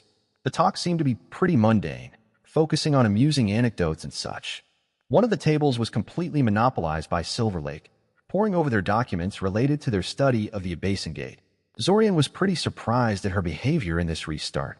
In all honesty, she seemed far more enthusiastic and open about helping them now. It was interesting how dramatically she changed once she experienced the time loop with her own eyes. Finally, there was Zorian. Like Silver Lake, he wasn't really interacting with anyone at the moment. Instead, he was inspecting a table full of divine artifacts that they had stolen for study. He had never made any progress in figuring out these things, but he certainly wasn't about to give up. Especially since Quadakikl had given them definite confirmation that it was possible to at least detect divine energies with regular magic. Eventually, his solitude was broken by Svim, who walked up to his table and sat down on the chair next to him. He looked faintly displeased. "Problems?" Zorian asked. "I have a newfound appreciation for the amount of patience you and Mr. Novita possess," he said blandly. "I've just spent the entire morning marking down a stack of student homework that was absolutely identical to what I'd already done in the previous restart and realized this would happen a lot. An unpleasant realization." "Ha," Zorian said. "You can always just ignore it." Svim shook his head. "That would go against my professional pride," he said. "Just as I demand dedication from my students, I demand the same from myself. A little thing like this should not break me. I shall treat it as personal tempering, I suppose." "I see," Zorian said, nodding. "I suppose you'd be quite a hypocrite if, after subjecting your students to such an infuriating initial treatment, you ended up losing your patience after only a handful of repeating months." Svim hummed in response, not giving a verbal response. He glanced at the divine artifact Zorian was inspecting. "You realize, I'm sure, that no one has ever managed to figure out how divine artifacts actually work?" Svim asked. "Of course," Zorian said. "But very few people had the opportunity to take one apart over and over again as a method of study. Still, I'm surprised you're wasting time on this," Svim remarked. "Wouldn't it be wiser to spend more time on time loop-related things?" "I would actually classify this as very much a time loop-related thing," Zorian answered. "The time loop clearly works at least partially with the help of divine energies. Who's to say they aren't involved with our markers?" "Oh," Svim asked, suddenly more interested. "It's just baseless speculation," Zorian said. "But I've been thinking about what Red Robe could possibly have that other past controllers didn't that would allow him to break the limitations placed on temporary markers, and the most likely answer I've come up with is Quadakikl. I suspect divine energies are involved with the marker somehow, and that the reason Red Robe had been able to alter it is because he had Quadakikl's help." His method of perceiving and possibly modifying divine energies may have allowed him to tamper with a marker in ways that are impossible to us, in which case our efforts to understand and modify the marker are doomed to fail right from the very start. I hope you're not right about that, Svim said after a short pause. Quadakikl has been alive for centuries. Who knows how long it took him to develop such capabilities? Zorian had nothing to say to that. Chapter 88: Mysterious Ways. With the palace orb handed to the time magic researchers for study and experimentation, Princess had temporarily lost her home. They weren't going to leave her in there while the researchers tinkered with the pocket dimension. That would probably end in tragedy, and they still needed her to intimidate the Solrotham tribes into allying with them anyway. Although Princess herself was not particularly heartbroken about being away from the orb, the situation did make moving her around a bit of a chore. She couldn't live in the desert. While she could tolerate dry areas, she needed plenty of water to rest in. Thus, Zack and Zorian mostly kept her deep in the Kothic wilderness, where she was happily terrorizing the jungle wildlife, and used dimensional portals to move her where they needed her. Thankfully, while Princess was huge, she was also serpentine in build and very flexible. She could squeeze herself through surprisingly small openings. However, this still meant Zack and Zorian had to expand their dimensional gates to far greater sizes than they typically used, greatly increasing casting time and mana costs involved. Princess did have her own, divinely granted teleportation abilities. They had experimented with them somewhat, trying to see if the Hydra had underutilized her gifts somehow, but they were disappointed in the end. Her teleportation powers were exactly what they appeared to be, a short-range teleportability that Princess could use for entering and leaving the palace orb, as well as tactical positioning during battles. It was incapable of transporting her across large distances. The logistics of Hydra transport aside, their alliance building was moving along extremely well. The Solrotham tribes they were visiting were both less secure and less prosperous than the Ziggurat tribe. Their settlements had no defensive wards, they had no guardian beast on the level of the divinely touched sandworm, and their equipment was far shoddier than what Zack and Zorian were used to. Thus, when a pair of powerful human mages came to them, riding on a gigantic 8-headed Hydra and handing out gifts, none of them dared to simply snub them. Not all of them were eager to work with them, but all of them at least agreed to hear them out. It helped that this time they had brought an actual Solrotham language specialist to translate for them.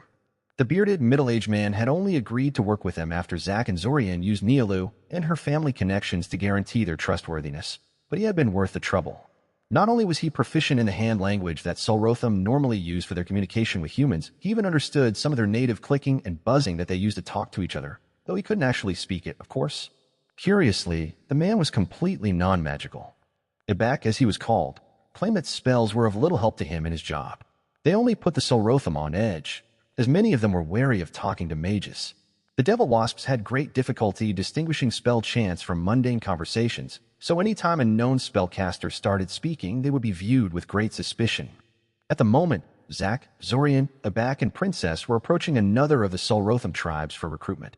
This one was particularly underwhelming, however, and Zorian privately wondered if they should even bother. The settlement was just a series of circular holes dug into a cliff, and Zorian had seen enough of such places by now to estimate the number of Solrotham living there. The tribe probably had less than 100 members total. Since the group had done nothing to mask their approach and Princess was very eye-catching, the Solrotham scouts had long since spotted them, and the entire tribe was a nervous hive of activity. This allowed Zorian to take a look at the decorations and weapons the group was sporting, and he was not impressed with what he was seeing. Why are all these tribes so much worse than the Ziggurat one? Zack asked out loud. He probably did not expect an answer, but surprisingly Ibak had an answer. Because of the dungeon access, Ibak said. Zack and Zorian shot in curious looks, not really understanding. While humans like to build their cities on top of accessible dungeon layers, most other species do not, as their less sophisticated magical expertise makes them less capable of dealing with creatures crawling out of the dungeon on a regular basis, Ibak clarified. The Solrotham living in the Ziggurat of the Sun are an exception, probably because of the giant sandworm you mentioned. The creature probably allowed them to reshape their local underground the same way human communities do, letting them exploit the place in relative safety. The other tribes do not have that, and thus appear underwhelming in comparison. Zack said thoughtfully. I guess that sandworm is even more important than we thought. The wasps really lucked out with that thing. Before anyone could continue the discussion, Princess released a warbling cry and pointed one of her heads towards a spot on the horizon where a group of Solrotham was flying towards them. Zorian frowned at the sight. He wasn't surprised that Princess had noticed them before anyone else. She had 8 pairs of eyes and was intensely vigilant by nature, but the direction they were coming from and their numbers were unexpected. They were coming from their left, rather than the Solrotham settlement in front of them, and there were 12 Solrotham in the approaching group. An emissary from a different tribe? Zorian guessed. He doubted the tiny settlement in front of them would send out a hunting party as large as this, and if they did, the group would first enter their home to consult with their elders before confronting them. Probably, Zack said. I hope this becomes a thing in the future. This would go so much smoother if the surrounding tribes started coming to us instead of the other way around. As they grew closer to Princess and the humans accompanying her, the Solrotham group eventually slowed down and landed in the area in front of them. The Solrotham chose a spot that was a fair distance away from their own, trying to make their entrance seem less threatening. But in the end, they did effectively block their path, and Princess instantly became outraged at the temerity of these newcomers. If Zack hadn't hurriedly calmed her down, she would have already been charging at them, heads roaring a battle cry. In the end, the two groups silently agreed to meet in the middle and negotiate. Zack, Zorian, and Abak ordered Princess to stay in the back and loom over the meeting threateningly, while the apparent Solrotham leader took 2 bodyguards with him and ordered the rest to similarly stay in the back and look intimidating. Zorian was kind of biased, but he felt that Princess decidedly won the aggressive posturing competition. For the next 10 minutes, Abak and the Solrotham leader exchanged words while Zorian took the chance to study the group that sought them out. They were pretty impressive by Solrotham standards, he realized. They were all armed with iron spears and decorated with plenty of war paint, trinkets, and various magical charms. The only person that wasn't armed was their leader, who carried a plethora of metal rings and chains but no weapons. He also had a particularly large number of charm bundles hanging off of him, some of which actually looked like they might be doing something. Zorian immediately pegged him as a priest. After a while, the talking died down, and Abak turned to them awkwardly. Zorian could immediately tell that he didn't have good news for them, though the Solrotham themselves remained non-aggressive. Curious. What is it? Zack prompted. This group here comes from the Ziggurat of the Sun, Abak said slowly. Oh. He did think those spears were kind of familiar. However, weapons like that were hardly unique to the Ziggurat tribe, so he thought nothing of it. They know we want to attack them, huh? Zack mused out loud. It wasn't that unexpected, Zorian supposed. It wasn't like they were being low-key in their alliance building. Quite the opposite, really. With that in mind, it was probably inevitable that the Ziggurat tribe would detect their plans long before the actual attack was executed. Since their goal was to lure the High Priest out of the Ziggurat and not to catch the Solrotham by surprise, this wasn't something they cared much about. Still, they hadn't expected the Ziggurat tribe to seek them out for a friendly chat. Try to ambush them, maybe, but not this. Yes, Abak confirmed. They want to know what it would take for you to call your attack off. What no threats? Zack asked curiously. No, said Abak, shaking his head. Just questions about your motives. Not that I know much about that myself, of course. Zack ignored the accusatory tone in Abak's last sentence. While he probably wouldn't betray them to the Solrotham, it wouldn't make them look any less crazy or mysterious if they told him they were doing all this for a magic ring. How do they know we don't want to simply take away their ziggurat? Zack asked. Ask them that. Are you trying to start a fight with them? Abak asked incredulously. I want to see how they react, Zack said. Just do it. Abak muttered something that sounded like a curse in his native language, and then started conversing with the Solrotham priest again. Interestingly, the Solrotham did not visibly react to the question at all. It wasn't long before Abak turned to them again. They say 3 of us are not enough for that, Abak said. That you would have brought an army with you if you wanted to occupy something. The Solrotham priest made another series of hand gestures. They think you want something smaller. Something portable. They acknowledge your strength, but wonder if a trade wouldn't be preferable to bloodshed. What we want they would never trade away, Zorian said, shaking his head. Should they tell them they were after the ring? No, that might make it harder to lure the High Priest out of the ziggurat later, but maybe you would actually agree to hand it to them if he thought it would ward off a catastrophic attack on his tribe. The ring was important, but it wasn't like they were asking him to hand over the sandworm control dagger or something. Tell them this is not something they are qualified to negotiate about, Zack suddenly said. We want to talk to their High Priest. Zorian raised his eyebrow at Zack. Did he really think it would be that easy? A furious exchange of hand gestures occurred between Abak and the Solrotham priest, after which Abak turned to them again. They say they are also not qualified to bring strangers before their elders, Abak said. They are here merely to find out what you're after, and if the conflict can be averted. After that, they will report back to their tribe and receive further orders. They say meeting the leaders of the tribe may be possible, but you have to give them something to bring back if you wish for that to happen. Zack and Zorian looked at each other briefly. A quiet exchange of telepathic communication occurred between them, and they quickly came to an agreement. I guess that makes sense, Zack admitted out loud. Zorian reached into his pocket and retrieved a metal watch from it.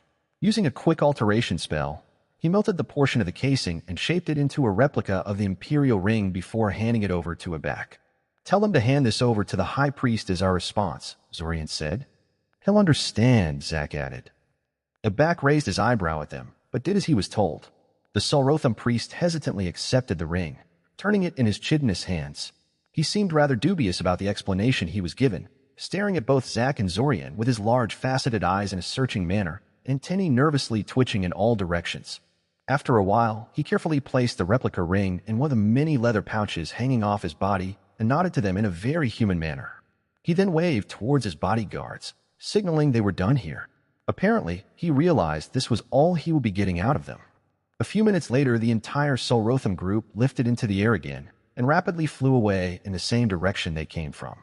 The humans silently watched their retreat for a while, before Abak decided to speak up.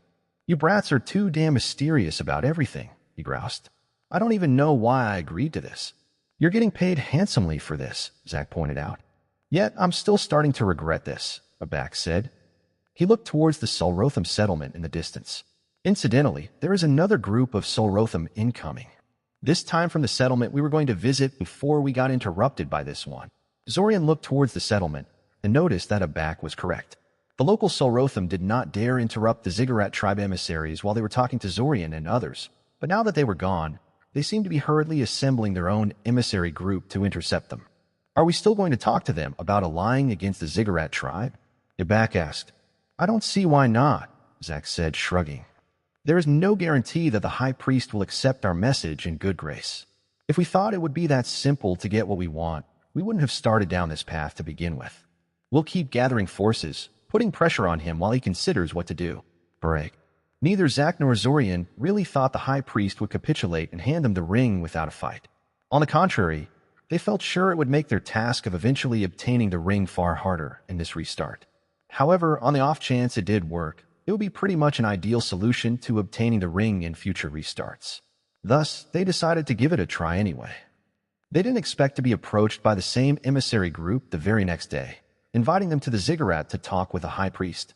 Abak cautioned them against accepting the offer. It was an obvious trap, he said. However, Zack and Zorian did not care. Even if the meeting was just an excuse to ambush them, they still had to go. They were far more powerful than either Abak or the Solrotham High Priest realized, and were unlikely to die. As long as they met the High Priest face to face and he had the ring on him, they would get what they wanted, one way or another. Unfortunately, Abak adamantly refused to follow them into the Ziggurat, calling them suicidal fools. Zorian understood the man's attitude. Abak couldn't possibly know just how capable he and Zack really were, so his concerns were well warranted. However, this didn't make things any less frustrating, and the argument was rapidly becoming heated. The Ziggurat tribe emissary calmly observed the argument for a few minutes before casting some sort of spell. Both Zack and Zorian instantly became wary, but quickly became obvious that the Solrotham priest was casting magic on himself. The spell was far lengthier and ritualized than what Zorian was used to when dealing with human and Iranian mages, involving nearly a minute of buzzing and gesturing, and at the end of it the Solrotham priest burned a handful of scented materials as some kind of offering to the heavens. An entirely superfluous gesture as far as Zorian could tell, not impacting the spellcasting results at all. This done, the emissary straightened himself up and faced them again. The fight unnecessary, he declared with a somewhat distorted but perfectly understandable human voice. Talk still possible. No need to pressure, companion. Zack and Zorian stared at the Solrotham for a while before Zack spoke up again. You could have done this right from the start, and you let us talk through a translator all this time? He asked. You could be reading stolen content. Head to the original site for the genuine story. The Solrotham's antenna twitched nervously as he tried to decipher Zack's words. He clearly has only a rudimentary knowledge of Icosian tongue, Abak said in an exasperated manner. It makes perfect sense for him to prefer conversing with me, using more familiar hand gestures, than bothering with this. My speech, poor, the emissary added. High Priest, much better. Will be enough until we reach temple. After some more discussion, Zack and Zorian agreed to leave back and follow the Solrotham back to the ziggurat. Despite their worries, they were not attacked at any point in the journey, not even when they entered the ziggurat itself. Instead, the emissary dutifully led them through the empty corridors and straight into the temple, where the high priest and his honor guard waited for them. Zorian was honestly a little surprised. The Solrotham had actually brought them in front of their high priest, just as they had promised. Sure, the room was also packed full of heavily armed guards and several lesser priests, but it did not seem like they were walking into an ambush. The Solrotham were tense and agitated, but they did not move to attack them. The high priest stood proudly in front of the huge sacred fire that served as the heart of the temple. Situated at the top of a large stone dais, the fire illuminated the entire place in a dull orange glow.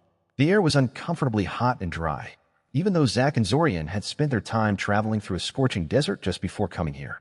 From his elevated position, the Solrotham high priest silently stared down on them, his multifaceted eyes unblinkingly studying their every move.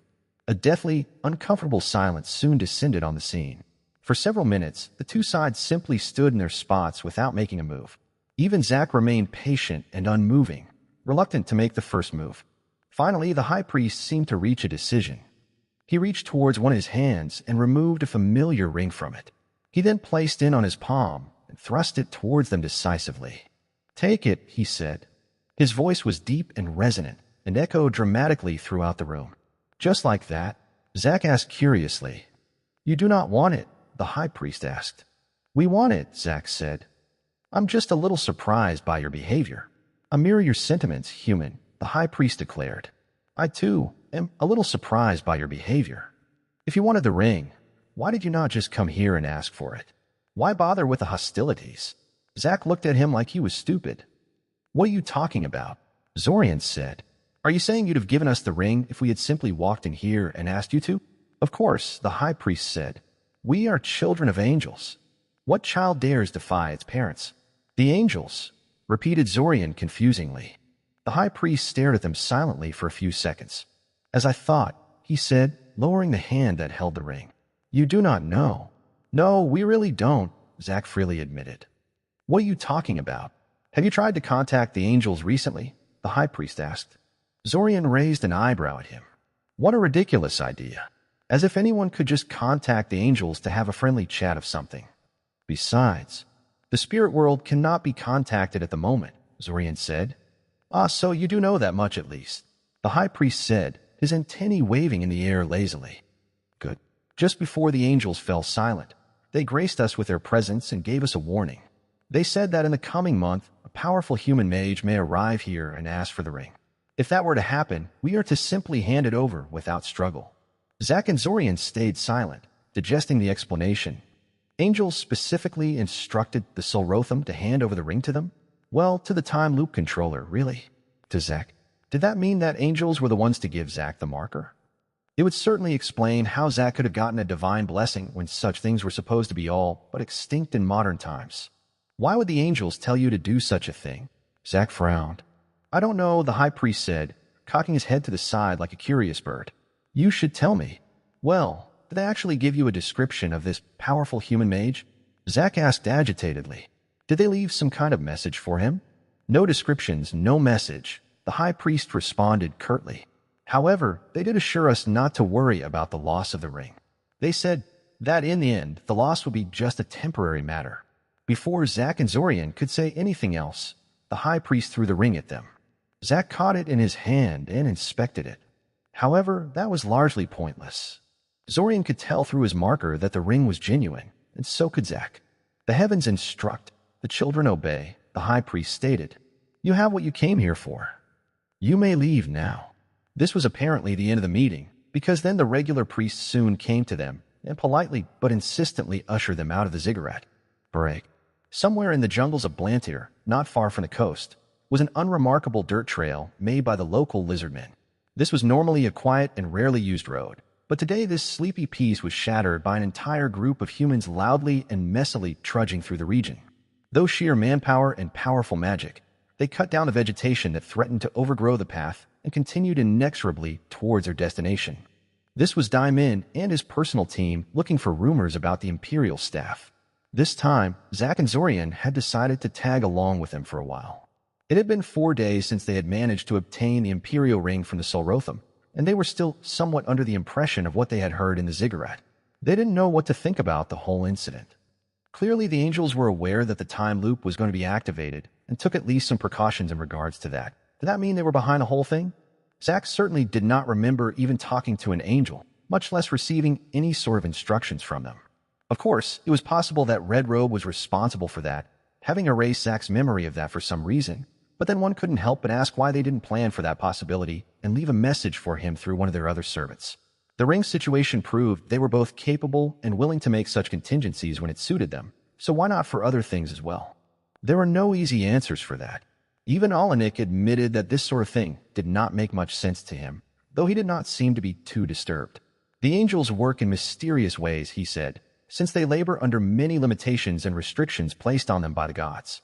Many times they simply couldn't do the logical thing, or even tell you why they are acting the way they do. One just had to have faith that they knew what they were doing and not rely on them too much. Well, at least this way they had a trivially easy way of recovering the Imperial Ring. See, I told you Princess was the solution, Zack said, spinning the Imperial Ring on his finger. This is not how you expected things to go, and we both know it, Zorian told him firmly.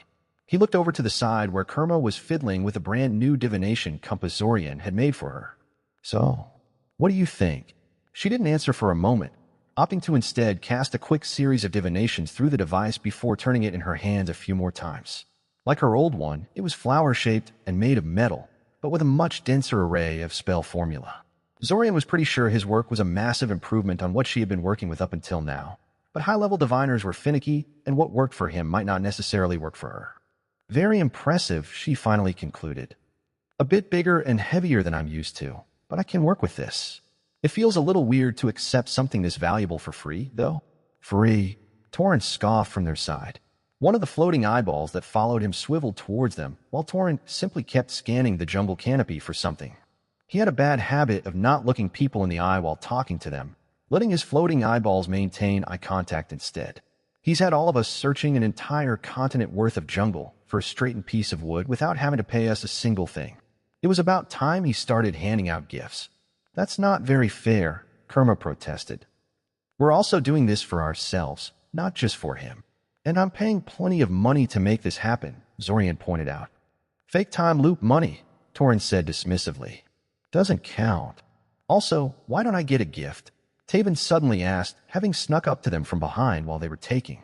Seriously, Zorian, you're handing out expensive gifts to strange women, but you don't have anything for your old pal Taven? Shame on you. Zorian looked at her, amused. He thought she was still busy gawking at the jungle sites, since this was the first time she had ever stepped foot in one, but apparently she had calmed down a little and decided to seek him out. Kurma gave Taven a less friendly look, since she apparently didn't like being labeled a strange woman out of the blue. My gift to you is taking you with me to Blantyre, even though you have no useful skills for the mission and no wilderness survival experience, Zorian told her blandly. I guess that's true, she laughed nervously. I really do appreciate it, though. Traveling to exotic lands, searching for ancient artifacts, this sort of expedition is exactly what I hope to one day experience. It's great. It's just too bad I can't put this on my job profile or something. She was entirely too giddy about the whole thing. On one hand, it was kind of annoying to have her dance around the whole group like an excited little girl. On the other hand, it kind of made him glad he had agreed to bring her along, since this clearly meant so much to her. At least she wasn't defenseless. The one time she had walked into a patch of carnivorous plants, she burned them all to ashes before anyone had even realized what had happened. Her inexperience aside, she was a decent combat mage. Eventually, the group soon reached their destination, a small lizard-men village where they would supposedly find a reclusive sage that knew everything about the history of the region. While the everything was almost certainly an exaggeration, there was probably some sort of basis for his reputation, right? Right. The village was a humble one, with tiny houses made out of mud and straw. There was a river right next to it, and most of the adult villagers were currently busy tending to their boats, which they dragged onto the shore for easier handling. The children were either shuttling tools and materials between various work groups or chasing each other and play fighting while their parents shouted something vaguely threatening at them, probably telling them to stop messing around or demanding they get out of the way if they wouldn't help. Their arrival caused a small commotion in the group, but they were mostly curious rather than wary. Most lizard men never saw a human in their entire life. Zorian had learned, so they did not know what to expect of them. Since the group was accompanied by lizard men guides hired in the nearby city-state, and no one in the group carried an obvious weapon like a spear or a club, the villagers were not particularly frightened of them. Annoyingly, this meant that some of the braver children tried to examine them closer or even touch them. One of them specifically picked Zorian as a target, probably because he was one of the shorter humans present, and kept asking him something while poking him.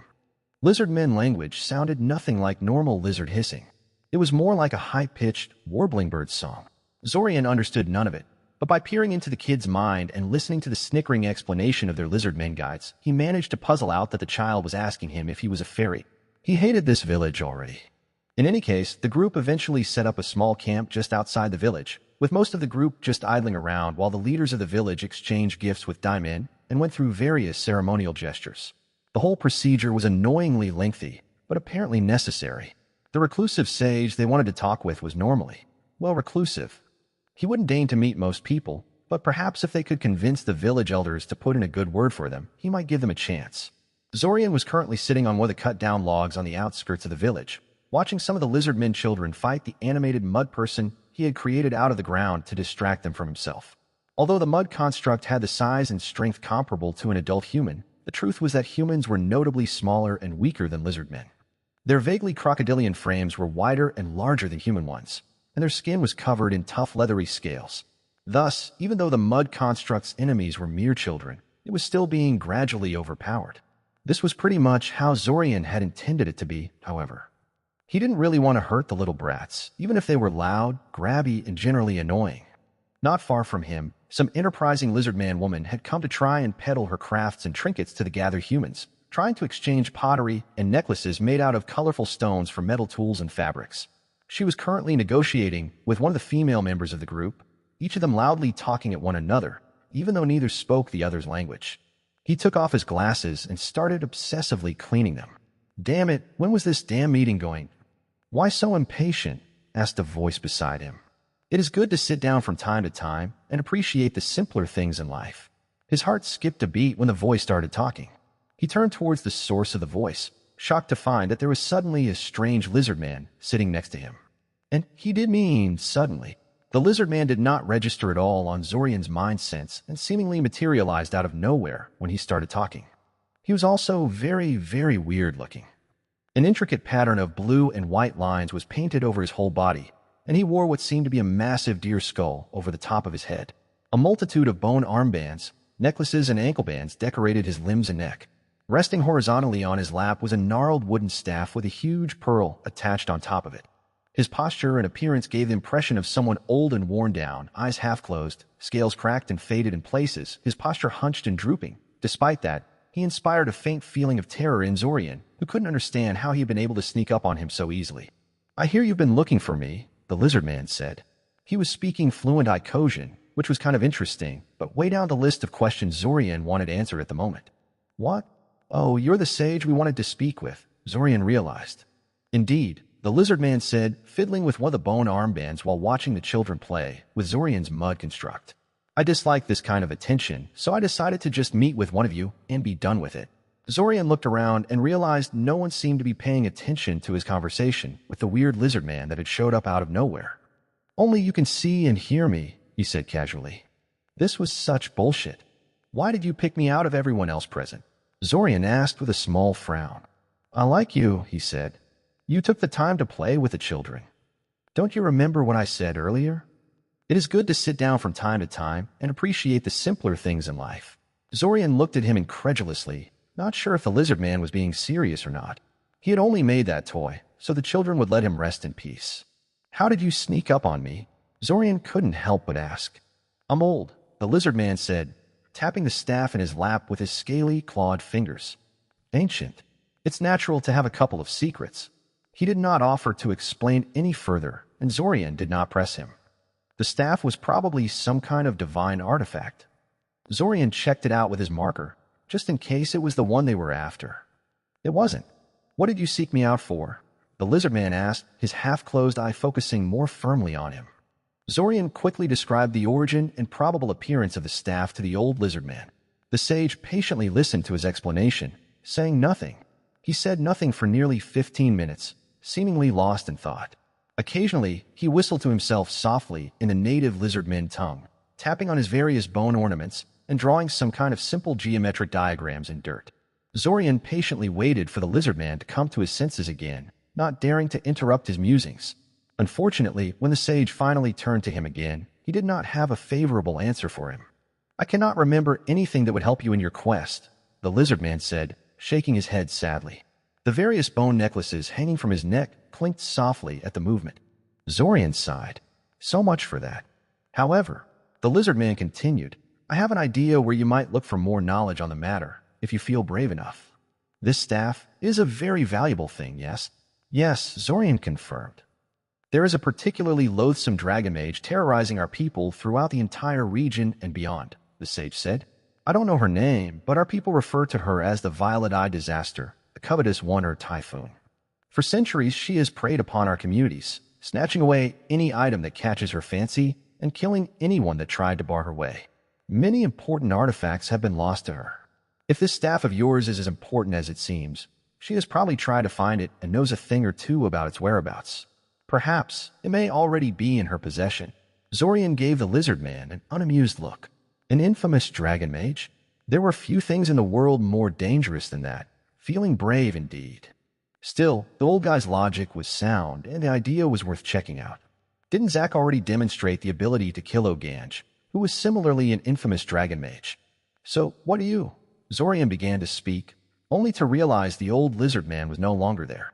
He waved his hand through the air where the sage had been sitting next to him, but hit only empty space. Groaning audibly, Zorian wandered off to find Zack and Diamond to inform them that arranging the meeting with the sage was no longer necessary. Break. Zorian woke up with a panicked scream as an endless deluge of ice-cold water poured on top of his head as he slept. Stumbling and flailing around in panic, he tried to jump out of bed, but the wet fabric clung to him and made him trip. He tumbled awkwardly to the floor, frantically trying to rub the water out of his eyes while searching for his glasses. When he had finally come to his senses and looked around, he found Kiriel pressed into a corner of the room by the door, a large bucket clutched tightly in her hands. There was still water dripping from it onto the floor. "Kiriel, what the hell are you doing?" Zorian shouted incredulously. "You." She stumbled, pacing nervously while clutching the bucket in her hands tightly. "I was trying to make you assume your true form." Zorian looked at her like she was crazy. Actually, scratched that she was crazy.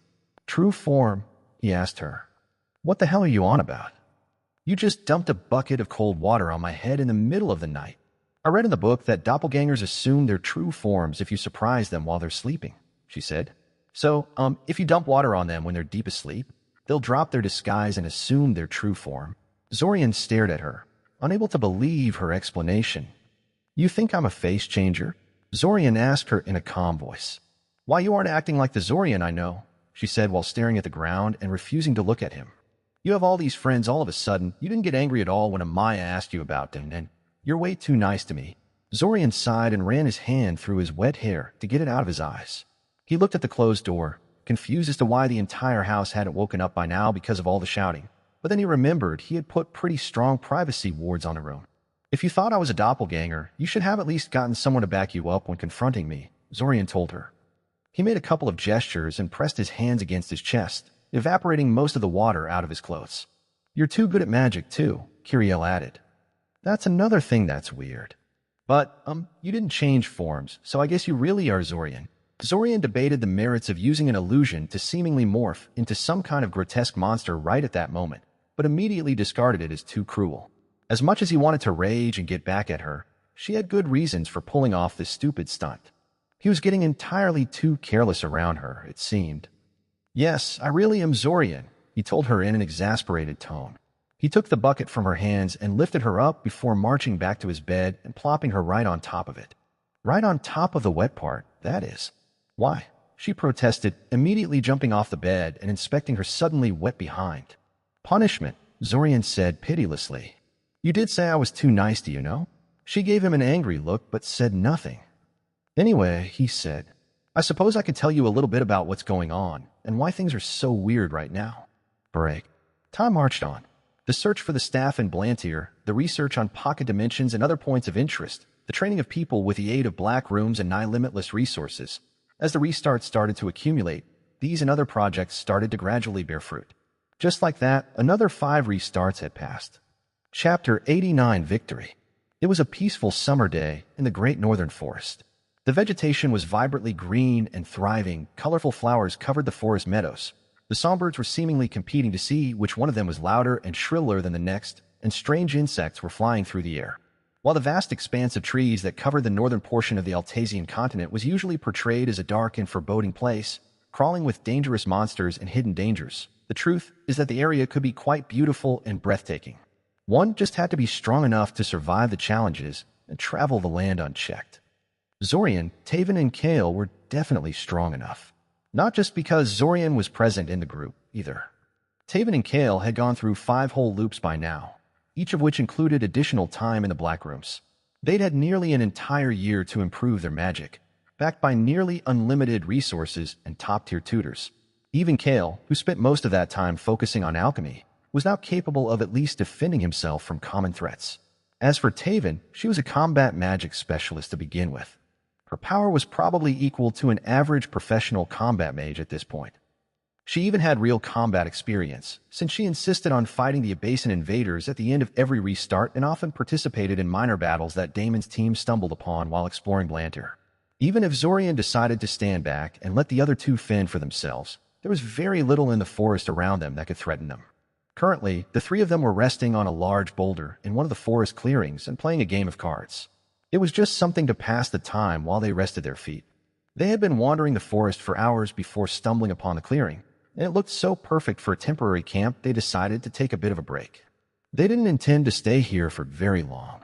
As Zorian pondered his next move, he felt Taven subtly try to take a peek at his cards with a spying spell.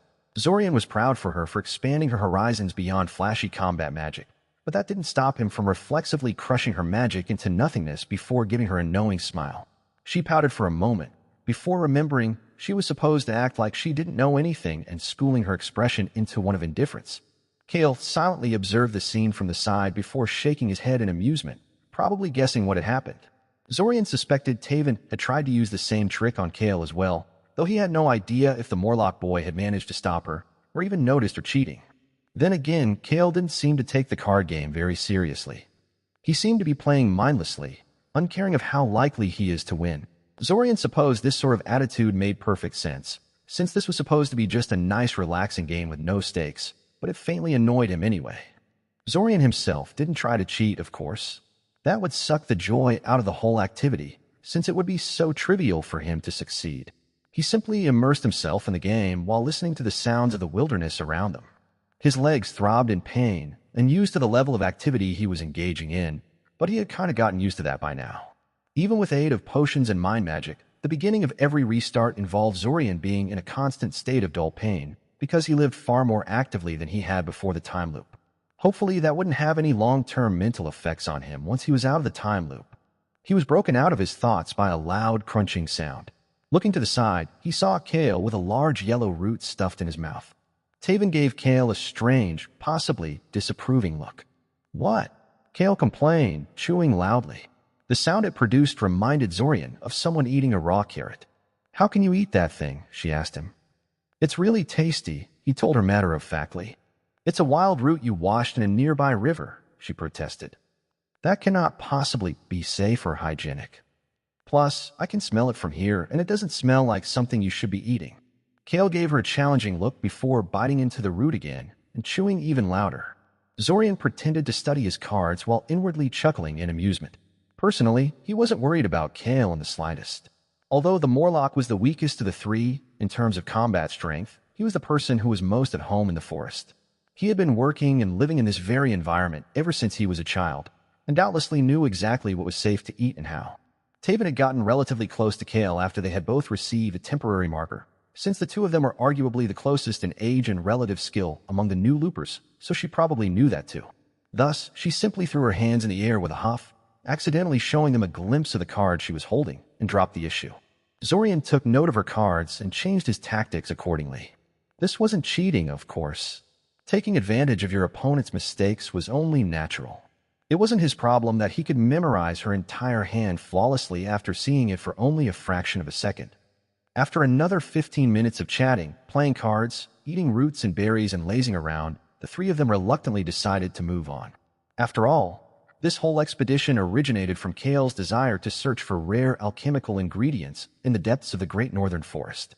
This wasn't really some critical task that had to be done, and the three of them were mostly using it as an excuse to relax and socialize, but they did intend to seriously search for things Kale was after. For the next half an hour or so, Zorian followed after Kale, casting divination after divination, and occasionally taking over the minds of forest birds in order to scout the area around them. Taven also utilized divinations, having achieved some measure of expertise in the field over the various restarts, while Kale mostly relied on his own 2 eyes. Considering his extensive experience in searching for magical plant, however, he probably still saw and understood far more than Zorian and Taven did. Every once in a while, the Morlock boy would inspect some random stump or boulder, occasionally picking up some other magical plant that wasn't on their list, but which he apparently also considered worthwhile, and occasionally just stared at them meaningfully while pondering some mysterious issue. The backpacks the three of them wore had all been made by Zorian, and were considerably larger on the inside than they appeared, but Zorian estimated Kale's backpack was already starting to get full from the various plants, jars full of worms and beetles, and even some colorful stones that seemed pretty mundane to Zorian's eyes. Even if they failed to find the things they were searching for, Kale certainly intended to make the most out of this expedition, that's for sure. Relaxing times like these had become increasingly rare in these last 5 restarts. Everyone was constantly busy with something, whether it was following some plan, searching for things that could help them, experimenting with exotic magics, or simply training their skills. This was especially true in this particular restart, since this was the last restart for the temporary loopers. If they could not figure out a way to modify the temporary markers before the end of the restart, they would lose, well, everything. Sure enough, eventually Kale and Taven could not help but bring up the issue that was constantly in the back of everyone's mind these days. "This is the end, isn't it?" Kale suddenly said. The other two gave him conflicted looks. There was no need to ask him what he meant by that. "Tell us honestly, Zorian, what are the chances we can figure out how to adjust our markers before this month runs out?" Kale continued, seeing how he had their attention. Zorian suppressed a sigh. Temporary markers, they had spent almost a year studying them, if one factored in the time spent in black rooms, and in that time they had made significant progress. They managed to map the general structure of the markers and figure out what many of the pieces did. They compared these markers to the larger, more complete markers embedded in Zack and Zorian. They placed and removed temporary markers on random people to test possible modifications and see what happened. They found out that, yes, the markers really did contain components made out of divine energies, and they also found a way to deal with that. Through several ruinously expensive deals with Quadakikal and innumerable destroyed divine artifacts, they managed to create methods to detect and crudely manipulate strands of divine energy inside their markers. Not enough to manipulate them as they wished, but enough to tear out some portions of the structure and change how this divine foundation interacted with more normal magic that surrounded it. It wasn't enough. Despite their best efforts, the solution remained frustratingly out of reach. What bothered Zorian most about this was that he didn't think the problem was impossible. They were making good progress. He felt they were definitely on the right track. He felt that this was something that could definitely be solved in time. Could they figure out a way to prolong the temporary marker in one more restart? No, not even 3 would be enough. But maybe if they had 5 or 6, if their soul magic was more developed, if they had easier access to the imperial crown resting on Quadakikal's head, if they had learned how to sense divine energy sooner. If. No, Zorian finally admitted. There is no chance at all. All 3 of them walked in silence for a while. "I'm actually not that upset," Taven eventually said. "The idea that I could just suddenly disappear at the end of the month was terrifying at first, but I've gotten used to it by now. I even died in one of the restarts." Zorian vividly remembered that one. Watching Taven get decapitated by a war troll was strangely upsetting, even though he knew she would be fine in the next restart. "I mean, I don't want to disappear at the end of the month," Taven continued, "but we've done everything we could and it was fun while it lasted. If this is how it has to be, then so be it." "Indeed," Kale said. "Besides, if I understood Zorian correctly, there are only 13 more restarts left at this point. A little more than a year. We're not losing all that much." "Both of you talk like you think you're dead for sure," Zorian said. "Have some faith, okay? Modifying the temporary markers is probably a failure, but the possibility of exiting the time loop still remains. This was our fallback plan if we couldn't modify the markers, remember?" "Oh." Taven perked up. "That's still an option." "Of course," said Zorian. What do you think we have been doing all this time? Well, I don't know, Taven said with a grin. That mean old witch keeps complaining about you, wasting your time on distractions and taking too many breaks from your duties, so. Silver Lake thinks everyone should be a tireless golem except her, Zorian said with a derisive snort. It's not like she never takes any breaks or tinkers with new potions that have no connection to anything urgent.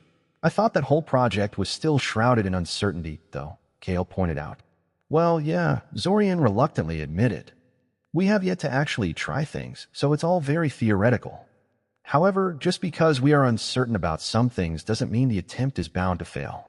It's hard to put actual numbers on things, but I think there is at least a 70% chance that we could transport people's souls into the real world, and 30% or so that we could successfully open a dimensional bridge that would let us physically step out of the time loop. The two of them gave him complex looks that he could not interpret. It was a little hard to accurately discern their emotions these days, since they had both learned to protect their minds and emotions with unstructured mental defenses. In fact, this was something that all temporary loopers decided to invest time in, once they realized the extent of Zorian's mental powers. Even the ones that already had some level of unstructured mental defenses promptly decided they were insufficient and needed to be strengthened as much as possible. Zorian understood their reasoning. It was just like that old saying, trust your neighbor, but lock the door. Even if you trusted someone to be a moral and principled person, it was better not to tempt them with easy opportunities. Thus, he did not take such things against them. In fact, he encouraged it. Considering Urania explicitly considered anyone with an unshielded mind fair game for psychic invasion, and that they were working closely with several groups of them, getting some level of mental protection was just plain common sense. If the only option to exit the time loop is to steal our original bodies from our past selves, I would rather stay here and forget everything, Kale said, shaking his head. Additionally, I only care about physically leaving if it allows me to take Kana with me. If not, I'd rather stay with her till the end. Zorian opened his mouth to say something, but then realized that it probably didn't matter that Kana doesn't have a temporary marker. If they physically left the time loop, every person was as good as any other. Would others also want to bring family members with them? That could get kind of complicated. I might have gone for the soul exit if it was actually an option, Taven said hesitantly. I mean, I feel sorry for old Taven, but let's get real here. She is kind of an idiot. Zorian's lips twitched into the beginning of a smile, but he suppressed it. As it is, I'm not actually capable of taking this way out, Taven said. I'm not even good enough to survive Silver Lake's soul perception granting potion, never mind possessing my old body. So physically crossing over is the only option for me, really? Zorian nodded slowly. Truthfully, this was true for most people.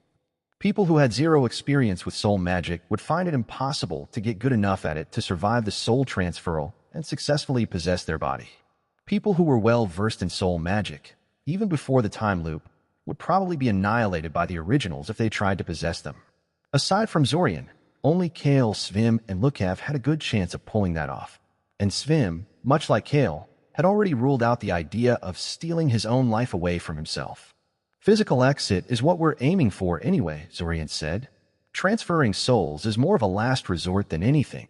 Yes, but you admitted yourself that chances of success aren't too high. Not even a coin toss, Taven noted. So, yeah, there is still hope, but it's nothing to get excited about. Hell, you're probably putting a positive spin on things to cheer us up. No, not at all, Zorian said, shaking his head. I was actually trying to be conservative with my estimates. I really think this could work. There is one thing that's been bothering me about all this, Kale said. We've spent a lot of time trying to figure out a way out of the time loop. But did you think about what we're going to do if we succeed with this? If we physically step into the outside world with all our skills and knowledge, stop the invasion from destroying Cyoria?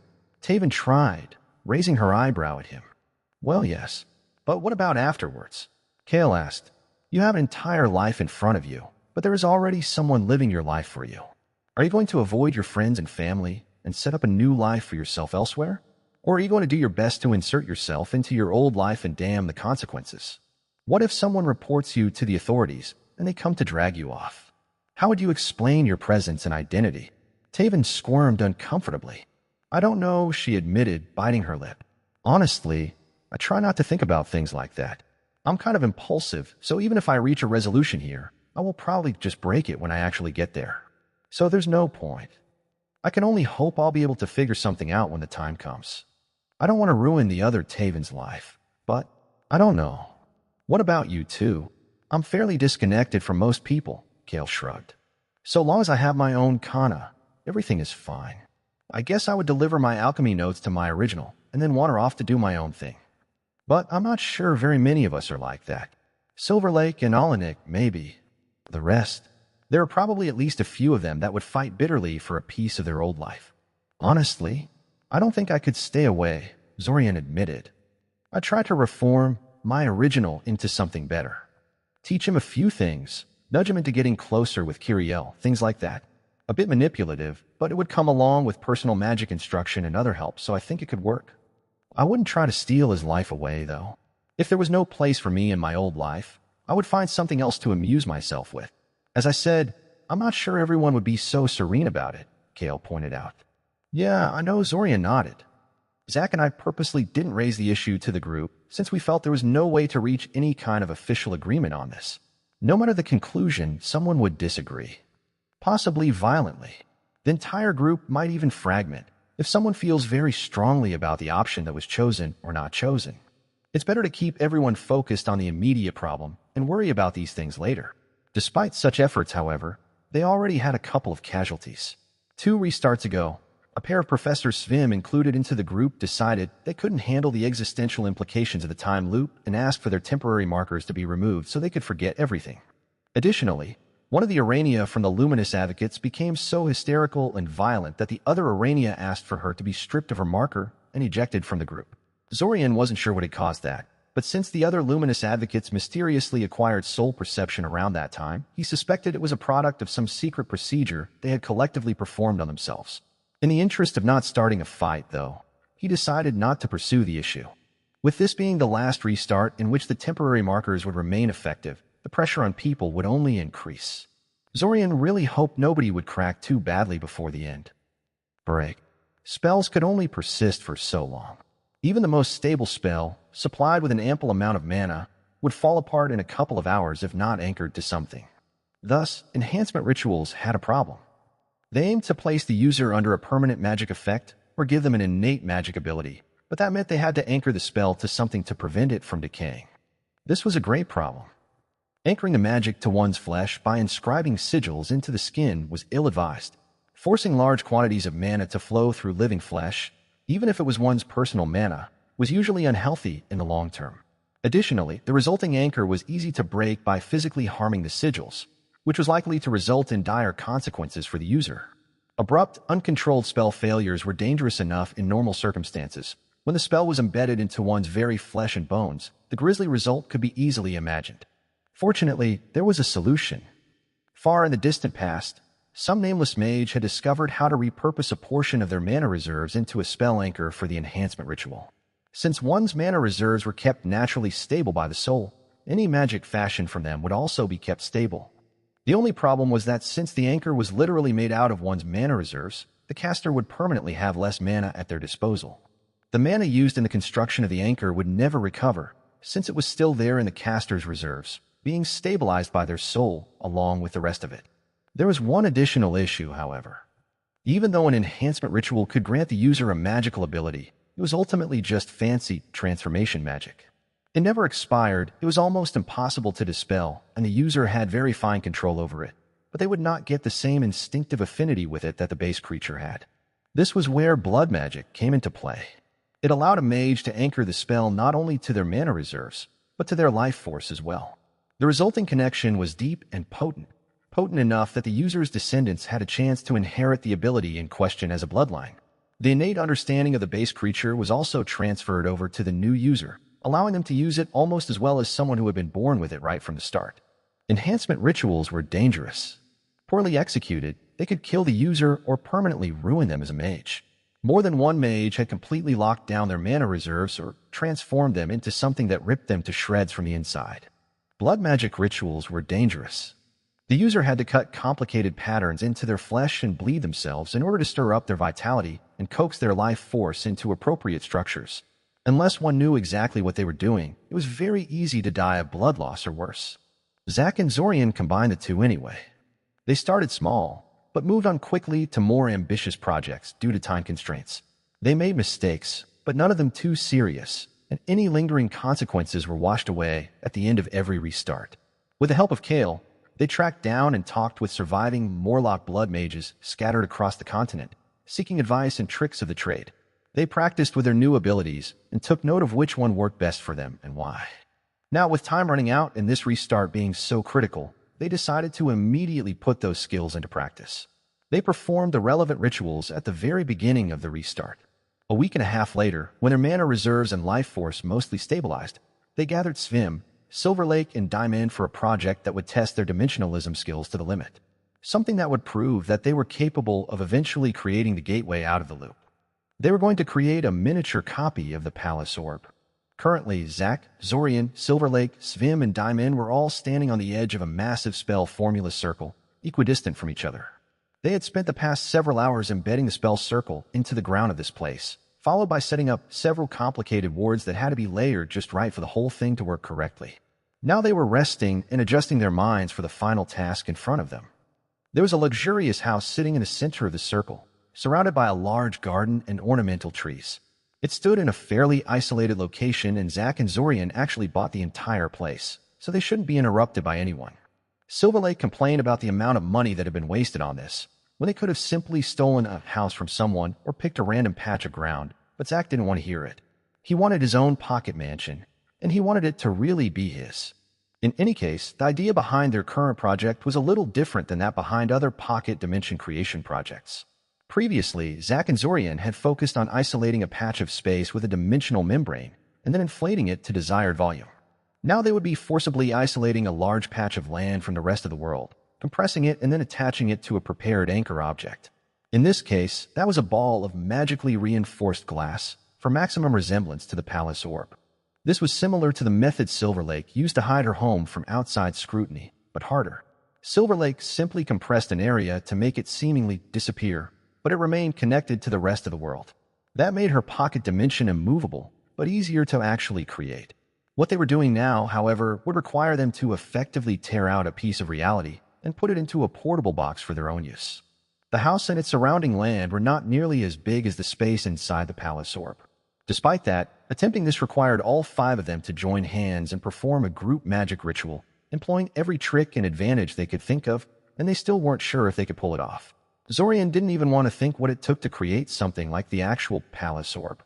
Looking around, Zorian saw that the others were well rested and ready to start. He took a deep breath and stepped forward. 5 simulacrums followed after him. The story has been illicitly taken. Should you find it on Amazon, report the infringement. Zorian had long since cracked the method that Princess used to coordinate her 8 heads as one entity, and was now capable of using it with his simulacrums. It was a fascinating thing, connecting multiple viewpoints and thought streams into one unified perspective, but it did have an important limitation. It could only be used when Zorian and his simulacrums were broadly doing the same thing, such as fighting the same enemy or cooperating on the same task. If he was reading books in Scioria and his simulacrums were scattered all over the world, each doing their own thing, there would be no connecting points to bind their consciousness together, and the Hydra method couldn't be used. But for the task at hand, it was just perfect. He then activated the magic ability he had acquired through the enhancement ritual. He had acquired it from a humble tumbler toad, whose ability to perceive and navigate warp space had seemed most useful for his purposes. It wasn't the best ability he could have gotten, but it was relatively cheap and worked well enough for Zorian's purposes. Anchoring it to his mana reserves robbed him of roughly 8% of his maximum mana, which pained him, but did not affect him too badly. Finally, he activated the mental enhancements he had crafted over the past year or so, helped by numerous Arania experts and even some human researchers. Many of his simulacrums paid with their short lives to test these enhancements, and the end result was appropriately impressive for something made after so much sacrifice. His thoughts immediately became clearer and more focused, his integration with his simulacrums deepened, and his ability to calculate and measure things at a glance became superhuman. Around him, he saw the others prepare themselves as well. Zack was leaning back and forth on his feet, humming some sort of tune to himself. He looked relaxed and careless, but there was a distant look in his eyes, as if he wasn't really all there. His choice for the creature to use an enhancement ritual on was the Void Soul Deer. Zack seemed to really like its ability to alter trajectories of things in the space around it, since that meant the ability was useful in combat, as well as for things like this. It was a fairly expensive ability in terms of mana reserves, but Zack was easily able to afford it. Zorian could feel the space around Zack ripple and warp as he flexed his new ability in preparation of the task at hand. Damon's presence was a bit of a surprise. Before the time loop, Damon hadn't even known how to cast a gate spell, never mind how to use pocket dimension magic. However, his reputation wasn't for nothing. With a year of time and access to all the restricted material and knowledgeable tutors he could wish for, Damon had experienced a meteoric rise in his dimensionalism skills. It reignited Zorian's jealousy a bit to see him blaze through things so easily, given that Zorian had to try so hard to get where Damon currently was, but objectively speaking, it was a good thing to have another capable dimensionalist on hand. It increased their chances of success immensely.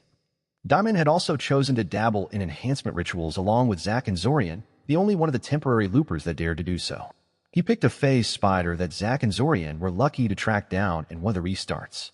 Their signature ability, which was literally a power to create small pocket dimensions, was bound to be very useful today.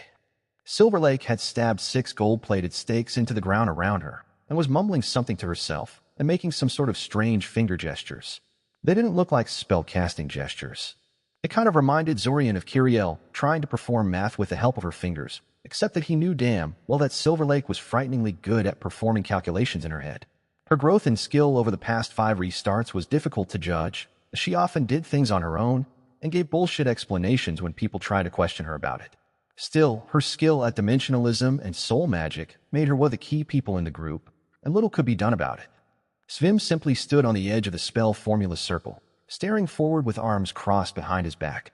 He gave off a silent and stoic air, as if the problem in front of them was no big deal at all. Zorian didn't think his magic had improved all that much in the past 5 restarts, but then again he had already been a highly capable archmage before the time loop had started. At his level, every improvement took a lot of time and effort as one started hitting their personal limits and their magic plateaued. With a silent signal, the 5 of them began casting. Glowing filaments of light sprang from Zorian's hands and from the hands of his simulacrums, crisscrossing into a dome of light over the entire area, before seemingly sinking into thin air and disappearing. Silver Lake fired pitch-black beams from her fingers at seemingly random spots in the air, causing flashes of red light to burst out on the invisible boundary, while Zack and Svim created pale white rings that spun lazily around the outer perimeter. Space warped and twisted, distorting the house and its surroundings like hot summer air and causing strange currents and whirlpools to be created in the sky. A spatial membrane eventually sprang up around the house, transparent and spherical. Its surface rippled and undulated like it was made from water. Strands of inky blackness occasionally radiated from points on its surface, as if reality itself was cracking apart and letting everyone see the terrible void that existed beneath everything. These were hurriedly sealed by the 5 participants, disappearing into flashes of rainbow light before springing back anew somewhere else. A miniature cyclone whipped about in the air, kicking up dust and pelting the participants with leaves and small stones. The process took hours and hours. 5 times they had to rest to recover their strength, but thankfully the ritual was designed specifically with that in mind. They knew they would not have enough mana to finish the project in one go, so small breathers were planned in advance. Eventually, the process reached a critical point. The spatial membrane turned completely opaque and pitch black, its surface churning wildly like a pot of boiling water. Cracks spread out from the ground as the entire area was ripped out of the surrounding landscape, small tremors threatening to knock down the participants, something that would surely disrupt the casting at a critical moment and ruin everything. In the end, everyone kept their balance, but the momentary distraction caused lances of spatial cracks to scythe through the area, reducing trees into chunks and utterly destroying one of Zorian's simulacrums. He managed to compensate for the loss, however, and the casting continued. The spherical black membrane started to repeatedly expand and then collapse inward, looking almost like a giant black heart. This process continued for several minutes, but if one observed the whole process carefully, they would notice that the sphere was gradually getting smaller and smaller. It was being repeatedly compressed into an ever-decreasing volume. When the sphere had reached half of its original size, a fundamental change occurred and the whole area of space seemed to collapse inward, as if it was about to be sucked into a tiny point in the center. Zack reacted immediately, throwing a large glass ball into the center of the collapsing mass while the rest scattered 16 stone stabilizers into the surrounding space. Each of the stones was a cube densely covered in spell formula, and they immediately floated into a dense spherical formation around the black mass. In only a few seconds, the black mass was completely sucked into the glass ball, and everything was silent and still. The strange lights and spatial distortions disappeared. The area inside the spell formula circle had completely disappeared, leaving behind a circular crater where the house and garden once stood. In the center of that crater floated an innocuous-looking glass globe, with 16 stone cubes lazily orbiting around it. Then, with a deafening boom, all the stone cubes shattered and fell to the ground.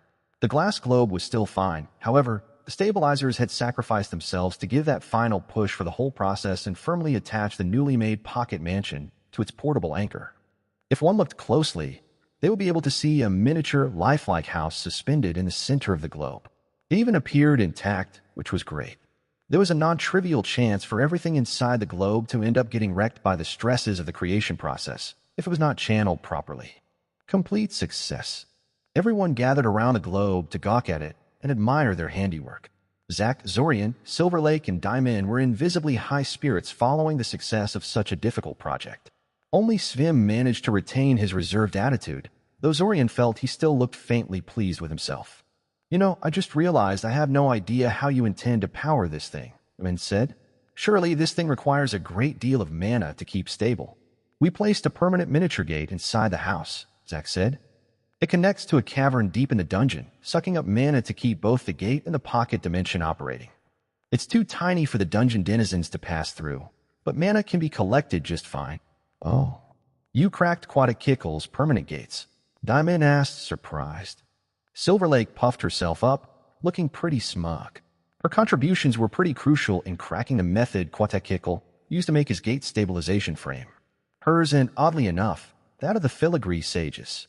Their method of creating spell formula anchors had some surprising similarities to the methods Quatakikle used in his construction of the stabilization frames. "Yes, we finally managed to replicate the Lich's methods," confirmed Zorian. "It has limited usefulness to us as a method of transport, though, since it takes a while to make those. It's more convenient to just use my simulacrums as mobile gate creators." "We have made a great deal of progress," Svim spoke up. "This globe is a perfect representation of that. However, I wonder if that is really enough to let us make a gateway leading out of the time loop." Everyone shared a look for a moment as they considered the issue. "We have a chance," Zorian said. "The chance is too low for my liking," Silver Lake grumbled before Zorian could say anything else. Her good mood seemed to deflate a little. "If we had another 6 months. But we don't. We won't be able to crack the temporary markers in less than a month," Zack told her. "Why even waste time thinking about that?" "Well, it's easy for you and Zorian to be so relaxed about that," Silver Lake sneered at him. "You'll still be there, even if this all fails, won't you?" "You are oversimplifying things, and you know it," Zorian said, frowning. "The protections on the temporary markers are such that we won't be able to place temporary markers on you for the next 6 restarts. We have no hope at all of pulling this off without you. Thus, we would be forced to wait until the very last moment to make our next attempt.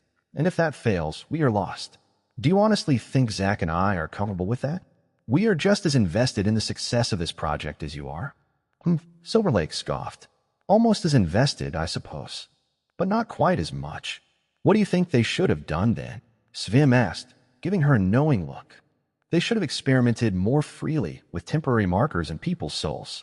There are plenty of people in the world that nobody cares about, and it's not like the damage would have been permanent," Silver Lake said, looking Svim straight in the eye.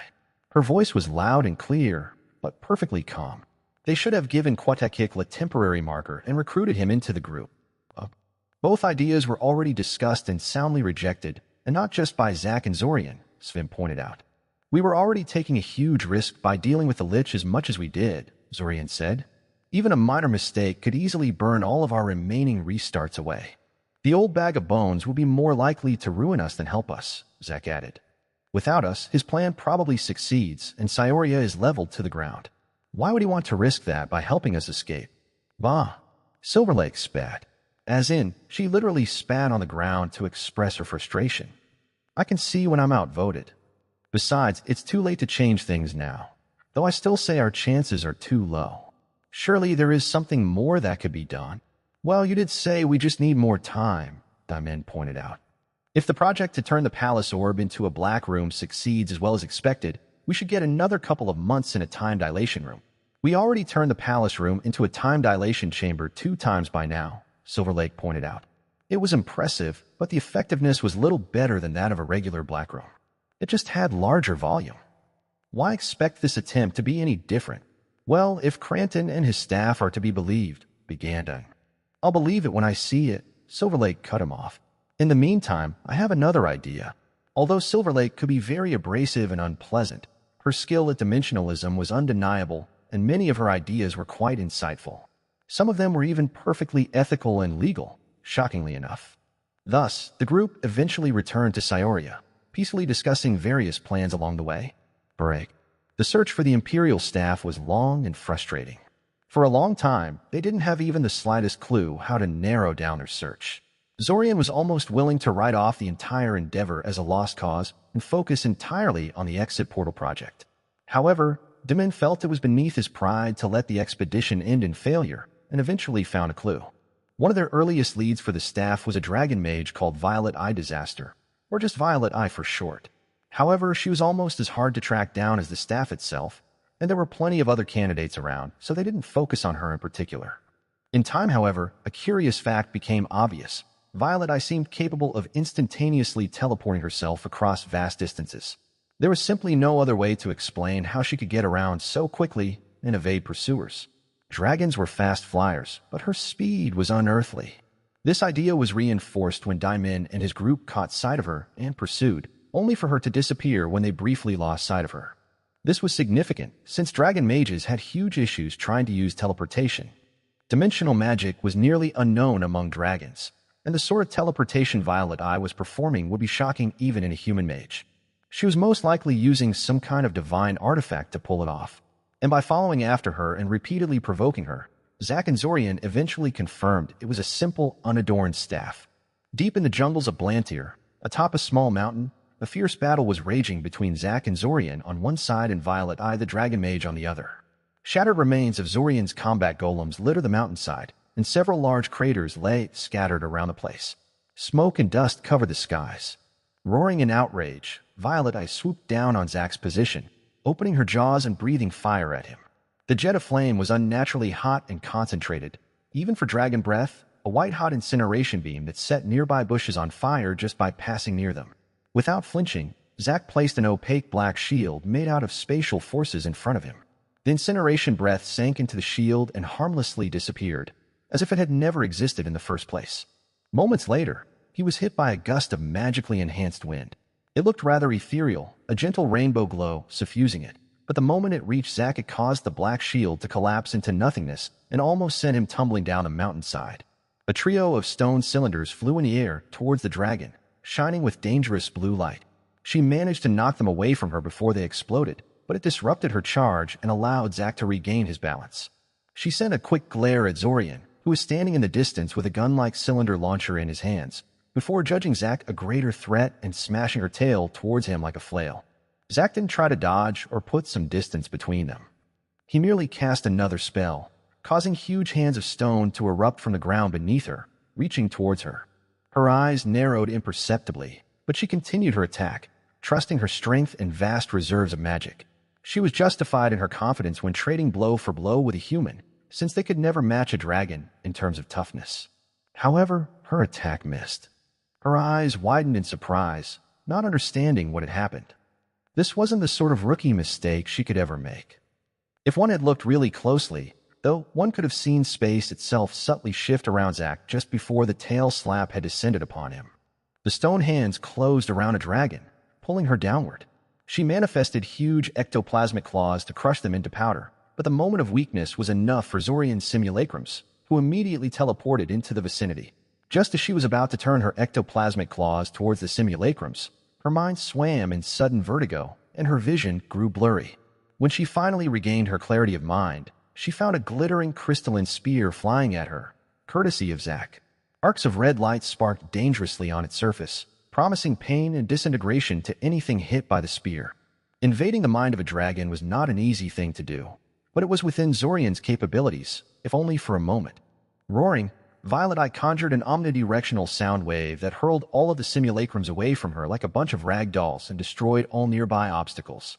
The spear continued to fly, but was knocked off course and only glanced off her flank, tearing out a chunk of her flesh but largely leaving her intact. She launched herself in the air and tried to flee. She didn't teleport away like she had the first few times Zack and Zorian had tried to corner her, presumably because the staff she was using had run out of charges by now. However, she was still a dragon, and few things could catch her in flight if she fled at maximum speed. Zack and Zorian were nearly out of mana by this point, and Zorian was starting to run out of bombs and other items too. Even Zack, with his immense mana reserves, could not compare to the stamina of the dragon. They could chase her down, but if she kept stalling and disengaging, she would eventually wear them down and maybe even turn the tables on them. She probably knew that and was deliberately using that as a tactic. Considering that she was armed with a convenient retreat in the form of the teleportation staff, this was probably how she usually fought. Wearing down the enemy by repeatedly retreating, coming back was likely second nature to her by now. Unfortunately for her, Zack and Zorian weren't alone. Before she could get very far, she found Alanik, Svim, and Daimin waiting for her in the distance. A roar of frustration echoed across the entire mountain, while Zack and Zorian sat down to recover their mana reserves and catch their breath. "Haha, I bet she didn't expect that," Zack said, grinning. His face was smeared with dust, and there was a thin line of blood running down his left arm where a piece of shrapnel managed to get through his defenses, but he appeared to not notice it. Now she, too, can experience what it's like to be worn down by repeated attacks while her opponents take a rest every once in a while. "Didn't you kill Oganj, who was a famous dragon mage, all by yourself in one of the early restarts?" Zorian asked curiously. "I know he couldn't teleport around and was less annoying to fight, but he shouldn't be any weaker. How on earth did you manage to tackle him on your own?" "Trial and error," Zack chuckled awkwardly. "Lots of trial and error. I honestly do not recommend it." They fell silent after that, simply watching the battle unfold in front of them. "Break. We've done it," Zack breathed. Laid on the ground in front of him were 5 objects: a glass orb, a plain metal ring, a gleaming dagger, an ornate crown, and a simple staff. All 5 pieces of the key, gathered in one place. The staff Violet Eye had been using was indeed the Imperial staff they were looking for. They had already brought it to the Guardian of the Threshold for inspection and found out about its powers. It had the ability to place up to 6 undetectable recall points and allowed the user to teleport back to their recall points, regardless of the distances involved. Each recall point could only be used once every 24 hours, but this was still a very potent ability. That was for normal users. For the time loop controller, the staff was even more useful, since the recall points remained in place across restarts. That meant that if one began a restart with a staff in their hands, they could potentially travel anywhere on the planet in the blink of an eye. Zack and Zorian didn't begin their restarts with a staff in their hands, though, so the item's usefulness was nearly non-existent. They had to travel so long and search so far for an item that gave godlike movement capabilities to people. There was some dark humor in the situation, but Zorian didn't feel like he could appreciate it at the moment. In any case, at this point, the whole thing didn't matter. The staff was important because it was part of the key needed to unbar the exit of the time loop, not because of its innate properties. Of course, by the time they acquired it, they already had the orb and the ring, so they were only missing 2 more items to complete the set: the dagger and the crown. The dagger was, well, not exactly easy to acquire, but it was entirely doable at this point. They had familiarized themselves enough with the wards and the royal treasury that they could break into it and steal the dagger on their own, without any help from Quatakikal. So they did just that. It caused a terrible uproar, and everyone was still searching for the thieves, but Zack and Zorian were fairly sure they had covered their tracks well enough. Getting the crown, on the other hand, had been something they had agonized quite a bit over. They succeeded in the end, but now they had Quatakikal after their heads, and the restart was not even halfway over. The Ancient Lich had plenty of time to track them down and make them pay for what they did, which is something they never let him have in the previous restarts. Still, with only 1 piece of the key missing, how could they possibly resist the temptation to complete it? There was no way they could have waited until the end of the restart to do this. For all they knew, using the key may give them options that hadn't existed until now. Numerous people crowded the space around Zack and Zorian, peering at the items on the ground. Pretty much everyone had arrived to take a look at them, even though they were nothing special in terms of appearance. Scattered whispering and quiet speculation filled the air, and people speculated what would happen when they were brought before the Guardian of the Threshold.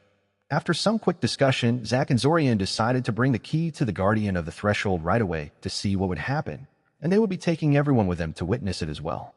Previously, they had already tried to bring a temporary looper into the space of the Sovereign Gate and failed. The Guardian of the Threshold later confirmed that temporary loopers are unable to access the space.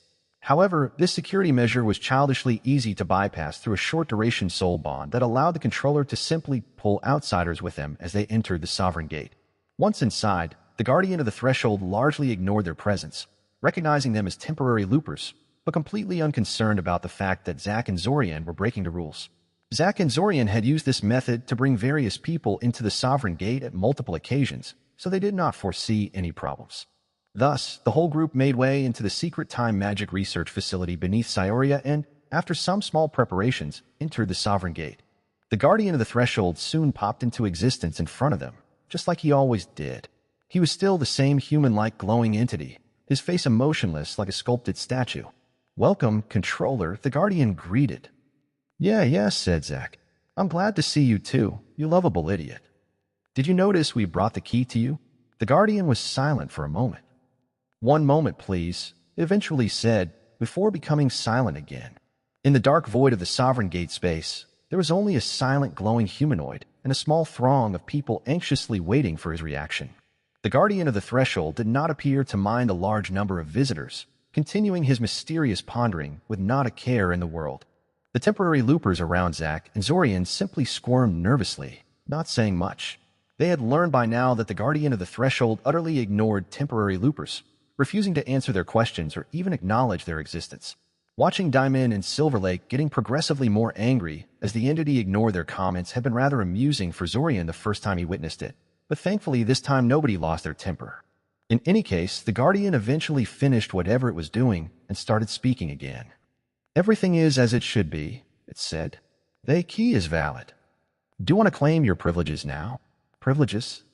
Why, I love privileges," Zach said, grinning. "Yes? Give me all of those."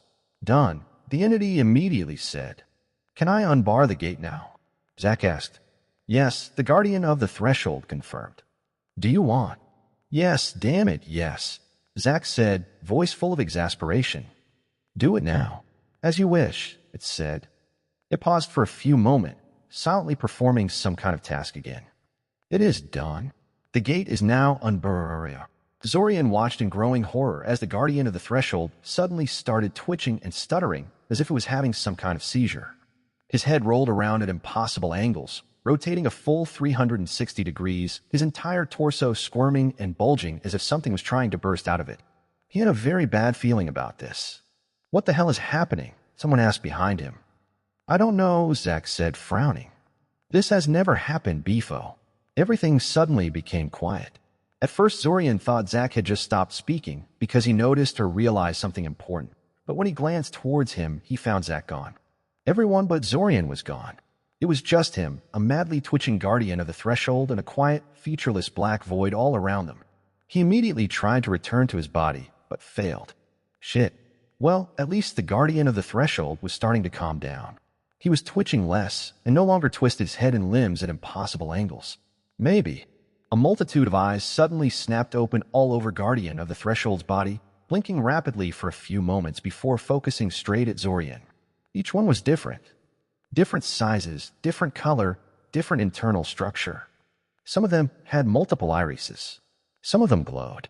Some of them were multifaceted, like those of an insect. Some of them made his mind feel numb just looking at them. Zorian Kaczynski, the Guardian of the Threshold, said. Was it still the Guardian of the Threshold? Freaky eyes aside, even his voice was different. It was booming and resonant, with not a trace of humanity in it. "I have a proposition for you." "Who are you?" Zorian immediately challenged. "You call me Panic, Seth," it immediately answered. Zorian's mind froze for a moment. "What? How?" "The primordial," he asked numbly, his voice filled with disbelief. "Yes," it answered. Suddenly, some of its eyes closed and disappeared. The ones that made Zorian hurt to look at, as well as some of the freakier normal ones. "You can talk?" Zorian asked. It was a dumb question, but he was still in shock and couldn't help himself. Panic Seth seemed to think so too, because he ignored the question. "I can get you out of here," Panic Seth said. Its form changed again, additional eyes closing, and his form becoming more human-like in both color and texture. "All you have to do is make a contract with me." "Contract?" "No thanks," he said immediately, shaking his head in denial. "You will never get out of here alive without me," it told him. Its voice acquired a human-like quality by this point, and most of the eyes were gone. The other person didn't either. "Red Robe?" Zorian asked. "I never asked his name," Panic Seth said. He looked entirely like a man by now, though his features seemed to shift all the time, male and female, old and young, all kinds of skin tones and facial features. "Does it matter?" We're talking about you now. Swear on your life you will help free me, and I will incarnate you outside of this crumbling world. Why would I do that, though? Zorian asked. You get to live? Panicseth asked, sounding a little mystified by his response. His constant shifting of his appearance slowed down greatly at this point. He seemed to have settled on a female form now, tall and good-looking, with long black hair and a body to die F. Zorian scowled. The damn thing was slowly changing its appearance to appeal to him as much as possible, wasn't it? It constantly cycled through different appearances, all the while paying attention to his body movements and facial expressions to see what evoked a good response in him. It was showing him what it thought he wanted to see. Suddenly, the entity shifted into a perfect copy of Kiriel. I just want to live and be free, she said, her lip quivering and her voice on the verge of tears. You are not Kiriel. Zorian shouted at it, his temper rising. Panicseth immediately changed forms again, copying Taven. Then Zek, then Svim, Diamond, Ilsa and Maya. Some of these people, how did it even know how they looked and sounded? Was it reading his mind? He immediately strengthened his mental defenses, even though he could detect no intrusion. Why are you talking to me now? Zorian asked. I was here plenty of times before. The gate was barred until now, so there was no point in speaking to you, Panicseth answered. I can only get people out when the way is open. But you could have contacted me like this all this time? Zorian asked. Yes, Panicseth confirmed. The Sovereign Gate has been damaged over the years, some of the safeguards failing. That is why they stopped using it for a long time. However, there is no point in speaking to most people unless they are strong enough to help me and unless the way is open. I did not think you could gather the entire key before the world crumbled, but I'm glad to be proved wrong. We can help each other, Zorian. We can even discuss additional rewards once I am out of my cage. But what if I fail? Zorian asked. You die, of course, Panicseth said, as if it was the most normal thing in the world. That's what the contract is for.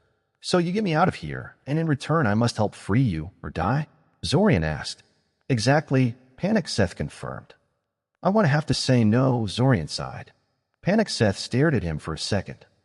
It seemed to realize it would never be able to convince Zorian to take this sort of deal, no matter what used to entice him. You will regret that, it said. This was a one-time offer. I will not bother contacting you again. Zorian was of two minds about this.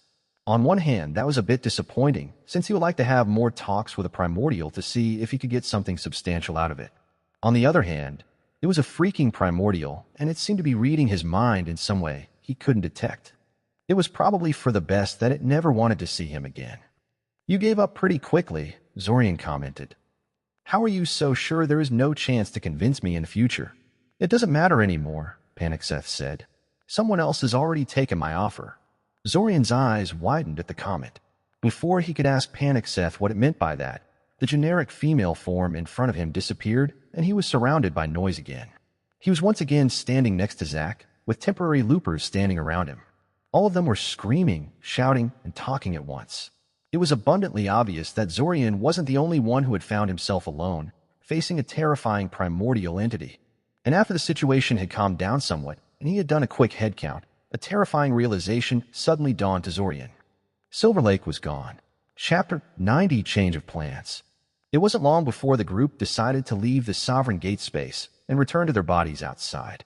Partially, this was because the Guardian of the Threshold was gone, leaving them on their own in the silent void. When Panicseth ended his interaction with Zorian and others, he took the Guardian he had been possessing along with him. Or maybe he was the Guardian in the end, who could know? Regardless, with the Guardian no longer present, there was little point in them staying there either. The second, more important reason was that Silver Lake was gone and they desperately wanted to check if she was outside, waiting for them. Although Panicseth's statement that someone had already taken his offer and her subsequent disappearance strongly suggested she had betrayed them, Zorian held on to the hope that she had merely left the Sovereign Gate on her own. Somehow, it was a hope that would not last long. Whatever force Panicseth had used to stop Zack and Zorian from returning to their body had dissipated with his disappearance, so getting out of the Sovereign Gate was done without incident. Once outside, they found Silver Lake's lifeless body lying on the floor. She was dead. There was no evidence of struggle. No wounds, obvious or subtle. No indication of any sort of foul play from the facility staff or hidden enemies. It was as if her soul simply disappeared from her body all of a sudden, painlessly killing her. It was the same kind of dead that they had already seen in the arena beneath Cyoria and the other soul-killed individuals they'd come across over the restarts. A grim atmosphere descended upon the group. Zack was so enraged he incinerated Silver Lake's body into ashes before anyone could stop him. Zorian wanted to scold him for destroying critical clues as to what happened, but Olenek placed his hand on his shoulder and shook his head, silently telling him to let go. Maybe it was better that way. This wasn't the time for starting arguments, and they probably got all they would have gotten out of her corpse anyway. They didn't stay in the time magic research facility for long. They needed to talk to everyone about what they had seen and heard, about what Panic Seth had told them in private, but that was best done in the privacy of their base at the Novita estate. However, an issue suddenly rose up when they tried to leave the facility. Apparently, while the facility staff accepted their mysterious orders without complaint, they still paid close attention to everyone coming and leaving from the facility. They knew exactly how many people their group had, and they knew that Silver Lake had suddenly gone missing. That was a surprisingly thorny situation to get out of. Zack was still visibly fuming and looked like he was going to start throwing around fireballs at all these people questioning him where their companion had suddenly disappeared to. But Crandon refused to let the matter drop. Unfortunately, explaining that Silver Lake was dead and that Zack had already incinerated her soulless body was not an option. In the end, Zorian had to memory edit roughly half of the facility personnel to make them forget Silver Lake had ever entered the place that day, and then make alterations to the physical records which also kept track of that kind of thing. Strange as that sounded, altering physical records turned out to be a lot harder than editing memories. Those records had some very inventive protections against such tampering, whereas the minds of facility staff were largely unprotected against mental tampering. Still, although the immediate issue was dealt with, Zorian could already see that their headaches in regards to the facility and Silver Lake's presence were only starting. Silver Lake had been one of the crucial people in regards to their project of turning the Imperial Orb into a better Black Room. The void left by her disappearance was going to be keenly felt in the near future. He still had trouble believing this was actually happening, to be honest. He had fully expected their circumstances to change once they brought the key to the Guardian of the Threshold, but not like this. How could Panic Seth even contact them through the Guardian? Even if the Sovereign Gate was made from a primordial, that primordial was clearly not Panic Seth. He of the Flowing Flesh was imprisoned inside the hole, the massive circular abyss around which Cyoria was built. He had been stuck there since the time the primordials had been sealed away, presumably. The Sovereign Gate, on the other hand, had been primarily used in northern Mycena before its current use. It didn't make sense. How could Panic Seth infiltrate the time loop mechanism to appear before them? How could he take people out of the time loop? And what had he offered Silver Lake to make her swear some kind of death pact with a godlike primordial entity that considered them useful tools at best? He didn't know. He hoped other people had managed to get something useful out of the primordial, unlike him. Having finally left the facility, the group gathered in the Novita estate. They left people some free time to collect their thoughts and calm down, and then started discussing what happened.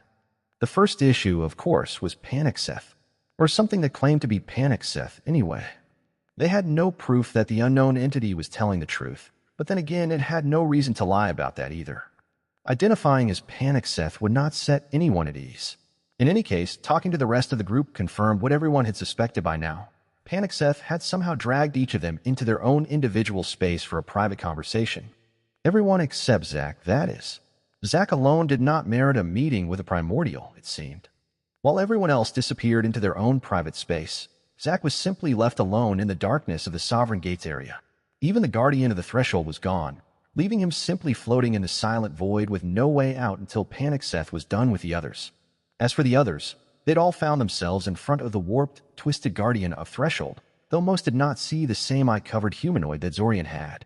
In Kieran's case, for instance, the Guardian grew another 2 pairs of arms while his torso split open into a giant vertical mouth lined with predatory teeth. Nora saw the Guardian's limbs lengthen while bone spikes erupted from its head, causing it look like it had a bony sea urchin growing out of its neck. This initial monstrous form was then gradually changed into a more inoffensive human form through a process of constant shape-shifting reminiscent of the one Zorian experienced. After that, though, the experiences of different people wildly diverged. Not all received the offer of making a contract with a primordial. Taven and Nora were almost completely toyed with, for instance. Panic Seth simply shifted between different forms while occasionally spouting total non-sequiturs like, "I like dogs," or "Your mother would be ashamed of you," seemingly studying their reactions. Diamond claimed that Panic Seth had never offered him anything. instead simply trying to question him about what he knew about Zorian, his likes, motives, and preferences. Something that visibly infuriated his older brother, though Zorian was unsure how much of that was because Panic Seth was basically trying to get him to betray his family, and how much it was the fact that Panic Seth clearly didn't see him as important outside of being Zorian's brother. If the situation weren't so dire, Zorian might have been amused about that. It also quickly became clear that, even though everyone was reunited at roughly the same time, they did not spend the same amount of time talking to Panic Seth. Some, like Zorian, only interacted with the Primordial for a short while before being dismissed. Others, especially ones that pretended to actually consider its offer, spoke with the entity for quite a while before Panic Seth tired of them. The Primordial employed some kind of time dilation during its interaction with people, lengthening the meeting with ones that seemed like they could be convinced, while spending only a token effort on others. This probably explained how it managed to convince Silver Lake so relatively quickly. If she showed the greatest amount of interest in its offer out of them all, the Primordial would have likely extended her meeting as much as it could.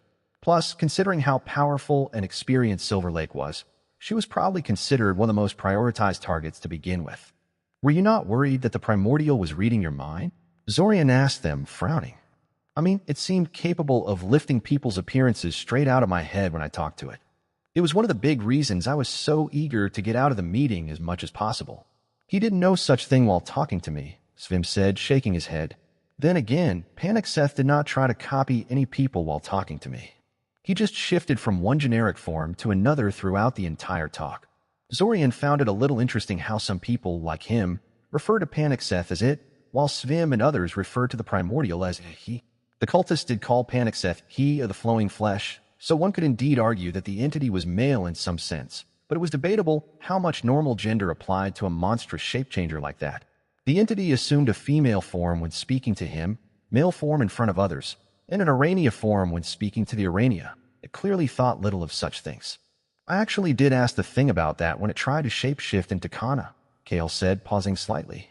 "Well, more like I blew up at it and demanded an explanation. Sparingly, it actually gave me one. It said no mind reading was taking place. It was just watching everything we did inside the time loop and taking note of people close to us. That's probably why it tried to convince me while looking like Kana instead of Namura, even though the latter would probably be more effective. Since my wife had died long before the start of the time loop, Panic Seth had no idea what she looked like and thus couldn't copy her appearance." "Yes, that is what he said to me as well," Ilsa said. "He tried to tempt me with the secrets of true creation, and I asked how he knew about that. He said the same thing he had to Kale, but he also expanded on it a little bit. Panic Seth claims the Sovereign Gate is not made from a primordial like we thought. It is more like an attachment, or maybe a shell, which must be bonded to a specific primordial in order to work. This can potentially be any primordial, but currently it's Panic Seth. That's why he could appear in front of us like that," Zack said gloomily. "Yes," Ilsa said, nodding. "The Sovereign Gate somehow twists the primordial in question into the time loop as we know it. In a very real sense, Panic Seth is the time loop, which means he is aware of everything that occurs inside of him. So, Panic Seth is watching us even now?" Taven said, sounding disturbed. "Probably," Ilsa shrugged. She seemed to take the idea in stride. Or maybe she just had more time than the rest of them to come to terms with it. Zorian was personally very disturbed by this discovery. How are they supposed to subvert the time loop mechanism in order to leave this place, if the time loop was basically a sapient being that was always watching them? It was quite likely that Panic Seth could actively sabotage any escape attempt it did not like. Perhaps it was limited by the safeguards built into the Sovereign Gate, but those safeguards probably wouldn't protect people like him who were trying to break the system. No wonder Panic Seth claimed he was never leaving this place without its help. Back then, Zorian thought that meant without its help, but perhaps what Panic Seth really meant was without its approval. If he is that all-knowing, I wonder why he had not been more effective at tempting us, Svim mused. One would think he would have a far better grasp on our character if it could perceive everything we did so far. Awareness is not necessarily total awareness, Arissa offered. I am technically aware of everything my bees do, but if you were to ask me about one particular bee, there is only so much I could tell you. The various elementals we consulted did say that primordials view us all like animals, maybe even mere bugs, Zack said. How much do you really understand the sparrows living in a city or ants digging up your garden? We may be greater than them, but they are still alien to us. Hell, Zorian can read their minds and memories, and he still has trouble leading them from place to place without using any magical coercion. You're talking about that one time he tried to literally herd cats, right? Kale said, smiling slightly. I remember that one. It wasn't a serious attempt, Zorian complained. It was just an amusing idea I had when I was bored. This isn't the time for this, Olenek said, a little annoyed. Zack brings up a good point with primordials seeing us all as animals. You don't discuss things with animals. You manipulate them into doing what you want. We should be wary of trusting that creature too much. Although there is probably some glimmer of truth in what it's saying, I suspect it is willing to say anything, true or false, if it thinks doing so will increase its chances of escaping its prison. I don't know. He seemed pretty honest and forthright to me, Ilsa said, looking at Olenek. Clearly you also thought there was some value in listening to it, since you were one of the people that managed to engage it in a lengthy conversation. What did you speak about, then? Ultimately, only a few people managed to keep their cool and get something substantial out of Panic Seth. Olenek, Svim, Arissa, Ilsa, Kieran, and an Arania named Night Dream were the only ones that managed to interest Panic Seth enough for him to engage them in a lengthy back and forth. It made Zorian a little self-conscious to realize he had essentially bungled that meeting. He might have gotten some important answers out of the primordial if he had been a little better at acting. Then again, were these people really so good at acting, or were they actually somewhat tempted by Panic Seth's offer, and the primordial could sense that in their exchange? He could tell that Ilsa, at the very least, was lying when she claimed she had only been pretending to be interested in the primordial's offer. The others were harder to read. In any case, Olenek did not appear in the slightest bit uncomfortable about being put on the spot like that. We had a big talk about faith, risk-taking, and the duty of the individual towards their community, Olenek said. Zorian raised his eyebrow at him. So did a lot of other people from what he could see. And you were scolding me and Zorian for not taking things seriously just a little while ago, Kale scoffed. It's the truth, Olenek said. Rather than just refuse the creature, I asked it why I would ever agree to such a deal. The consequences would be so apocalyptic, especially for Cyoria, that I couldn't imagine how this would be a good idea. Even if I was selfish to the extreme and only cared about myself, the primordial was a threat to all of humanity. Oh, I asked him the same thing, Arissa interjected. He said he had no intention of destroying the world or menacing humanity. All he wanted, he said, was to be free and to free the rest of the imprisoned primordials as well. He would only destroy those who tried to prevent him from achieving those two goals. Ah, well, it said no such thing to me, Olenek said, probably because it knew I would not believe that. Instead, the primordial countered my concerns by telling me that the gods had left numerous contingencies in regards to primordials, should they ever successfully escape. If I truly had faith in the gods, it said, what was the harm in setting it free? The contract would be fulfilled the moment it was out of prison, even if it died immediately afterwards. I should have faith in the divine and their works, in which case there was nothing wrong with taking the deal, releasing it out of its prison, and then watching it die immediately afterwards. Do these contingencies of the gods truly exist? Zorian asked. He heard nothing about that, but Olenek was a priest, so... I don't know, Olenek admitted. Even if they did, it is said the gods imprisoned primordials because they had trouble truly killing them. If the gods were incapable of dealing with them in person, I rather doubt a mere contingency could do it. Clearly this Panic Seth did not believe this either. Otherwise, why would it even make the offer? We then got into a lengthy philosophical discussion about what constitutes true faith and various other things. I doubt you really want to hear about that. Maybe later, Zack said. Arissa, you said you also talked to Panic Seth about what he'd do once free? Yes. Aside from what I already said, I think he alluded to these divine contingencies Olenek spoke about at one point, she said. He mentioned that in the process of tearing himself free from his cage, he would likely end up weakened and grievously wounded, and that it would take him centuries to fully recover. During that time, he would just hide somewhere and wait until he was fully healed. He was suggesting that I had no reason to care about his goals, because by the time he was ready to make his move, I would have died a long time ago. After some more back and forth, they confirmed some details with the other members of the group. For instance, it seemed that nobody had been presented with an image of a person that had died before the time loop had begun. In fact, the primordial didn't even bother copying living relatives if the temporary looper hadn't interacted with them within the bounds of the time loop. This led some credence to his claim that he couldn't read minds and just relied on seeing everything that ever happened in the time loop. This done, they turned to the last three people who had spoken to Panic Seth at any real length. Svim, Kieran, and Night Dream had all asked similar questions, however. They wanted to know the details of what the contract with Panic Seth actually entailed. Thankfully, this appeared to be a topic that Panic Seth was really eager to talk about. So if I understood you three correctly, the contract is as follows. Zorian said, you make a death pact with Panic Seth, swearing that you would either free him within a month or die trying. He then takes your soul and incarnates it in the outside world. That is to say, he creates a brand new copy of your body in the real world at the start of the month, in effect physically ejecting you out of the time loop. Included in the created body is some kind of kill switch that will kill you if Panic Seth is still imprisoned at the end of the summer festival. Yes, Night Dream said, her magically produced voice clear and smooth. It doesn't matter whether you tried your best or why you failed. If Panic Seth isn't free by the end of the deadline, the death seal activates and kills you. No excuses. And if Panic Seth is freed at any point before the deadline, this kill switch dissolves into nothingness, and you are free to do whatever you want. Zorian asked. Yes, even if Panic Seth dies, our part of the agreement is done, Svim confirmed. I asked several variations of that question just to be sure, and he always answered the same. We only needed to get him out, nothing more. Our original selves were not part of the agreement either, and would not suffer if we failed in our task. Probably because their bodies hadn't been created by Panic Seth, so he cannot place his death seal thingy on them, Kern remarked. Even if he wanted to make them die with us, he cannot. What stops you from taking the deal and then working against Panic Seth? Assuming you don't mind dying in a month, of course, Olenek asked. When I asked a question along those lines, the shape-shifting asshole immediately ended our conversation and sent me back to the group, Karen said. I guess he really didn't like that question. From what I can tell, though, the answer is nothing. Nothing stops you from doing just that. Then, Kale said hesitantly, do you think that's Silver Lake?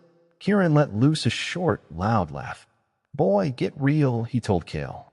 Do you think a selfish, self-centered bitch like that would agree to sacrifice herself for our sake? For anyone's sake. Stolen content alert. This content belongs on Royal Road. Report any occurrences. Kale sighed, saying nothing. A quiet murmur rippled throughout the entire group as they discussed the topic among themselves. Zorian listened to it with half an ear while lost in his own thoughts. Truthfully, now that he had heard about other people's experiences with Panic Seth, her choice was predictable. It wasn't that they had trusted her because they had thought that she was better than this. They had just never realized making a deal like this was even an option.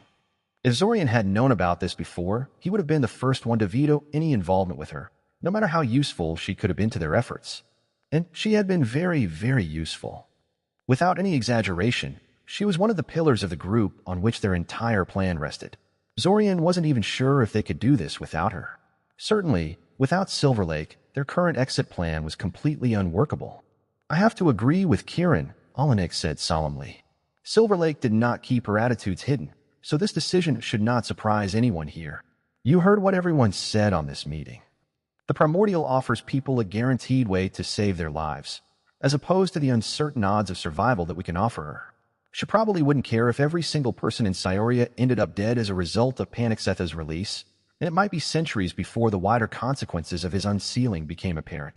Plus, there is no telling what kind of prize the creature offered her to entice her further. She was also clearly already interested in primordials even before the time loop.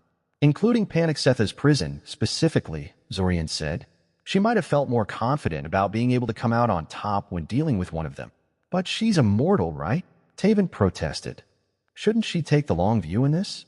Even if Panic Seth takes several centuries to start wrecking everything, she'll still be alive by that point.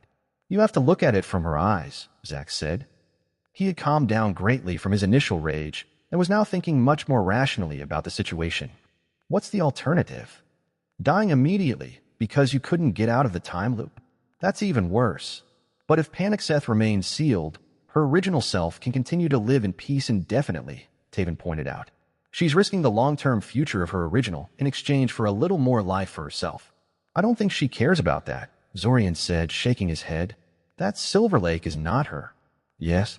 Did you ever notice she never created any simulacrums? Even when it would have been very useful, Zack pointed out. I don't think for a moment she was unable to learn the spell. And I don't think she would sabotage our attempts to escape from the time loop by not creating more skilled manpower. I think she's one of the people who can't use them because they would freak out when they realized their lives were fleeting and do something stupid. Well, when you all put it like that, why did we ever agree to work with her in the first place? Kieran suddenly demanded, throwing his hands in the air in discontent. Yeah, one of Svim's academic friends piped in. She was a bad idea right from the start. Whose bright idea was to include her, anyway? What was the alternative? Svim challenged, alternating his gaze between Kieran and the other speaker. Silverlake was brought into the group because she had critical skills that no one else possessed. The only reason we got as far as we did was because we had her working along with us. Even if she betrayed us in the end, it's hard to say whether we would have been better off without her. No one had anything to say to that. Zorian, you're the only one Panicseth told anything related to Silverlake, Zack said. Can you tell us anything else? All he said was that someone had already taken his offer, so convincing me didn't matter anymore, Zorian said.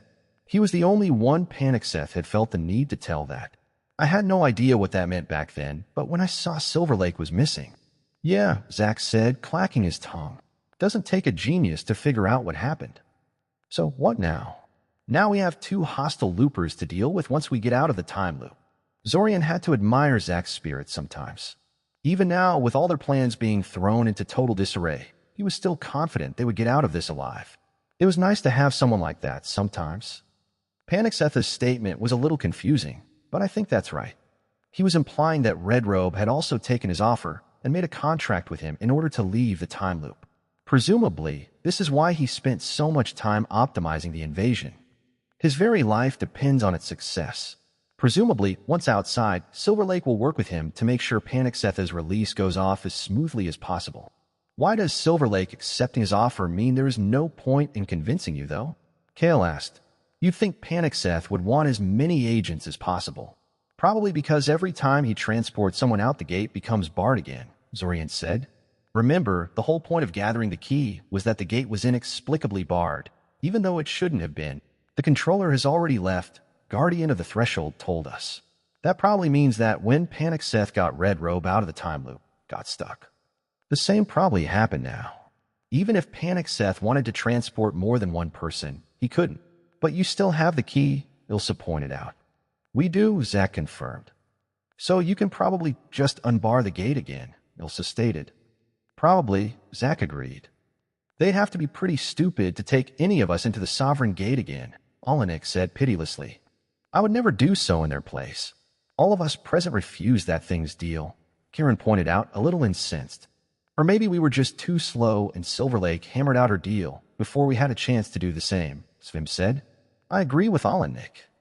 Now that Silverlake betrayed us, the pressure on the remaining people is all the greater. It's a pointless risk.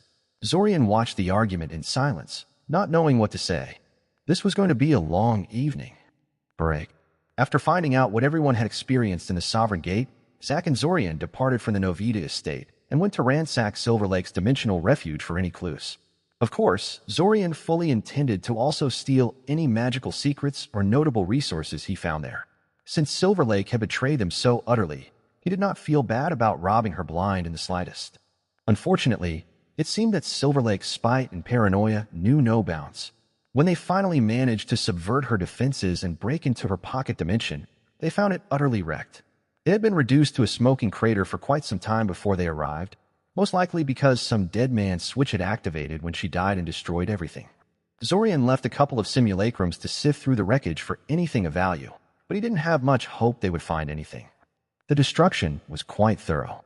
The only things that survived relatively intact was a curious arrangement of stones that was apparently responsible for powering her pocket dimension. He had long wondered how she was doing that, since the location itself could not support the dimensional magic she was using to isolate it from the rest of the world. Now he knew. Each of the heavy linking stones, which were built right into the walls of her hideout to disguise them better, had a matching counterpart deep in the underworld below her base. The underworld stones siphoned ambient mana from the dungeon and sent it straight into Silverlake's hideout through the paired stones in the pocket dimension. He supposed that if he ever wanted to destroy Silverlake's pocket dimension, he now knew a really easy way to do it. He just had to wreck the mana siphoning stones in the dungeon below her sanctuary, and the whole place would soon fall apart on its own. In any case, with this matter currently being dealt with, Zack and Zorian turned their attention towards the next thing that had to be done as soon as possible. They had to go back to the Sovereign Gate and talk to the Guardian of the Threshold. There was danger in doing that, of course. However, it had to be done. They had to confirm their suspicions. First, they had to see if the Guardian would still be there at all when they came back, since it had gone missing when they had last left the Sovereign Gate. Secondly, they had to see if the gate really was barred again like they suspected. If so, a lot of their speculation would be all but confirmed. Finally, they had to see if the Guardian could shed some light on what happened during their last visit. While it had seemed like nothing more than an automated puppet in the past, there was clearly something more complex going on in regards to that thing. Only the two of them will be going there this time, of course. Considering Panic Seth completely ignored Zack the last time around and told Zorian he would not bother with him in the future, they probably wouldn't be seeing him on this visit. Even if they did, though, Zorian was far less afraid of him now that he knew he couldn't just reach into his head and start editing things. Whatever restrictions the Primordial was laboring under, they clearly prevented him from coercing people into anything. When they entered the Sovereign Gate, they were relieved to see the familiar figure of the Guardian of the Threshold floating in front of them. "Welcome, Controller," the Guardian greeted. "So Panic Seth didn't break everything with his little visit," Zack commented, loudly exhaling in satisfaction. "That's great. Finally, some good news." "Yes," Zorian agreed. He turned towards the floating humanoid of light, giving him a complex look. What was this thing really? "Guardian, is the gate still open?" They waited for several seconds, wondering why it took the Guardian so long to answer that. Usually, he was really prompt with his answers, only occasionally waiting while it looked up something in the background. As the seconds ticked by, though, they realized he wasn't checking up on things before giving them an answer. Instead, the Guardian ignored Zorian's question completely. "Oh. Hey, Guardian, is the gate still open?" Zack said, repeating Zorian's question. "No, Controller. The gate is barred," the Guardian immediately answered. Zack and Zorian shared a complex look with each other. On one hand, they just confirmed their speculation about what happened. This was good. It meant they were of the right track. On the other hand, "Guardian, why did you answer his question and not mine?" Zorian asked the glowing humanoid. But the Guardian ignored his question, just like he did the previous one. In fact, Zorian realized that although the Guardian was facing them, he was subtly tilted towards Zack. It was like he was completely ignoring Zorian's very existence, just like he had been ignoring the temporary loopers in the past. "Guardian, why are you only responding to me and not him?" Zack asked, a bit of frustration bleeding into his voice. "I only respond to the Controller," the Guardian stated placidly. "I knew it," Zorian said quietly, followed by a small sigh. Zack stared at the Guardian, getting visibly more and more upset as time went by. Zorian just felt a sinking feeling of defeat instead. When it rained, it poured. "This is bullshit," Zack stated angrily, pointing with his finger at Zorian. He entered this space on his own, by activating his marker. Only a Controller can do that. "Yes," the Guardian agreed. "He is an anomaly. Those happen sometimes. Something or someone has managed to get past the safeguards and disrupted the integrity of the mechanism. The anomaly can access Controller privileges, even though he is not one. I am unable to do anything about that at the moment, but do not worry, the mistake will be corrected at the end of this cycle, when the world is recreated again." Lovely. Zorian did not need a detailed explanation to understand what the Guardian was implying. "But why now?" Zack demanded. "How did you figure out he was the anomaly all of a sudden?" "He had been coming and going here for ages now." "Yes." Regretful, Guardian said blandly. "However, you have presented me with a key recently, which triggered a complete analysis of the existing situation. During this inspection, the anomaly was identified and correction procedures were scheduled to be performed at the first possible opportunity." "Why?" Zack asked. "What is it about the key that triggers this?" "Activating the key signifies that something has gone wrong with the time loop mechanism," the Guardian answered, as if that was the most obvious thing in the world. "Of course, a thorough check of everything is in order." "It does? You never mentioned this when we asked you about the key," Zack stated accusingly. The Guardian ignored the statement. Zorian was actually a little taken aback by this, since it meant the Guardian had probably kept them deliberately in the dark about that when they had talked to him in the past. He supposed it made sense. The key was a security measure meant to confirm the Controller's identity. It made sense not to discuss the details of its operation unless the Guardian felt he had to, for some reason. "What about those privileges I claimed, then?" Zack asked. "What does that get me?" "It affirms your status as the one true Controller and locks out all the other pretenders that may be walking about," the Guardian said. "What?" Zack protested incredulously. "That's it. No new functions or abilities or anything like that. As a Controller, you already have all the privileges," the Guardian told him. "You have simply ensured others do not infringe on this. Why can Zorian even access this place, then?" Zack demanded. Hey, he is an anomaly, the Guardian said. These privileges are such a ripoff, Zack complained. It doesn't even do what it's supposed to properly. I'm sorry, the Guardian said, sounding honestly apologetic. He's a very frustrating anomaly, and thank the gods for that, Zorian thought. He wasn't panicking, strangely enough. He didn't know why. Maybe because he already faced a very dire situation today and was rather emotionally drained at the moment, but finding out he was going to be deleted at the end of the month only brought a dull mixture of dread and determination to his mind. So what if Silver Lake had betrayed them? So what if Panic Seth was actively working against him? So what if he would get erased at the end of the month? Hadn't they already planned to make an escape attempt in this restart? They just had to make sure it worked. He looked over at Zack, who had stopped arguing with the Guardian, and was instead looking at Zorian like he was a dead man. A mixture of horror and guilt was etched clearly into his face. Don't beat yourself over this, Zorian told Zack. His voice was so calm, and even he was surprised how confident he sounded. There was nothing else we could have done. You heard what the Guardian said. The moment we presented the key to him, I was marked for erasure. It was always a given that we would do that the moment we gathered all the pieces. We should be grateful it was so difficult and took us that long to do it, or else we would have ended up in this situation at a much earlier and far less favorable restart. But Zorian, Zack protested. This just means I need to get out of here before this month ends. It's the same situation the rest of the group is laboring under, really, Zorian said. Don't tell me you've already given up. And no, Zack said slowly, taking a few deep breaths. Damn it, I really hate this. Ask the Guardian if the key still works. Can you unbar the gate again? It turned out. Do you want to do it now? The Guardian asked. No. Zack shouted at it. No. Do nothing until I tell you, you useless thing. As you wish, the Guardian said peacefully, completely oblivious to their emotional turmoil. There was a few seconds of silence as neither Zack nor Zorian said anything. Well, said Zorian finally, we should probably end this for now. We need to come here later to ask more questions, but I don't think either of us is in the right frame of mind to do so at the moment.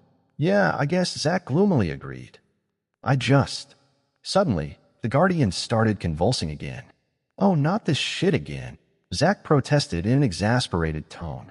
Zorian made no moves to exit the Sovereign Gate this time. He probably couldn't even if he wanted to. But this time he actually wanted to have a talk with Panic Seth, so he didn't even try. Interestingly, Panic Seth did not bother to separate Zack from Zorian this time around, and simply possessed the convulsing Guardian in front of them both. The glowing humanoid erupted into a forest of blood-red branches and tentacles before shuddering and contracting into a more human-like mass. It then quickly shapeshifted into the same female form that it had chosen for Zorian the last time they spoke. It did so far quicker than last time, apparently having gotten more proficient with the process. It took a step forward, seemingly intending to walk over to them, before pausing and stopping in place. Hello, Zorian, Panic Seth said in a pleasant female voice. We meet again. I thought you said you would not bother talking to me again, Zorian immediately pointed out. That it was a one-time offer. Bah, I told you it was just playing hard to get, Zack stated. Getting past the safeguards on this mechanism is not an easy thing to do, Panic Seth said. It is not easy for me to appear before you like this. I meant what I said last time, but I decided you are more interesting than I first realized. Last time you didn't even dare show your face in front of me, Zack said loudly in a challenging tone, folding his hands over his chest. As the controller, you are especially well protected from any tampering, Panic Seth said, shifting its attention towards Zack for a moment. And you can leave at any time. You do not require my help, nor am I able to stop you from leaving. You are of no use to me, but here you are showing yourself in front of me anyway, Zack pointed out. I need to conserve my power, Panic Seth said. Isolating you in a separate space is costly and unnecessary. I do not care if you hear us. The female form Panic Seth was wearing turned its attention back to Zorian, staring at him intently. You still have a chance to survive this, Panic Seth said. I have managed to stop the Guardian from rescinding all your controller privileges. Wreck the controller's mind as much as you're able. Use the key to unbar the gate, and I will incarnate you in the outside world. I do not even ask that you make a contract with me. Grievously sabotaging the controller and preventing him from exiting the time loop will be payment enough for your salvation. Zack actually floated a few steps back when he heard that. You don't want me as an agent? Zorian asked, frowning. I already have 2 of them. That's more than enough, Panic Seth said. If I can't ensure that the controller dies here when the time loop collapses upon itself, it will be far more valuable to me than any additional number of agents. Neither Zack nor Zorian said anything for a few seconds, but Zorian was furiously thinking about things. If Panic Seth was so desperate to take Zack out of the picture, that probably meant this entire time loop had been made specifically to help him find a reliable way to stop Panic Seth's release. Even if Zack could not remember, so the two of them were mortal enemies. Before I helped Zack gather all the pieces of the key, you were already winning, Zorian realized. You had already sent one of the temporary loopers out as your agent, and Zack had mostly forgotten his mission to stop you. He only had vague feelings to guide him in what he must do. Even if he figured out how to come here, the gate was barred and he couldn't leave. Yes, it would have been better for me if the key had never been found, Panic Seth admitted readily. However, I am the very embodiment of adaptability. I do not blame you for looking out for your best interests. I simply recruited one of you as my agent, thinking that was the best way to make use of the situation. It was only later that I found out how capable you are at mind invasion, and how the original plan could still be salvaged. You didn't know that before? Zorian asked. I'm always watching, Panic Seth said. Everything, everywhere. But my consciousness is a lot like yours in that I can't pay attention to every little detail I see. When you observe an anthill, you perceive a lot, but can you really remember what one particular ant does at any point of time? But I remember it all with perfect clarity, and I can review it all later as I wish. Just like you can remember things with perfect clarity when you want to. See? We're a lot more alike than you might think, Zorian. The female shape Panic Seth was using as his avatar smiled. It was a bright, sunny smile that was probably meant to put him at ease, but which Zorian found inexplicably terrifying. We're both trapped in this cage, doing anything we can, even distasteful things, in order to get out, Panic Seth continued. Do you think I want to destroy your city? Its destruction is simply an unfortunate consequence of being in the wrong place at the wrong time. I never asked your kind to build a city around me. Just like you are willing to kill your outside self to live, I'm willing to obliterate everything around me to get free. It is not my fault my fatality count is higher than yours. I will die if I don't get out of here in time, Zorian pointed out. You won't. The cage that binds me is torture you can barely imagine, Panic Seth countered. Imagine being in tune for centuries, alive, but starving and thirsting, and unable to move a finger. If that was your fate, would you not do anything in your power to get free? That was a good argument, actually. Zorian had nothing to say to that. And then there is him, said Panic Seth, suddenly pointing toward Zack. Me? Zack protested. I'm just sitting here quietly listening to you two talk. What about me? I'm heavily restricted in regards to the controller and cannot speak about things freely, but I can tell you this. No matter what you think about that person, no matter how friendly he seems, you are ultimately enemies. In the end, one has to kill the other. That's bullshit. Zack exploded. What the hell do you mean by that? He is good at pretending, Panic Seth said, not even bothering to look at him. However, you should have noticed the signs by now. Don't let your emotions overpower your reason.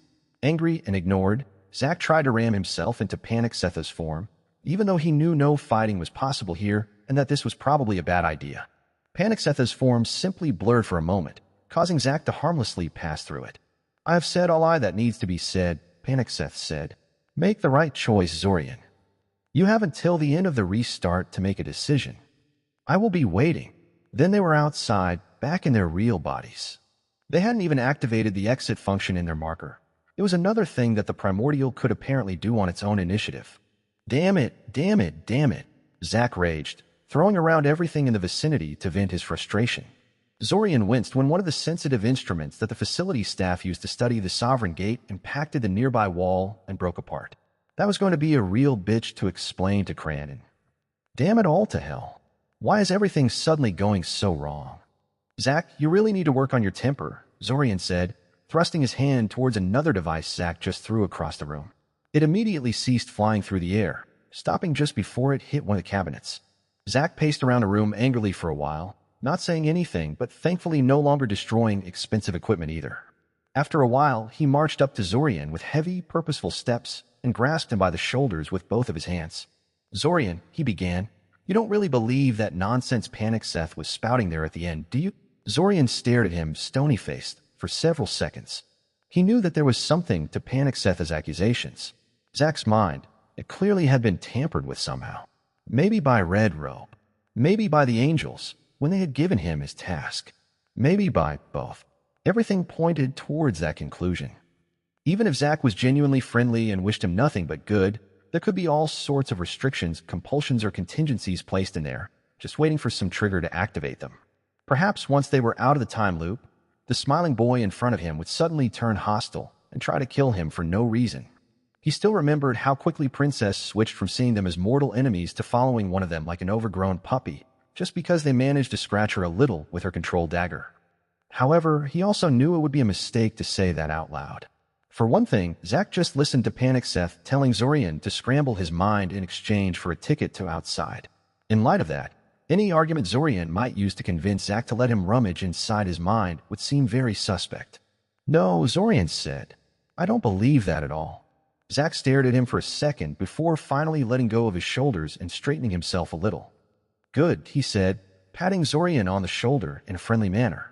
That's good. We can't let that thing divide us like that. We need to trust each other, now most of all. Right, Zorian said. He actually agreed with that. And by the way, you're the one explaining to Cranton why you totally trashed the room like that. Zach froze for a second and then looked around him, assessing damage. I guess you're right, he said with a groan. I really do need to work on my temper. Chapter 91A, Path Paid in Blood. This isn't going to work. Zorian stopped staring at the pile of blueprints and notebooks in front of him and looked at the speaker. It was Svim. He and Olenek had snuck up to him while his attention was absorbed into his task and were currently staring at him expectantly.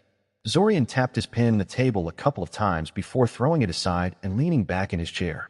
Perhaps it would be a good idea to take a break. His work had stalled for a while now. I'm not sure I understand, he told his old mentor. We can't keep going like this, Svim clarified. This path we're on, it's not going to work. When we planned this out, we were counting on having Silver Lake on our side. Now we don't, and no amount of increased enthusiasm and minor adjustments is going to make up for it. I know you're still under the impression of what Panic Seth told you, but something has to change. At this rate, we're simply blundering into an obvious failure. Zorian stared at Svim for a second before glancing at Olenek. However, the scarred battle priest was silent, simply staring back at him without saying a word. Clearly, he agreed with Svim's words then. They had probably discussed things between each other before approaching him. He looked around the room instead of immediately answering. It gave him a way to stall and gather his thoughts, but he was also curious about people's reactions to the conversation.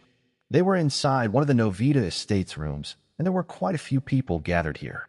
Most of them pretended to be absorbed into their own work, but Zorian could tell that all of them were paying close attention to what was happening. Well, except for Zach. His fellow time traveler was sitting cross-legged on the floor with his eyes closed, trying to sense the divine energies of his divine blessing and controller marker. Zorian was not sure why he was doing that, to be honest. Both he and Zach had already succeeded at perceiving these divine energies, and it was unlikely he would develop the skill much in what little time they had left before the end of the restart.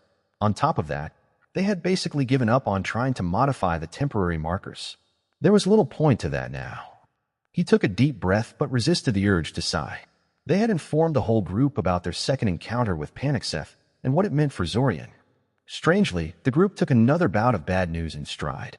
In fact, the knowledge that Zorian now shared fates with them seemed to significantly improve the mood of the group.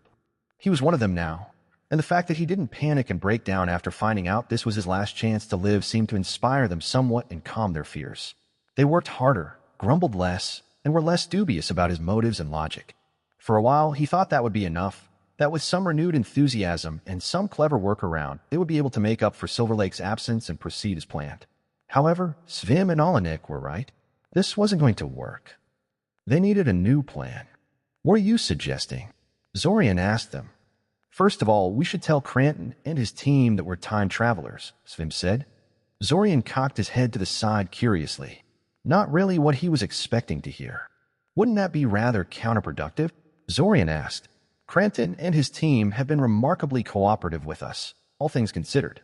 If they knew the truth, I imagine their enthusiasm for helping us could only plummet as a response. I said we should tell them we're time travelers, not the full and total truth, Svim said. Truthfully, they already suspect this. The documents we are providing them with are too similar to their own existing work for that to escape their notice. They have been talking amongst themselves about our identity for a while now. And the most common theory is that we're literally from the future. It isn't that far from the truth, really. They actually hit upon such a crazy theory as the most likely one? Zorian asked, surprised. They're working in a time magic research facility, Svim said. Even though actual time travel is said to be impossible, the topic is likely to come up with some regularity among the staff. They are being paid to push the boundaries of time magic as much as they can, after all. Zorian stayed quiet for a few seconds, mulling things over. He supposed the idea was workable, all things considered, and it might eliminate some of the inefficiencies they'd encountered when working with Cranton and his team. However, although this would be useful, I'm not really sure it would do that much, Zorian said finally. The facility staff is already working hard on the project of turning the Imperial Orb into a black room. Even with their limited information, they seem appreciative enough for the funding and opportunities we've given them. I doubt we could drive them to work harder with this. No, probably not, Svim agreed, propping his elbows on the table and folding his fingers into a triangle shape in front of him. This is merely an attempt to make them fine with the second step of the plan, which is, Zorian prompted, feeling just a little bit apprehensive all of a sudden. Kidnapping everyone skilled and possibly useful and forcing them to work for us, Svim stated calmly, as if it were the most normal thing in the world. Must resist the urge to sigh. Must resist the urge to sigh. Must resist. Zorian rubbed his chin in a frustrated manner before focusing back on the two people in front of him. Olenek was still not saying anything. They were both staring at him and waiting for a response. And just how Zorian began. Through any means necessary, Svim said, cutting him off. Blackmail. Threats of death and bodily harm. Rampant use of mind magic. My mind magic is not that capable, Zorian said, frowning. The kind of work we need from them has never been done before. They would need to work with us to invent entirely new spells and rituals. I know, Svim said. I can't force someone to perform creative work for me with mind magic, Zorian pointed out. I don't think anyone can. At best, we get a bunch of dazed zombies. They don't know that, though, Svim said. Mind magic is terrifying, even for mages, and few people are experienced enough to guess your limits. Ignoring that, what you can do is already terrifying enough for most people. If you demonstrated your memory manipulation abilities, most people would be very intimidated. Even I'm afraid of you sometimes, and I'm both familiar with your limitations and relatively certain you will not target me with your abilities. Finally, even if someone is not intimidated by your ability, you can always use your memory modification abilities as a limited retry button for convincing people. You've used your powers in that manner before, I'm told, but only on enemies, stressed Zorian. And I'm very grateful you retain that sense of morality and restraint in regards to your powers, Svim said patiently. But we're running out of time, and desperate times call for desperate measures. Don't think we're just selfishly asking you to discard your ideals. This is a burden we're all willing to take upon our shoulders. Zorian gave him a surprised look. Somebody will need to keep this mass of resentful, forcibly recruited mages in line and focused on their duties instead of plotting our downfall, Svim said. That's going to be our job. Your job is simply to gather the people we need and intimidate them into cooperating with us, however reluctantly. Zorian stared at the man for a while, considering what he had been told. Svim was essentially saying that all or most of the other temporary loopers already agreed that this was an acceptable course of action. That they were just going to kidnap random people and force them into working for them. And here Zorian was thinking he was being too carefree about reaching for the darker, unethical methods to tackle their problems. Well, he said, I see we're turning into a proper villainous organization. All we need now is a mystical artifact that will allow us to remake the world in our image, and we're set to go. Svim's lips twitched slightly. If you really think about it, he said, a large group of people armed with knowledge of things to come and all the things we've gathered in the time loop would be more than enough to... Please don't, Zorian implored him. Just tell me once again how this is supposed to work. All right, Svim said, reaching into his bag and handing him a map with a bunch of locations marked on it. Colorful paper notes densely filled with text were pinned next to each of the indicated locations. Our main problem right now is that we don't have enough time, Svim continued after Zorian had a chance to glance at the map. The only way we're going to get that is by pushing our Black Room modification project to its utter limit. Therefore, we should drop virtually everything and focus on that. However, the biggest problem the project has is the lack of qualified mages to work on it. Most of us are not really qualified to help with it. However, this facility is not the only one of its kind. There are other facilities in other countries, and though they have not gotten as far as the one in Eldamar, their staff is no less qualified than Crandon and his researchers, They just suffer from a lack of funding and opportunities. The places on the map marked with blue upturned triangles were locations of all known Black Room projects in Altazia, Zorian realized. He knew about these, of course. They had been making use of their facilities for quite some time now. Not just in the sense that they were using them to extend their time in the restarts, either. They had long ago raided these places for any information about time magic, as well as handed them collected research notes from other facilities to see if they would come up with something novel when presented with such information. Although these initiatives were moderately successful, they had stopped yielding results by now, and so they no longer bothered with them. They simply made use of the facilities in each restart and then left them alone. Although these places were much smaller than the time magic research facility beneath Scioria, there was a fair number of them. If they forcibly took all their staff, that would be a lot of people. Plus, there might be some useful equipment there, now that he was thinking about it. If they were raiding these places for people, they might as well take everything that wasn't nailed down as well. So we just raid those places, taking everything and everyone in sight, Zorian said, clacking his tongue. What about those who just won't cooperate, no matter what carrot and stick we use? Kill them, push them through a portal to Blantyre, and strand them in the jungle for a while, Svim said. I think most will reconsider after a few days, but if not, they can just spend the rest of the month there. And probably get eaten by a flying snake or something, Zorian thought, though he did not say it out loud. In any case, with this sudden influx of new people, and with Cranton's hopeful acceptance of our time traveler story, we can then move on to the next step, said Svim, handing him another map. This one was a very detailed map of the underworld beneath Scioria, centered around the time magic research facility. However, the facility in the map Svim gave him was larger than the one that currently existed beneath their feet. Much, much larger.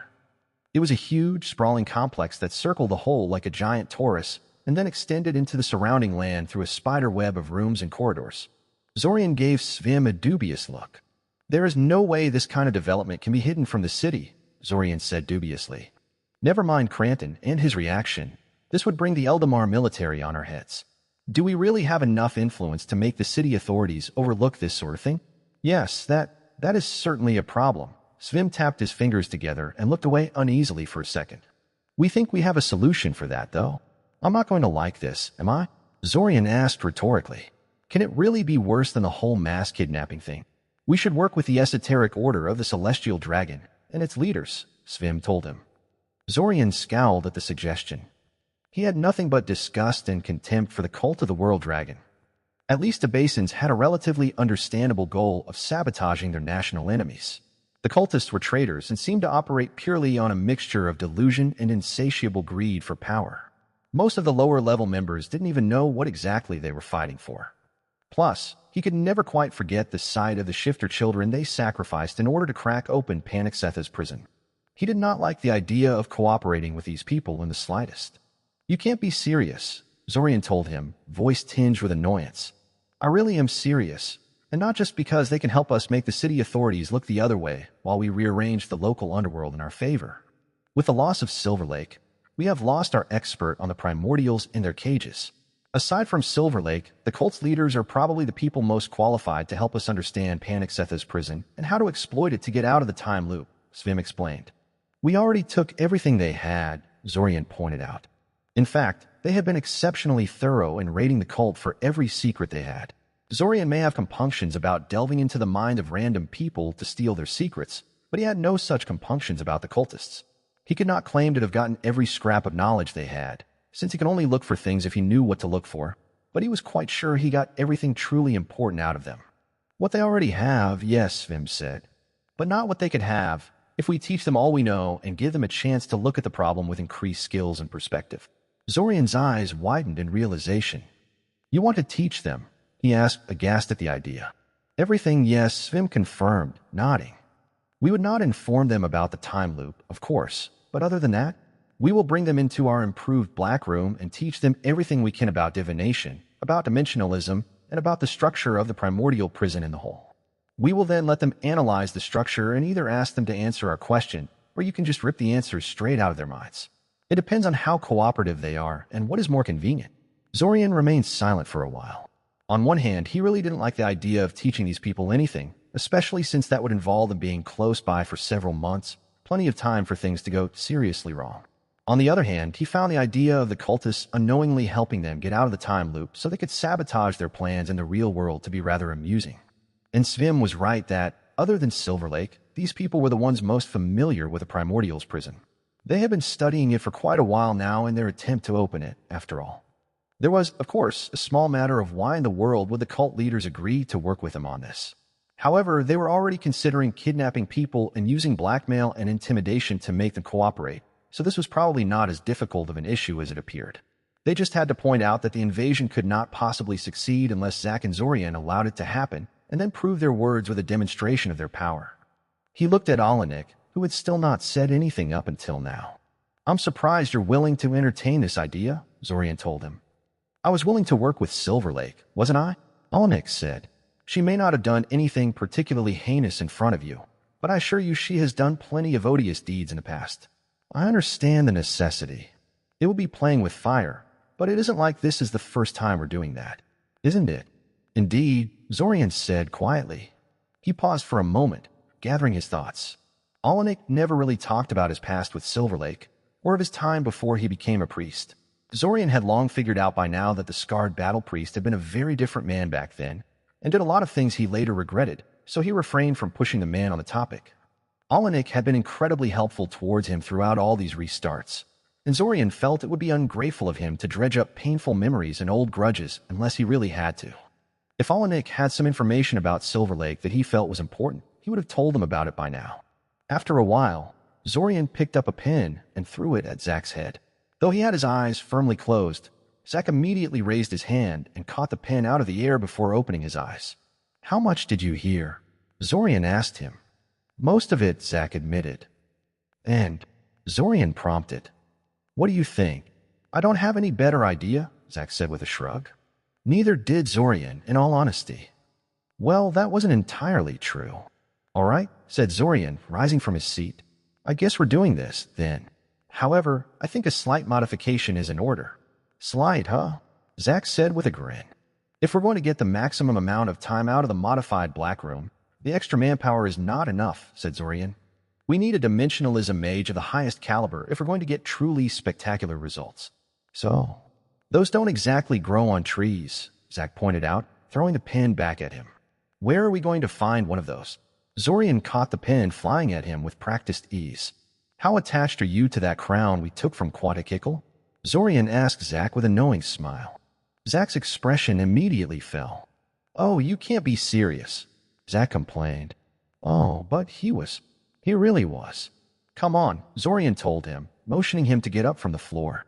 "Let's go talk to our favorite lich." Break. Somewhere in Eldamar, a field was burning. Two masked teenagers were engaged in a vicious fight against an ancient Abasan lich, and the landscape around them was devastated in their passing. Once this had been a wheat field in full bloom, but it was now just an ashen land covered in craters. Broken remains of undead servants and golems littered the ground, and strange rock formations rose out of the ground in places where the two sides tried to entomb each other in solid stone. Somewhere out there, Zorian mused, a farmer was going to be very devastated when he saw what had happened to his harvest. This was the third time he and Zack had clashed with the lich like this in the last few days. However, this was fine as far as Zorian was concerned. He considered this to be simply a part of their negotiation with Quatakikal, rather than as a waste of time. They were proving to the lich that they were legitimate threats, and that he should take them seriously. Earlier, when they had taken the crown from him in this restart, they had done it through an ambush and by employing something that could be dismissed as a mere trick. Through these fights, they were showing Quatakikal there was more to them than that. Quatakikal had never stopped looking for them all this time, of course. He had no idea it was Zack and Zorian who had stolen his crown, since they had worn disguises when they had ambushed him and covered their tracks extremely well, but he had somehow managed to find out about the existence of their group in general.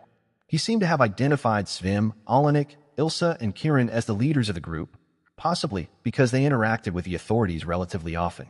He had tried to target them by ransacking their homes and such, but this hadn't been very effective. All temporary loopers had vacated their usual homes by now, and were not that easy to catch. Plus, he couldn't be too brazen about wrecking things. He would put his own invasion plans into danger. This sort of situation must have been rather frustrating for the ancient lich, because he had attacked them immediately when they had shown up in front of him again. He hadn't even given them a chance to speak. Rude. A giant, scintillating ball of red light screamed through the air towards Zorian. He thrust his hand at it, causing a conical wave of barely visible rainbow light to wash over it. It unraveled instantly, revealing a dimmer, but much more dangerous arrow of green energies hurtling at his chest. The simulacrum standing beside him immediately thrust his arm into the path of the arrow, sacrificing it to shield Zorian from the blow. The arm exploded at the mere touch of the magical projectile, negating the attack but showering Zorian with a rain of metal shrapnel. Zorian didn't try to defend himself against the flying metal pieces, opting to keep casting his counterattack instead. The shrapnel was stopped by his shield, a faint honeycomb pattern momentarily becoming visible around him as it absorbed the attack, and then Zorian finished his spell. Nothing visibly happened, but this was because his projectiles were utterly invisible. A pair of circular discs of severing force made their way towards the Lich, who was currently busy dodging massive boulders and fireballs that Zack was sending his way.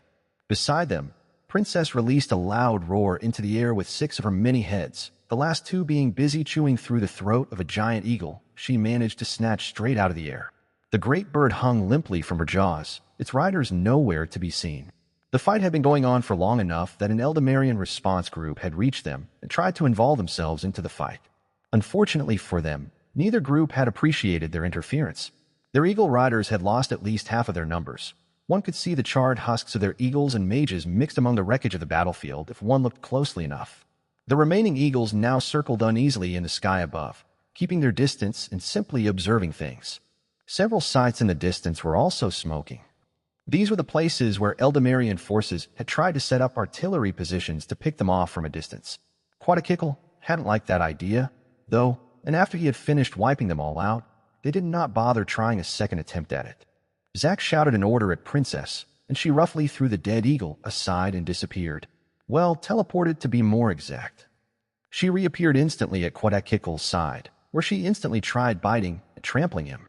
Even the ancient Lich had trouble putting down such a large, regenerating beast, especially when Zack and Zorian were there keeping him from being able to focus solely on dealing with her. Distracted as he was by the Hydra and Zack, Quatakikl did not notice the severing discs until it was too late and ended up losing one of his arms. This, in turn, placed him at an even bigger disadvantage and forced him to burn through a lot of his mana reserves to fend them off and stabilize himself. Now that he had no Imperial crown on him, his mana reserves were no longer quite as ridiculous as they once were. He could no longer just outlast them by default. Now Zack proudly wore the crown to battle, which meant it was Quatakikl who had to worry about a war of attrition. The battle continued on for another 5 minutes before eventually slowing down. Eventually, the two sides found themselves staring at each other over an expanse of barren land, waiting for the other to make a move. Zack and Zorian could press their advantage, of course, but that would only cause the Lich to flee. There was no point to that, really. The seconds slowly ticked by with nothing to show for it. The only sounds were occasional screeching of giant eagles circling overhead and Princess hissing at them, and at Quatakikl in response. "Hey," Zack finally said, his voice magically distorted and his face hidden behind a blank white mask. He pulled the Imperial crown off his head and twirled it around his finger playfully. "Are you looking for this?" Quatakikl's response was to fire one of his signature red disintegration beams at him. However, Zack did not move a finger to dodge or block it. The beam just curved unnaturally around him and missed. "We might be willing to give it back," Zorian pointed out, his voice also distorted. Quatakikl cocked his head to the side curiously, saying nothing. "Or we can just continue this for another couple of days, I guess," Zack added. "I don't know about you, but I kind of enjoy these clashes between us. A bit of excitement to spice up the day, you know? So, you want to talk, huh?" Quatakikl observed. He looked up at the Eldamar eagle riders circling above. "This probably isn't the best place to do it, though. Pick a time and place, then," Zack said. "Just don't keep us waiting for too long. We're on a bit of a time limit here. You drag your feet too much, and we'll just keep the crown and be done with it." Quatakikl didn't bother answering him. He simply picked up a rock from the ground and squeezed it in his skeletal hand. Bright orange lines burned themselves into the surface of the rock before fading away. The Lich then threw the rock at their feet and then teleported away. Zorian picked the rock up. It was still warm, and there was a time and address carved into it, plus a single sentence at the end. "Don't be late. Break." Zorian had no intention of telling Quatakikl about the time loop or trying to talk him into helping them get out. That would obviously just blow up in their faces. The ancient lich had no motivation to sabotage the plans of his original self by helping them escape into the real world. The last time he'd realized he was just a copy in a duplicate world, he'd had no compunctions whatsoever about sacrificing himself to advance the cause of his original by crippling them. A person like that wouldn't help them just to save his own hide, and they had nothing to really offer him. But they did not have to tell him about the time loop. They did not have to ask him to help them to escape. What they needed at the moment was more time, and to get that they needed their Black Room project to succeed. And with Quatakikle's help, it could very well succeed spectacularly. At the moment, they were in a private room in one of Sayoria's many restaurants, discussing this idea with the Abasan leader. Quatakikle was in his human disguise, and Zack and Zorian had agreed to come unmasked as a show of trust. So let me get this straight, Quatakikle said, playing around with his glass. You want me to help you improve Eldamar's time dilation room to a completely ridiculous rate of dilation? Specifically, we need another 5 months, Zack said, cutting into his speech. And in exchange, you're going to give me my own crown back? Finished Quatakikle, pretending he didn't hear him. Doesn't that strike you as incredibly brazen and a foolish thing to ask for? I mean, I will get that crown back. It's just a matter of time. See, that's where you're wrong, said Zack. Zorian, do your thing. Zorian nodded and started casting the gate spell. Quatakikle was instantly on guard, but he only tensed imperceptibly and did not attack them or voice any protest. He watched curiously as Zorian finished casting the spell and opened a miniature dimensional gate just above his palm. If one looked closely, they could see a featureless patch of water by looking through the gate. Well done, Quatakikle said dubiously. You can cast the gate spell. Not something many people can brag about, but... Scan it, Zack told him. See where it leads. Frowning, Quatakikle did just that, casting a bunch of divinations to determine the location of the other side of the portal. After a full 2 minutes of tinkering, he leaned back in his chair and gave Zack a strange look. It's just a random patch of the ocean as far as I can see. Very far away from any land, he said. Precisely, Zack said, grinning from ear to ear. Now, what do you think would happen if we just chucked this crown through that portal and closed it? Quatakikle's eyes widened in shock and realization. The truth was that the deep sea was utterly unreachable from the perspective of humanity. Even the most powerful of mages would have no hopes of finding something that had been thrown away into the middle of the ocean. Even a lich like Quatakikle, who had no need to breathe and potentially live forever, would balk at the idea of searching through the ocean floor for a needle in a haystack. If Zack and Zorian really did pick a random spot in the ocean, far away from any land, and threw the crown there, it would be scarcely different from destroying it utterly. You wouldn't, Quatakikle said severely. The value of that crown. If we can't get this Black Room to work, we're dead, Zack said, leaning forward towards the lich. There, I said it. We're desperate, and our lives literally depend on this working.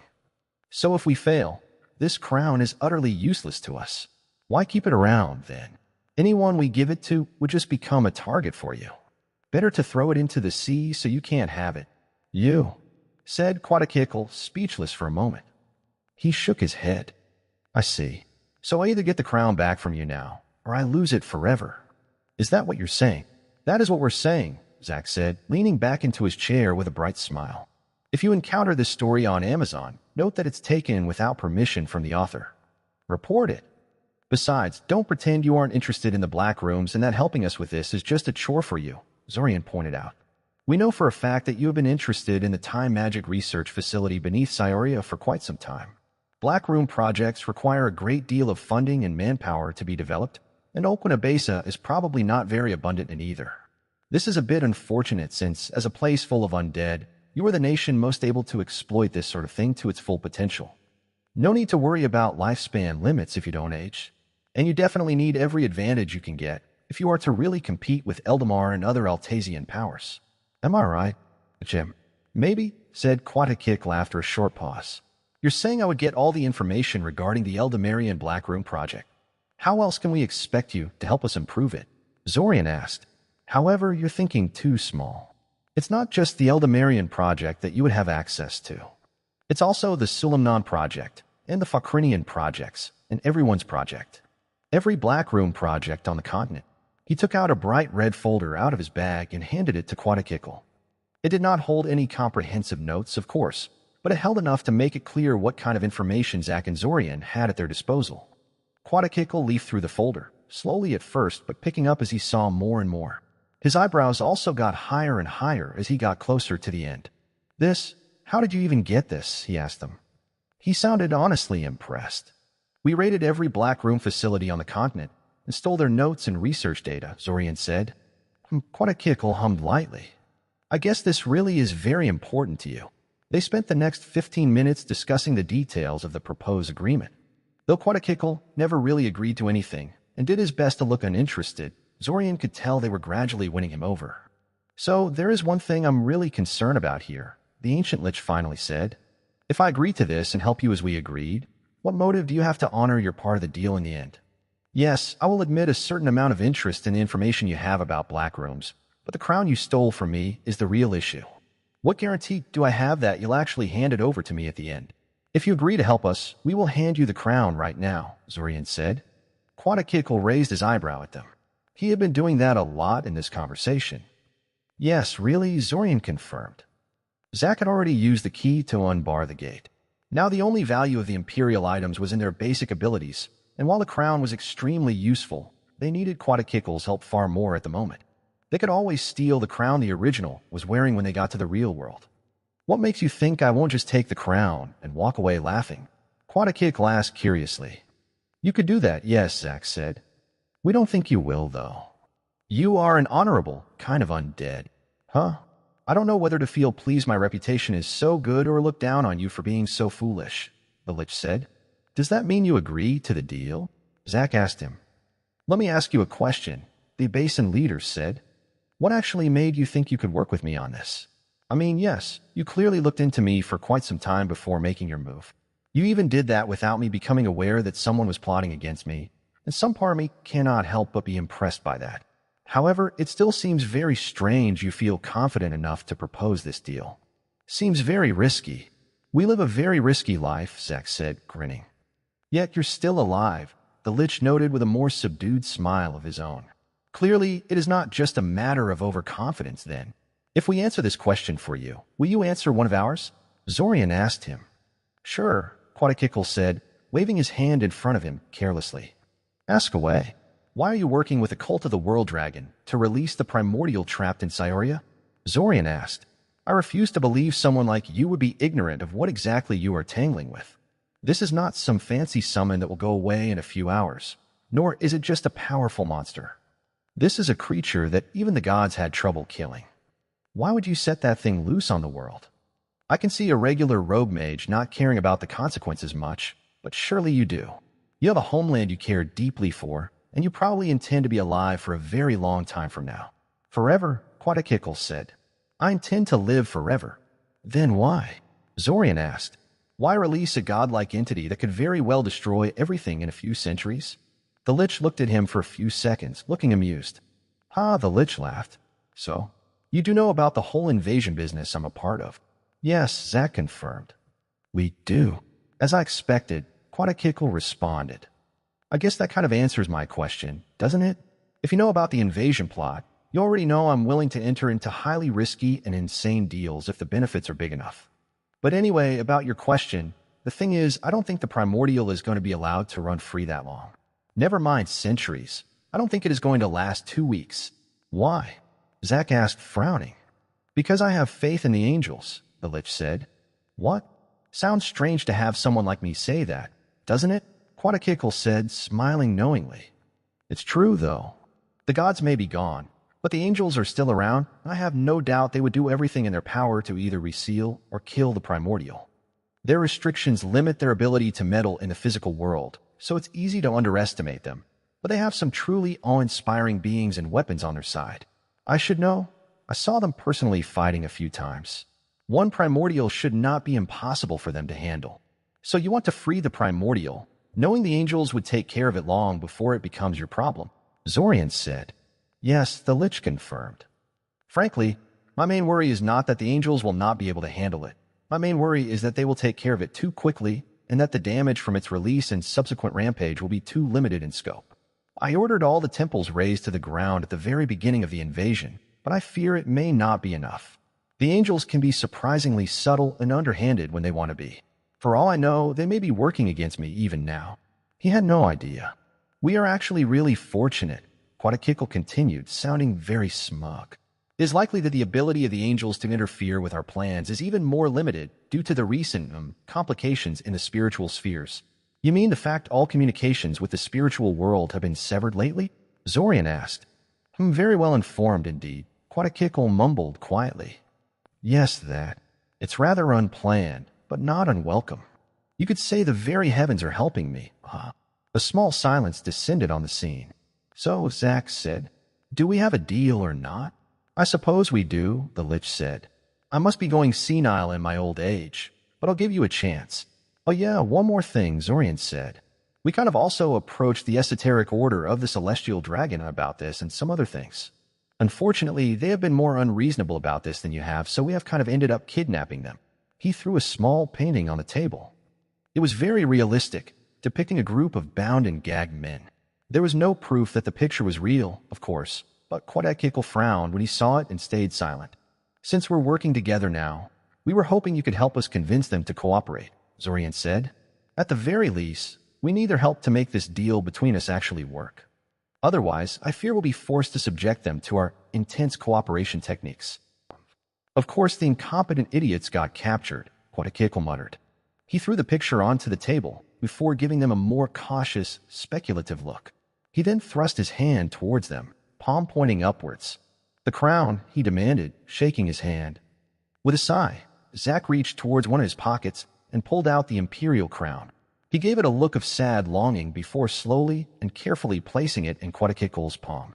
The Lich immediately placed the crown on the top of his head, a web of geometric lines immediately lighting up all over his skin and flashing dangerously. For a moment his disguise dropped, and his black skeletal form became plainly visible, but then he was back to normal, and his human guise was intact. The crown was no longer visible, hidden under whatever magic Quatakikl used to keep himself looking like a living being. Right, he said. Take me to those clowns, and I'll talk to them. They'll cooperate. Break. Things developed very quickly after that. Zorian was honestly surprised how well things turned out. He was afraid the kidnapped mages would refuse to work or drag their feet whenever possible. He was afraid Quatakikl would just take the crown and just leave them to their devices while laughing at their stupidity. He was afraid the cult leaders would sabotage everything out of spite, resentful that they had been basically arm-twisted into agreeing with their plans. None of these things happened. The kidnapped researchers mostly chose to work with them instead of being defiant. A surprising number of them were even enthusiastic about the project once they realized what they had been recruited to work on. It probably helped that Zack and Zorian promised them they could take all the documentation related to the project back home with them when they were finished. Though somewhat skeptical about that, the sheer scale of the project seemed to put people at ease. There was no way they would kill so many people just to shut everyone up, right? Quatakikl was a skeleton of his word. Just like he had never tried to cheat them after agreeing to teach them his magical skills, he did not attempt to get out of helping with the project once he committed to it. Which was great, because his help was insanely helpful, and they would never have gotten as far as they did without him. He was more than just a replacement for Silver Lake. He was vastly better than her, and Zorian was honestly kind of sorry they couldn't recruit him to work on the Time Loop Exit project as well. With his help, their odds would have improved immensely. Alas, the idea of informing him about the time loop was still as foolish as it always had been. Even if Red Robe had left the time loop thanks to a deal with Panicseth, he still had to find a way to make his temporary marker last past the 6-month time limit. Zorian told Zack when they were discussing the topic at one point. You think it wasn't Panicseth who helped to modify that? Zack asked. Maybe it did, but I doubt the Primordial actually did any modification itself. It may have given Red Robe clues and instructions, but he still needed to find someone to do that for him. And you think that someone was Quatakikl? Zack guessed. Yes, Zorian confirmed. Yet, if Quatakikl helped Red Robe acquire a permanent marker, why would he not acquire one himself? Perhaps he couldn't, offered Zack. I mean, the fact that temporary markers do not work on people for 6 restarts after the previous temporary marker runs out clearly indicates it's not the marker that does the counting. It's the Sovereign Gate and the Guardian of the Threshold. So, Zorian asked, so that means modifying a temporary marker has to be done before the Sovereign Gate processes it in some way. In all likelihood, that means any change to them must be made before the restart in which they gain the marker ends. We know from your example that the Guardian can only do certain things at the end of the restart, and this is probably one of them. This would also explain why we never managed to figure out a way to modify them that worked. The moment that first restart ended, the chance was lost, and we never even realized it. Zorian said. That did make a lot of sense. So you think a.k.a. was already a temporary looper for a while before Red Robe entered? I don't know. I'm just throwing the idea out there, I guess, Zack said with a shrug. What do you think happened? I think maybe a.k.a. didn't even want to leave the time loop, even if he found out about it, Zorian said. I mean, definitely not through a method Red Robe and Silver Lake used. Entering into a death pact with a primordial? Not a chance. And physically leaving on your own is very hard. I don't think even a.k.a. could have pulled it off, considering the amount of effort we had to put into it. Perhaps he simply made a deal with Red Robe, similar to what I have with Svim, Kale, and the others. Once he gets out, he gives a.k.a. a mountain of notes and other information, and in exchange he helps modify Red Robe's marker. He could have still demanded a temporary marker of his own and modified that, Zack pointed out. Just in case, you know. Yeah, I guess Zorian said after a while. I don't know. Maybe it's as you say, and he just couldn't. I could see Panic Seth giving Red Robe a very specific solution tailored for him alone. It probably doesn't want anyone getting out without making a deal with him. Their interaction with the Cult of the World Dragon was very adversarial at first. For one thing, they had kidnapped them and blackmailed them into working with them, so it was inevitable they were not too enthusiastic about cooperating. It also didn't help that Zorian evacuated all the shifters out of the city and informed the cult leadership that no child sacrifice would be allowed in their attempt to free Panic Seth from his prison. That led to a lot of shouting and even a brief exchange of combat spells. However, the cult leaders would ultimately see the light when Zack and Zorian showed them the Sovereign Gate. They did not explain to the cultists what the object exactly did, but they did tell them it was a divine artifact that contained some of the essence of Panic Seth itself and could thus be used as a key to open Panic Seth's prison. A much better key than the shifter blood essence they originally planned to use for the purpose too. Though their description was deceptive, the basic facts were entirely true. Within the reality of the time loop, the Sovereign Gate could very much be used as a key to open Panic Seth's prison.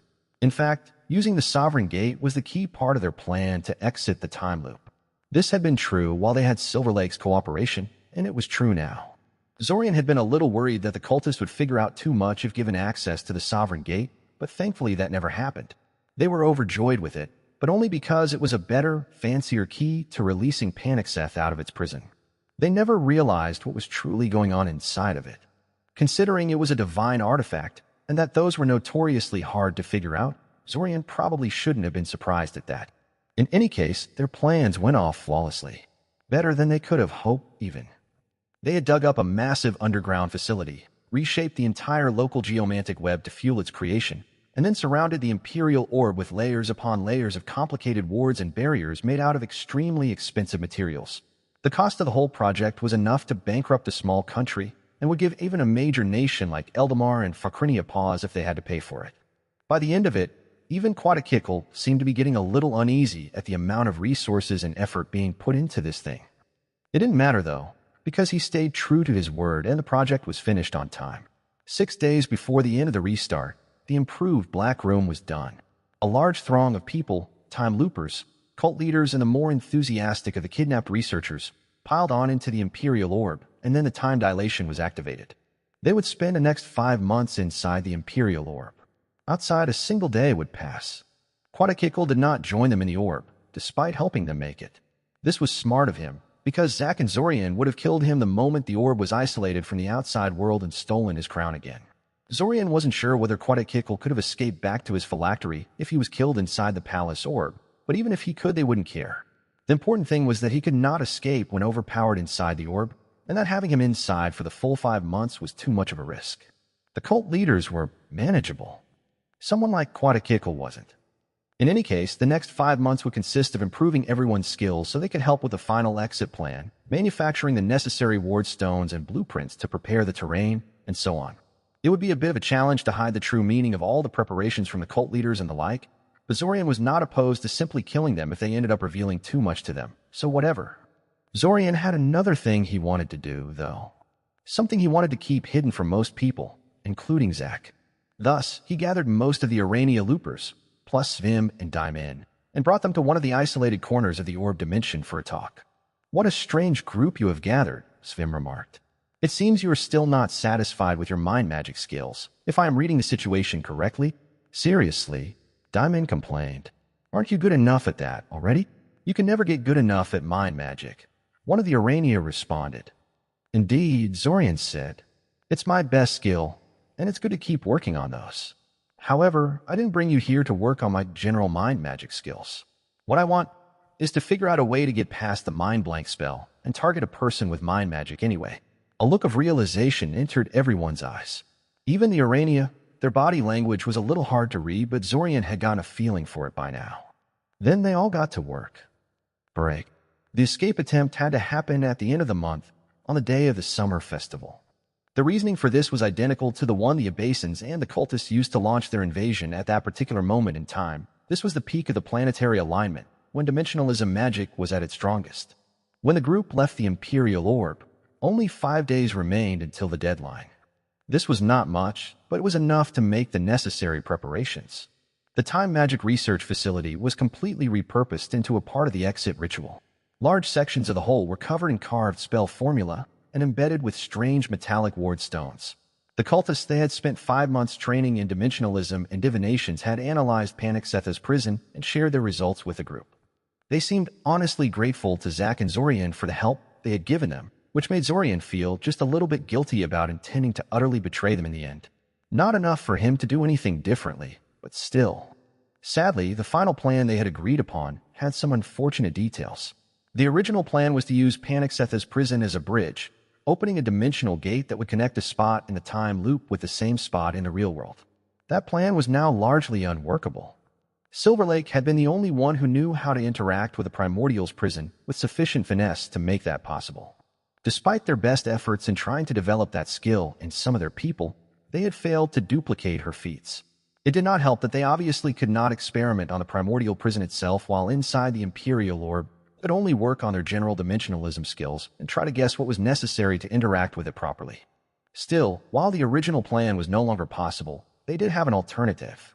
It was just that this plan required them to crack open Panic-Setha's prison and then sacrifice the Imperial Orb to serve as a bridge they needed to connect the two realities. There were 2 problems with this. The first was that it required them to destabilize the Primordial's prison and make a crack in it, something that usually triggered a premature end to the restart and would allow Panic-Seth to extend its influence outside the prison while they attempted to form the bridge. This would be solved by enclosing the area with multiple layers of dimensional membranes, so that even after breaching its prison, Panic-Seth would not be truly free. They weren't totally sure it would work, but it was the best idea they had and the theory was sound. Even if it worked, though, it would only stop the restart from ending immediately. It would do nothing to stop Panic-Seth from rampaging about.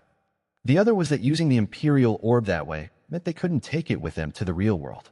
It would have to stay behind to form a path for them, which would sharply limit the amount of things they could bring with them from the time loop, as well as result in the total loss of all of the research notes and blueprint Zorian had stored in its memory bank.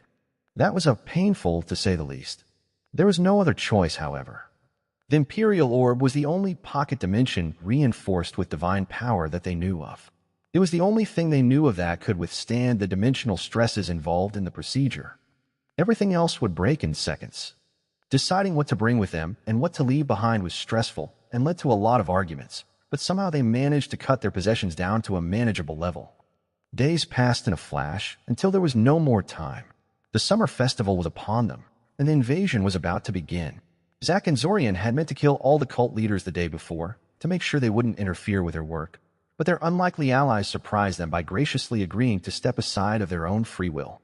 The official reason was that they had figured out that their group planned to release the Primordial too, and that thus there was no need for them to get involved. Zorian did not believe that for a second, of course.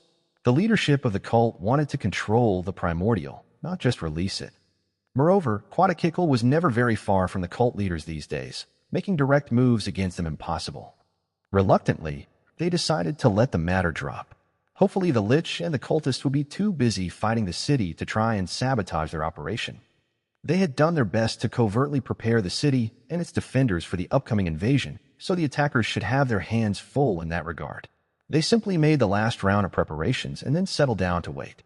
Everything was ready. Zorian turned to Zack. "If this fails, I'm dead," he told him. Zack shifted uncomfortably. "The Guardian may have been lying for some reason," he said. "Perhaps you will wake up at the start of the next restart and—" "Maybe," said Zorian, cutting him off. He really doubted it, though. However, it's best to plan for things not being so convenient. Anyway, if everything fails and we all die, it's all up to you. You're our last and only hope. I guess, Zack sighed, looking really pained at the idea of him getting out of this thing alone. Look, I know this probably sounds hollow, but if anything happens to you, I promise I will take care of your original self, all right? That actually does make me feel somewhat better, Zorian said. Come on.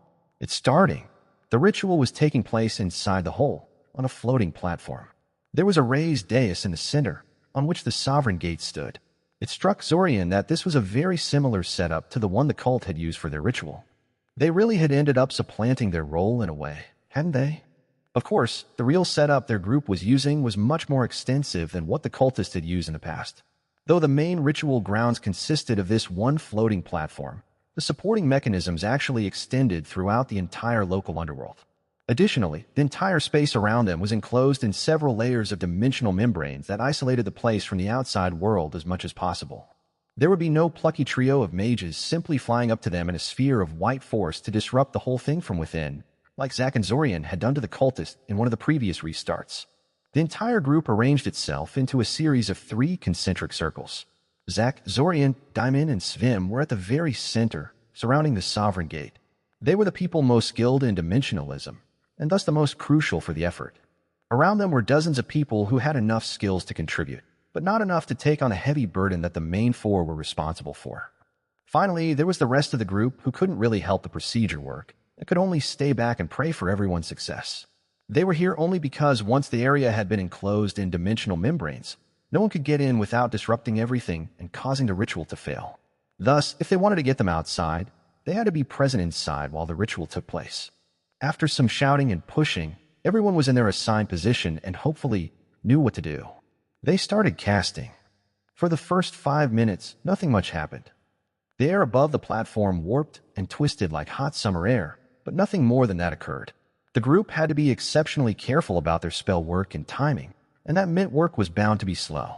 Still, everything was proceeding well, so the walls of the hole shook, sending dust and pebbles everywhere, and causing the inscribed spell formula in the walls to flare and flicker with an ominous blue light. A deep rumbling sound emanated from somewhere in the distance, like a growl of a titanic beast. Crap. What the hell was going on outside? What were Quadakikl and the cultists doing? Stay focused, Svim warned. We are at a critical. Another tremor, this one even stronger, shook the entire place, and everything suddenly went to hell. The shimmering, controlled breach they were working towards quickly spun out of control, and a pitch-black, irregular crack suddenly manifested itself in the air around them. Shit, Zack swore. Suppress it. Suppress it. But it was too late. A swarm of dark brown tentacles, rope-like and covered in thorns, rushed out of the crack and sent everyone scattering out of their positions. The crack widened, revealing a giant, 3-lobed, inhuman eye lurking behind the dimensional barrier, and more tentacles rushed out to confront them. These were thicker and had rather human-like hands attached at the end. Though things had gone badly, all was not lost.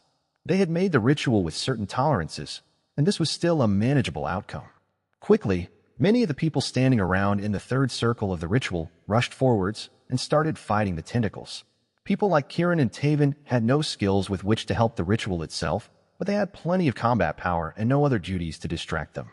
They fearlessly charged into the invading primordial mass, recklessly burning through their mana to keep it away from Zorian and the others. As for Zack and Zorian, they were busy suppressing the breach and could offer very little help.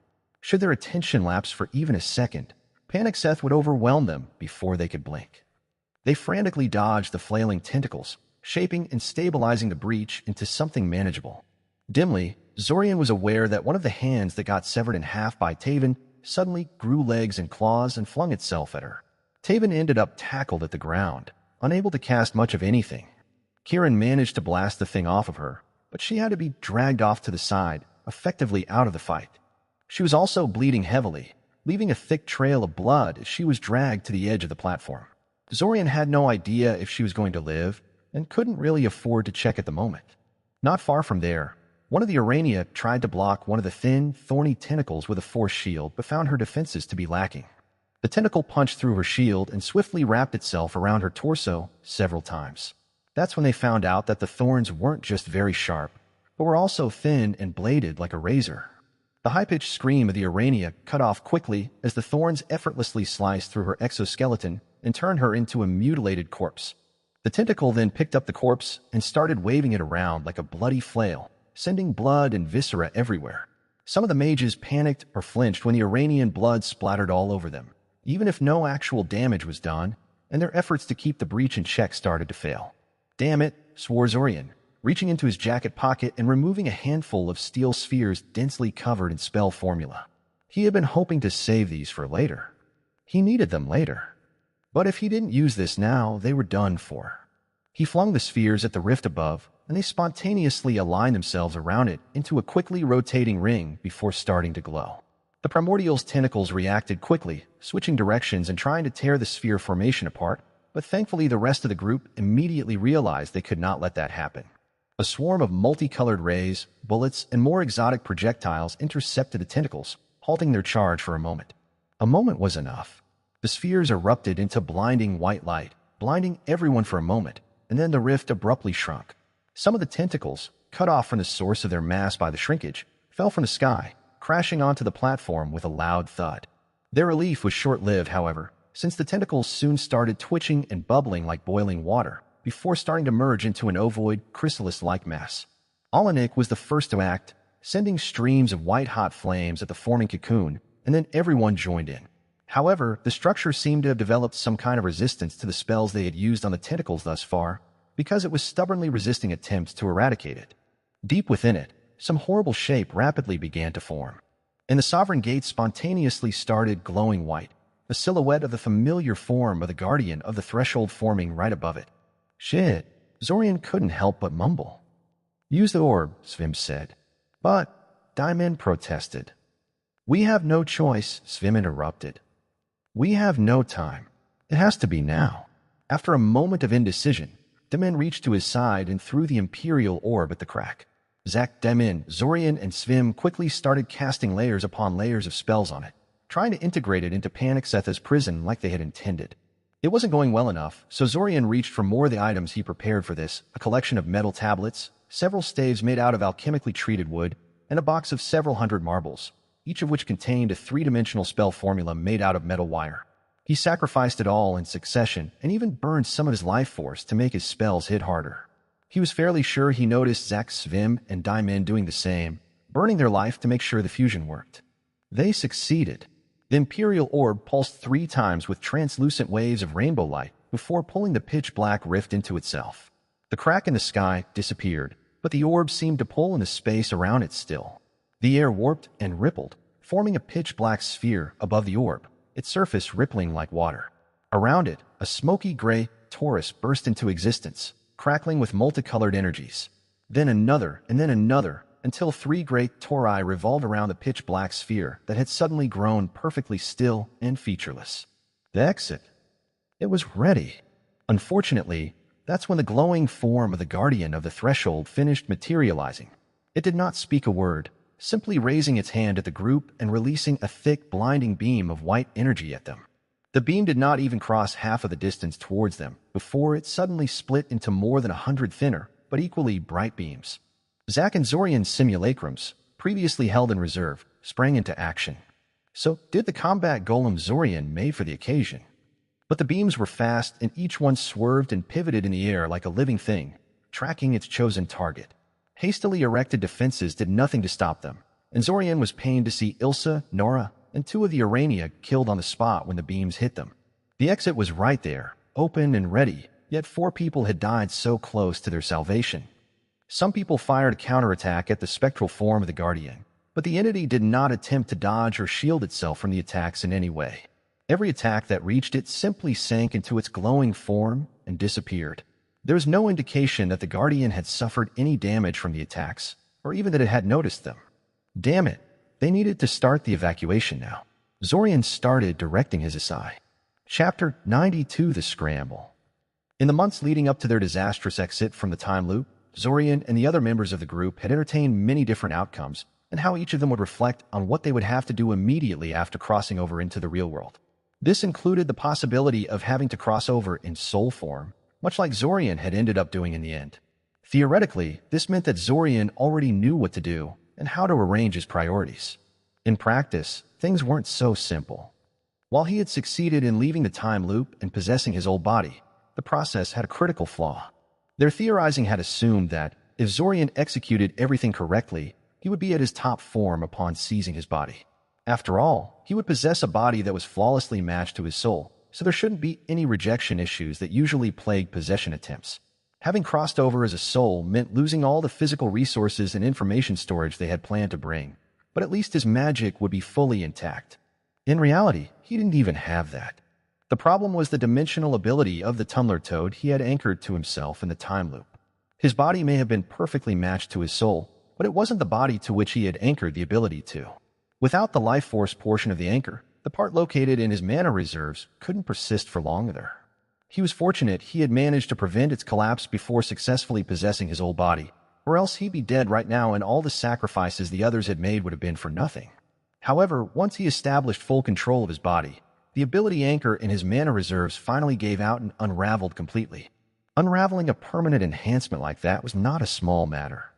It caused him no pain, and he would not be permanently crippled by any means, but his mana reserves would be in utter turmoil for the next 4 to 5 days. An eternity, considering time, was of the essence. Standing completely still in the darkness of his room, Zorian closed his eyes and sensed his mana again with a more critical eye. It was bad, but not unmanageable. A regular mage would have been completely crippled by the chaotic, unruly nature of his current mana reserves, but Zorian had honed his shaping skills to virtual perfection. Plus, he had experienced something similar before, when Quadakikl had inflicted grievous soul damage, so he had experience in how to handle these sorts of things. Slowly and carefully, he waved his hands in the air in front of him, softly muttering a spelled chant. After some time, a single flawless simulacrum materialized in front of him. The simulacrum did not speak or wait for Zorian to give him a command. He knew what was asked from it. He simply walked back to the bed, lied down, closed his eyes, and focused completely on calming down the raging mana reserves they both shared. Zorian breathed a sigh of relief as he felt his mana reserves immediately stabilize into a more manageable form. Good. So long as one of his simulacrums focused all their attention on stabilizing them, his mana reserves would remain usable. It wasn't the same as him being in top form, but it would do for now. His spellcasting restored to a usable condition, he immediately threw himself into the next task before him, confirming that Zack had left the time loop and waking him up before Red Robe had a chance to assassinate him in his sleep.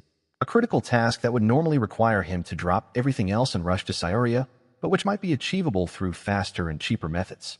Quickly rummaging through his old school supplies for alchemical reagents and deconstructing a bunch of old items scattered around his room for necessary materials, Zorian constructed a simple ritual circle on the floor of his room. He then spent almost a minute performing a special long-range ritual spell, one that tapped into his marker. The same marker that he had shared with Zack. There was no guarantee that Zack still had the marker on his soul, of course, even if he had successfully left the time loop. Unlike Zorian, Zack was supposed to leave the time loop the normal way for a controller. That is to say, the Guardian of the Threshold would perform the transfer. For all Zorian knew, this process may have involved erasing the marker, since it was no longer necessary. However, Zorian had a suspicion that the marker was definitely going to stay embedded in Zack's soul. A suspicion that turned out to be correct when the ritual finished, and the information from it rushed into Zorian's mind. He could feel the existence of the second marker in the direction of Cyoria, shining like a star in the darkness. He breathed a sigh of relief. He had made it out. There was no reason why he wouldn't have, but so many things had gone wrong that Zorian did not dare take anything for granted. He then reached out to Zack over the faint connection provided by the ritual and their identical markers. His mana reserves dropped like a stone. Bridging the vast distances between Serin and Cyoria was hard and costly, even for such a small thing. Without the two identical markers connecting them, it would have been entirely impossible. Just before he was about to run out of mana, he succeeded in touching Zack's soul. It was just a light brush, but it was enough. A sharp spiritual jolt shook his soul, shocking him awake.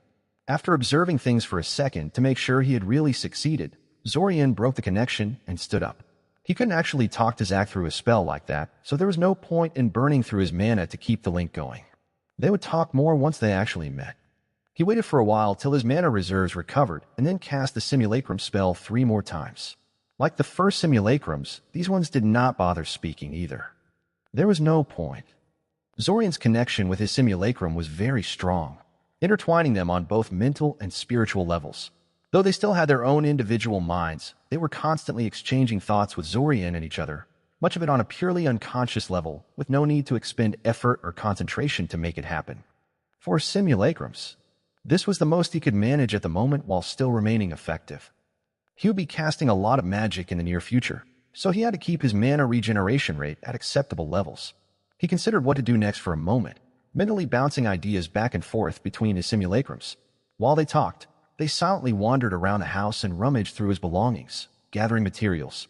They didn't have too much time to spend on making equipment, but some basic spell aids and disguises were a must. The chance that Red Robe and Silver Lake would target his family immediately after exiting the time loop was low, in his opinion. Those two had more pressing issues to tackle for now, and Sirin was far from Cyoria. Red Robe might not even know about Zorian and where he lived, or else he would have knocked Zorian out of the loop before leaving it. Silver Lake obviously did know, but she and Red Robe presumably did not know each other before now and would struggle to establish trust. Nonetheless, Zorian knew he couldn't just leave his family undefended. He had to either move them to a secure place or leave a simulacrum behind to protect them. Gathering them up and moving them to some distant area was the safest option, the most responsible option. However, that would be a lengthy and mana-expensive task, and many critical tasks would have to be postponed until it was done. He couldn't make that choice. Svim, Alanik, all the temporary loopers that had died to keep the exit open instead of trying to save their own lives. They had made that choice because they trusted him to look after everyone's interests once outside. He couldn't just blow everything off in order to make sure his family was perfectly protected. Plus, he was ultimately a bit selfish. Evacuating the house would require him to inform his parents about what was happening or use mental compulsions on them. He didn't want to do either.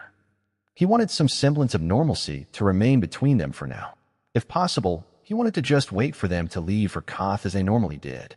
In just a few days, his parents would be on a ship at sea and all but unreachable. The problem of their safety was ultimately self-solving. It was unreasonable, perhaps, but he still held on to a tiny sliver of hope that all this could be solved without informing the whole world. He shook his head, forcibly banishing his idle thoughts and fears for the future. It wasn't the time. Just as it wasn't the time to be shaken by the death of people that had been working with him on this project for more than a year. He'd worry about that later. A little while later, all the preparations were finished, and he was back in his room.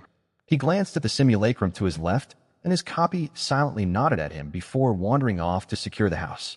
Sirin was not a magically potent area, and the materials he had at his disposal left a lot to be desired, but it should be enough. He'd have to appropriate a fair portion of the family's silverware, though. For a second, Zorian stared at the two remaining simulacrums in front of him. 4 simulacrums, but he could really only use 2 of them. So inefficient. Still, one had to work with what they had, not what they wished they had. He silently told the 2 to get ready, and then all 3 of them started to cast a powerful teleportation spell. Moments afterward, they were enveloped by a ripple in space and disappeared. Lying on the bed, the first simulacrum did not even twitch at their departure. He was wholly consumed in his task, knowing that if his attention lapsed even slightly over the next couple of hours, it could spell disaster for everything they were trying to accomplish. Having their mana reserves suddenly turn chaotic in the middle of a critical moment could kill the original or dispel one of his fellow simulacrums before they could accomplish their goals. Fortunately, Zorian's research into mental enhancements had taught him how to assume some very useful states of mind, or else he likely wouldn't have been able to maintain focus over such long periods of time. The final iteration of the month had not started auspiciously, but Zorian and his simulacrums were determined to make it work anyway. Break. Cyoria was fairly easy to teleport to, since there was a teleport beacon placed in the middle of the city. Though the real purpose of the construction was to redirect all incoming teleportation into one specific area so that they could be more easily monitored and policed, it also acted as a sort of lighthouse for teleportation magic.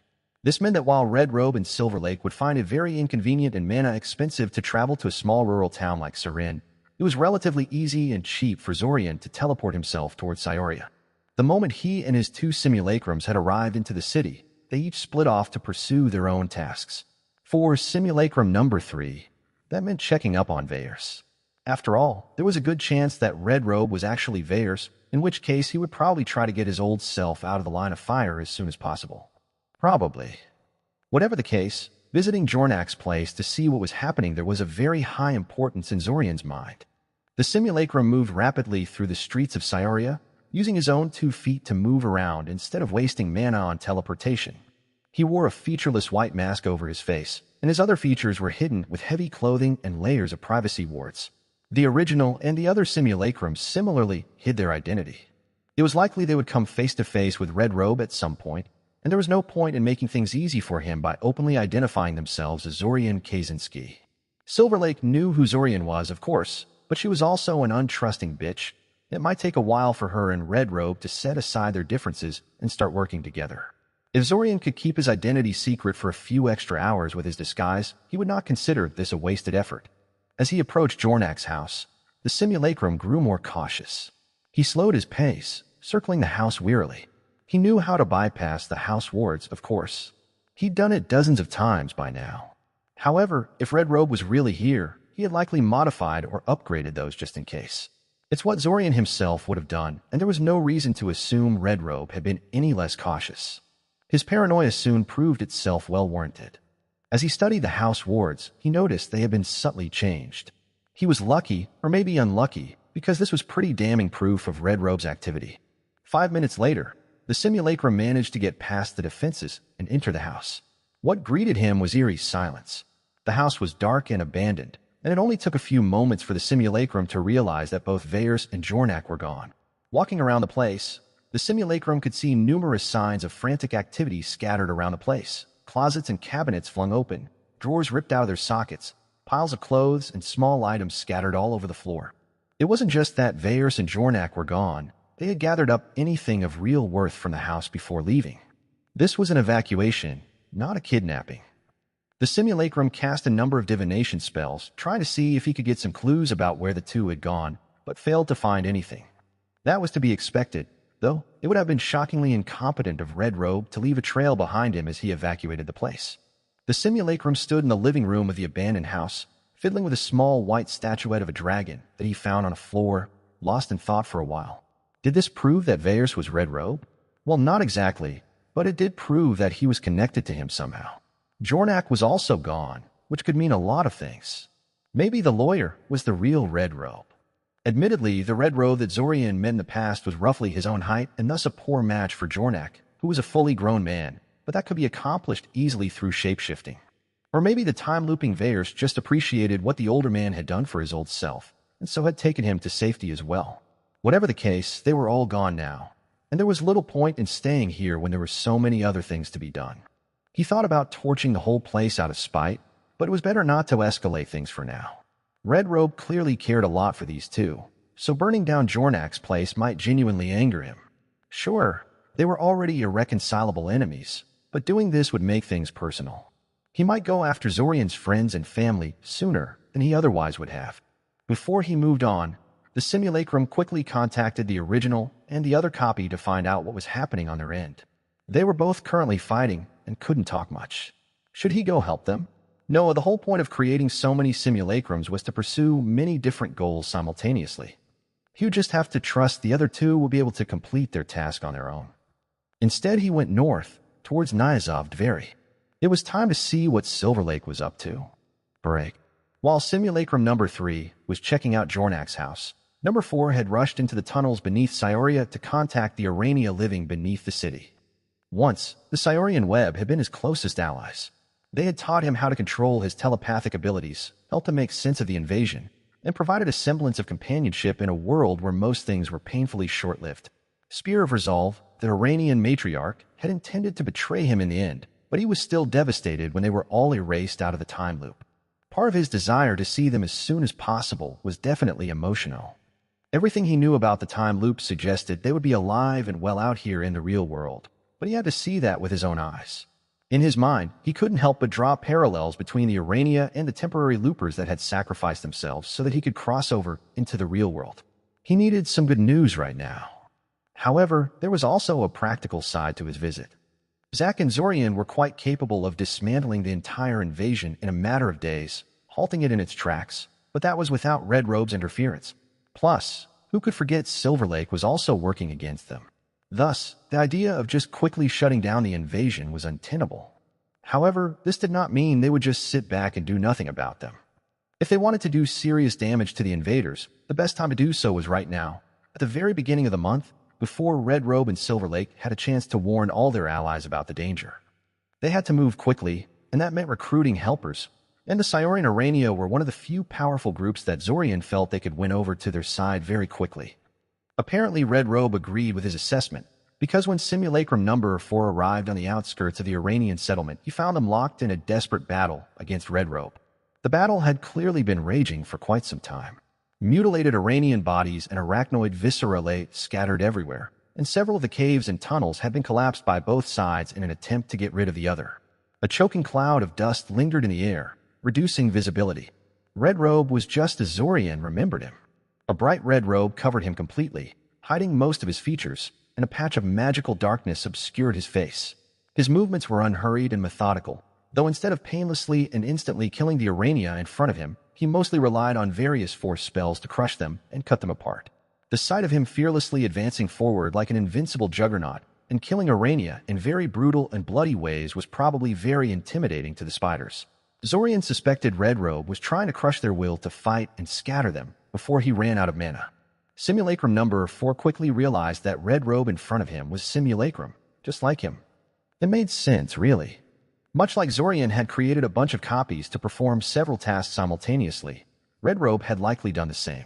He immediately rushed into the battle, firing a powerful incineration ray at Red Robe's back. The other Simulacrum did not show any signs of surprise, as if he had fully expected the interruption. He simply turned to the side in a smooth, practiced motion, blocking both Zorian's spell and one from a nearby Arania. Simulacrum Number 4 did not speak, and neither did his opponent. They simply circled each other and kept launching probing spells at one another, testing each other's skills and spell selection. The Simulacrum was a bit disappointed at Red Robe's silence. Based on his previous experiences with a third-time looper, he expected Red Robe to try and strike up a conversation or start monologuing. That could have given Zorian an opportunity to figure something out about his opponent and his goals. Probably why he was staying silent. Oh well. The Arania did not interfere in their fight much. Some of the angrier ones, who had lost friends and family members to the assault, kept trying to launch surprise attacks at Red Robe whenever they spotted an opening. Many of those ended up dying, since their attacks exposed them to Red Robe's retaliation. Zorian tried to keep Red Robe too occupied to focus on the Arania much, but there was only so much he could do. Thankfully, most of the Arania had had the common sense to pull back deeper into their settlement to regroup and recover their strength. Taken from Royal Road, this narrative should be reported if found on Amazon. After a while of this sort of spell exchange, Red Robe suddenly stopped. He appeared indecisive for a moment, as if he wanted to say something, but he eventually just shook his head minutely and reached for a short spell rod on his belt. Zorian tensed and prepared for the fight to escalate, but it turned out he had misjudged the situation. The rod was a simple recall spell. The moment Red Robe touched it, his body blurred for a second, and then he was gone. Zorian's Simulacrum did not try to pursue. He was here to save the Arania and recruit them as allies, not to take out a disposable pawn that Red Robe could recreate in a couple of minutes. This was already a victory. He relaxed and waited for the Arania to approach him, reasoning that trying to be proactive wouldn't be a good idea at the moment. He may have saved them, but the Arania were still obviously tense and might lash out if they felt pressured. Thankfully, he did not have to wait long. It took less than 2 minutes for the Arania to assemble a welcoming party that cautiously approached him. They were visibly surprised when he responded to their greetings with telepathy and fumbled in indecision when he asked to talk to Spear of Resolve. The matriarch was true to her name, however. She quickly interrupted the talks and announced she would be arriving to talk to him personally, brushing aside the outraged protests of her subordinates.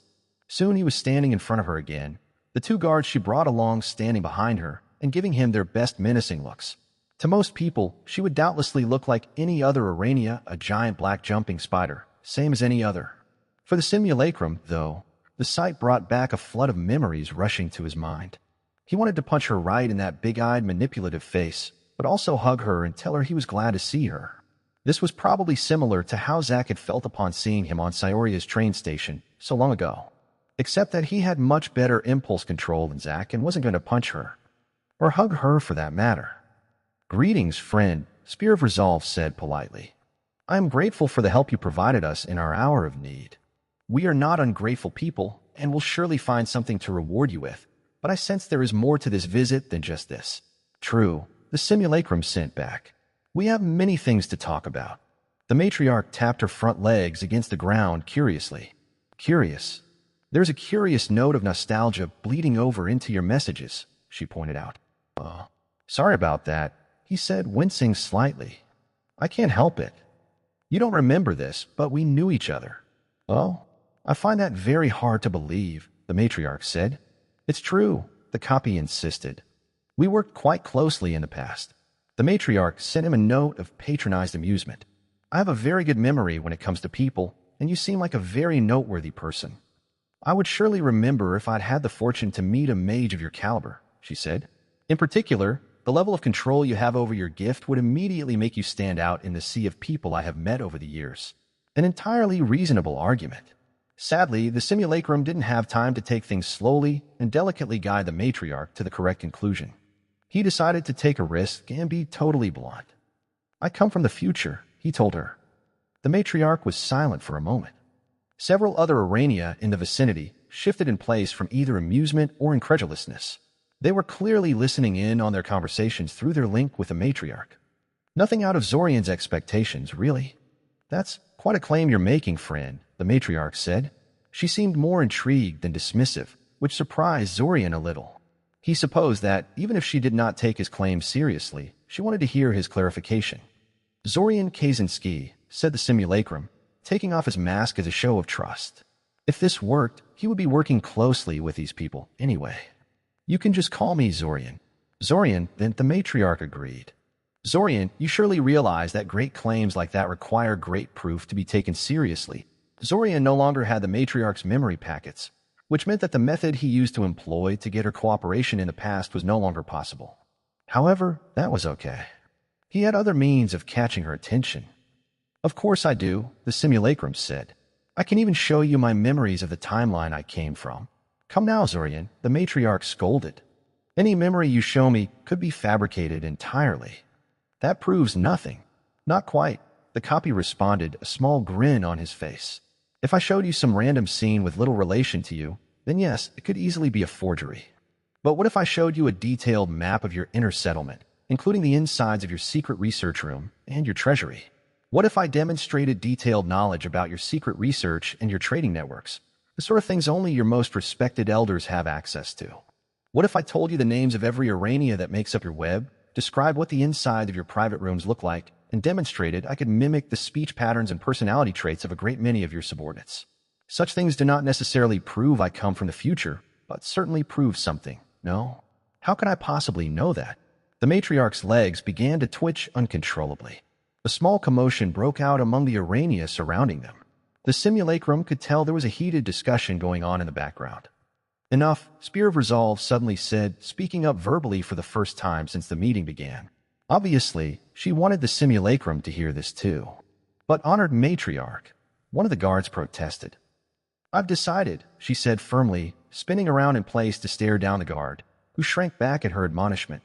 She then turned back towards the simulacrum. I'll open my mind to you, the matriarch said telepathically. Show me these memories of yours. Zorian's copy did just that. He tapped into the stored memories inside his head, reproducing them as best as he was able. For several hours, the Arania watched in uncomfortable silence as the simulacrum laid their closely guarded secrets bare to them. He showed them his conversations with Spear of Resolve, Novelty, and the various guards and ambassadors he had interacted with in the past. By the time he was finally done, the matriarch was clearly disturbed at the amount of information he possessed. It was as the simulacrum had said, it wasn't ironclad proof that he was from the future, but it did mean he had access to just about everything about them at some point. That was disturbing enough on its own. How could you possibly know all of this? The matriarch asked hesitantly. She usually tried to project an air of certainty and confidence when interacting with him, even when she was secretly bothered behind the facade. There was none of that now, however. Even if you're from the future, even if we work together in this future, I would never... You died, Zorian's copy told her bluntly, cutting her off. You all died. That cloaked man that just attacked you earlier? In the future, I know. I was not strong enough. Oh, the matriarch said, deflating. You were supposedly allied with us, but you searched our city for anything of value the moment we died. One of the Arania elder interjected, accusation clear in her voice. You would have done the same in my place, he said, wholly unrepentant. The Arania said nothing to that. I am curious, the matriarch eventually said, picking her words carefully. If I were to just tell you to go away and refuse to have anything to do with you, what would you do, almighty time traveler? I would respect your decision, the simulacrum shrugged. Truly? The matriarch asked, sounding very skeptical. Why not?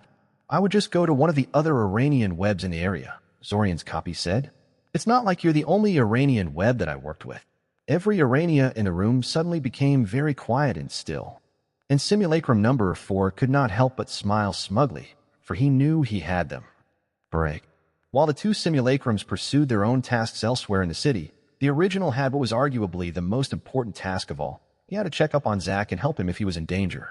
He wouldn't put it past Red Robe and Silver Lake to focus on killing him as their very first priority. It's what Zorian would have done in their place, after all. His fears turned out to have been only half right. When he arrived at the Novita estate, he found a place on fire and racked with explosions. Destructive beams punched straight through the thick, warded walls of the building, triggering various alarms and countermeasures. Clearly, an attack on Zack was already in progress. It was good that he had woken up his fellow time traveler with that ritual, or else Zack would have probably met a quick and ignoble end at the hand of his attackers. Well, attackers singular. When he reached the site of the battle itself, he only found Red Robe fighting Zack. Silver Lake was nowhere to be seen. Very curious. Even if she was wary of Red Robe, she should have at least cooperated with him on this. In any case, this Red Robe was the same as the one that had attacked the Urania in the tunnels below. It was just a simulacrum. Once Zorian joined the fight, this second simulacrum seemed to realize the attack had failed and that persisting would just waste mana, so it just dismissed itself. What an underwhelming outcome. What was Red Robe doing if he was so wary of really committing himself anywhere? He didn't like this. He really didn't like this. He turned towards Zack and winced. He hadn't noticed it while he had been fighting Red Robe's simulacrum, but the other boy had a large bleeding gash across the chest. Hey, Zack panted. Thanks for the wake-up call back there. If you had been just a moment late, I would have probably never woken up. His knees gave out suddenly, causing him to tip over. Zorian quickly rushed forward and caught him just before he was going to slam headfirst into the floor. Shit, Zorian swore, inspecting the wound. His medical magic was a joke, but he could at least assess the severity of an open wound like this one. You lost so much blood there. How are you even standing for so long? It's not the first time, Zack gasped, pressing his trembling fingers over the wound. The bleeding immediately lessened somewhat. I'll live, Zorian sighed. He would live, sure, but he would be pretty much incapacitated for the next day or two, even with the best medical care in the country. This was terrible news. I'm glad you made it out, Zack said with a trembling voice. Don't speak, Zorian told him telepathically, picking him up like a baby. Well, he tried to at least.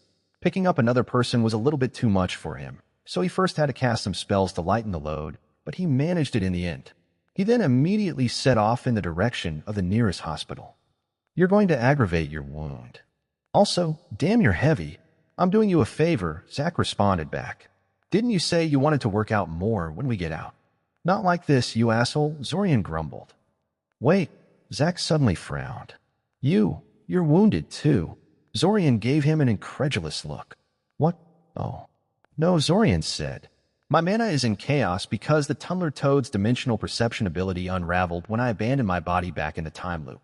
It was scary how perceptive Zack was sometimes.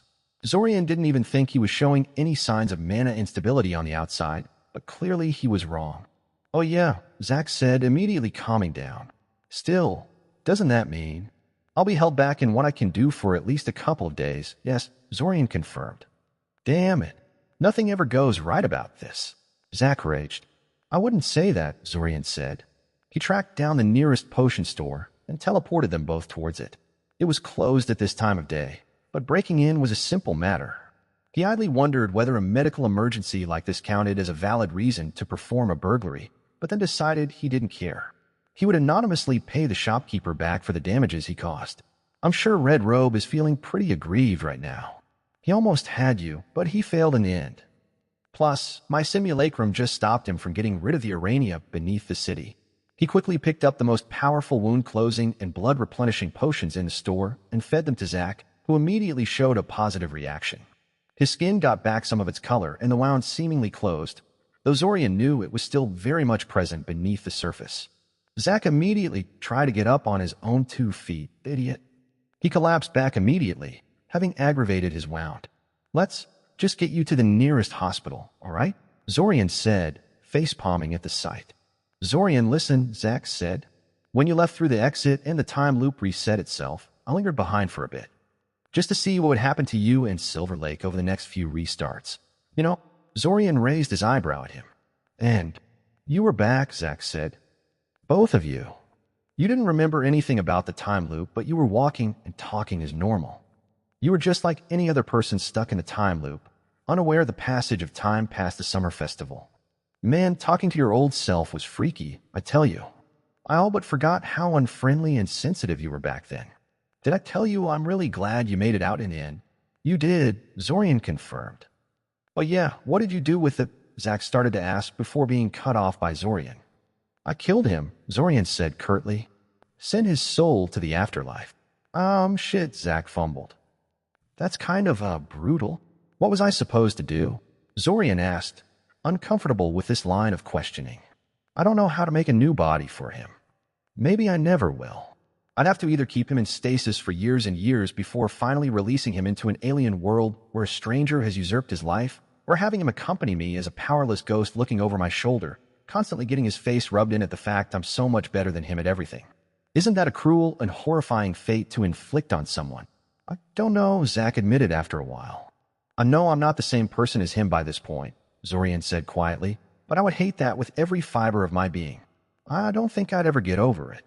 Maybe I'm just a selfish monster trying to justify my crimes, but I think I'm doing him a favor. Olenek says the afterlife is still a thing, even after the gods stopped talking to people. For all his faults, I don't think the old Zorian had done anything truly heinous in his life. There should be a good outcome waiting for him there. Something he'd never get back here with us. There was an awkward silence for a few seconds, and then Zorian cracked his knuckles before picking Zack up again. Thank the gods for lightning spells. I don't want to talk about this, Zorian admitted. Let's just get you to a hospital and call it a day. We'll just have to leave the rest to our simulacrums. Now that I think about it, maybe Red Robe is onto something by only sending simulacrums to tackle problems and never appearing in person. Sure, it makes him more likely to fail and get beaten back, but it also makes every failure more inconsequential. He babbled about all sorts of things as he walked through the city. He was mostly out of mana by this point, since pretty much all his simulacrums had been tapping into them for their own purposes, so he couldn't simply teleport to the hospital. However, it was fine. Zack had stopped bleeding by this point, so he wasn't going to die anytime soon. He should make use of this breather to make some golem simulacrums and replace the current ectoplasmic ones with them. Of course, the golem simulacrums were expensive, so he would have to raid some of the abasing caches for money and materials. Plus, he needed a proper workshop and he suddenly stopped and sighed internally. So many things to do. So little time and mana to play with. The only thing that made him feel better was that Red Robe and Silver Lake were probably faced with choices just as difficult as theirs. Hopefully, they had chosen their priorities better than their opponents. Break. When Simulacrum number 3 arrived at the spot of Silver Lake's hideout, he found no signs of fighting or forced entry in the vicinity. However, that did not actually tell him much. For all he knew, Silver Lake had some kind of secret entrance into her pocket dimension and could simply walk in any time she pleased. Words be damned. Hell, perhaps the old Silver Lake had simply let her in. It was hardly a given that the two would fight to the death once they met. It all depended on whether the time looper Silver Lake wanted to kill her old self to take her life and belongings back, or if she wanted to recruit her into her plans. Or maybe she intended to simply ignore her old self entirely. After all, simply coming here was highly dangerous, since Zack and Zorian knew about this place, and it was an obvious place to set up an ambush for her. Anyway, the first task Simulacrum 3 currently faced was checking if the old Silver Lake was still alive and inside. If she was, then he needed to know if the time looper Silver Lake had already visited her and tried to recruit her. To find that out, he could rely on slowly using exotic divination on her hideout while carefully avoiding being found out, but that would take a lot of time and mana, and he didn't want to bother. Instead, he simply made an unearthly racket just out of her pocket dimension, screaming obscenities at the treacherous old witch until she decided to come out to confront him. Which she did. She stomped out of the pocket dimension, visibly fuming and glaring at him. The Simulacrum immediately decided she probably hadn't been visited by her time looper self. She had approached him too carelessly. like she had no idea what he was capable of. She would have been far more cautious if the other Silver Lake had warned her about him. Still, he had to make sure. "Boy, what the hell are you shouting for?" Silver Lake shouted, stopping some distance away from him. "Coming here in the dead of the night at 3 in the morning, shouting all these obscenities at a poor old woman like me. What is the world coming to these days? Haven't your parents taught you to respect your elders? Bow down and apologize, or I want to poison your whole family. You hear me? I just wanted to get your attention," the simulacrum told her honestly. That only made her angrier. "Listen, I'm kind of in a hurry. Did you perhaps get visited lately by an ugly old crone that looks just like you?" Silver Lake raised her hand and fired a weak lightning bolt. Well, relatively speaking, since that spell could have inflicted serious damage to a normal person. Zorian's simulacrum, though, he simply copied his mentor Svim and backhanded the lightning bolt to the side. Rather than char his hand, the bolt was deflected harmlessly into the nearby ground, creating a small crater in the forest soil. Silver Lake's posture instantly changed, becoming warier and more alert. "No, seriously, did someone who looks just like you visit you recently and try to kill you or recruit you? Someone who knows all your secrets and abilities?" he again asked. "Who are you?" Silver Lake said, her eyes narrowing suspiciously and her hands twitching with half-formed spells. The simulacrum clacked his tongue.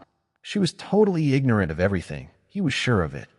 Time Looper Silver Lake had not visited this place. But why? Did she really not care about her old self, or was she just being paranoid? He hadn't arrived here particularly quickly. If Silver Lake wanted to travel here from Scioria, she would have arrived way before he did. In all likelihood, she would have finished up before he had a chance to get here and intercept her. "Hey, are you deaf or something?" Silver Lake shouted, kicking a nearby stone in his direction.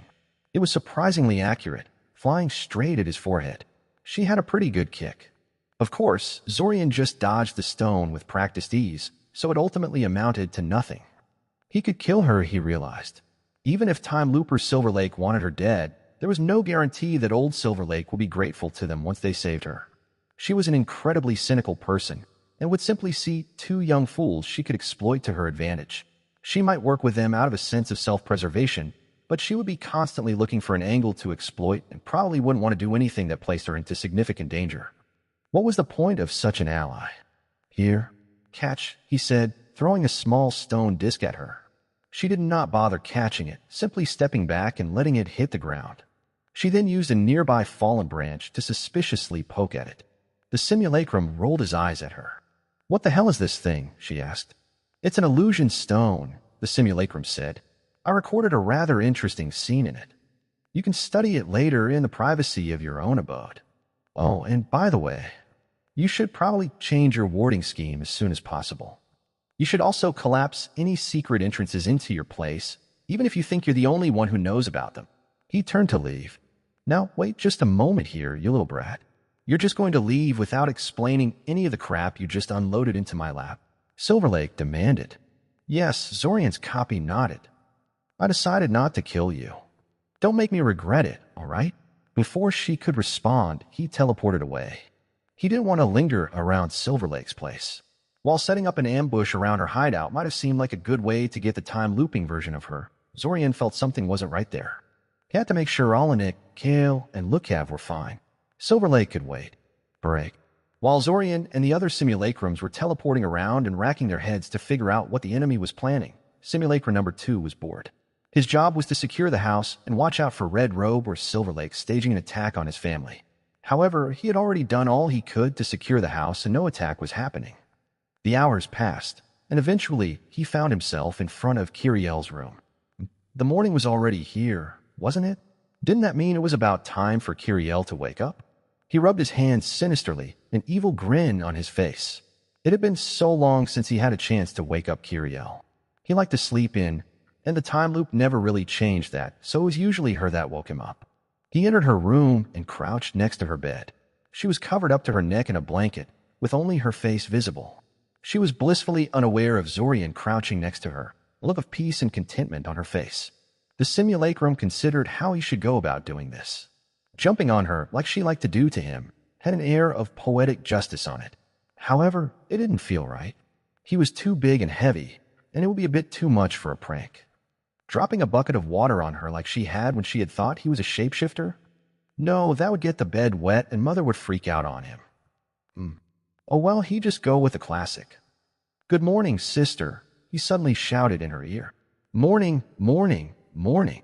She woke up screaming and flailing, and eventually fell out of the bed. He laughed at her. He needed that. Zorian, you jerk, she shouted at him, flailing her little arms at him like a windmill. She was like a little angry kitten, though, so it just made him laugh harder. She eventually kicked him out of the room so she could switch out of her pajamas. Once she was out, she gave him a curious look. How come you're awake? She asked.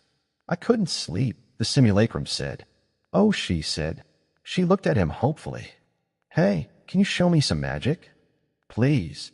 He spent the next half an hour entertaining Kiriel, casting various spells for her amusement, until the original contacted him and told him to stop wasting mana on frivolities like that. What a jerk. The mana drain on those illusions was totally negligible. He watched Kiriel deflate when he told her he had to go pack and couldn't play with her anymore. She looked like she wanted to ask him something, but eventually just chickened out, staring at the floor like a kicked puppy instead. He sighed internally. He knew what she wanted to ask, of course. She wanted him to take her to Cyoria with him. But doing that would be irresponsible. Short-sighted. Stupid. He watched Kiriel for a few more seconds, remembering all the promises he made to his little sister over the many restarts he shared with her. He promised he wouldn't forget her. He promised he would teach her magic. He promised he would bring her with him to Cyoria. Just as she was about to run off, Zorian placed his hand on her shoulder, causing her to halt in her tracks and look at him in surprise. Her lip quivered slightly. Hey, Kiriel, he told her with a mischievous smile. Do you want to come with me to Cyoria? Simulacrum number 2 could practically imagine Zorian screaming at him in the near future, explaining in great detail what an idiot he was being. He didn't care, though. The smile on her face when he asked her that question made it all worth it. Chapter 93, Shelter in the Storm. Sometimes he could be so stupid, Zorian lamented. He had known that his simulacrums tended to be more impulsive and whimsical than himself. It seemed to be an intrinsic trait of every one of his copies, no matter how carefully he made them or how closely they were connected to him. They may be very much like him, but they weren't him. The moment they realized they were just a simulacrum that would not live past a few hours or days, their perspective on long-term consequences would get subtly skewed compared to his own. After all, more likely than not, it wouldn't be them who would have to deal with those when the time finally came. He also knew that giving his simulacrums unpleasant or boring tasks had a good chance of coming back to bite him in the ass. His simulacrums did not mind dying for him, but they were not at all afraid of inconveniencing him. In fact, they often seemed to relish the idea. Zorian wondered what it said about him that his simulacrums behaved that way, but that was a thought for another time. The point was that, despite knowing all of that, he had still left his simulacrum in charge of dashing Kiriel's hopes of going to Cyoria. He should have known that was going to be a problem, but he thought it would be a simple matter of the simulacrum refusing Mother's offer while Kiriel remained quiet on the sidelines. This was, after all, what usually happened when Zorian didn't want to bring Kiriel with him. All the simulacrum had to do was just retread his steps and be on his merry way. Instead, his copy got bored and actively sought Kiriel out to hang out with, wasting their precious mana on frivolous entertainment, and then got all emotional when it was time to say goodbye. Just like the offending simulacrum predicted, Zorian had been furious. It was a stupid, short-sighted decision. Yes, sending her off to Koth with her parents would be a massive disappointment for her, but at least she'd be out of danger. That was more important than making her momentarily happy. The simulacrum was completely unapologetic about it, too. What's done is done, his copy told him over their telepathic link. I already gave her my word I'm taking her with me. If you have a problem with that, you can come over here and personally inform her that you've changed your mind and won't be taking her with you after all. You bastard. Zorian fumed at him. I should dismiss you for that.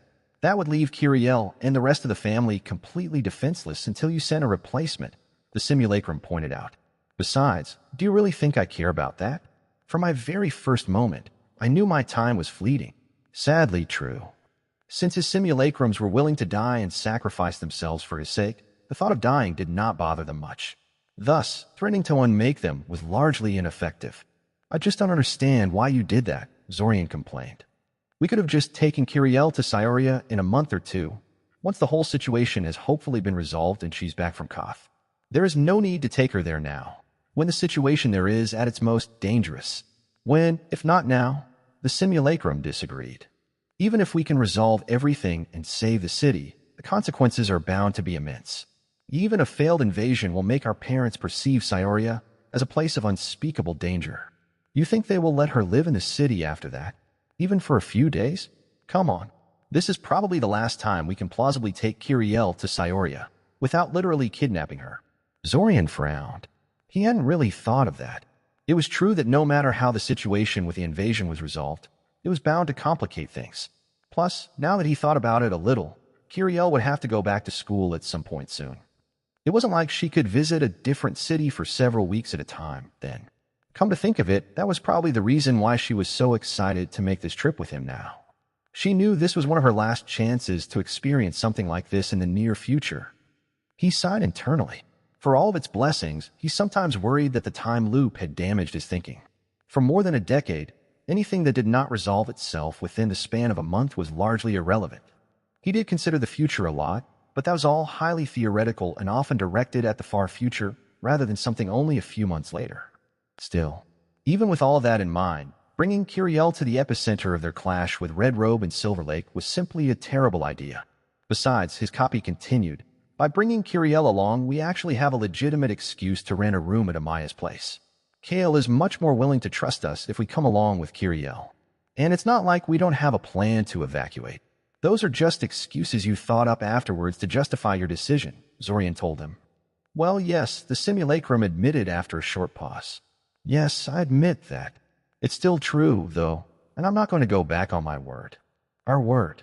You promised you're not going to just forget her once we're out there in the real world. Now you want to just stick her on a ship to Koth and put her out of your mind while you do your stuff. That stuff is a matter of life and death, and getting her out of danger doesn't mean I'm going to simply forget about her afterwards. Zorian snapped. I just want her to be safe. She's a prime target, and I'm just a little bit busy at the moment. It's not the time for this. Forget it, his copy sighed. I won't do it, okay? I already said it. What's done is done. I'm not going to turn around and tell her it was all a mistake and that I changed my mind. It would kill her. If you think this is such a huge mistake, come over and do it yourself. Go tell her that her dream trip is canceled, I dare you. The simulacrum then terminated their connection, signaling it considered the conversation over. After taking several deep breaths and calming down somewhat, Zorian decided that the simulacrum was right about one thing. He should definitely be dealing with this problem personally. As he noted in his earlier lament, it was stupid of him to assign a task like this to a simulacrum to begin with, and only he could truly fix it, or at least stop the problem from getting worse. Besides, there was no need for him to stay in Scioria at the moment. Previously, he had been worried that his simulacrum would get dispelled in the fighting, and that he would need to constantly replace them, but that was far less of a concern now. The first golem simulacrums had been placed into service by now, replacing 2 of his ectoplasmic simulacrums with a more mana-efficient and resilient group. Golem simulacrums were very difficult to neutralize. Even punching a hole through the chest or blowing off a limb would not be enough to put them down for good. That extreme resilience, all by itself, should allow his copies to clash with the invaders and Red Robe simulacrums without fear. Additionally, he couldn't really afford to start anything big while Zack was still incapacitated and vulnerable.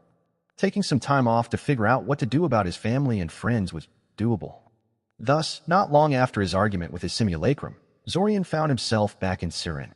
He told the simulacrum to make himself scarce for a while, and then seamlessly took over his place.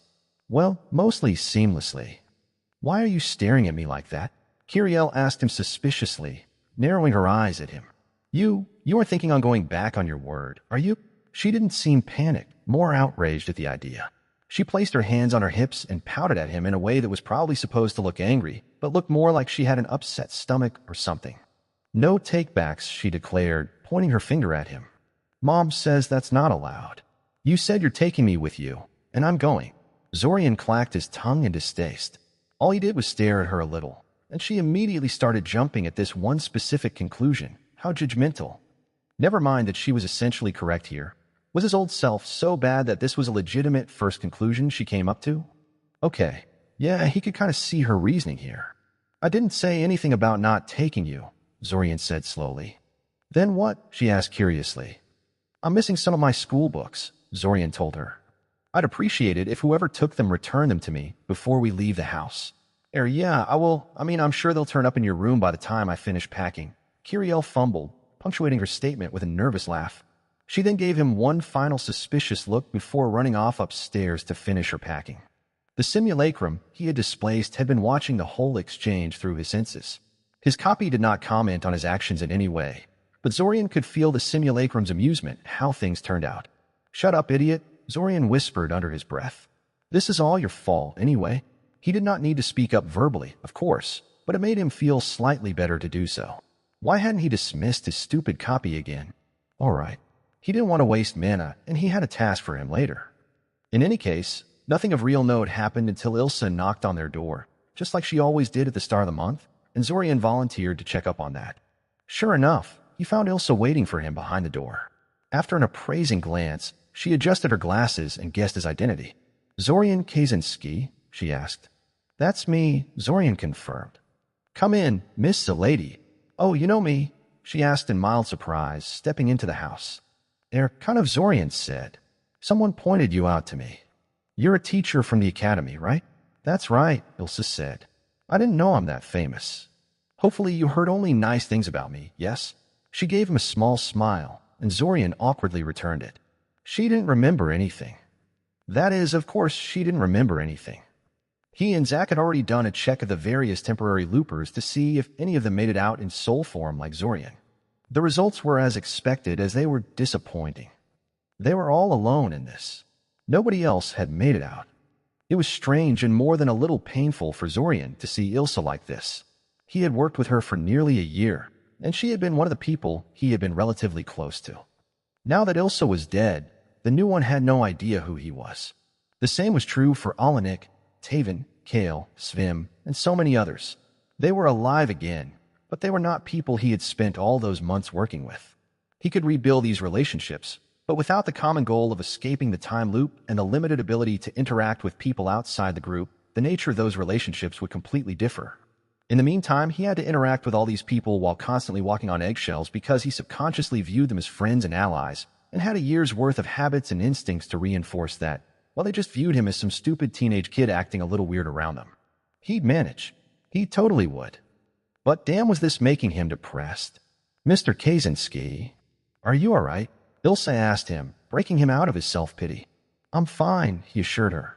"Just thinking about some things. It's nothing important." He turned the scroll in his hands a few times before casually directing his mana to flow along the sides of the seal, causing it to pop off without resistance.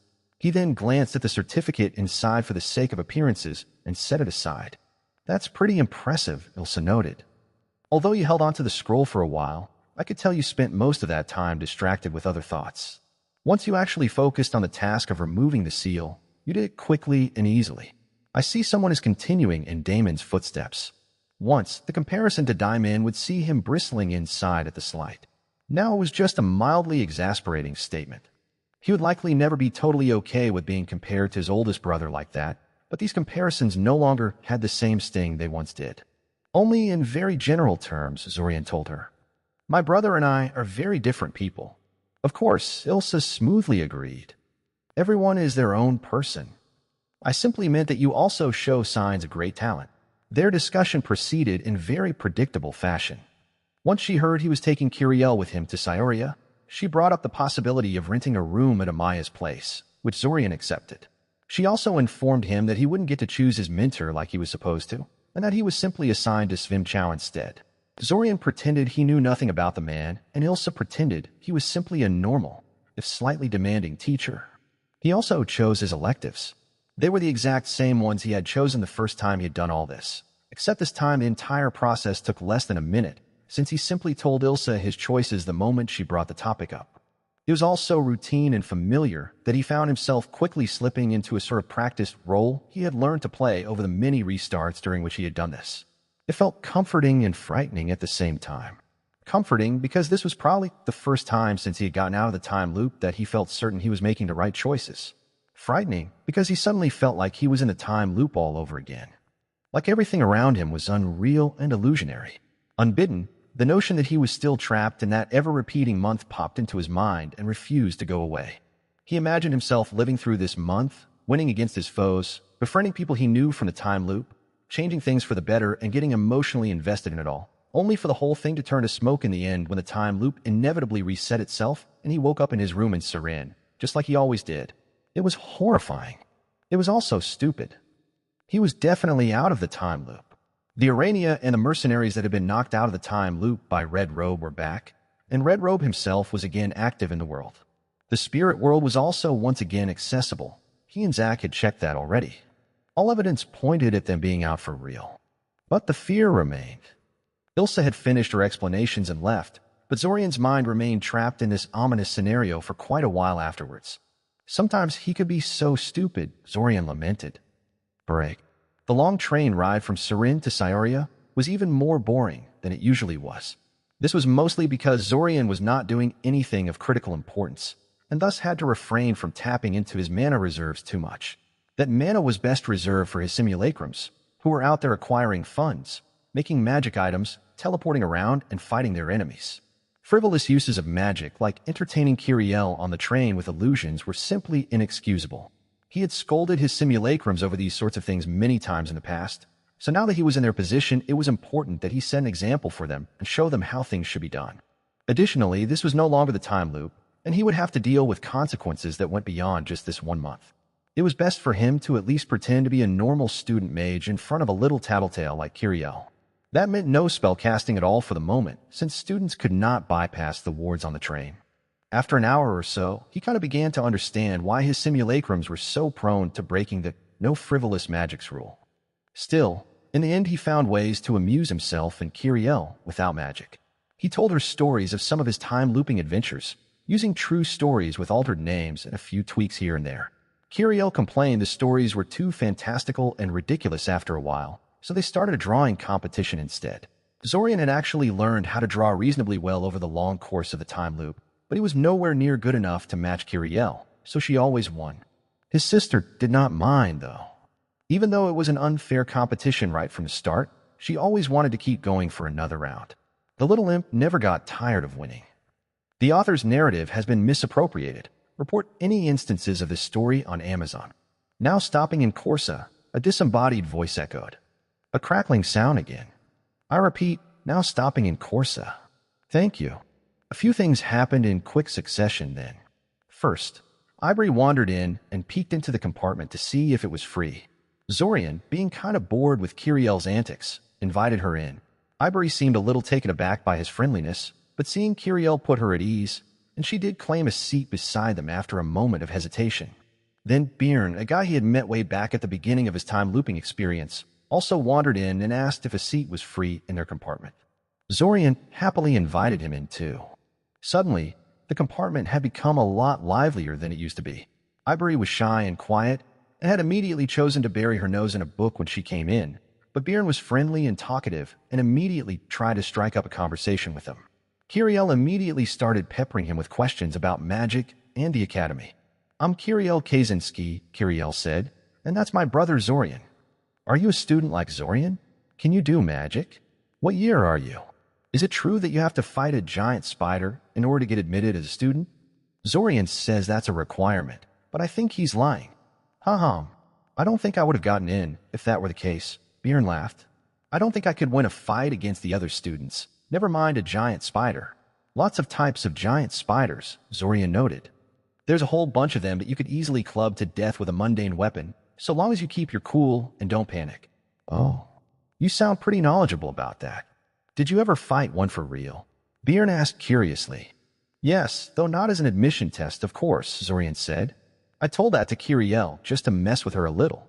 I knew it, Kiriel pouted, folding her hands over her chest and giving him a grumpy look. So, I hate to shift the subject, but that last name. Bjorn tried. Yes, Diamond Kaczynski is our brother, Zorian said with a shrug. We have very little contact with him, though. He mostly does his own thing and rarely visits. The conversation continued for a while after that, meandering from topic to topic. Even Ivory joined in after figuring out from Bjorn's question that they were Fortov siblings. She did not actually bring up Fortov, however, which was probably for the best. Zorian would have been diplomatic, of course, but Kiriel disliked their middle brother as much as he did and would likely not have anything nice to say about that topic. In any case, the conversation eventually turned towards a particularly shocking event that occurred in Syoria recently. Namely, the fact that Zach's place had gotten utterly trashed during his fight with Red Robe, and that he himself had gone missing for several hours while people frantically searched for him all over the city. What? Someone actually attacked the Novita mansion like that? I didn't know that, Ivory said, surprised. Yes, it happened really recently. The attack happened very early in the morning, just a few hours ago, Bjorn said, nodding self-indulgently. He was clearly pleased to have acquired this news so soon after it occurred. Man, news sure does spread fast these days. I hear the fighting was really fierce. Some of the support columns were damaged, and several walls got breached. I heard repairs will take weeks. It must have been a really powerful force that launched the attack. The newspapers were saying only a fully equipped mage regiment could have done so much damage so quickly. But that place is right there in one of the better parts of the city. And aren't Novita an old, influential noble house? Ivory asked. How could a force of that size come and go just like that? Where were the guards during all this? Well, someone was clearly fighting the attackers and fought them off in the end, so presumably the guards were not useless, Bjorn shrugged. Besides, I hear the Novita are not the same force they once were. My father says they're a mere shadow of their former selves. It's still crazy that something like this can happen. You know, Zach Novita is one of my classmates, Zorian said suddenly. Really? Bjorn said, perking up. I don't suppose you heard more about this then? I just know Zach is fine, Zorian said, shaking his head. He wasn't present in the mansion when the attack occurred. He was out drinking and dancing throughout the entire night. Or at least that was the excuse Zach had picked for himself as an explanation as to what had happened. They modified the memory of the healer that had patched him up after leaving him a sizable anonymous tip for his services, so no one should be able to contradict his story. Zorian did suggest to Zach that he should pick some other excuse, since saying he had spent the entire night getting drunk and gods know what else was somewhat embarrassing, but Zach insisted this was fine. Sure enough, Ivory responded to Zorian's explanation by wrinkling her nose in distaste, while Bjorn simply laughed awkwardly. I did hear rumors about the Novita heir, Ivory said. They say he's not exactly a model student, if you know what I mean. There is nothing wrong with his magic skills, Zorian quickly said, feeling compelled to defend his friend. He's just a little reckless. Are you friends with this Zach? Kiriel asked curiously. How come I don't know anything about this? Why would I say something like this to a little tattletale like you? Zorian asked rhetorically. You'd run off to tell Mother the moment my back was turned. I would not, she huffed, swinging her legs in an attempt to hit his knees. He shifted his legs out of the way a few times, and she eventually gave up on the idea. By the time the train arrived in Scioria, the whole group was so absorbed in their conversation that they kept together and continued conversing even when it was time to disembark. When the train began to approach Scioria, the whole group left the compartment and went to stand by the exit, along with so many others. Usually Zorian led Kiriel with him to the exit early enough to seize a place right next to the exit, but he had lost track of time this time, and they ended up in the middle of a literal throng. Somewhat tired from socializing and put off by the throng of people pushing and shoving all around him, Zorian leaned on the nearby window and simply observed the people around them. It had been a while since he had been stuck in a crowd like this. With his great magical skills and ability to simply teleport from place to place, he usually had no need to use normal transportation methods to get to places. A confusing, erratic mess of emotions and mental signals washed against his mind sense, but he was far too good at controlling his psychic powers these days to be bothered by that. His mind was like a rock in the sea, battered by the winds and violent waves, but solid and unmoving. Hey, you. You're one of the upperclassmen, aren't you? Zorian looked at the girl talking to him, curious as to what she wanted from him. She was part of the group of first years next to him and had completely ignored him up until now. Her whole group was kind of amusing, talking excitedly amongst themselves about how they were going to start learning magic and become famous mages and similar stuff. He kind of wished he could see their faces when they realized the first year was all about theory and repetitive mana exercises. I am, he confirmed. So, can you show us any magic? She asked eagerly. Wait, this sounded kind of familiar. He can. Kiriel, who had apparently been listening in on their conversation, piped in. The train is a magic field that stops people from doing magic. It's because some of the students would set fire to the seats or etch their names in crude drawings into the walls of the train, Zorian confirmed. Oh, the girl said, clearly disappointed. I know, Kiriel agreed with sadly. It sucks. Some jerk always has to ruin it for the rest of us. Yeah, this whole situation was really familiar to him for some reason. Oh well, it probably wasn't anything important. Break. Zorian became a little concerned about things after the group disembarked at Scioria's main train station. This was because Bryn had a habit of following after them, and Zorian had plans that would be rather inconvenienced by that. He was just debating whether it was justified to use mind magic to nudge his thoughts in the right direction, when Bryn regretfully informed them that he had to stay behind at the station for a while. Apparently, his parents were disturbed enough by the recent attack on the Novita mansion that they had asked a friend of theirs that lived in the city to pick Bryn up from the station and escort him to his dorm.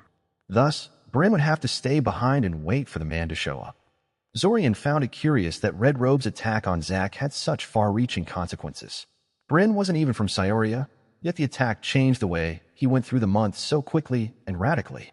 Zack and Zorian knew that Tezen and the city authorities would have a strong reaction to the Novita mansion being suddenly attacked like that, but he didn't expect the ordinary people to care so much. In any case, Zorian simply said goodbye to Bryn and Ivory and was on his merry way with Kiriel in tow. He did exchange contact methods with Bryn and Ivory in case they wanted to get in touch later, but he wasn't sure if anything would come out of that. Neither of them had been particularly inclined to seek him out when they had done similar things in the time loop.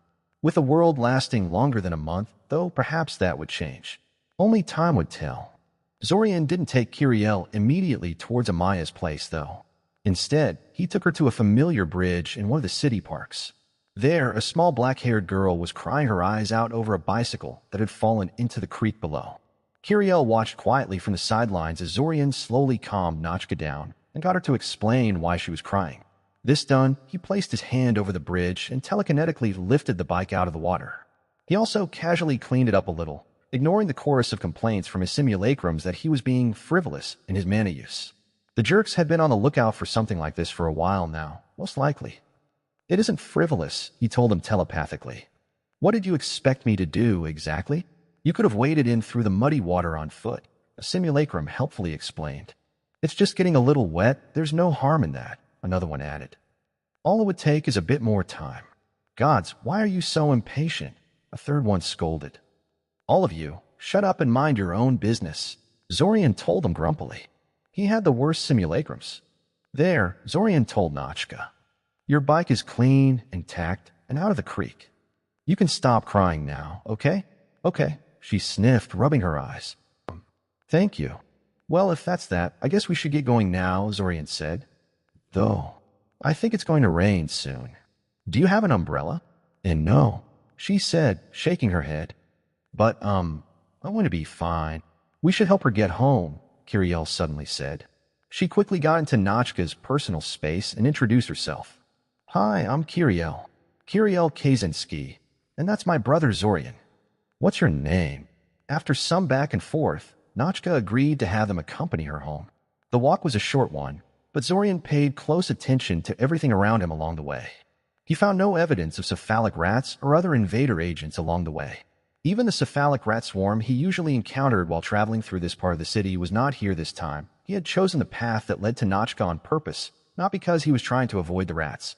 The Arania were fighting a pretty intense war with the cephalic rats at the moment, so this turn of events wasn't particularly surprising.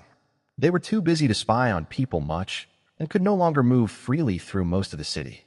Still, while Ray and her family seemed free of invader schemes at the moment, he knew that wouldn't last forever.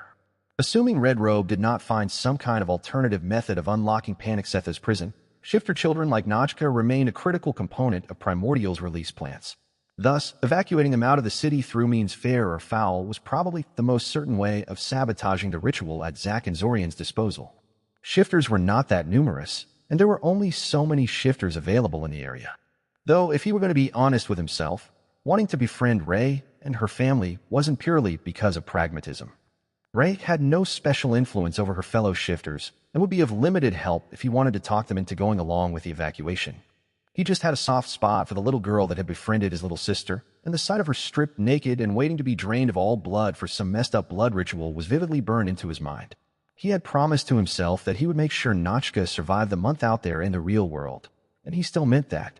He meant to save all the shifter children, of course, but making sure Nachka was safe had a personal dimension for him. Since he had already thrown away his good sense and taken Kiriel to the death trap that was Scioria, he may as well introduce her to her former and future friend. At least if they started hanging around each other, he could more easily protect the both of them without spreading himself thin. The actual conversation with Ray was pretty mundane.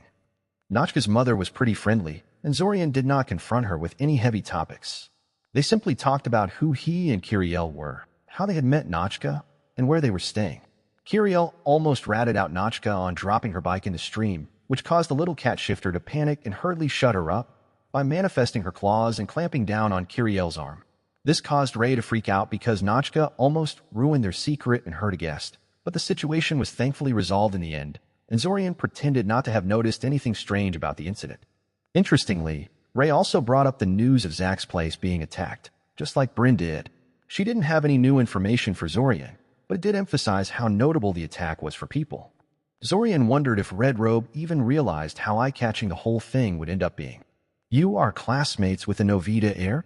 Ray asked. I seem to have met an important person today." "Not really," Zorian said dubiously. "Come now, Mr. Kaczynski. You have a famous brother, you attend a prestigious magical academy, and one of your classmates is a scion of a noble house," Ray pointed out. "Two, actually," said Zorian. "There was also Tanami. I don't think any of that makes me important." Ray hummed loudly at him, clearly not agreeing. "Have it your way," she shrugged. She rose from her seat and took a look at the weather outside. Things didn't look good, of course. The rain was pouring in thick sheets while the wind was blowing madly in all directions, and Zorian knew from the time loop that the storm wouldn't be ending anytime soon. This was the main reason Zorian was less impatient about leaving Ree's place this time around. He couldn't just teleport to Amaya's place or create a rain shield around himself and Kiriel. No, he would have to use an umbrella like a normal person, and they would end up wet and miserable by the time they actually reached their destination. He was in no hurry to experience that. "What horrid weather," Ray said, frowning. "I think you're going to have to remain here over the night." "We can't impose on you like that," Zorian said hurriedly, shaking his head. "We'll just slowly make our way through the storm. A little rain won't kill us." "You can't be serious," Ray said, giving him an annoyed look. "I know teenage boys can be a little reckless, and I would not have said anything if it was just you being stupid, but you're taking your little sister along, and you have to take this into account." "Are you seriously thinking of taking her out there into that with just an umbrella?" Zorian stared at Ray for a few seconds before looking at Kiriel, who was sitting on the floor with Nachka. They were both whispering something to each other and pretending they weren't listening in on their conversation. "Kiriel," Zorian asked her slowly, "what do you think about going?"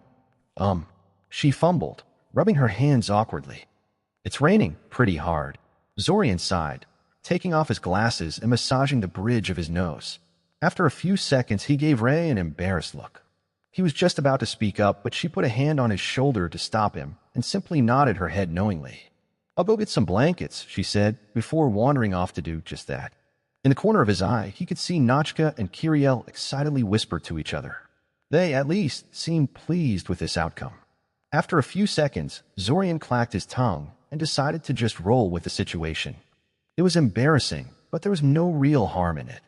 He looked through the window, silently observing the storm for a while.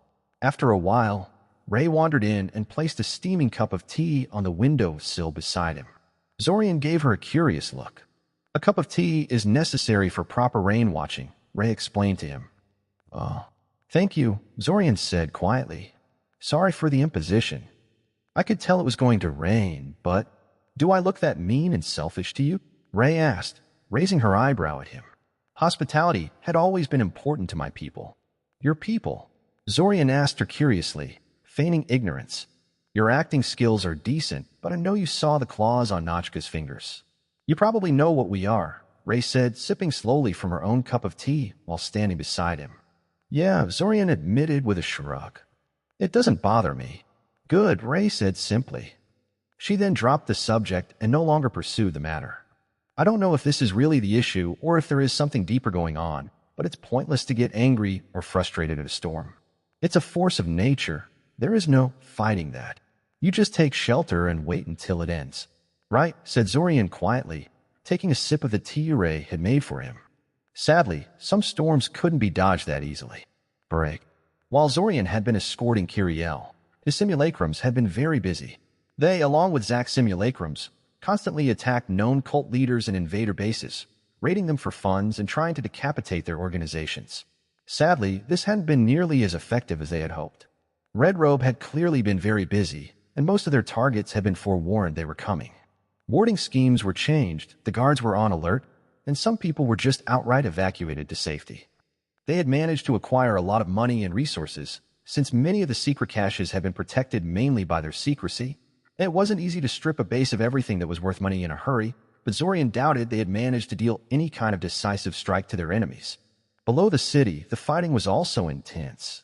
It was mostly the Urania fighting the cephalic rats, but Zorian's simulacrum sometimes helped the Uranian side, and since Zorian's uncontested presence would have meant a decisive victory for the Urania, Red Robe's simulacrum was always there to stop the cephalic rats from getting wiped out.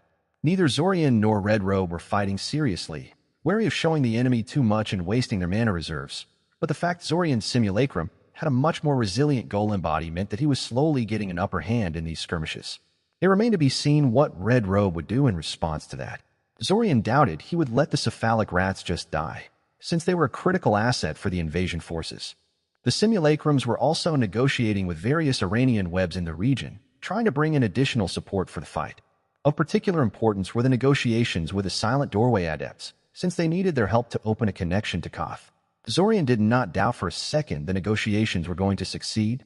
They had lots of things they could tempt the Silent Doorway Adepts with. The Bakura Gate addresses in particular were bound to have irresistible allure for the web.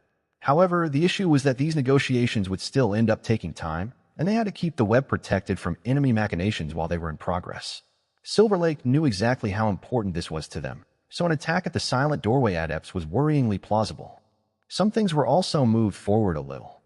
Kale and his daughter had been contacted by Zack's simulacrum disguised as a school official, who teleported them directly to Amaya's place. This was mostly because Zack and Zorian were worried that Silver Lake, whose movements were still a mystery to them, was going to target them. Kale and his daughter were too easy of a target to be left alone for long. Thankfully, Kale did not suspect a thing, and even praised the Academy for their thoughtfulness. Zorian intended to evacuate Kale to Koth once he opened the gate link there, but for now he was safest at Amaya's house, since that way he would be living under the same roof as Zorian and Kiriel. Meanwhile, the simulacrum that got Zorian in the whole trouble with Kiriel got a task to get his parents away from the house as soon as possible. Thus, less than an hour after Zorian and Kiriel had boarded the train to Scioria, the simulacrum rounded up mother and father and teleported them to the port city of Luja. Their memory was modified to make them believe this was perfectly normal. It would create some discrepancies in dates that could be a problem later. For now, though, Zorian was just glad they would soon be out in the open ocean and out of danger.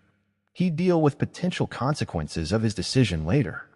The simulacrum in his room that was focusing on stabilizing his mana reserves was also evacuated out of the house, leaving it completely empty. Even if Red Robe decided to visit the place now, the most he could do was burn it down in frustration, which would still be devastating for mother and father, but Zorian was quite sure they wouldn't want to die to protect it. Overall, things had been going decently.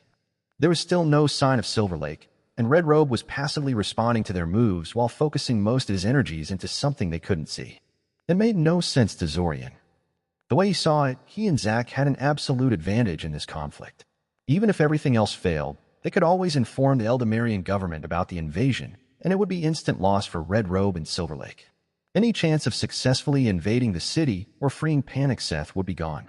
No matter how personally powerful they were or what clever plans they had, they could never take on the central government head-on and win. Thus, Red Robe and Silver Lake should have taken a far more aggressive stance against them by now.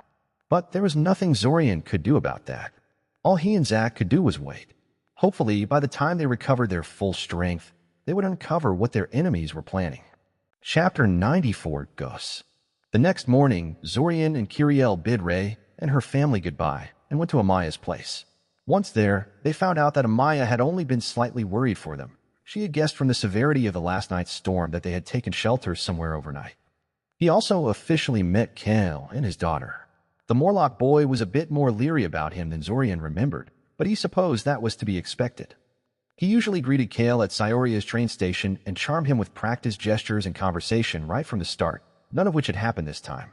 Since the circumstances of their meeting differed, so did Kale's reaction to him. It was a minor matter, really.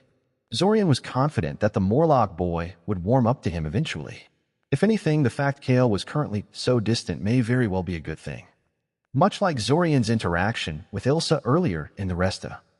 He froze suddenly, fiercely knocking his head with his fist a couple of times. No, not restart. There's no time loop anymore. It was the real thing. He had to get this into his head as soon as possible. His strange actions prompted strange looks from Amaya, who asked him if he was all right. Once Kiriel had settled in and he cleared up some things with Amaya, Zorian left the simulacrum to guard the place and left to find Zack. He eventually found him sitting on the edge of the academy fountain, idly running his hand through the water while lost in thought. "It's weird," Zack told him when he approached. The fountain hadn't worked for years, and it was only recently that it got fixed and repainted, but to me it looks perfectly normal as it is right now. In fact, I don't think I actually remember what the fountain looked like before this month. "Makes sense," Zorian shrugged. "It's been decades since you've last seen it." Even Zorian struggled to remember details like that, and his stay in the time loop had been far shorter than Zack's. He had the ability to flawlessly preserve important memories inside his memory packets, of course, but that only worked for select things he consciously deemed important. Most of his memories went through the exact same process as any other person's. Zack didn't say anything to that. Instead, he simply got up from his sitting spot and then motioned for Zorian to follow him.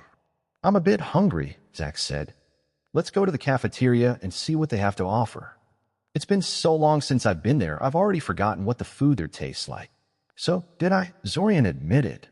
"Still, we stopped going there for a reason. The cafeteria food is nothing special, I assure you of that. What's this all about, really? I don't know. It's just something that has been on my mind lately," Zack said with a shrug. "Say, did you ever figure out what you would do after this month?" Zorian hesitated for a few seconds. There are so many uncertainties surrounding this month that it almost seems foolish to have any long-term plans until it's over, he said cautiously. "Even if we both survive and Scioria isn't a ruined wreck by the end of it, the invasion may very well leave us on the run or trigger another round of Splinter Wars. Ignoring that, though, I think I'll just gather some funds." Zack gave him a knowing look. "Well, okay, a lot of funds," Zorian admitted. "And then I'll open a research facility to study the nature of mana. Maybe I'll be able to figure out how to duplicate that mana-increasing stabilization frame that you and Quatakikl have attached to your soul. Or maybe I'll discover how to store mana in outside containers, assimilate mana more quickly and efficiently, or some other revolutionary improvement. That had kind of been my dream when I was younger, to invent something that would completely revolutionize the way magic is done. I eventually discarded that as a childish fantasy that I had no power to realize, but maybe it's not so impossible anymore." "Still very difficult," Zack noted. "If a talented mage with plenty of money was enough to revolutionize magic, it would happen way more often than it does." "It doesn't matter," Zorian said. "It's fine if I fail. I have no interest in hoarding money or in political maneuvering, so what else would I do with my time and money?" "Never say never," said Zack with a grin. "Once you get married, you may find your wife is not nearly as divorced from material concerns as you are. You're not even married yourself, so how would you know anything about that?" Zorian huffed. "Don't talk like an old man." "But I am an old man," Zack protested. "At least from a certain perspective. Anyway, I hope you realize that this sort of thing you're describing is something the time loop would have been absolutely perfect for, right?" "Yes, but I didn't have time to focus on such peripheral, highly theoretical projects back in the time loop." "Kind of funny, but true. Life is amusing like that sometimes," Zorian shrugged. He paused for a moment, thinking about something. "Of course, before I can throw myself into big projects like that, I first need to pay back all the people that helped me inside the time loop. Doing that without drawing any attention and revealing my identity is bound to be a tricky undertaking." "Can you even do that at this point?" Zack asked. "We lost most of the notebooks and research notes when the physical exit strategy failed. I saved the most crucial work in my head, and the rest can be reconstructed with some effort," Zorian said.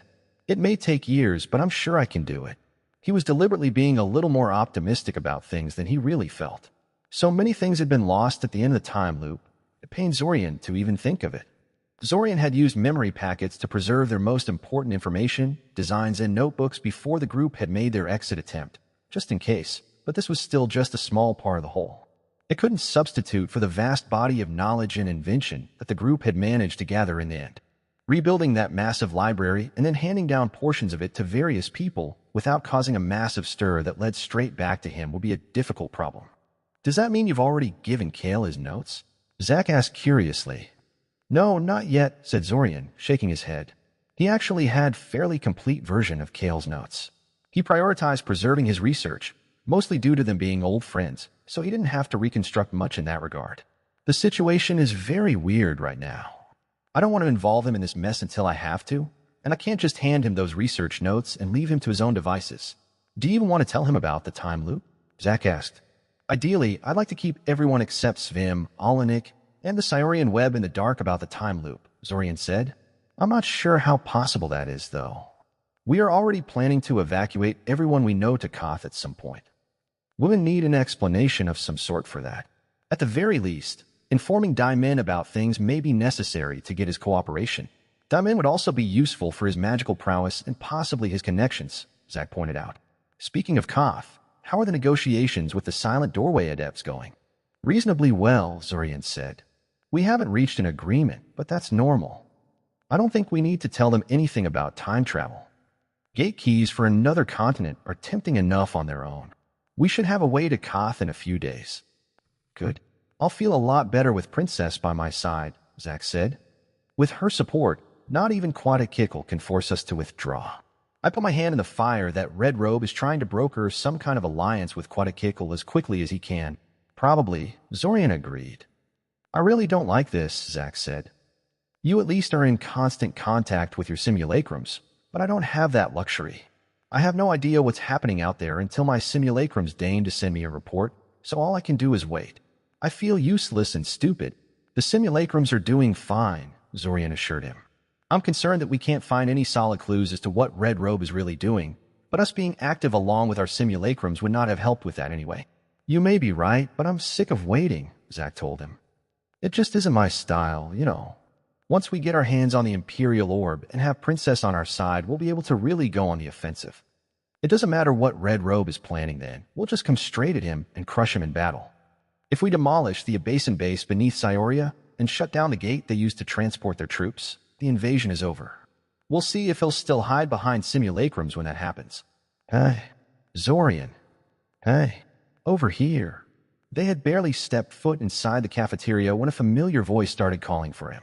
It was Benisek, the chubby, cheerful, girl-obsessed boy that Zorian used to regularly interact with. Sadly, the time loop had not been kind to their friendship. Benisek could be really annoying and shallow, and the time loop had only made that worse. Eventually, Zorian stopped interacting with him at all. He kind of felt bad about that. Benisek had his faults, but so did his old self. He couldn't really ignore the boy's invitation without looking like a colossal jerk, so he reluctantly walked over. Zack followed after him, inviting himself along. Hello, Ben, Zorian said, as he fetched a nearby chair and sat down next to him. Zack gave Ben a friendly wave and a smile before copying his action. You sound happy. Eager to start a new school year. You bet, Benisek said, grinning wildly. We're upperclassmen now. Our dating prospects have entered a whole new level. Hell yeah. Zack agreed, fist pumping in air. For girls. For girls. Benisek agreed, returning the fist pump with one of his own. For God's sake, you two, we're in a public setting, Zorian complained, trying to ignore the way people around them were staring at them. So, you two are hanging out together now? Benisek asked curiously. When did that happen? In the last couple of days, Zorian told him. Don't ask. It's a long story involving a series of misunderstandings, me getting punched in the face at the train station, and Zack getting attacked by my little sister in retaliation. That sounds super interesting, though, he protested. You can't tell me something like that and then just leave me hanging, man. He suddenly frowned a little, giving Zorian a weird look. Wait, are you saying you brought your annoying little sister along to Cyoria? He asked. Yup, Zorian confirmed with a decisive nod. Ouch, Benisek said with an exaggerated wince. My condolences. See, I told you that being so serious and responsible would eventually bite you in the ass. My family would never even think of letting me take care of my younger sisters. You should be more like me, Zorian. The mere idea is horrifying, Zorian told him bluntly. Bah, you don't know what's good for you, Benisek said. He gave Zack a speculative look. Though, if you keep hanging out with our dear friend Zack, that may change after a while. I hear your recent life has been somewhat exciting. Oh yeah, downright explosive, agreed Zack. So that attack I was hearing about. Benisek asked. It's all true, but I was out drinking and dancing that night, so it ended up missing me, Zack said with a careless shrug. Haha, now that's the proper way to evade death, Benisek said, leaning forward to punch Zack in the shoulder. Zack blocked it, which Benisek took in stride. He leaned back in his chair, his expression becoming more solemn all of a sudden. But man, I gotta say, this is one messed up week. First the attack on Novita Mansion, and now that thing with the villages in Holacker. What is the world coming to? I really hope this isn't a prelude to war, you know. It's kind of selfish, but I want my academy days to be peaceful and fun. Zack and Zorian shared a confused look with each other. What do you mean villages in Holacker? Zorian asked him. We don't know anything about that. Oh, no, Benesek said, surprised. You two need to pay more attention to recent events, then. I know Eldamarian newspapers haven't reported much on it, but you two should keep an eye on continental news. One of you is the heir of a noble house and the other. Well, I know Zorian doesn't like hearing about his brother, but just tell us already, Zorian told his friend with a heavy sigh. Fine, but you have to tell me that long story you teased me with earlier, Benesek blackmailed. Deal, Zorian immediately agreed. He would make something up later. All right, Benesek grinned. I'll hold you to that. Anyway, word is going around that a number of villages in Holacker, that's the big neighboring country to the west of Eldamar, have been hit by some sort of attack recently. A weirdly brutal attack. Rumors are saying it was a total bloodbath, with hundreds of people killed. Zorian's mood immediately plummeted. He supposed they finally got a clue as to what Red Robe had been doing all this time. Break. Later that day, Zorian returned to Amaya's place, his thoughts still on what Benesek had told them. He and Zack had immediately dispatched a pair of simulacrums to Holacker to check up on the situation, but it would take a while for them to reach the villages in question and investigate things. In the meantime, they could only speculate what Red Robe had been doing there and for what purpose. He didn't have a lot of time to dedicate to his musings, though, because he was soon interrupted by Taven, who sought him out for recruitment. Zorian didn't want to tell her about the time loop. Like Kale and a lot of other people that once made up their group of temporary loopers, she couldn't actually help them in any way, and telling her about the invasion would just expose her to danger. Well, more danger than she was already in. Sometimes he wondered if it wouldn't be easier to just tell everyone about the time loop and point the central government at Red Robe and the invaders right from the very start. However, when they had discussed that scenario back in the time loop, even the temporary loopers agreed this was a very unhappy solution to the problem.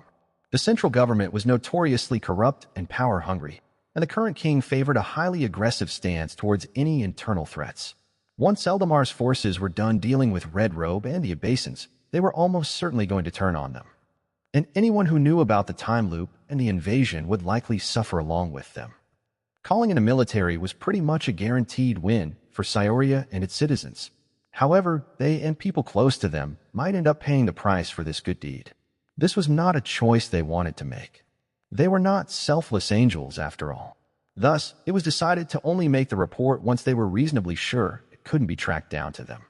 That would take a while to set up, but it wouldn't take the entire month to do so.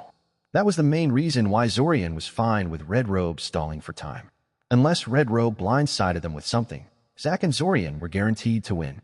Of course, if Red Robe's schemes did blindside them, they would rather unmask themselves than allow the city to be destroyed and watch as an ancient godlike monster is released into the world. That was why it was important to keep most of the former temporary loopers in the dark for now. If the army suddenly stormed into the city and started asking questions, the less they knew about what was going on, the better. Still, he couldn't just refuse Taven's offer and send her off into the tunnels beneath the city to die. Thus, he let her in on some of his secrets. What? Taven complained. Why are you staring at me like that? Is there something on my face? She ran her hand over her face to check things, and even glanced behind her to check if there was someone standing over her shoulder. Zorian didn't know whether she was faking it in order to make fun of him, or if she honestly believed these were legitimate possibilities, but he supposed he had been staring at her for a little too long. Taven, this job of yours is a total setup, he eventually told her. You should stay away from this one. Huh? What do you mean? She asked, narrowing her eyes at him. It's just a simple find and retrieve in the tunnels below the city. Fight some giant spiders. Find a lost thingy, get out. The giant spiders are Arania, Zorian told her. They're giant, intelligent, telepathic spiders. Unless you know what you're doing and come prepared, they can blast you into unconsciousness before you can blink. Taven took a step back at the description, her eyes widening at the description. Shit, she swore. Roach, how do you? And that man isn't some innocent wanderer that lost his expensive trinket down there, Zorian continued. He had been spying on the Arania and got caught in the act. That wardbreaker device is currently safely stored in the Arania treasury, not carelessly dropped in some dusty tunnel and free for the taking. Roach, how do you know this? Taven asked, a little more forcefully this time. Huh? I'm surprised you didn't just accuse me of lying, he told her slowly. This is too serious, she said, frowning. I don't think you joke around with something like that. And you're not really the joking type either. Now tell. Well, I know about this because I'm friendly with the Urania, Zorian told her. They're teaching me how to control my telepathic powers, after all. Your telepathic powers, she repeated slowly. As in mind reading. Among other things, yes, he sent her telepathically. She flinched back and gave him a frightened look afterward. For a moment, Zorian thought she would bolt out of his room right then and there, but instead she closed her eyes, took a deep breath, and forcibly calmed herself down. Damn roach, she said, massaging her forehead. You really know how to drop a secret on someone. I had to make sure you take this seriously, Zorian said. Well, you succeeded, she responded unhappily. She gave him a suspicious look. You didn't read my mind without permission, did you? How long has this been going on, anyway? I didn't, Zorian assured her. I only found out about my innate mental powers recently. Well, good, Taven said. Though I'm not too happy you're keeping secrets like that, especially something that sounds so shady. I never knew there was a colony of sapient spiders living beneath the city. They're not here legally, are they? And you're just hanging around them and learning mind magic from them like it's nothing. What else are you hiding from me? You're just mad I didn't invite you along for this shady adventure, Zorian said, deflecting her worries. Yes, damn it, she said, swinging her fist at his shoulder. He flawlessly deflected her half-hearted punch to the side, causing her to stop and blink at him in surprise. His move wasn't really all that amazing, but he suddenly realized he never used to do that sort of thing before the time loop. Oops. You know I'm right, though, she said, ignoring the incident in favor of crossing her arms in front of her chest and staring down at him. It's crazy dangerous what you're doing, and you should have at least taken a bodyguard when going down there. You? Zorian guessed. Who else do you know that is an amazing battle mage? She asked rhetorically, straightening her pose pridefully. Well, I've been hanging out with Zach Novita lately, and he's pretty good at combat magic, Zorian told her. The Novita heir? Isn't he one of your classmates? Taven asked dubiously. Yes, Zorian confirmed. A third-year student being able to compare with me. Please, Taven scoffed. You're looking down way too much on me, Zorian.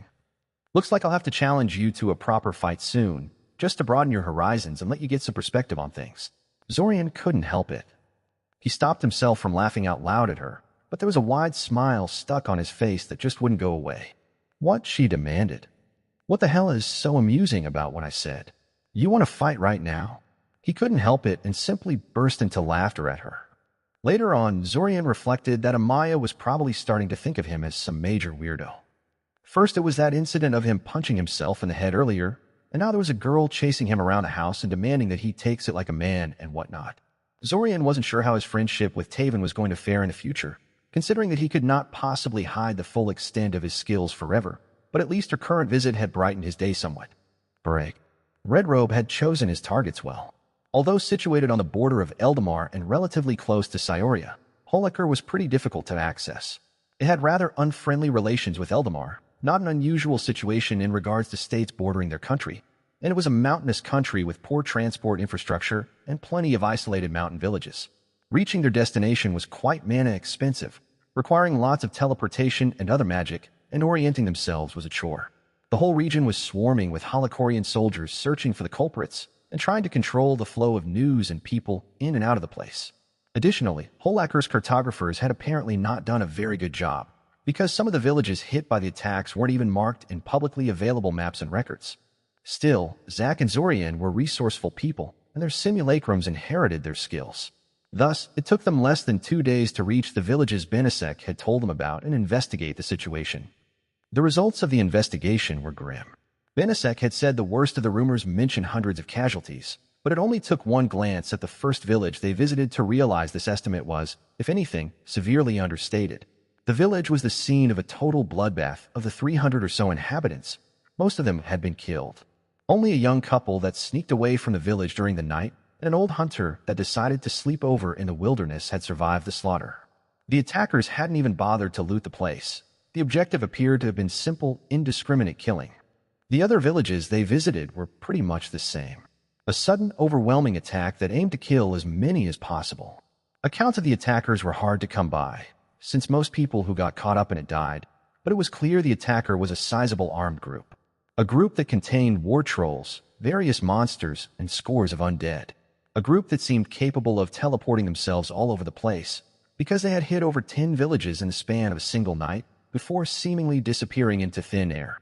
Adding everything together, Zack and Zorian estimated the death toll reached easily into thousands. Holocorian authorities had walled off the area from the rest of the country, fearing mass panic and unrest if the true scope of the slaughter became known, which was why the reaction to the attack was rather muted at the moment. Still, those kinds of measures were just stalling for time. Zorian would be surprised if they could keep it a secret for more than a week. At first, neither Zack nor Zorian could understand this move. What was Red Robe trying to accomplish by killing Holocorian villagers like that? Was this some sort of large-scale sacrifice? Zorian wouldn't call himself an expert on blood magic, but he didn't think so. The killing was too quick and disorganized, and the villages hit by the attacks weren't arranged into a discernible pattern. In the end, they went to Alanik for help. Alanik was one of the people they had decided to inform about the existence of the time loop and the invasion no matter what, since he was highly competent and already in huge danger from the invaders no matter what. Thus far, he still wasn't convinced they were telling the truth about the whole time travel business, but the information they had brought him was pretty convincing on its own. After all, the little notebook that Zorian duplicated from his memory packets was written by Alanik himself and listed all sorts of criminal groups and hideouts they had found over the restarts. Even if Alanik thought they were lying or delusional about being time travelers, he was still holding a book written in his own handwriting, mentioning things only he should know about and listing a variety of things whose truthfulness was easy to check. Alanik took one look at the information they had compiled about the attack on Holocorian villages and dismissed the idea it was some kind of massive demon summoning or some other piece of blood magic. Blood magic-fueled summonings are disturbingly easy, but not this easy, Alanik said, shaking his head. The victims would have to be herded into a central location. Their life force would have to be carefully mixed and funneled into a massive spell formula circle. The preparations would not be small and would be easily noticed and stopped. Holacker's authorities would not miss such a thing, and you would have seen evidence of it even if they had. Then what is this about? Asked Zack, sounding frustrated. Why are they killing all these people? It's not simply bloodthirstiness, I'm sure of that. This was clearly done with the full cooperation of Quatakikl and his forces. There is no way he would have agreed to this unless there was some kind of clear benefit to this. Alanik looked at the papers in silence, shuffling them around while frowning deeply. This went on for a full minute, with Zack and Zorian quietly waiting to hear what he had to say. I almost want to say this is a soul-gathering operation, Alanik eventually told them. Except that gathering souls is not such a simple business either. In order to gather the souls of thousands of people, the attackers would need thousands of soul containers. Even if they could afford to build that many, the sheer logistics of shuffling those soul containers around to the right place, in the right time, and casting the necessary spells to capture the soul before it moved on to the afterlife. Zack and Zorian's faces became uglier the longer Alanik continued to speak. Shit, Zack swore. What? Alanik said, frowning. He was frowning a lot at the moment, clearly upset by the information the two of them just brought him. They don't have to go through all that trouble, because they have Sudamir's Well of Souls, Zorian explained to him. Well of Souls, Alanik slowly repeated. He glanced at the little book on the side of the table. Is that inside the notebook you gave me? It is, Zorian confirmed. You must not have reached that part. Alanik quickly flipped through it until he reached the relevant part. Zack and Zorian waited for him to finish, discussing things quietly amongst themselves. Well, Alanik eventually said, snapping the book in his hand shut.